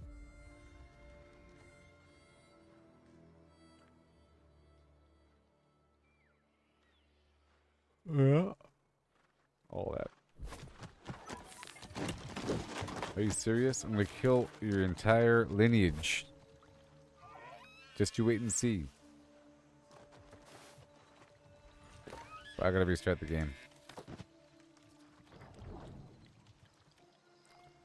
Oh, I just can't wait to be killing some deer. And I have about an hour because about at about 4:30 is when the Cutlass Keys farming session gets thrown together. And maybe I might want to do a pre-server rollover farm. But how long does it take for these boxes to respawn? How long does it take?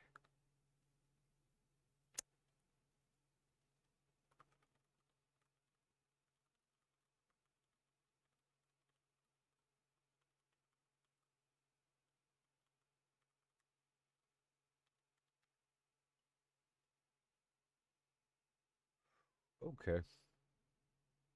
An hour. Let's just say an hour. Between 45 minutes and an hour. Alright? Which means, like right now is the time to do a CK tour. You know? If you want to go through CK one time before, I gotta tell the people. Alright, so now that's what I'm doing, okay? So I'm gonna try to get together a CK run. Yeah.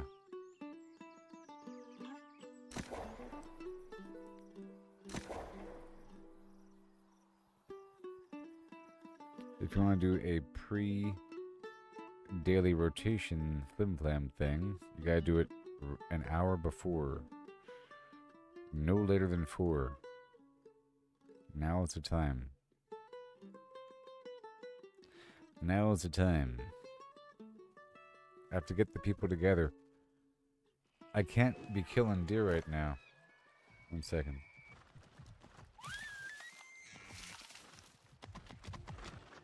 If you want to...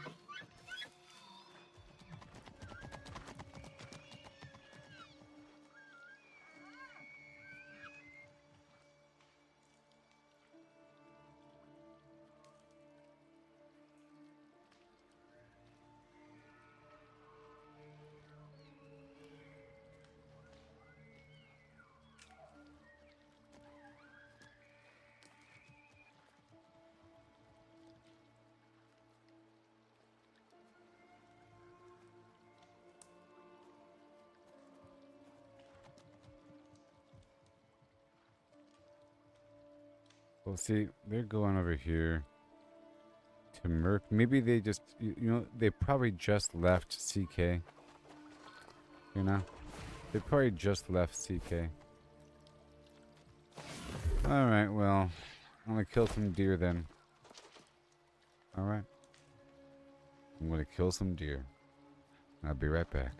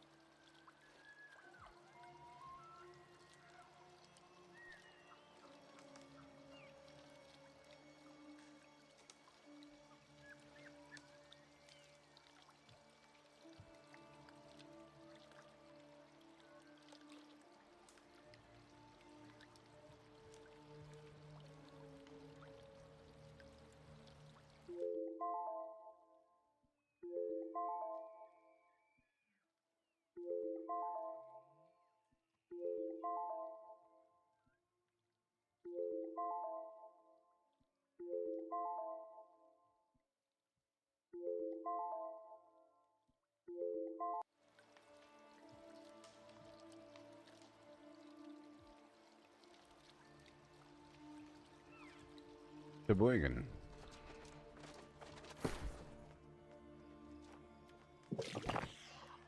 Okay, I'm gonna increase my damage toward these creatures. I just want to make sure I one-shot them.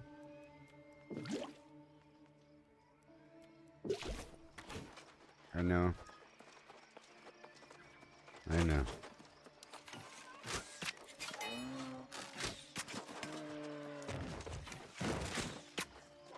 There's a lot here.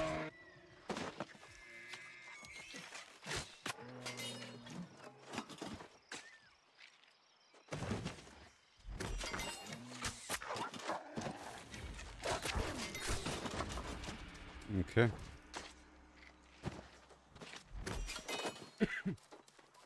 I'll see how much of this meat I get. Maybe I'll stop once I get 10.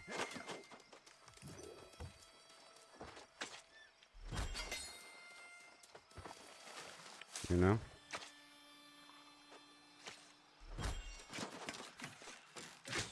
I think I've already done CK earlier. You know?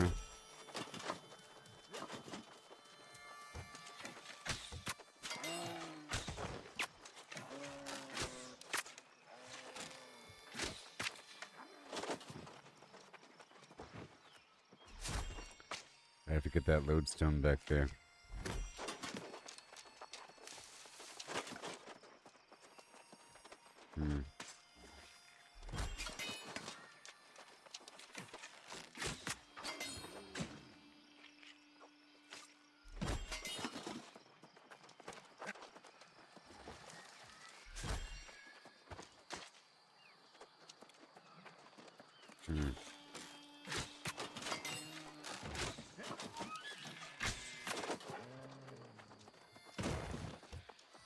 Right over here. Animal viscera. I have to find maybe higher level deer to have them drop more frequently. I don't know.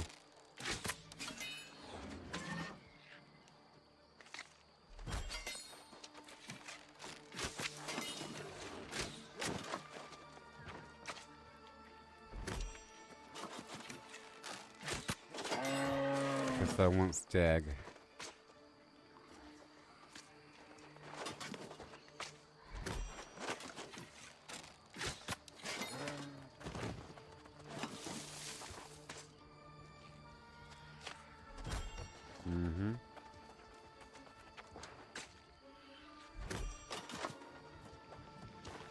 Pristine wolf claw, which I think is used to make the trophy. You know.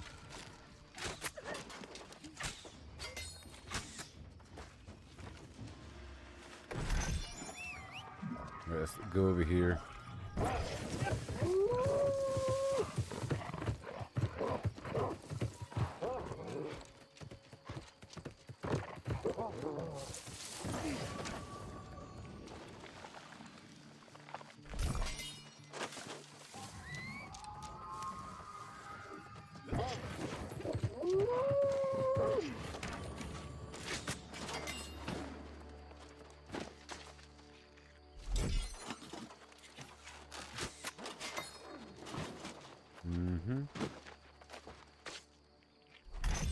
Perfect. Hey, look, the tender wolf loin.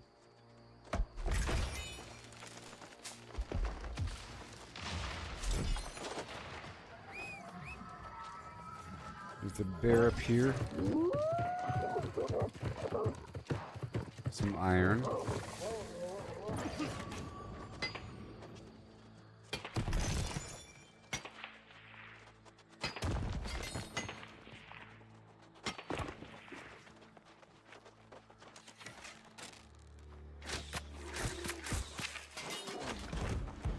Check out his loot.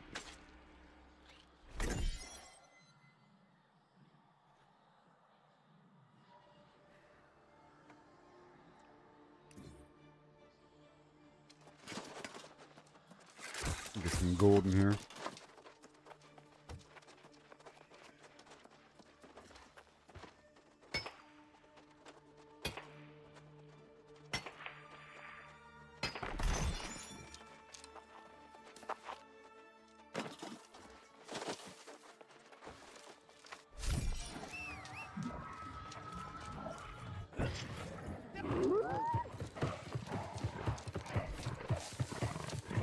right over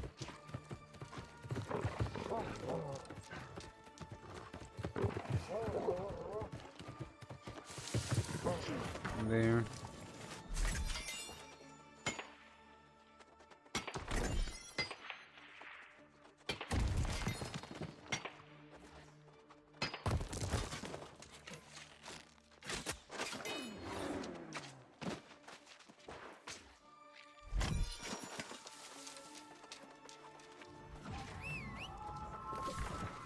Alright, let's go back this way. 'Cause I'm pretty sure there's deer up here. All that iron.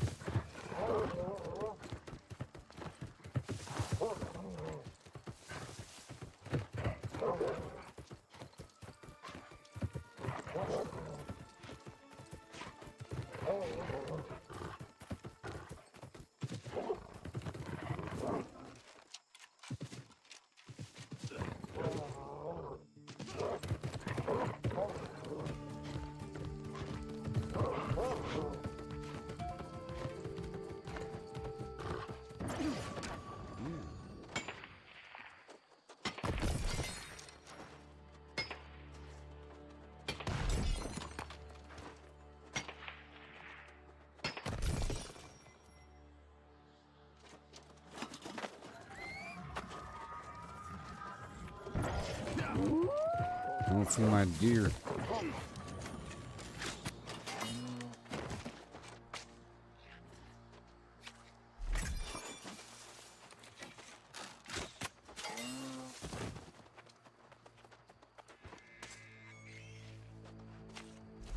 Thank you. Wait a minute. Wait a minute.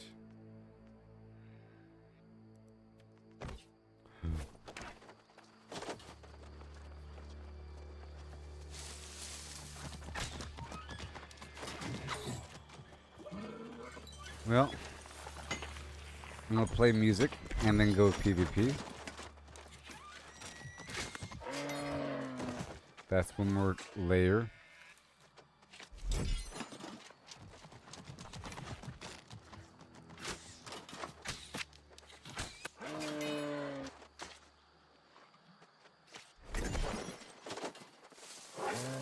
Play music now. This is for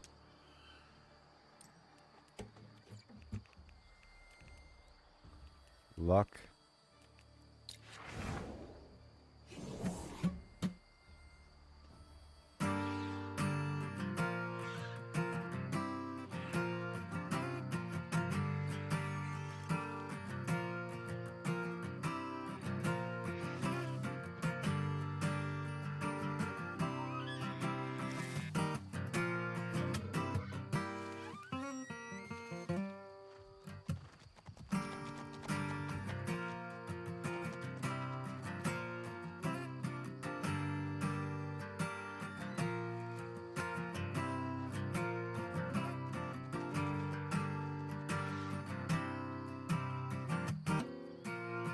And that word came up.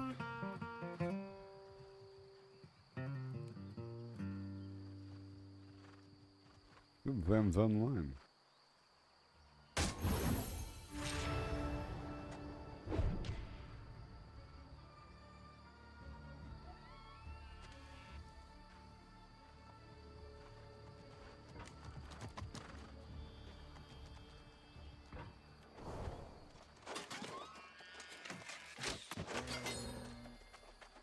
Let me go back over here to PvP land.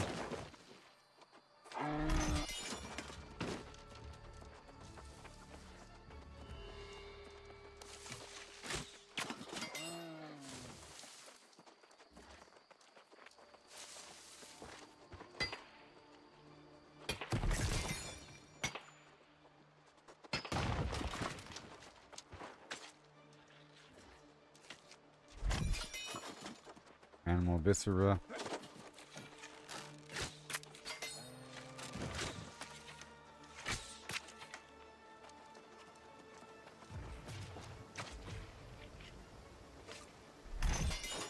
Animal horn.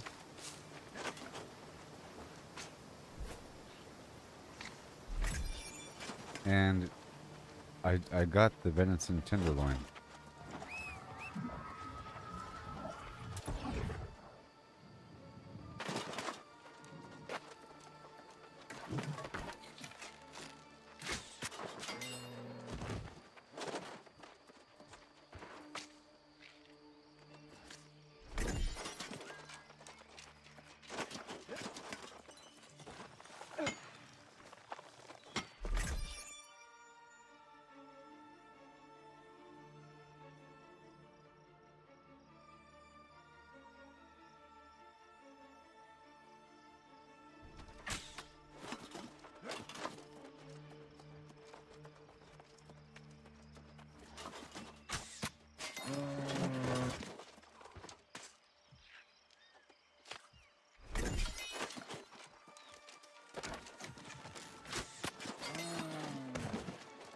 Yes, sir.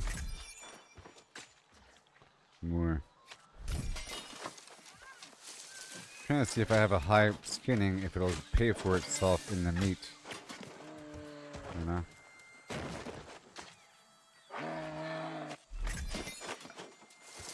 Alright, now let's go get the PvP turned on.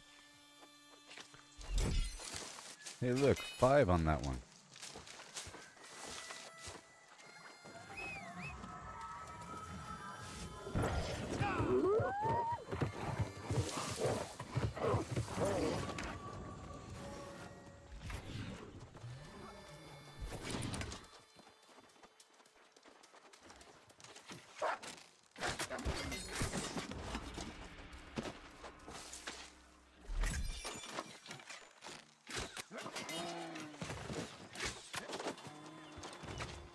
Alright.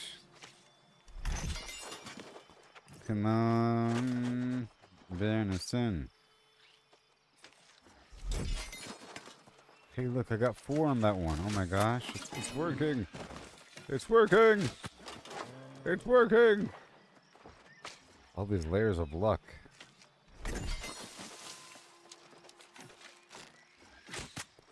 When it rains, it pours. That one has 2. Oh my gosh, what a difference today makes.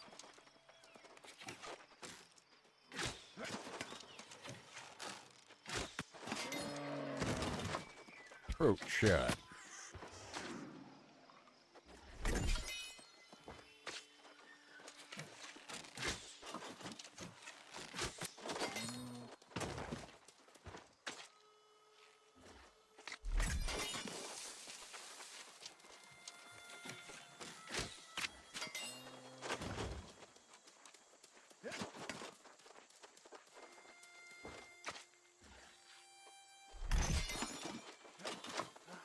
Elk Master Flash.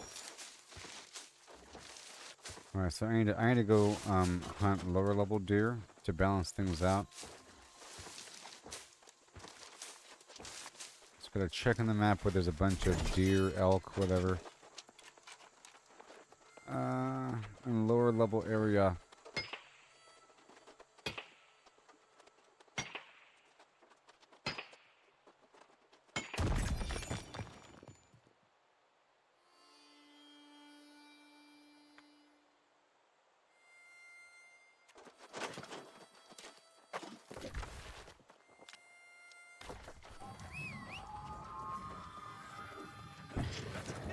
Let's clear through here one time and then I'll move to a different spot.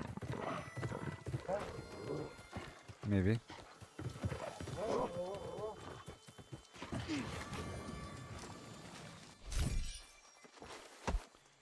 And a few mature trees from time to time.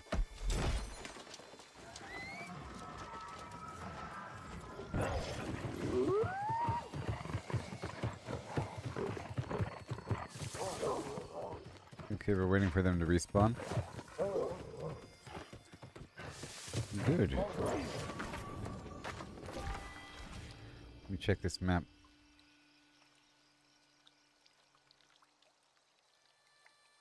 Stag? Stag? Elk? Yeah.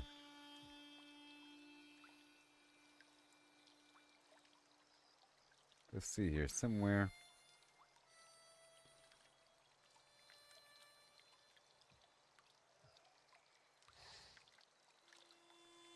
There's a whole lot.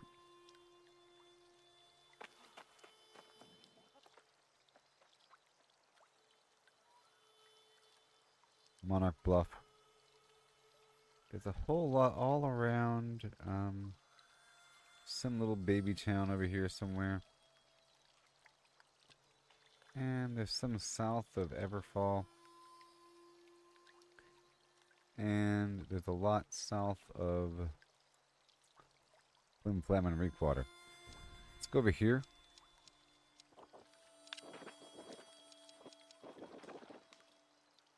Let's go check out this corner over here. Just for a moment.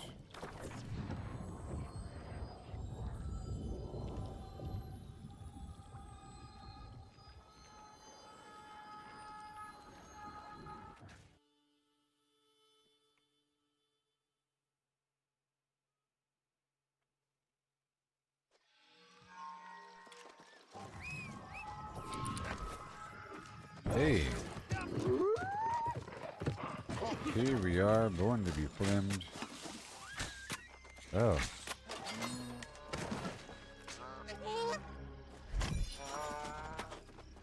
It's not one-shot territory.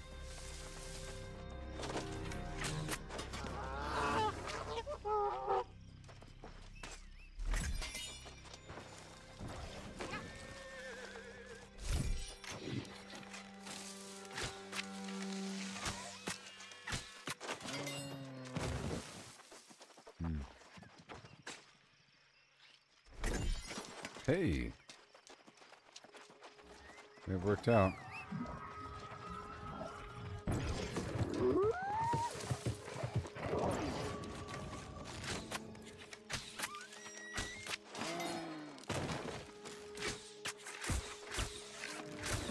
Maybe I'll try explosive shot.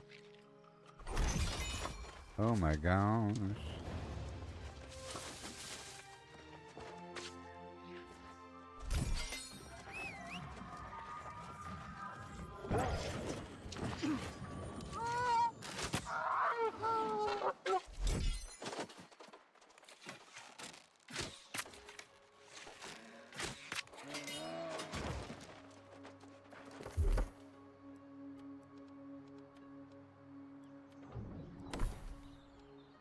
Hunter.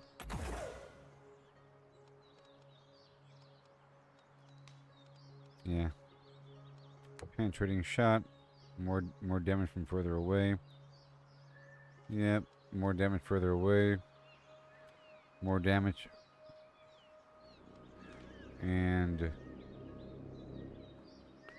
yep, more damage to enemies with full health. Increase the distance that bullets drop before dropping. Explosive arrow with burn. Yeah, with a shorter radius. Alright. More damage to enemies about to die.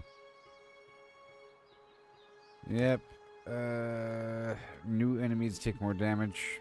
And a heal with headshots.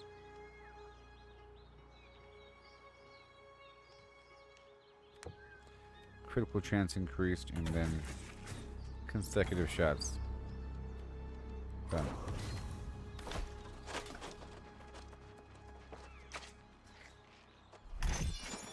Yeah, I got it. Oh my gosh, it's working out.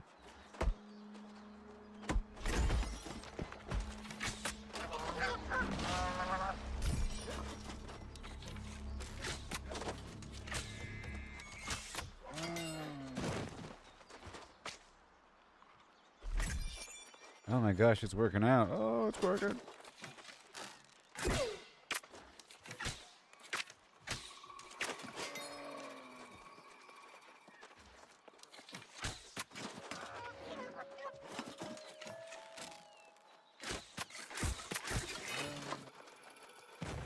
I'm a hunter. I want him to get a bit closer.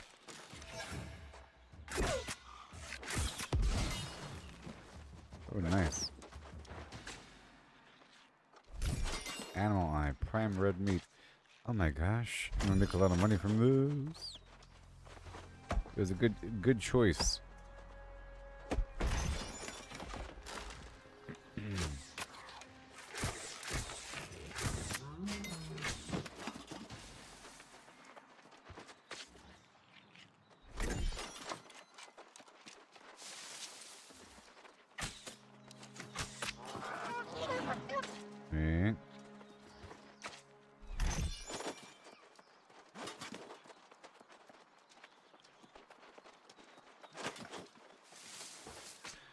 whole area has the deer.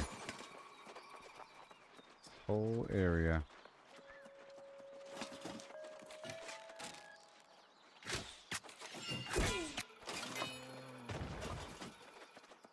And you follow up the first shot with a skill shot.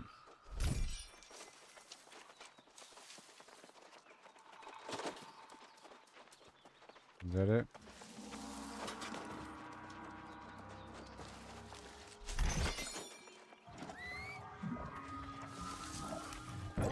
There's some other spot.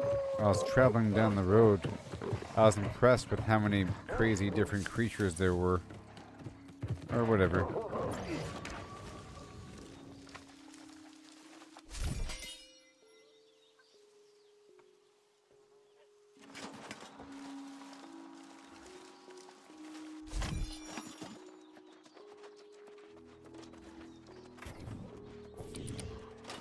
Alright, moving on. Maybe it's like right here. Yeah. I'll travel south from right here and see what's up.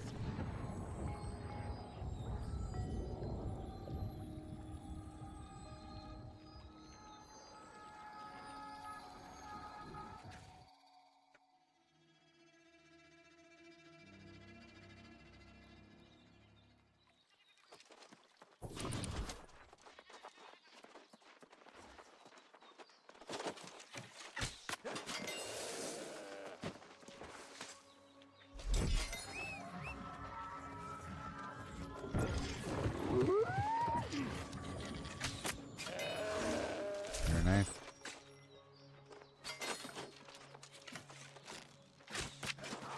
And I think my reward from skinning a lot will be random plants to make better skinning gear.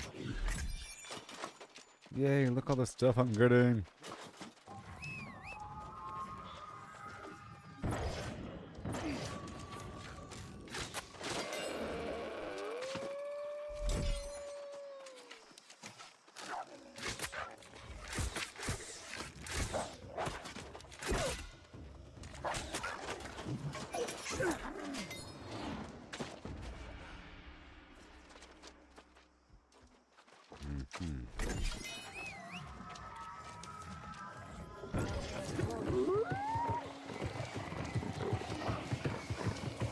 Maybe it's buffalo.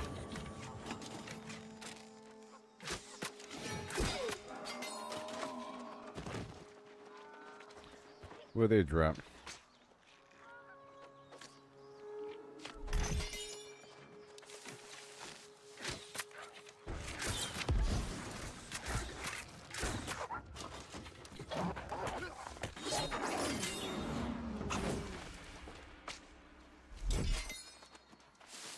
Prime red meat.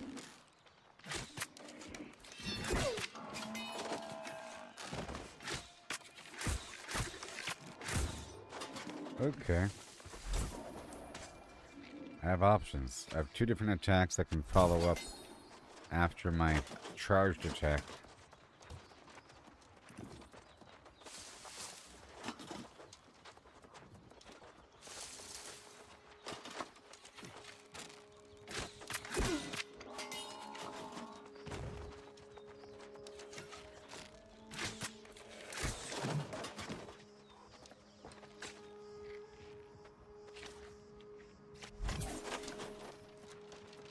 Okay, I'm getting a lot of prime red meat.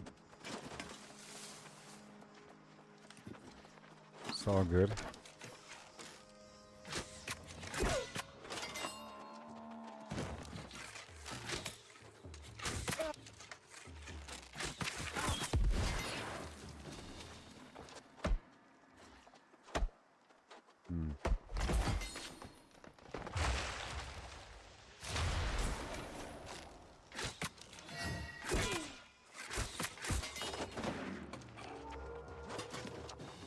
Alright, well.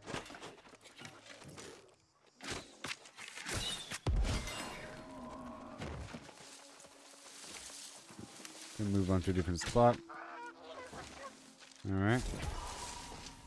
Let's try out those rabbits nearby.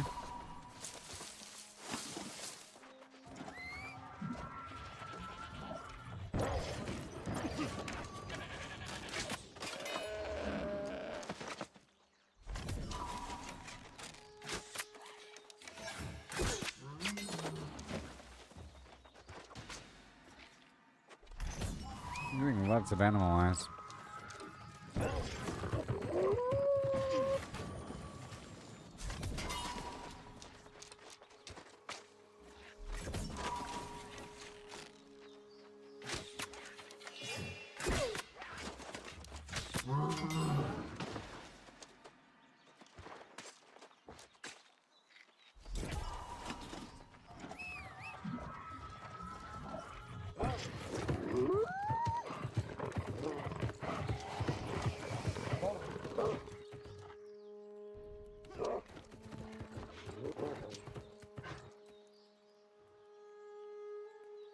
That's what I just said. Did you just hear me? Did you just hear me, buddy? Goodness gracious. I'll say it again. As I'm skinning, I end up getting the new plans for better gear. I just said it like a couple minutes ago.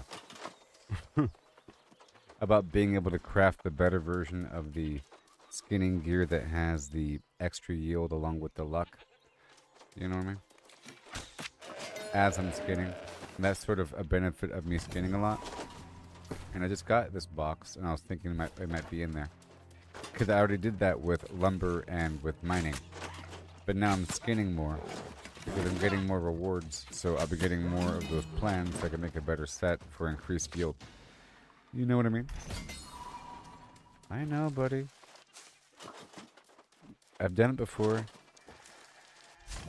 I've done it before. And I'm waiting for it. Also, you can go down to the faction vendor and buy a box that gives you a chance to get one of those plans. And the cool thing is you can choose which part you want. You can say I want head, chest, and so forth. And get it done. I was mining a lot, so I got the over time I crafted the full set of the thing with the pattern of the vendor. Know what I mean?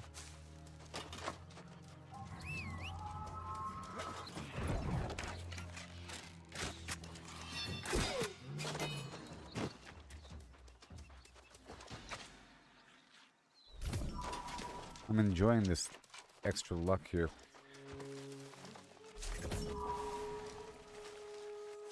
Alright, let me loop back around here. And down.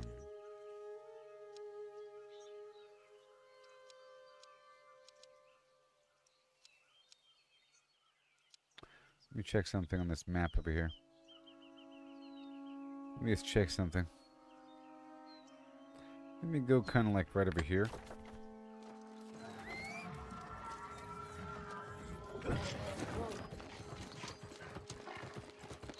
Look at that Azoth water.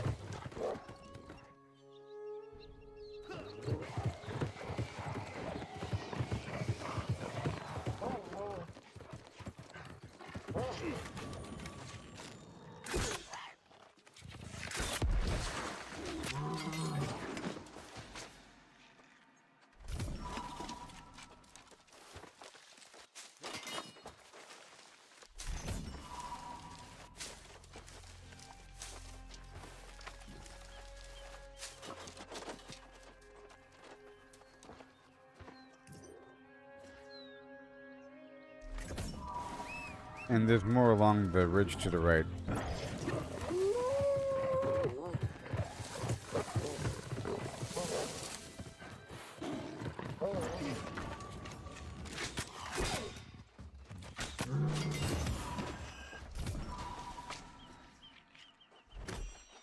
Alright, good stuff.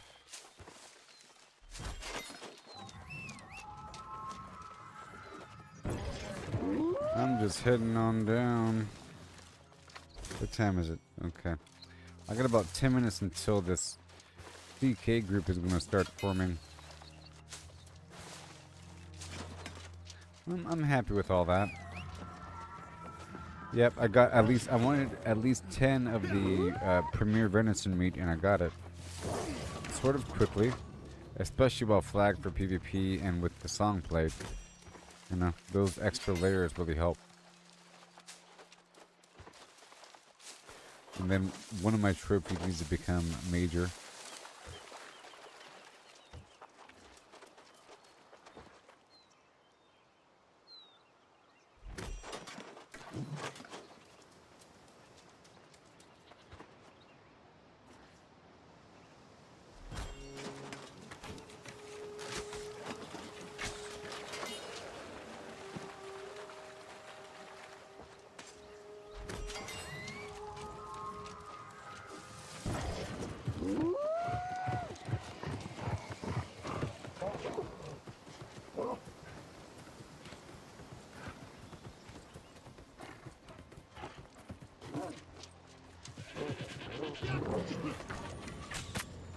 What happened to the goat? Jurassic Park reference.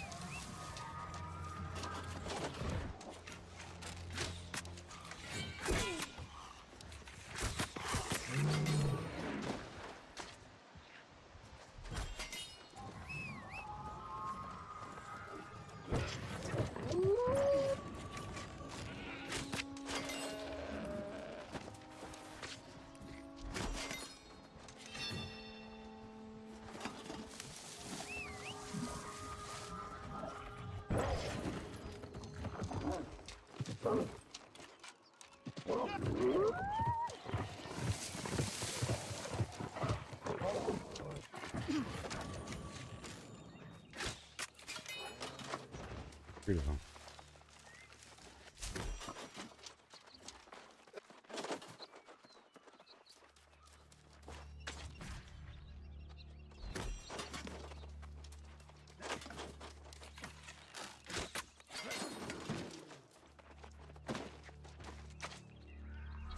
Beautiful.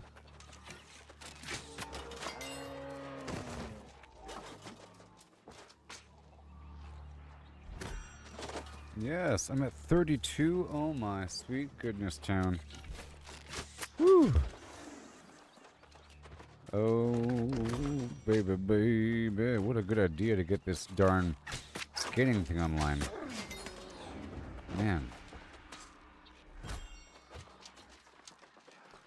Alright, let me head back to some location. How about all the way down?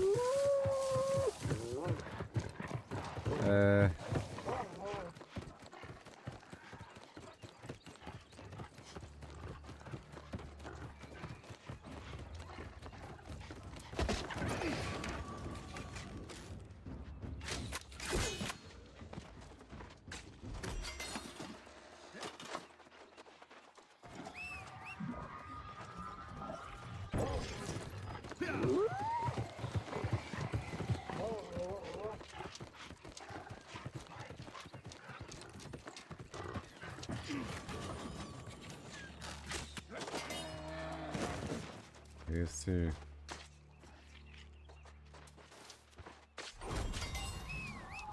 Another one. I'll open those later on. It might have you know what inside, especially when it becomes, that's a better version, you see. Especially when it wraps around the entire prestige. You get a reward 3 times a level after 250.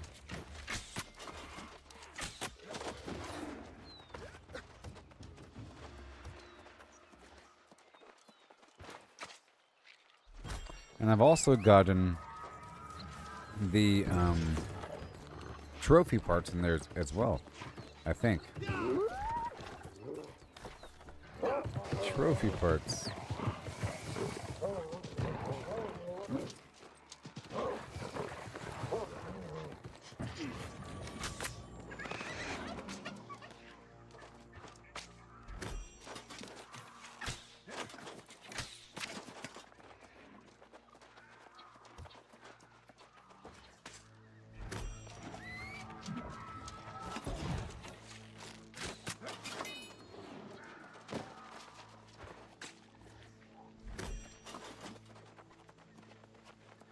That was a good little haul from the spot here.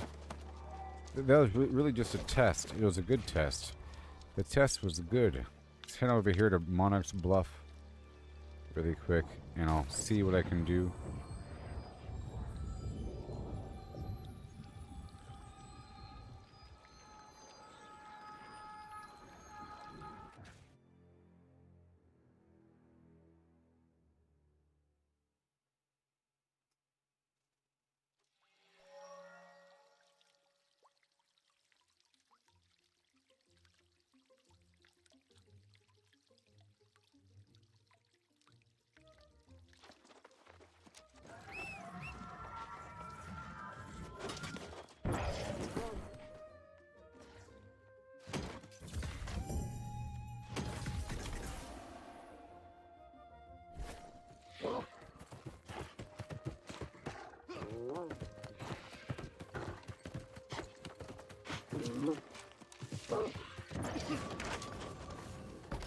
Alright.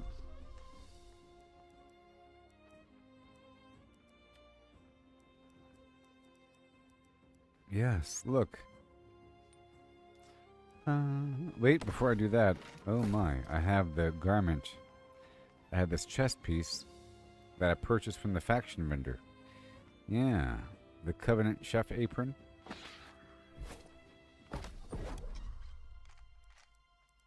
For a 10% chance to craft additional items.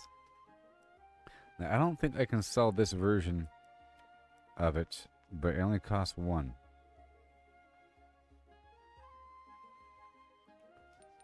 So I'm going to craft 10. Whoa, and I got 13 bonus. Thank you, trophies. So I made 23.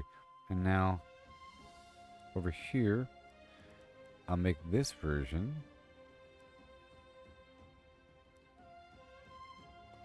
Because I don't know if I can sell the artisan version. You know? I'll make one of these. Wow. And I can make all these colors later on.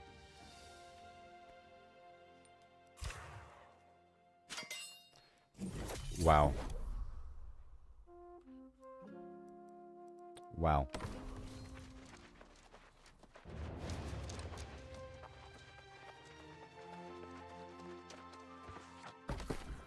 Wow.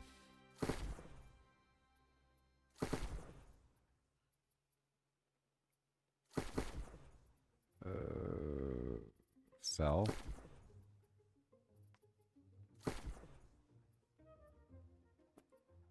Let's see here.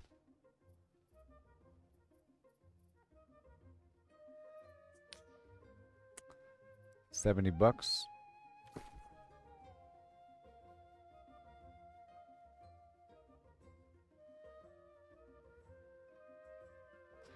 $75 it is. Sold.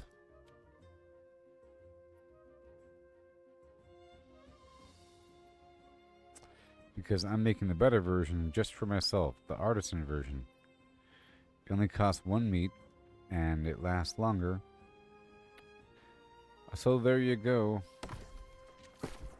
Mission accomplished with that whole thing. And now I have the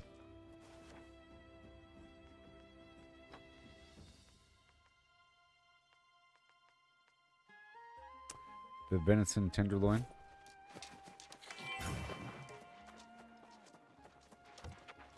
Which is different than the rabbit meat.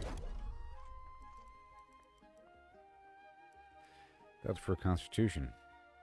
This other thing is for skinning. Specifically.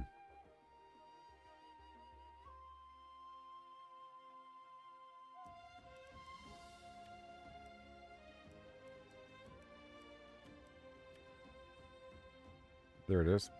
So I'm lacking garlic.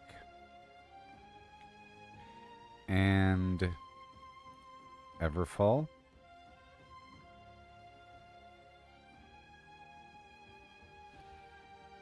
Alright, well, that is my bottleneck, and so be it. And rosemary comes from Weaver's Fen, rest of the shore. Okay. Gotcha. Gotcha. I will be self-sustaining forevermore. Let me drop off the deer meat here. I'll eventually memorize these ingredients so that venison stays here. And that's it. The rest can go down to Windsward. And we probably don't need reef water. 400 pounds. No, we do. Okay, well that's all done. I got a whole lot of stuff to weave. I guess I can do the weaving right now. Let's weave it up. Let's work with the leather. Leather. It's leather time. Leather a go-go. Everfall. Leather show. And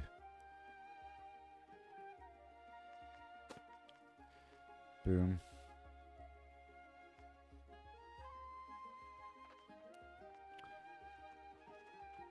Yep. And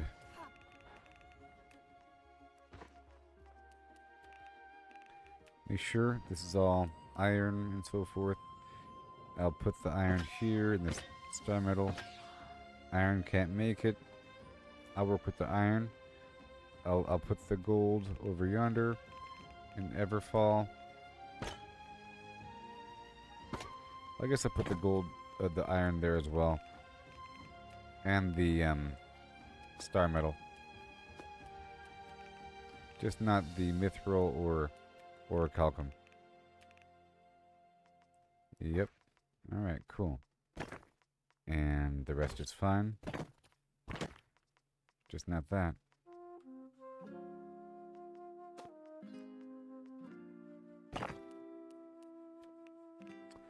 The weaving stuff can go back.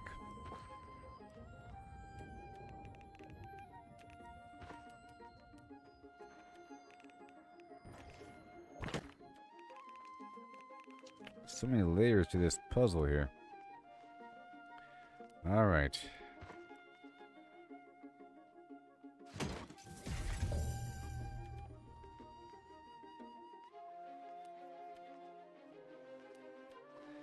All right, and then one more time. Windsward, you get this. This wood over here. Bright wood, what is this? There's something weird. You can stay.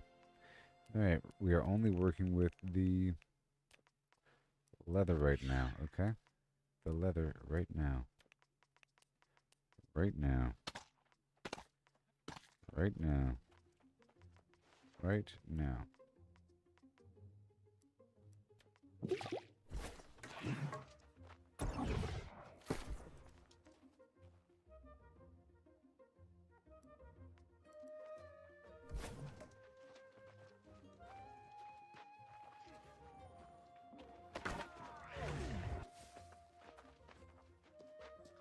So be it.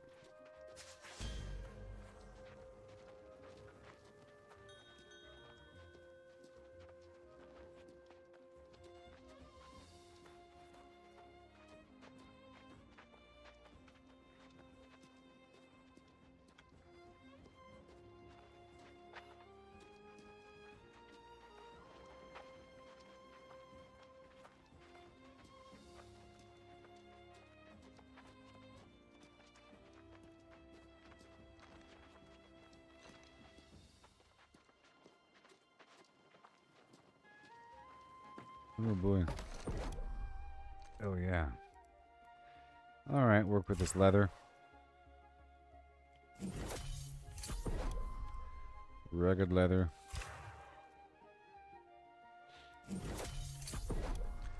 Layered leather.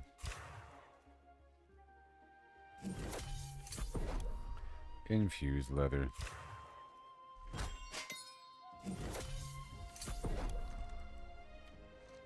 Dark leather.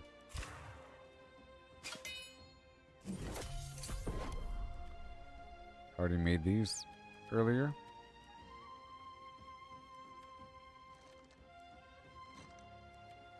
Alright, cool. So now I'll be going for these rabbits right outside or something. But actually, now it's time to do the sea cave.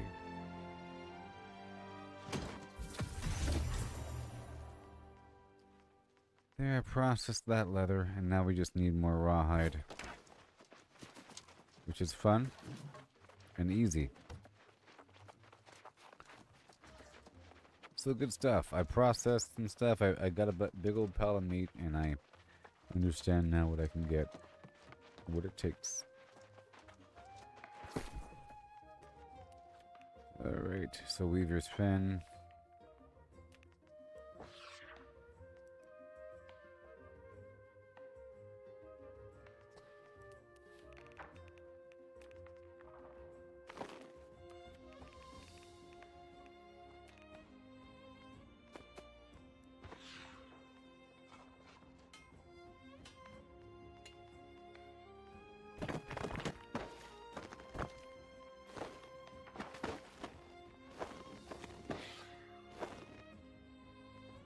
Huh. Split. Split. Split. Ah. Alright, I'm gonna sell the rest of this just for fun. I'm gonna leave her spin. That's good, and then Everfall. Wait a minute. Give me that furniture. Good. Everfall. You can get the furniture. Done. And I'll sell this stuff separately.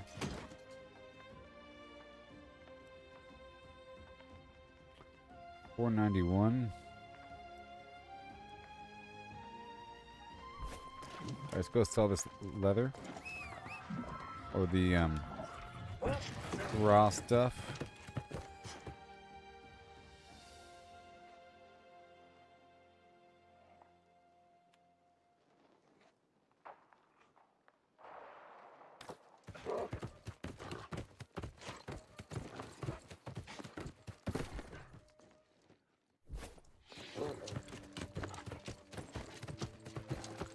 Well, so far so good.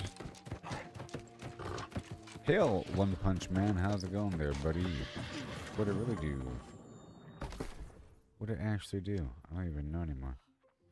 I don't even know.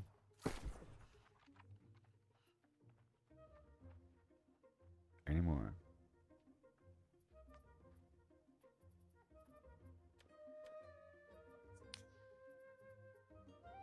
$0.04. Are you out of your corn-founded minds? You could take your stuff for 4 cents and shut up. I can't believe these people. Ripping off people. I'll place a buy order for garlic or something real low. 41 cents, 19 cents. Let's go for 20 cents. And I'll go for 500.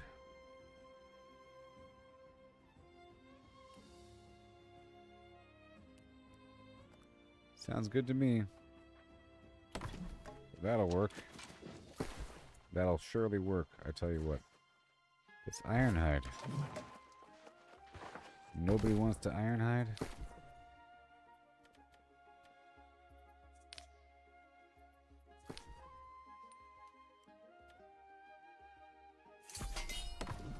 Alright, so. You can hop on down. X, ECR, World Tour, CK, reset.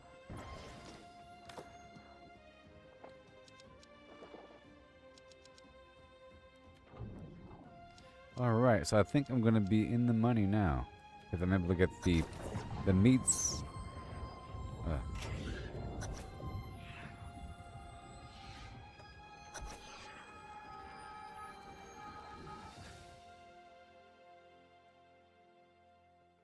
The meats for a lot of foods, you know, it's like precious. So precious. It's going to be passive in the background too. Let me swap over my build, and now this is all about getting really lucky with these boxes, so we have to use this other build. I can't be super strong. I'll try to be. Let's go intelligence.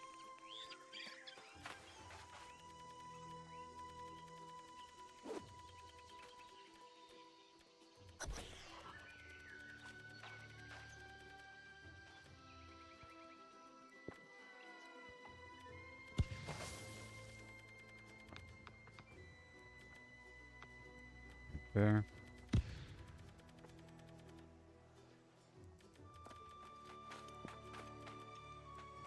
Good stuff. And then I'll eat some food. Yeah. We're fighting Lost.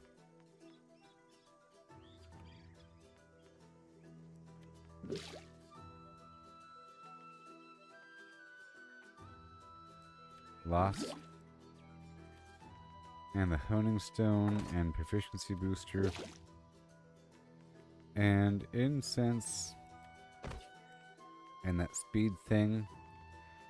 And we'll go for that Oak Flush.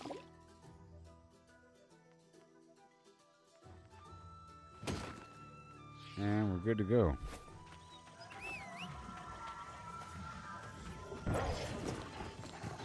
Starting at 5. Hey there. Any turkeys out here?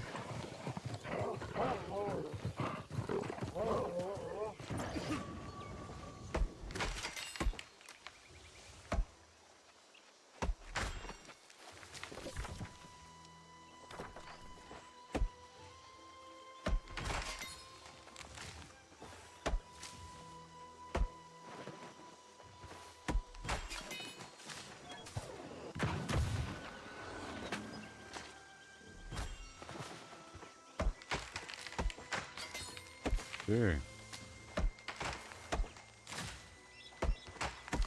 I always have good luck here, huh?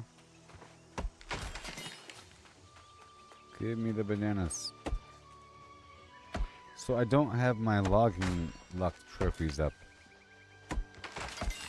That's one reason to have the logging luck trophies up. Bananas.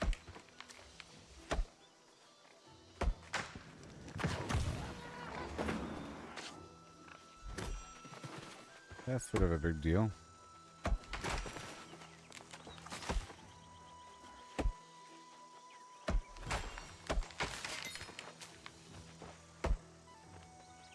We're trying to kill some time before this thing begins.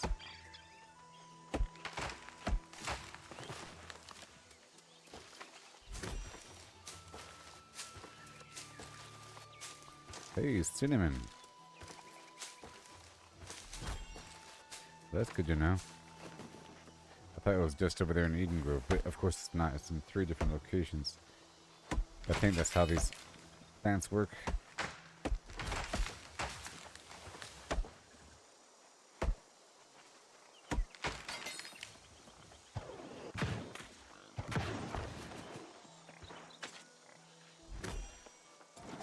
Let me look for herbs.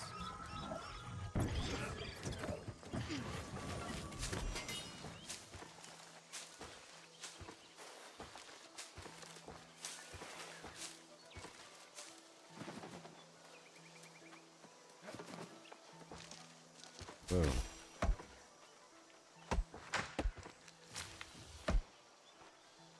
Let me test myself.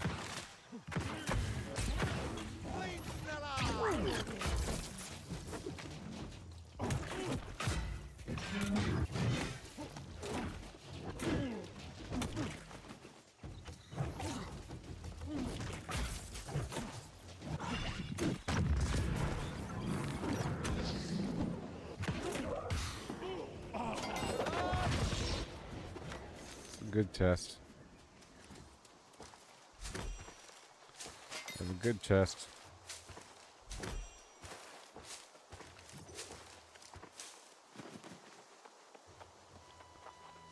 You get all this right over here.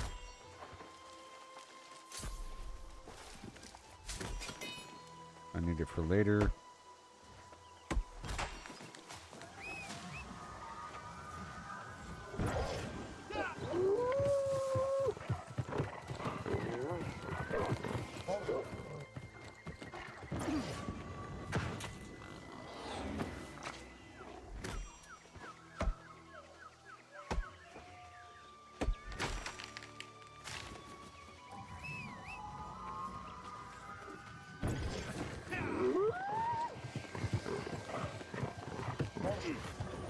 Oh, bears, cool.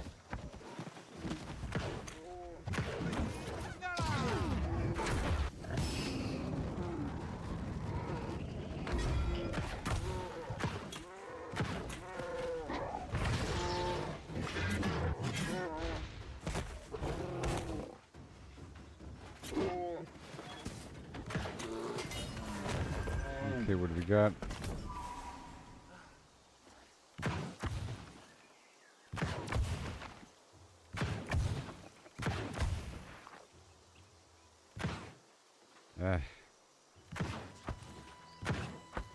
Do it.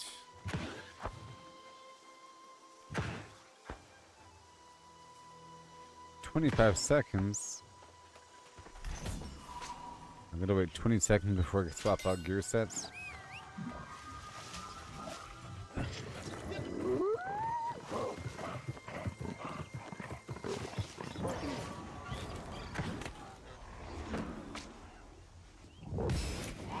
No, there's that spot. Oh, there's a couple spots I know of that have a bunch of boars.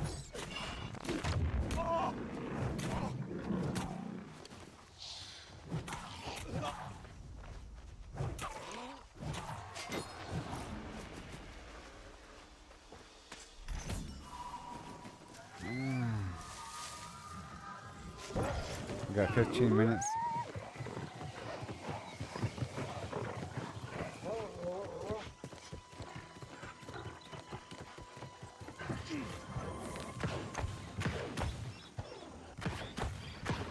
Was it Morningdale? Was it Restless Shore? There's a little farm. Bunch of boars in it.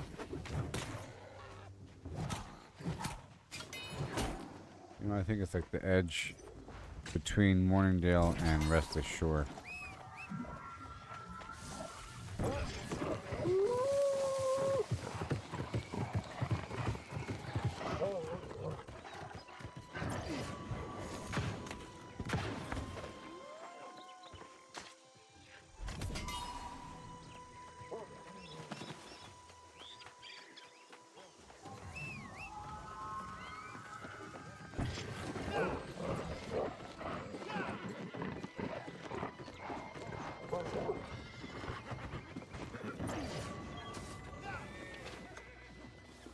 You guys forgot about the stuff.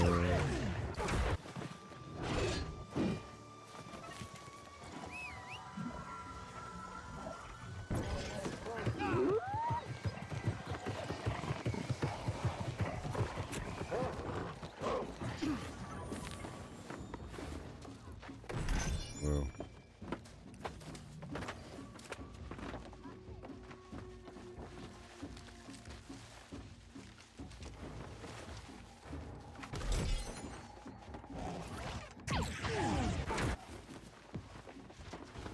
Here.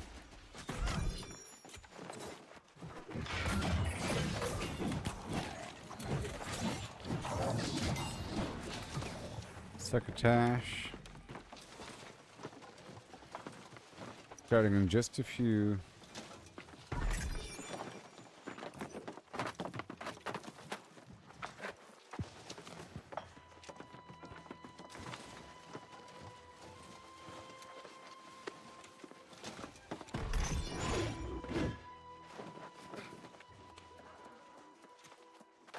Already got that one.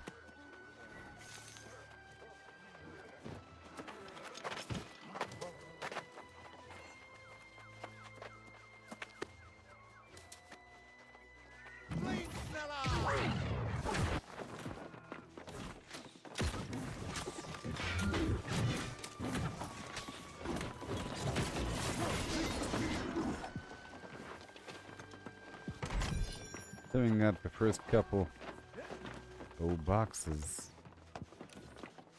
No, we don't want to do it yet.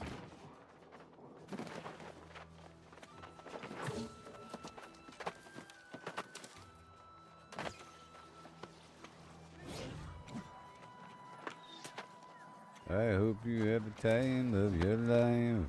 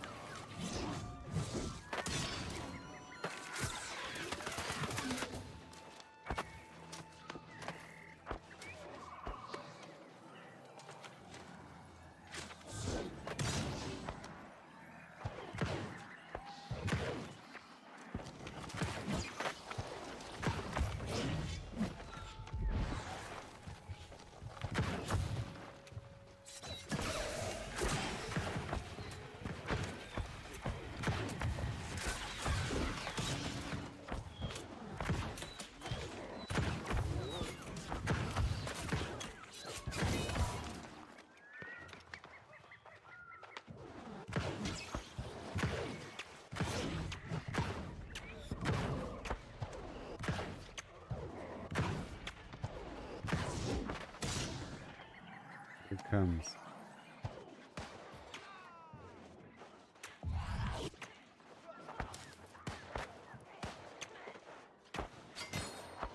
I'm helping do the wibble wobble. Got 10 minutes now.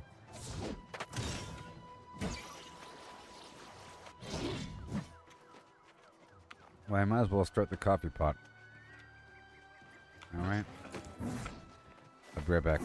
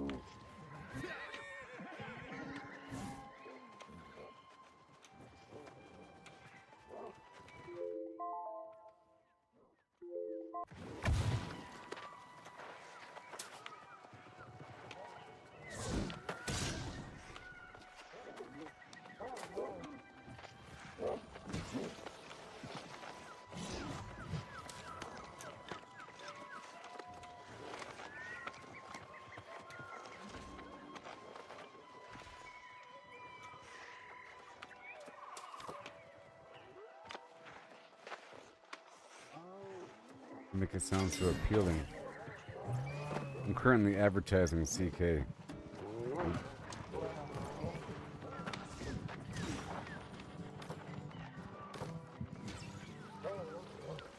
We're doing this world thing.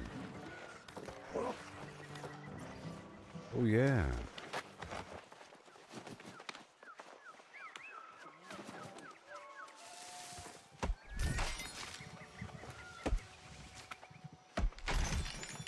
Banana time. Just waiting.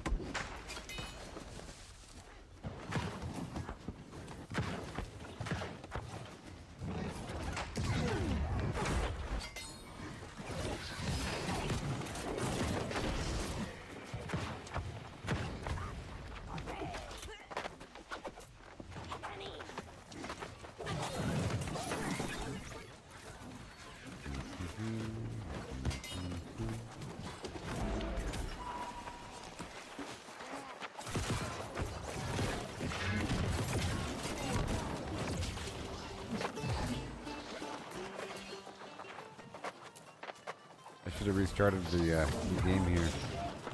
It's starting soon.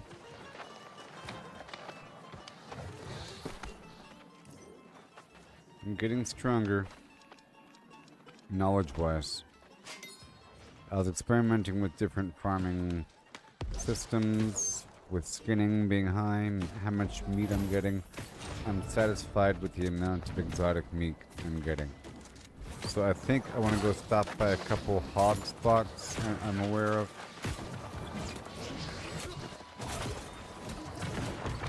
There's a hog spot next to a cornfield. And I think I might cycle through that back and forth forever.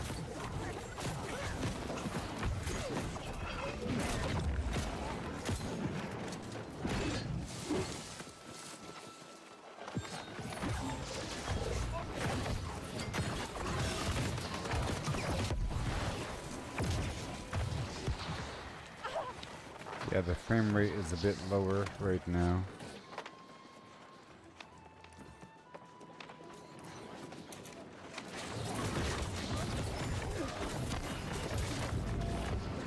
T-minus 40 seconds until the show begins.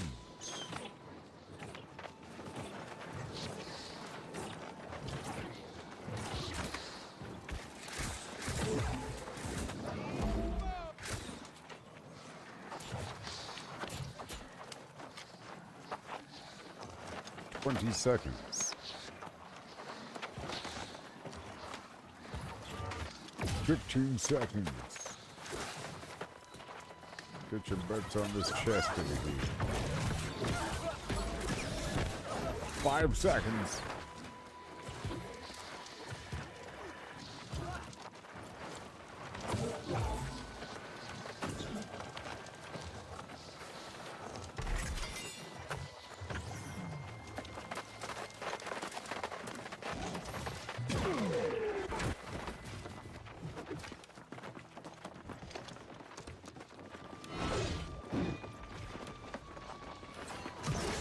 Yeah.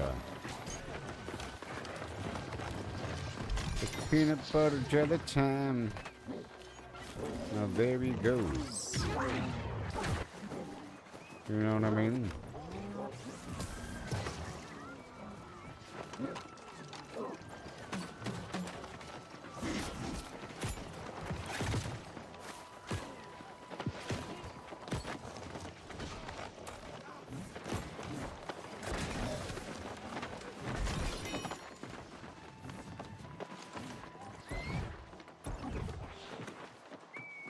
Trying to look at what I'm getting here. I'm looking for any sort of like proficiency gear. You know?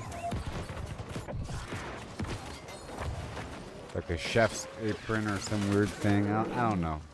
Smelters, flim flam. I don't know where it drops. I haven't looked it up, but I'm keeping my eyes balls open. And I'm also looking for any sort of item that might look like it. Oh my god.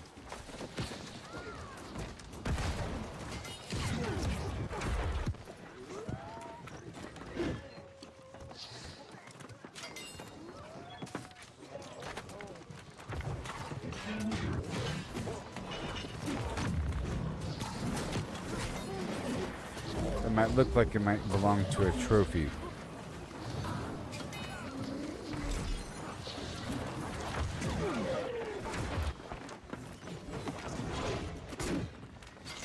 You know?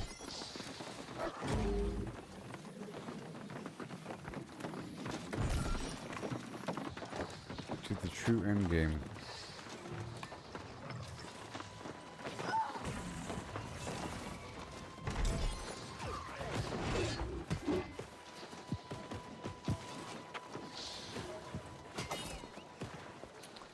Wearing my lucky gear with the pearls and all that. It's a bit weaker.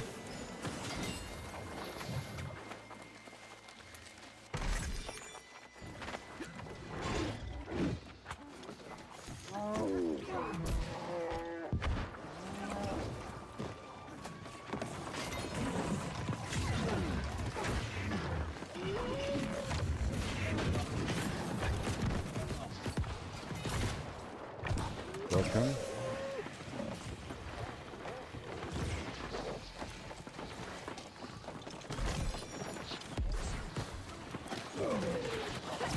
Tomato and milk.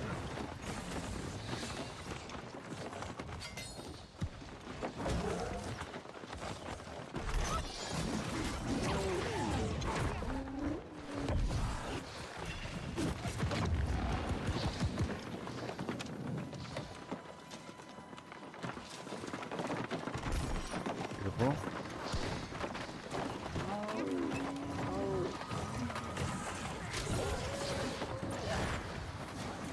Wow.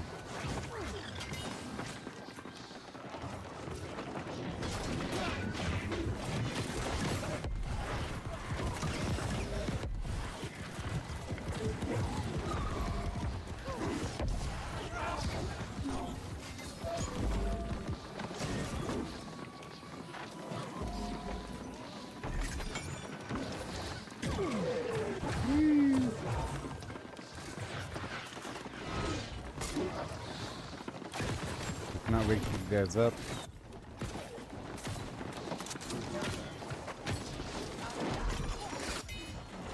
Good.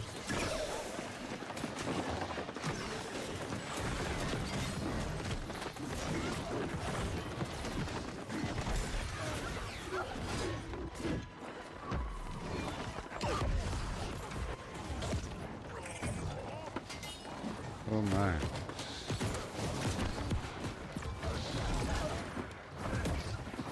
I still got it. I still got it, baby.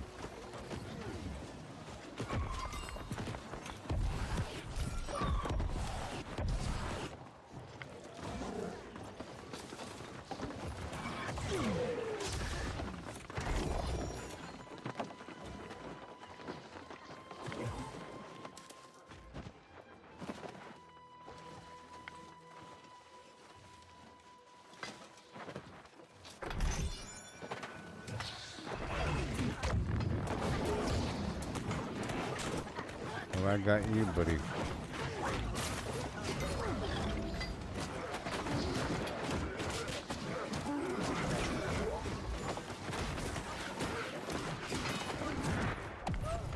Oh my god.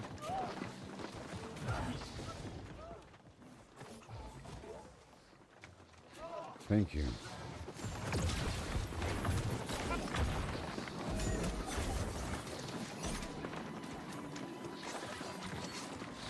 I'm no longer in front.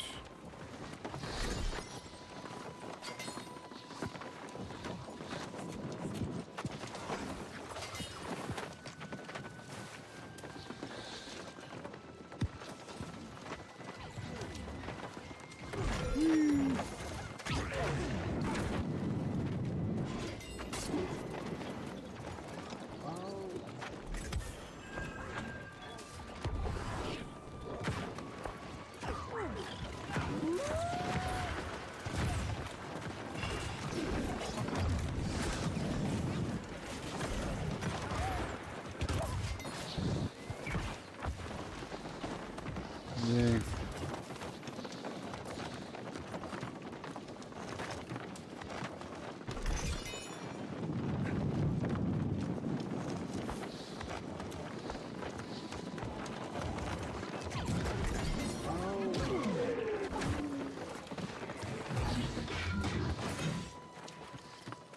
I got you. Have I got you?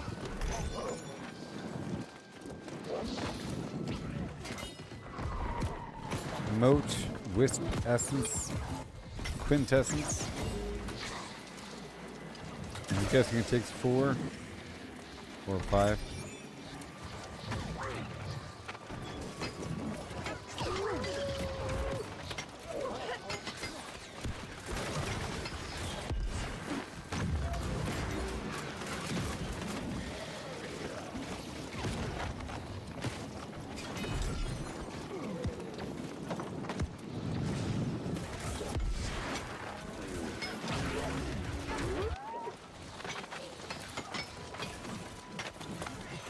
Alright.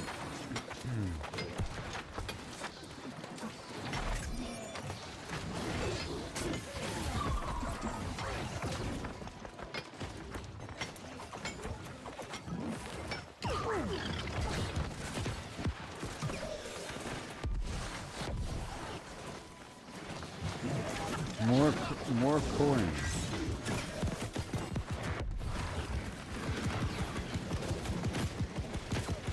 I'll take that special potion now.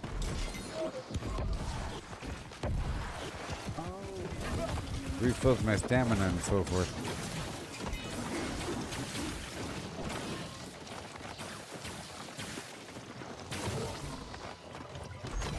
For a time period.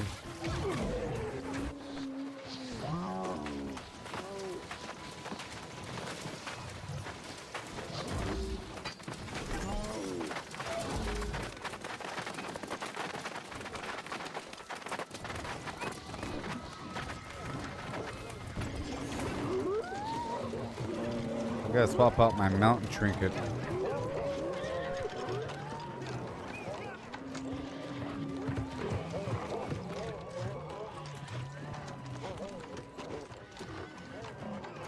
Son of a no. Son of a no. Dang it. That was not smooth. It's a wishy-washy sort of thing.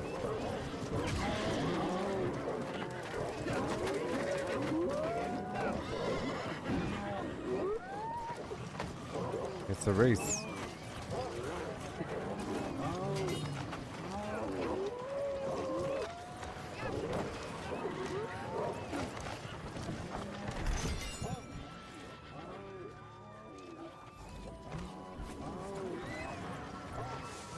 There we go.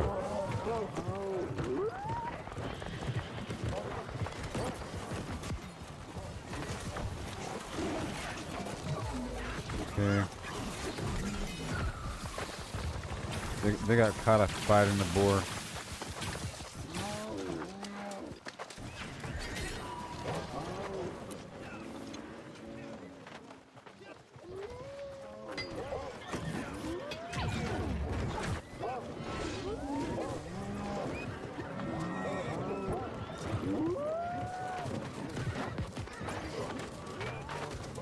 Here. And mother, little flam.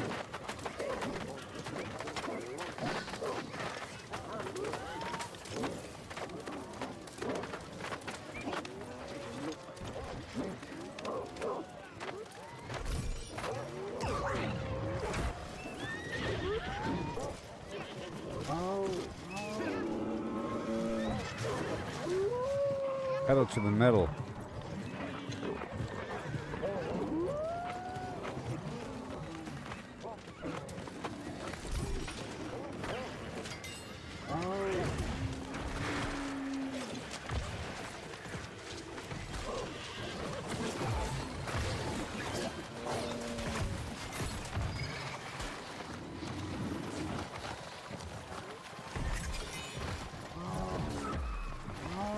Combat.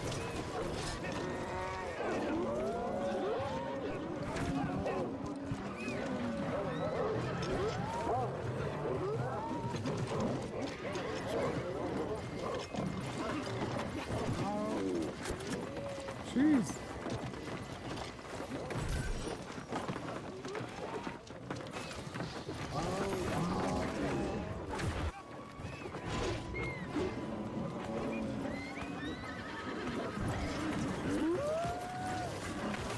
Okay. We hurry up.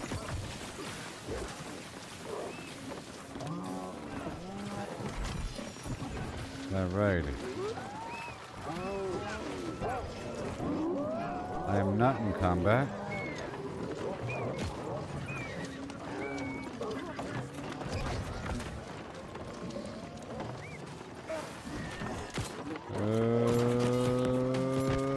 Boy.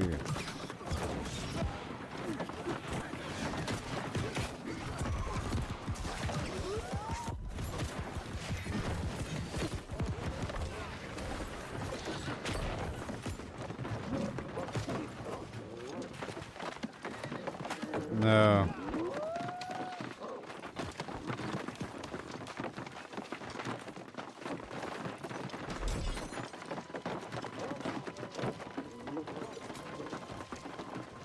Hurry up.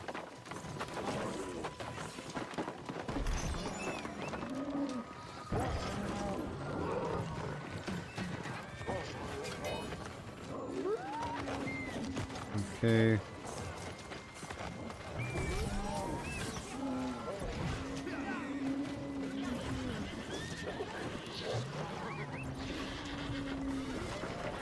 Come on.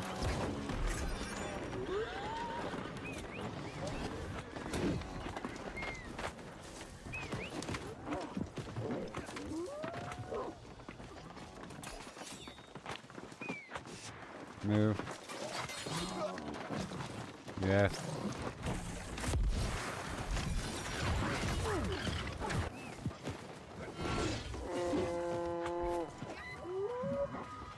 And we ride forward until done.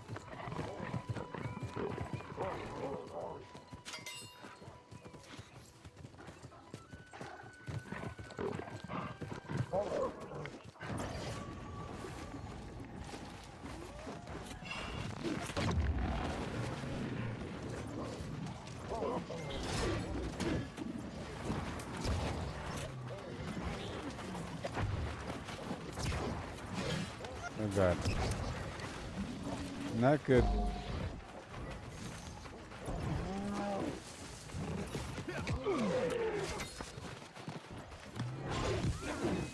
Don't put me in front. Jeez. Don't put me in front. I think I should have rode past him and then pulled them all out, you know? The guy in front does that, maybe?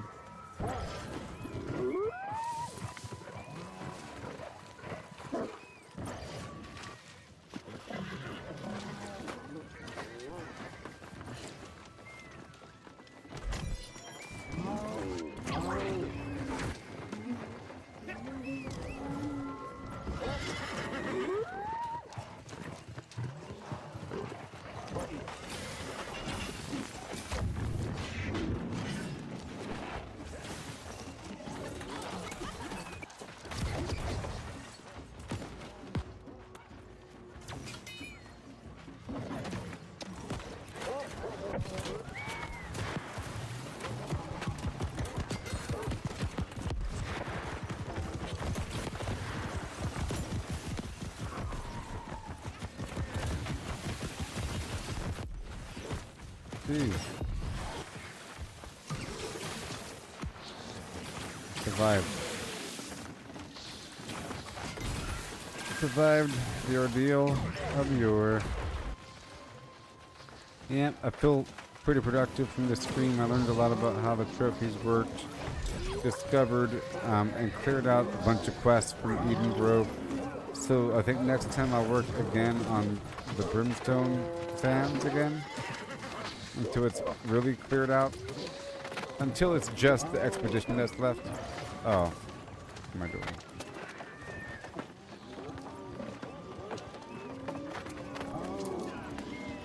You know? And then I'll do Cutlass Keys and Elysium Wilds. And I'm sure I'll discover things and maybe even gain some new abilities. Like some new runes so I can open up more doors or something.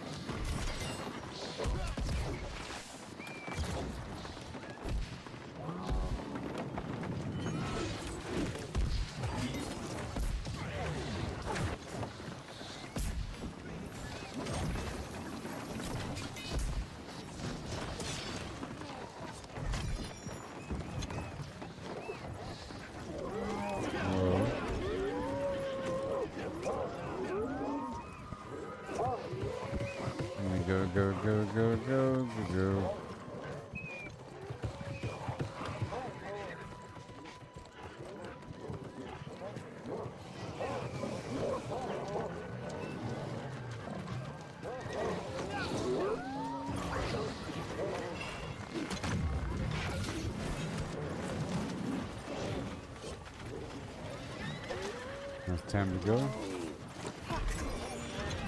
Kinda tired.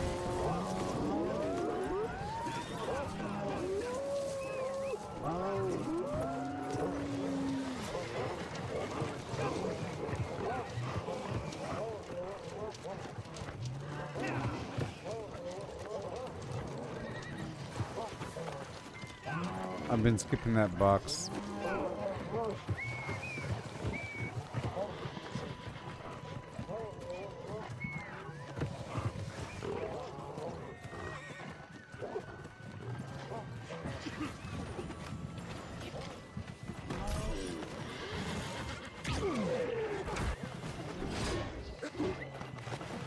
Awesome.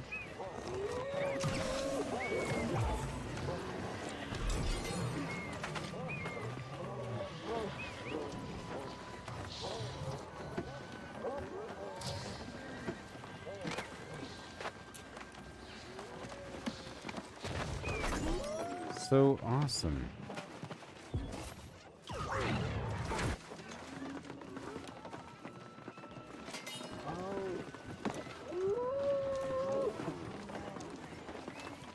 I placed a buy order for garlic. Probably getting more garlic later on.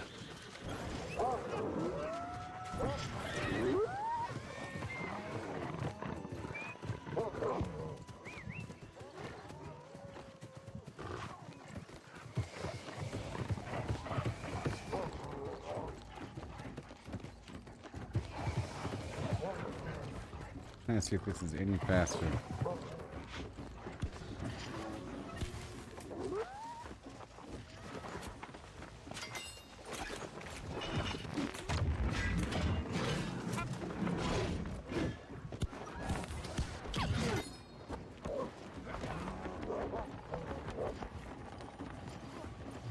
Ignore all that. Ooh. Very nice.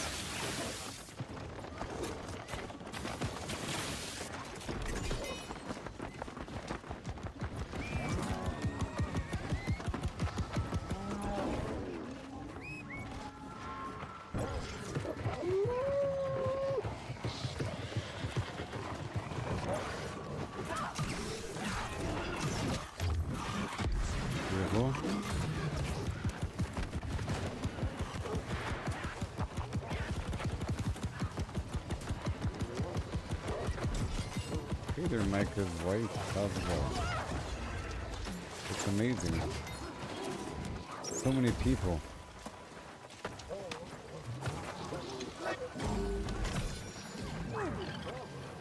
But I was live for 11 hours here, you know. I'm starting to get a little tired.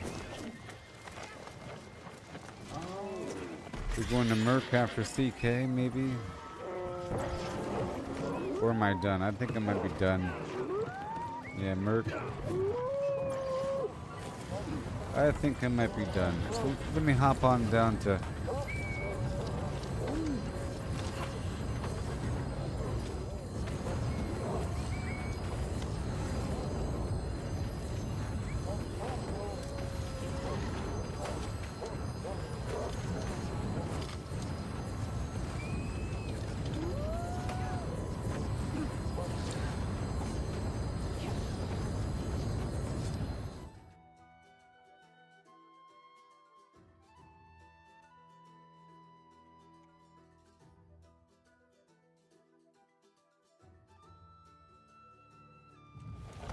It's worth it. Eventually, I'm going to get something.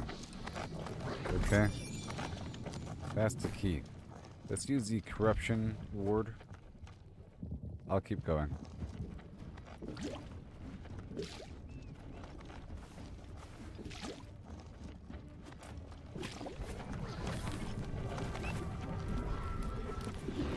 Why are they going that way? Why?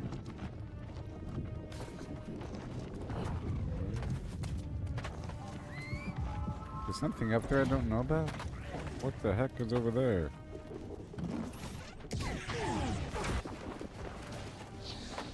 Ah.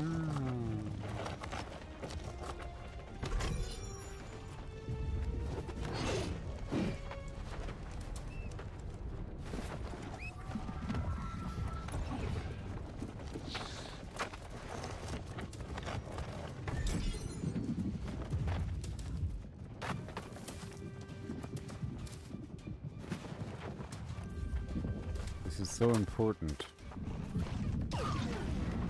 All this box clearing.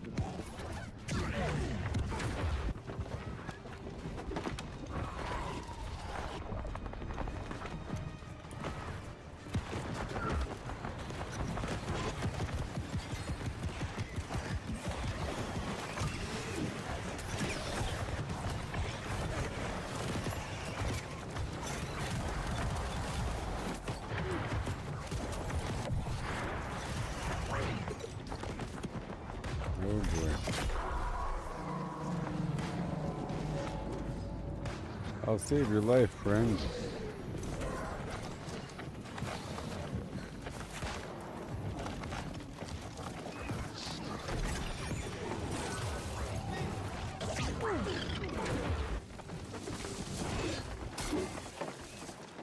And then here,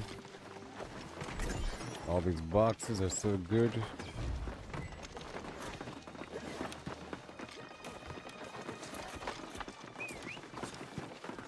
So wonderful having these materials.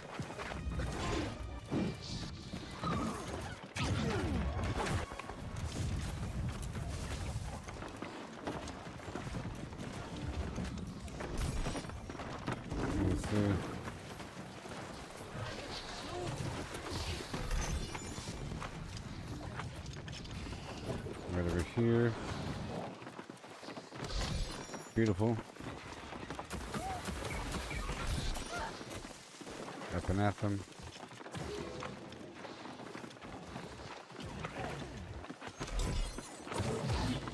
Right here.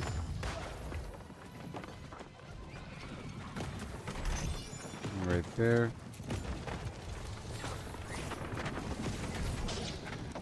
Awesome.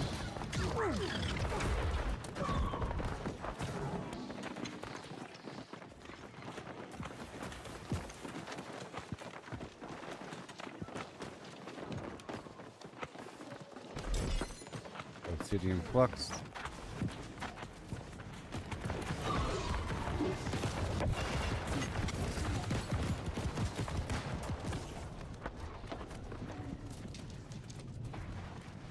Placing that box right here. Beautiful.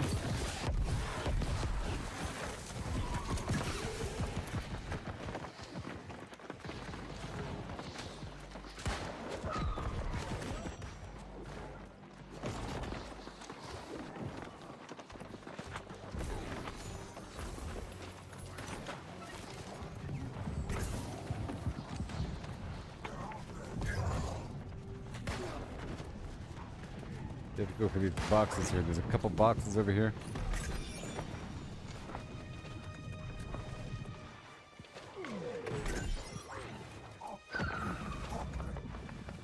Come on.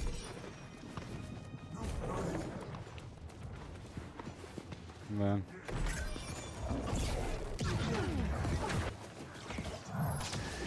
Roll out.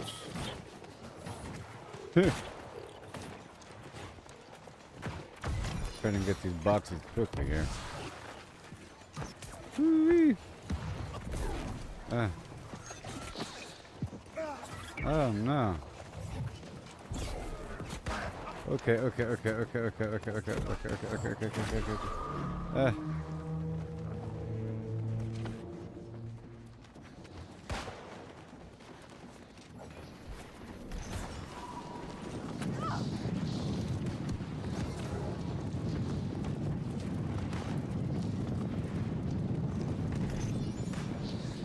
All right.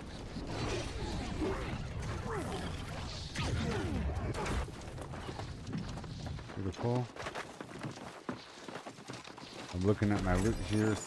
Flux and solvent. Yes, this is PvP. It's a massively PvP game and it's awesome. But you can see how many players there are. Just imagine this many players but in PvP.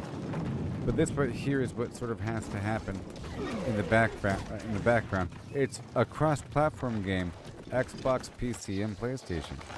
You see there's a million people here. Look at all these people. Isn't this crazy? This is just some organic thing that happens every so often. Well, you know, at 5 a.m.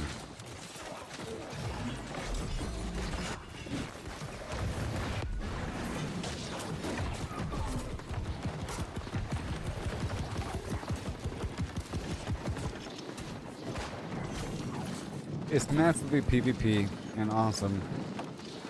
As you can see, there's a big map here and there's different colors because it's territorial control, like long term, with wars going on and open world PvP with towers and stuff like that. Out there in the world, you can flag yourself as PvP and get increased luck for loot, for example. And there's PvP specific missions sprinkled in where you have to flag as PvP. And there's a free-for-all PvP zone where there's more loot and you can steal somebody else's loot if you kill them and they haven't evacuated recently.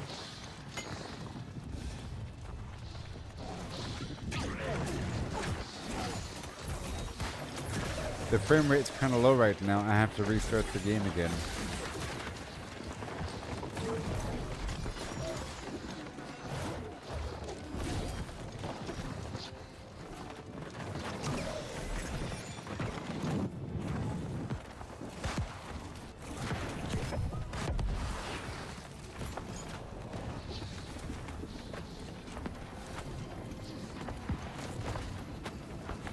Come on.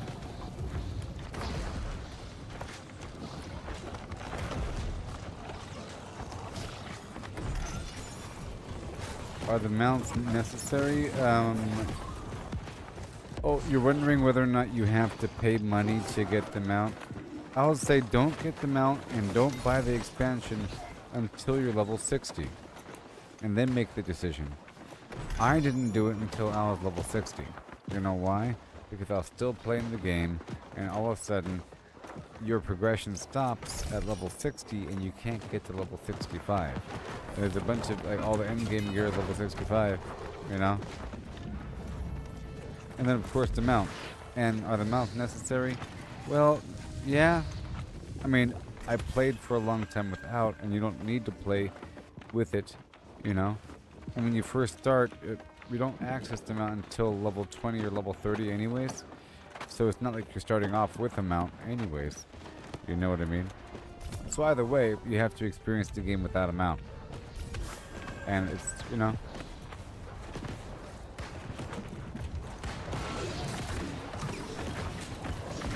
You can see this sort of thing happens all the time, and it's awesome.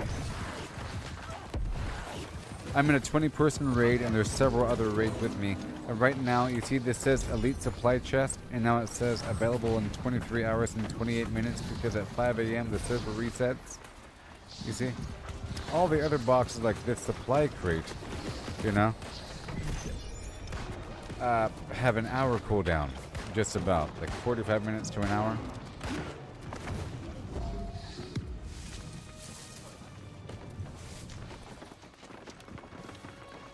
And see, look, supply crate, alchemy crate.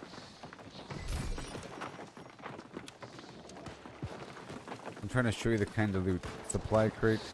You see, it's all about these supply crates, and I'm getting tannin. See, I got aged tannin and pure solvent as my reward. But then you got this big box here with a 24-hour cooldown.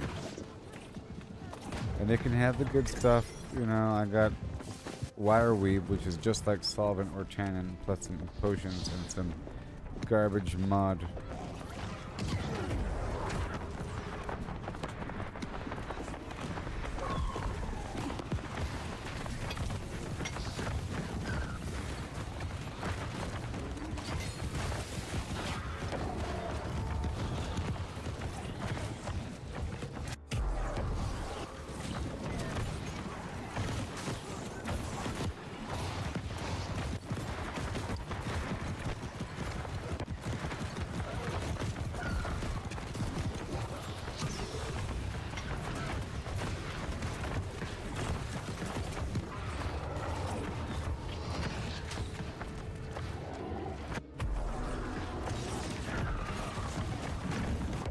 But this game is really, you can't tell now from this gameplay, but if you watch me at any other given time, I'm chopping down trees for hours, okay?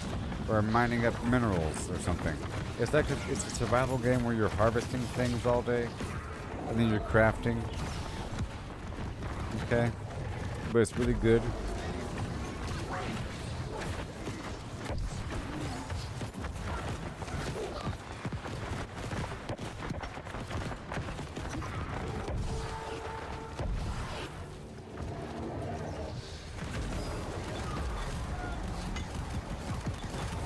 This is a lot of people.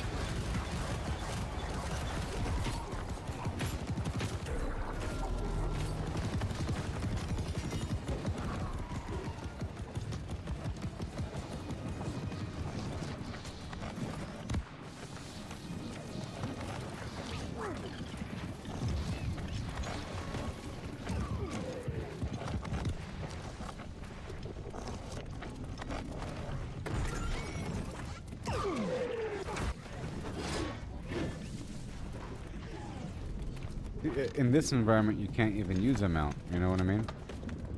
But everyone uses the mount to get between A and B, so you'd be left behind. All this endgame stuff, you sort of have to eventually get the expansion. But you don't have to get it right away. You know what I mean? And plus, you know, all you're really getting is just between level 60 and 65, and the mount, and the flail, you know, the flail, and you don't need all that, and then access to the new zone, which is only in game, so you're not going to be experiencing that anytime soon. So there's no rush. You're basically paying for endgame content, and for most of what you're doing, it's all within range of a fast travel point. Here, I'll show you the map at risk of my own life. So let's say we're over You see, these dark circles are fast travel points, and they're sort of everywhere, you know?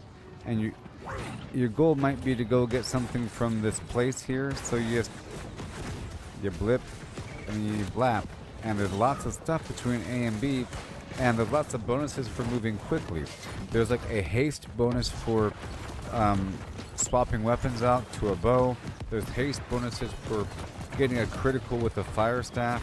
There's a haste bonus for grappling on something like climbing. It's like a boot perk. And for example, this tool right here, it says gathering a clarity, gain 50% haste for 3 seconds after gathering a node. So as you're going around and you're chopping down trees and digging up rocks and stuff like that, you're giving yourself the occasional speed boost. And as you can see here, this combination of this ability followed by this ability is pretty fast. It's faster than a mount, just for a little bit, you know? And then I go over here, chop a tree, go over there, roll a couple times with light armor, and you feel pretty fast. And you don't really miss having a mount. And then you feel like people with mounts are missing out. Like for a while, I didn't have a mount. And I'd say, you darn mount user. Then I realized that everybody uses a mount.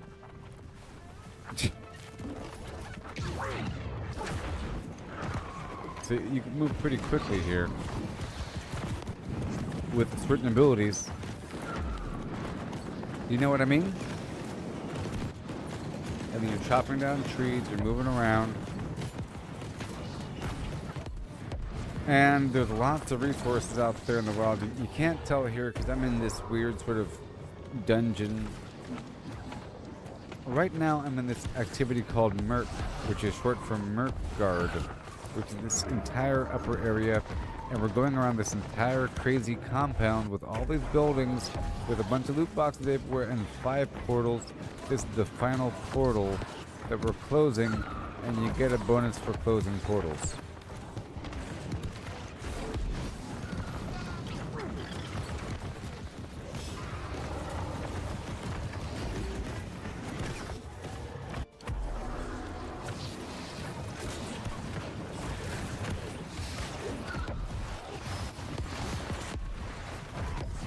Yeah, I'm glad you're still here. Now, in terms of PvP, I'll show you.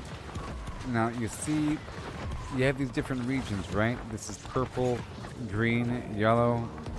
Purple just took over, sorry, green just took over Everfall, and I have a house in Everfall, and you get like discounts for being in the zone that your faction's part of. Now it's like living here, doing lots of stuff back and forth. And now I gotta change. I'm yellow. Oh no.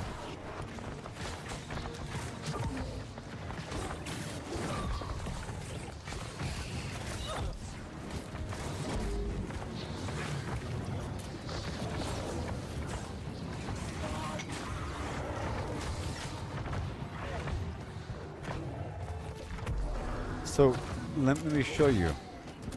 You have a zone like Everfall, right?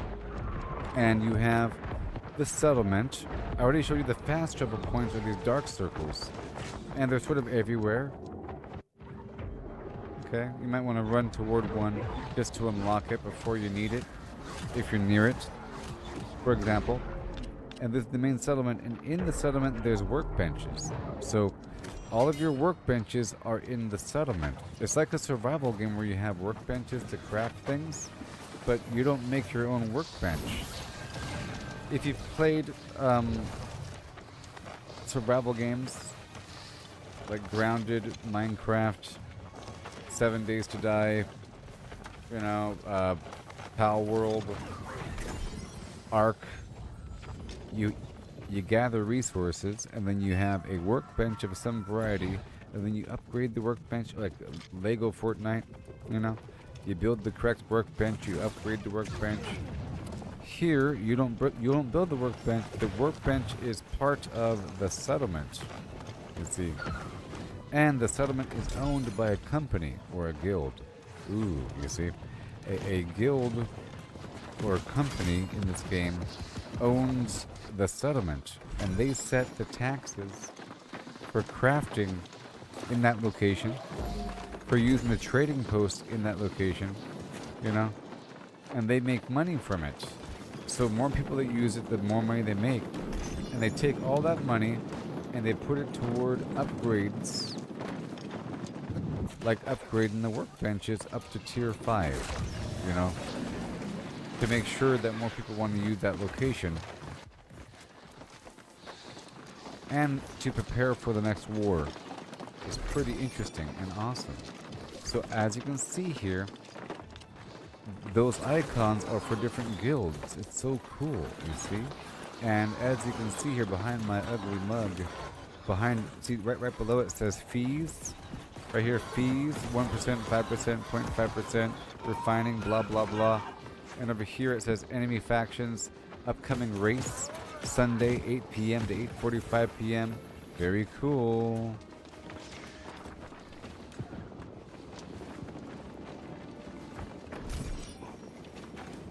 So a race it's sort of weird what it's called. It's called an influence race. Okay, you might be familiar with like World of Warcraft and Battlegrounds or other games that have a battleground concept where you have an arena of some variety that has a confined map space where you have multiple objectives to conquer within a time frame, and there's a bunch of people, 2 teams, and like 3 or more points, and you have to like occupy the space of those points to gather points over time,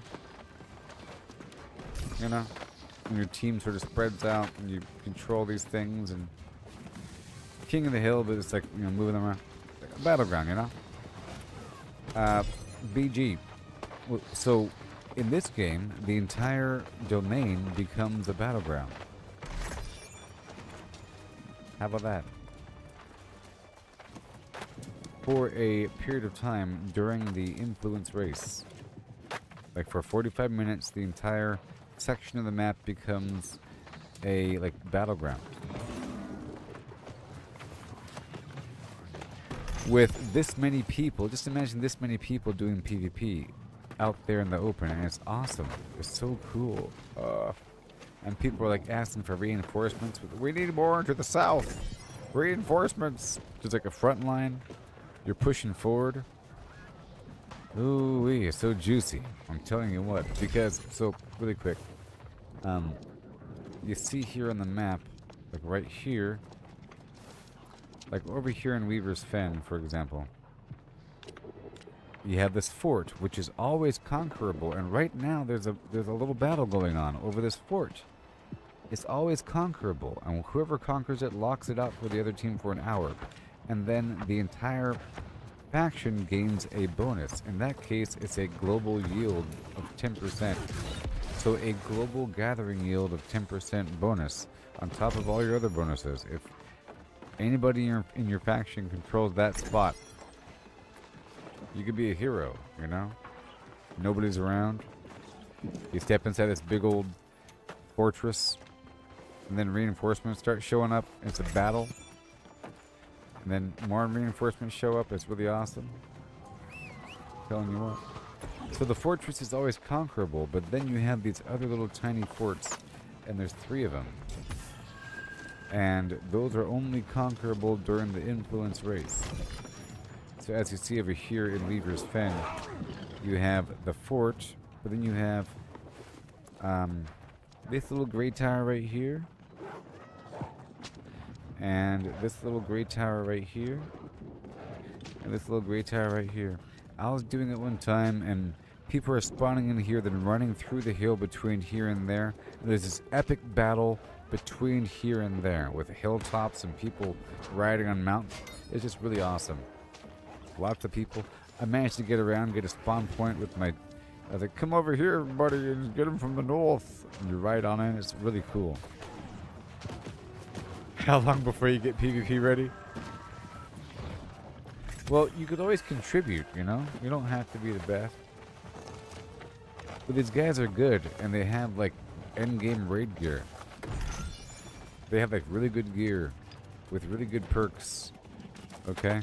So you're borderline immortal. And it's really a group PvP game, from what I've seen. And that's what everybody sort of considers it. Like, you have, like, a big Zerg ball and you're fighting with other people because you have lots of umbrella buffs of allies within range quite a bit. Like everybody has this like overbleed of giving your allies some sort of empower within range, or like a fortify within range. Like this right here, it hurts the enemy, but it also fortifies the teammates, and that gathers all the dudes together. Then all the melee guys rush in, and they're all like doing this sort of stab thing and like dropping them on the ground, and everybody's contributing, and it's awesome. And it works the same way in PvP as it does in PvE. So you can still contribute. Where are we going? ¿Qué dónde estás? The mines? Are we going to the mines? Hello? Sebastian? According to the map, we're going to the mines. By way of the Flim Flam house. Head to the Flim Flam house. And meet me there.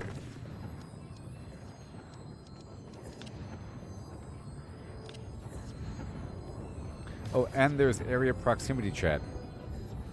How cool is that?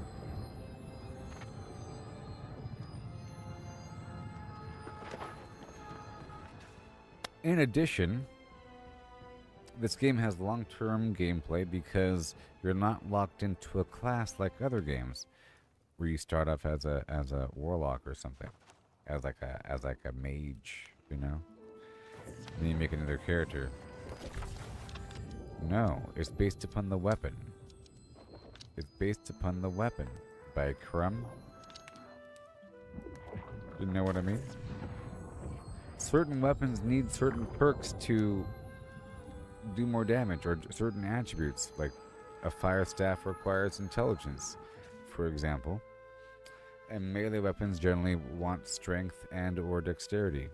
But then some want intelligence thrown in because it's fancy.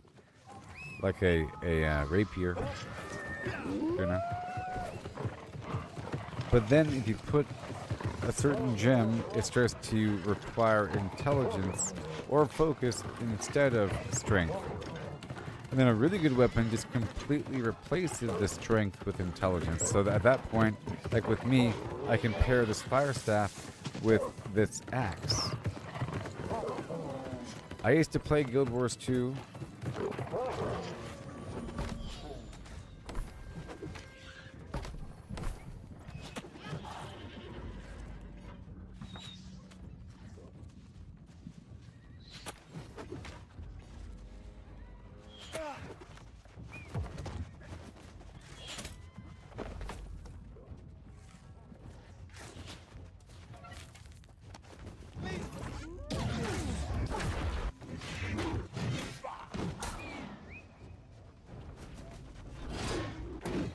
Oh yeah, it's Sheboygan time.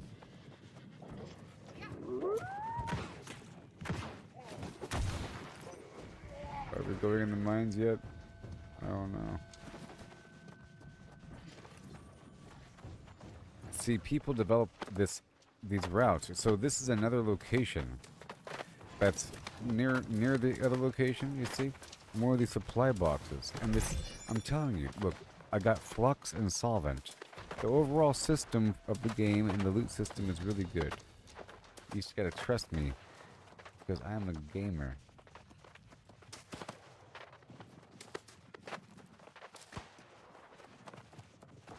It's good because there's a million resources out there and you're farming them for hours, okay? You're cutting down trees, special trees, a whole field of special blue glowing trees, and you're happy.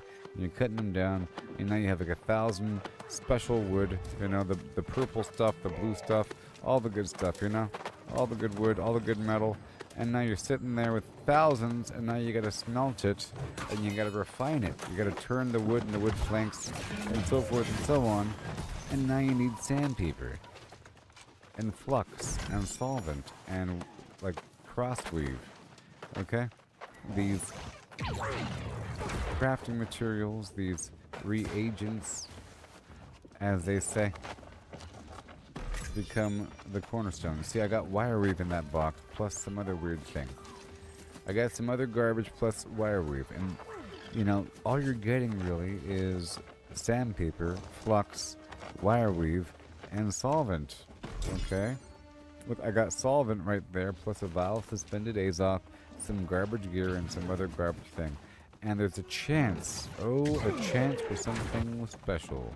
I didn't know what that special thing was until like today or yesterday, and it's over your head, so it doesn't really matter. But it's special. And you don't even know the significance of needing mountains of sandpaper and so forth, so just know that this is really good. And yeah, you have the chance of getting something really good, but that the quality of that good thing will mean nothing to you. But it's good to us. And it could be anywhere. Look, I got tannin and solvent. It might seem weird, but it's so special. I love the efficiency of it. We just happen to be going through this location to get a ton of it, to get like 1,000. This stuff is so special. The flux, it's worth a lot of money. It's worth sometimes two gold on the auction house. Okay, it's worth a lot of money. You can make thousands just selling this stuff because everybody needs it. It's like it's the true bottleneck of all your end game crafting. It doesn't matter what you're doing, you always need it. And there it is. Dang it. But you can see this crazy route that we're going on with all these boxes. I got wire weave.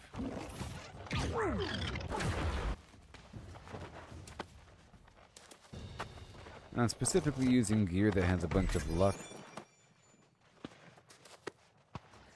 This is what's called an ECR, or Elite Chest Run, because of these Elite Supply Chests.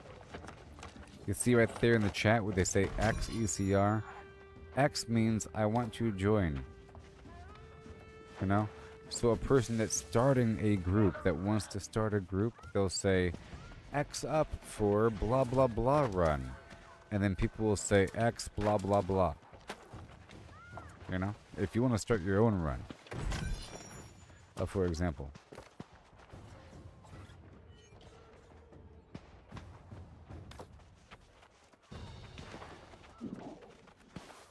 A person just asked where WT. WT means World Tour, which is another term for the ECR. It's interchangeable, really. The World Tour means that you're doing an Elite Chest run through multiple locations across the map. In like a deliberate order. And this order on this server, it's Cutlass Keys, Merc Guard, this specific... man, I missed that box. This specific mine location, and then the wall, and then the Heliopolis location, and then the cast location, and then a bunch of other spots. I don't really last that long, because it keeps on going. I go until I'm satisfied with how much I've gotten, you know? I usually end after this spot because the wall gets kind of wonky. You have to go down to the basement and open up these doors. You know, whatever. I do this sort of thing on my own out there in the wild. It's very delightful.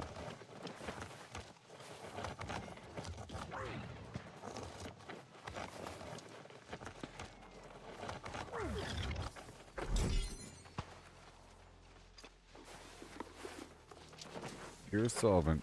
Yeah. In its heart, this game is a gathering and crafting game. It's a gathering and crafting game, believe it or not. Not this kind of gathering. That's more of looting. This is more of a looting, not gathering. Gathering is like harvesting.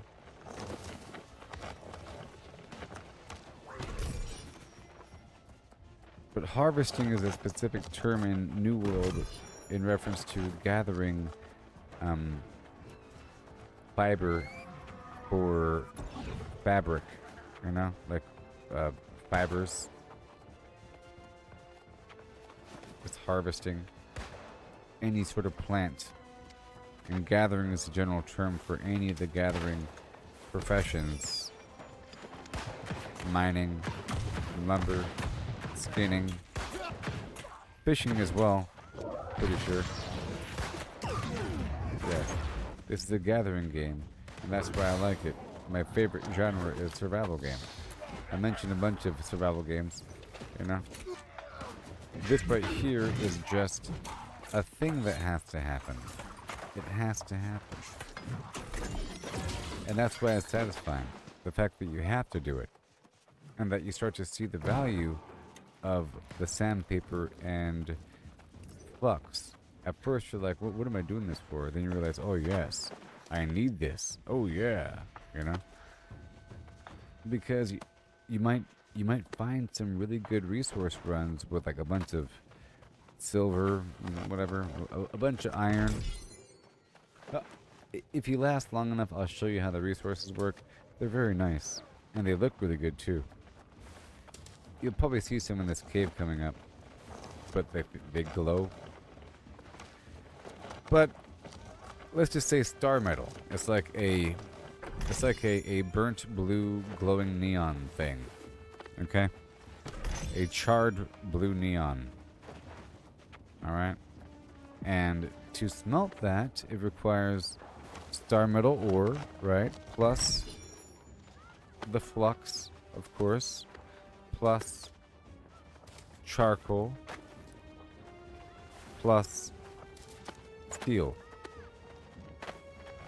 But the steel requires charcoal and iron ore. Or iron ingots, you know. So you have to mine a bunch of iron and chop down a bunch of trees to then be able to utilize the star metal that you've harvested. But all along the way, you're using the flux to turn the iron into steel and the steel into star metal, so it becomes the final bottleneck. And if you're on your own, without doing this sort of weird, massive run with a bunch of people, which is how the game was designed, you realize that the game was designed for this sort of weird open world raid sort of thing, with the 20-person raid environment, and you join them together, and you know the way that these places are designed, and you have like these red spots across the map. They want you to. Like on your own, you're going around, you get like a box here and box there, but you might not know where all the boxes are. But see, with this run, you don't have to know where the boxes are because there's a million people going in like a conveyor belt line. It's like we're little bugs following the scent trail of the one in front of us. And it's really an interesting dynamic where it's just like liquid flowing, following the person in front without even thinking, holding the forward button, and you're finding all the boxes automatically. But on your own, you might get like maybe a fifth of the boxes, and you'd spend 5 times as long, you know? Right? If you're here all by yourself, it would take way longer, and you get a fraction of the boxes. Because you don't know where all the boxes are, unless you're looking them up. But even then, even if you're following a guide, it's not like a 3-dimensional guide. You know? It's like an overhead view of where the boxes are approximately, and you're in this weird 3D environment. Eventually you figure out where they are. But the best way to figure out where they are is by doing these runs, because all of these guys know where they are. Or at least someone knows where they are, you know? You're relying on the fact that somebody in this big old group of people knows the way. I was like, hey, don't put me in front. But it's kind of funny sometimes. It's like, whoa, I'm in front. Stop it. But now I sort of know the way, and I can lead. Like, I know most of this route now. Like, you go up here to the left. See, those guys over there don't know the way, but the route is actually this way. Those suckers, you see? Those guys missed the box. And then you go down, and you can get that box right here, but really, you want to go this way because you can jump up and across to go down. And everybody skips the enemies, you see? There's a bunch of horrible high-level enemies running back and forth, aggroing, and then retreating in the background. See? This way, and then this way, and then... Pow! Isn't that beautiful? I got the box.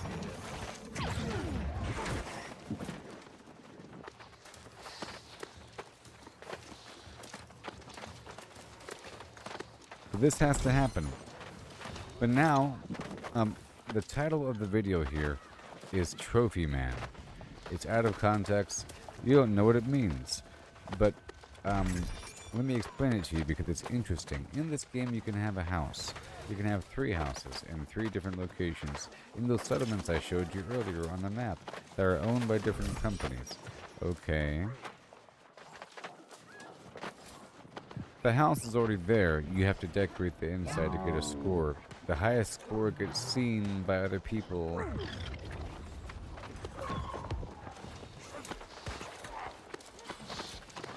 The benefit of a house is it gives you a fast travel point from anywhere. So you could be out in the field and then open up the map and then click on the settlement. If there's a house there, you could say fast travel to house without having to be at a fast travel shrine. Otherwise, you have to travel to a fast travel shrine to fast travel. On top of that, you can check into an inn. So you have your single inn plus your house. But you can have 3 houses. So you have your single inn plus 3 different houses, and they all have their separate cooldown time for fast travel across the map without having to be at a fast travel point. Okay? In addition, you're able to have storage at the house to add to that territory storage. New World has a very interesting dynamic when it comes to storage. You see, I can carry quite a bit. I have these 3 different satchels of different quality that I should probably upgrade eventually. And each settlement has storage. Okay? Each settlement has storage. There's a couple storage boxes at each settlement location.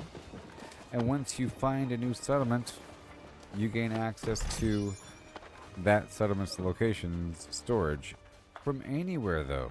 So you can go to the next settlement and now you can access that location plus the previous location, and you can move items between locations without having to move between the locations. So then you can start to organize your stuff and say, well, I'm keeping all of my metal ore over here, all my fabric over there, all my leather over here. You know, this is for my mods, this is for my completed items, this is for my extra gear, that sort of thing. This is for my furniture. There's a bunch of different spots, you know, but your house locations have extra room. But on top of that, you have trophies. I'm trying to explain why houses are good, okay? So fast travel, extra storage at that specific location, and trophies. Now trophies are a extra buff. They're a buff. You see, it's an extra buff. It's a global buff. So you put 5 trophies per house. You cannot repeat the same trophy in the same house, but you can repeat the trophies across 3 different houses. There's combat trophies that increase your effectiveness versus certain enemies. And there's luck trophies to increase your luck chance while gathering things. Specific per like logging or mining or skinning, harvesting. There's profession trophies to increase like the quality of the item that is crafted or the quantity that is crafted. Okay? And they're just these long-term buffs. And the title of the stream is Trophy Man. Okay, that was my specific focus. I've only been playing New World Aeternum for a little over a month. I used to play New World a long time ago, before it was New World Aeternum.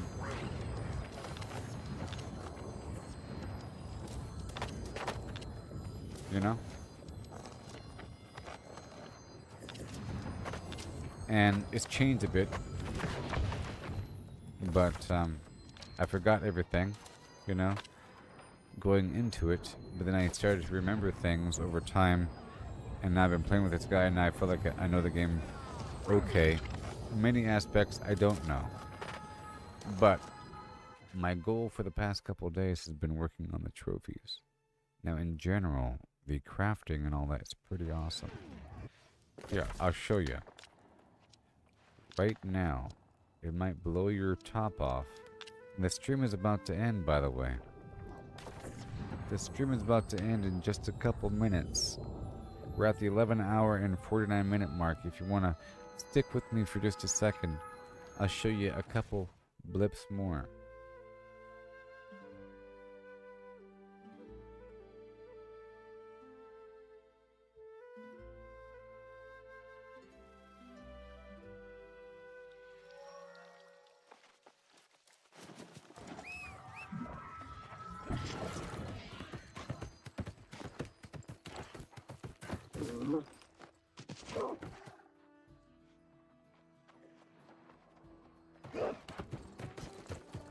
I wanted to restart the game earlier because the frame rate dropped. That's my house. I'm decorating it.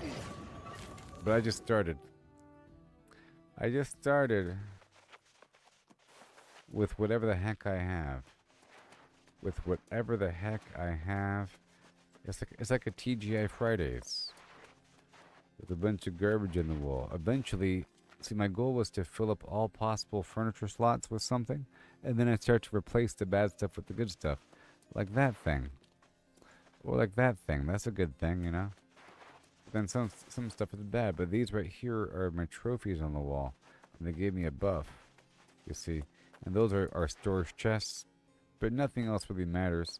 It's just you have to have unique items within your property. And this house here has a nice... oh, this is El Dorado.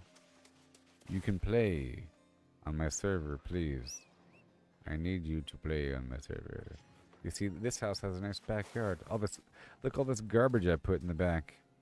But it's very deliberate, you know. All this garbage I put in the back. All this furniture, all this weathered furniture. But it increases my score bit by bit by bit. All the stuff on the table. See? Little stupid plants.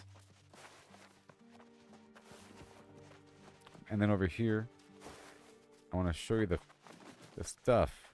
See, these are the workbenches. That's the forge. That's the, you know, the smelter, the lumber mill thing, whatever. The stone cutter, the workshop, and then across are the rest. They kind of split the stuff into two to be annoying, because not every town is the same. You see, this right here is Everfall. Monarch's Bluff is a similar layout, but all these towns are slightly different. For example, let me hop on down to Windsward for a second. The stream's almost over. I might be back with another stream. I'm not really done. But I don't know. See, this one has a different layout. It's not, no, this box right here. The storage shed shows all the locations I've been to and how much weight it's in each location. You see, this left-hand side is all my stuff. This is what I'm carrying on me. And I just did this loot run. Okay, am I still in it? Let me leave this. Let me leave. Oh my gosh. I'll still narrate. Let me organize my gear score and look for anything that's bind on equip. Okay, none of this is good. None of it is good. So salvage all. Boom. There it is. And then all of this right here is 697 bound to player. Bound on equip. Okay, only keep that one and sell it in the auction house maybe. 654, 688.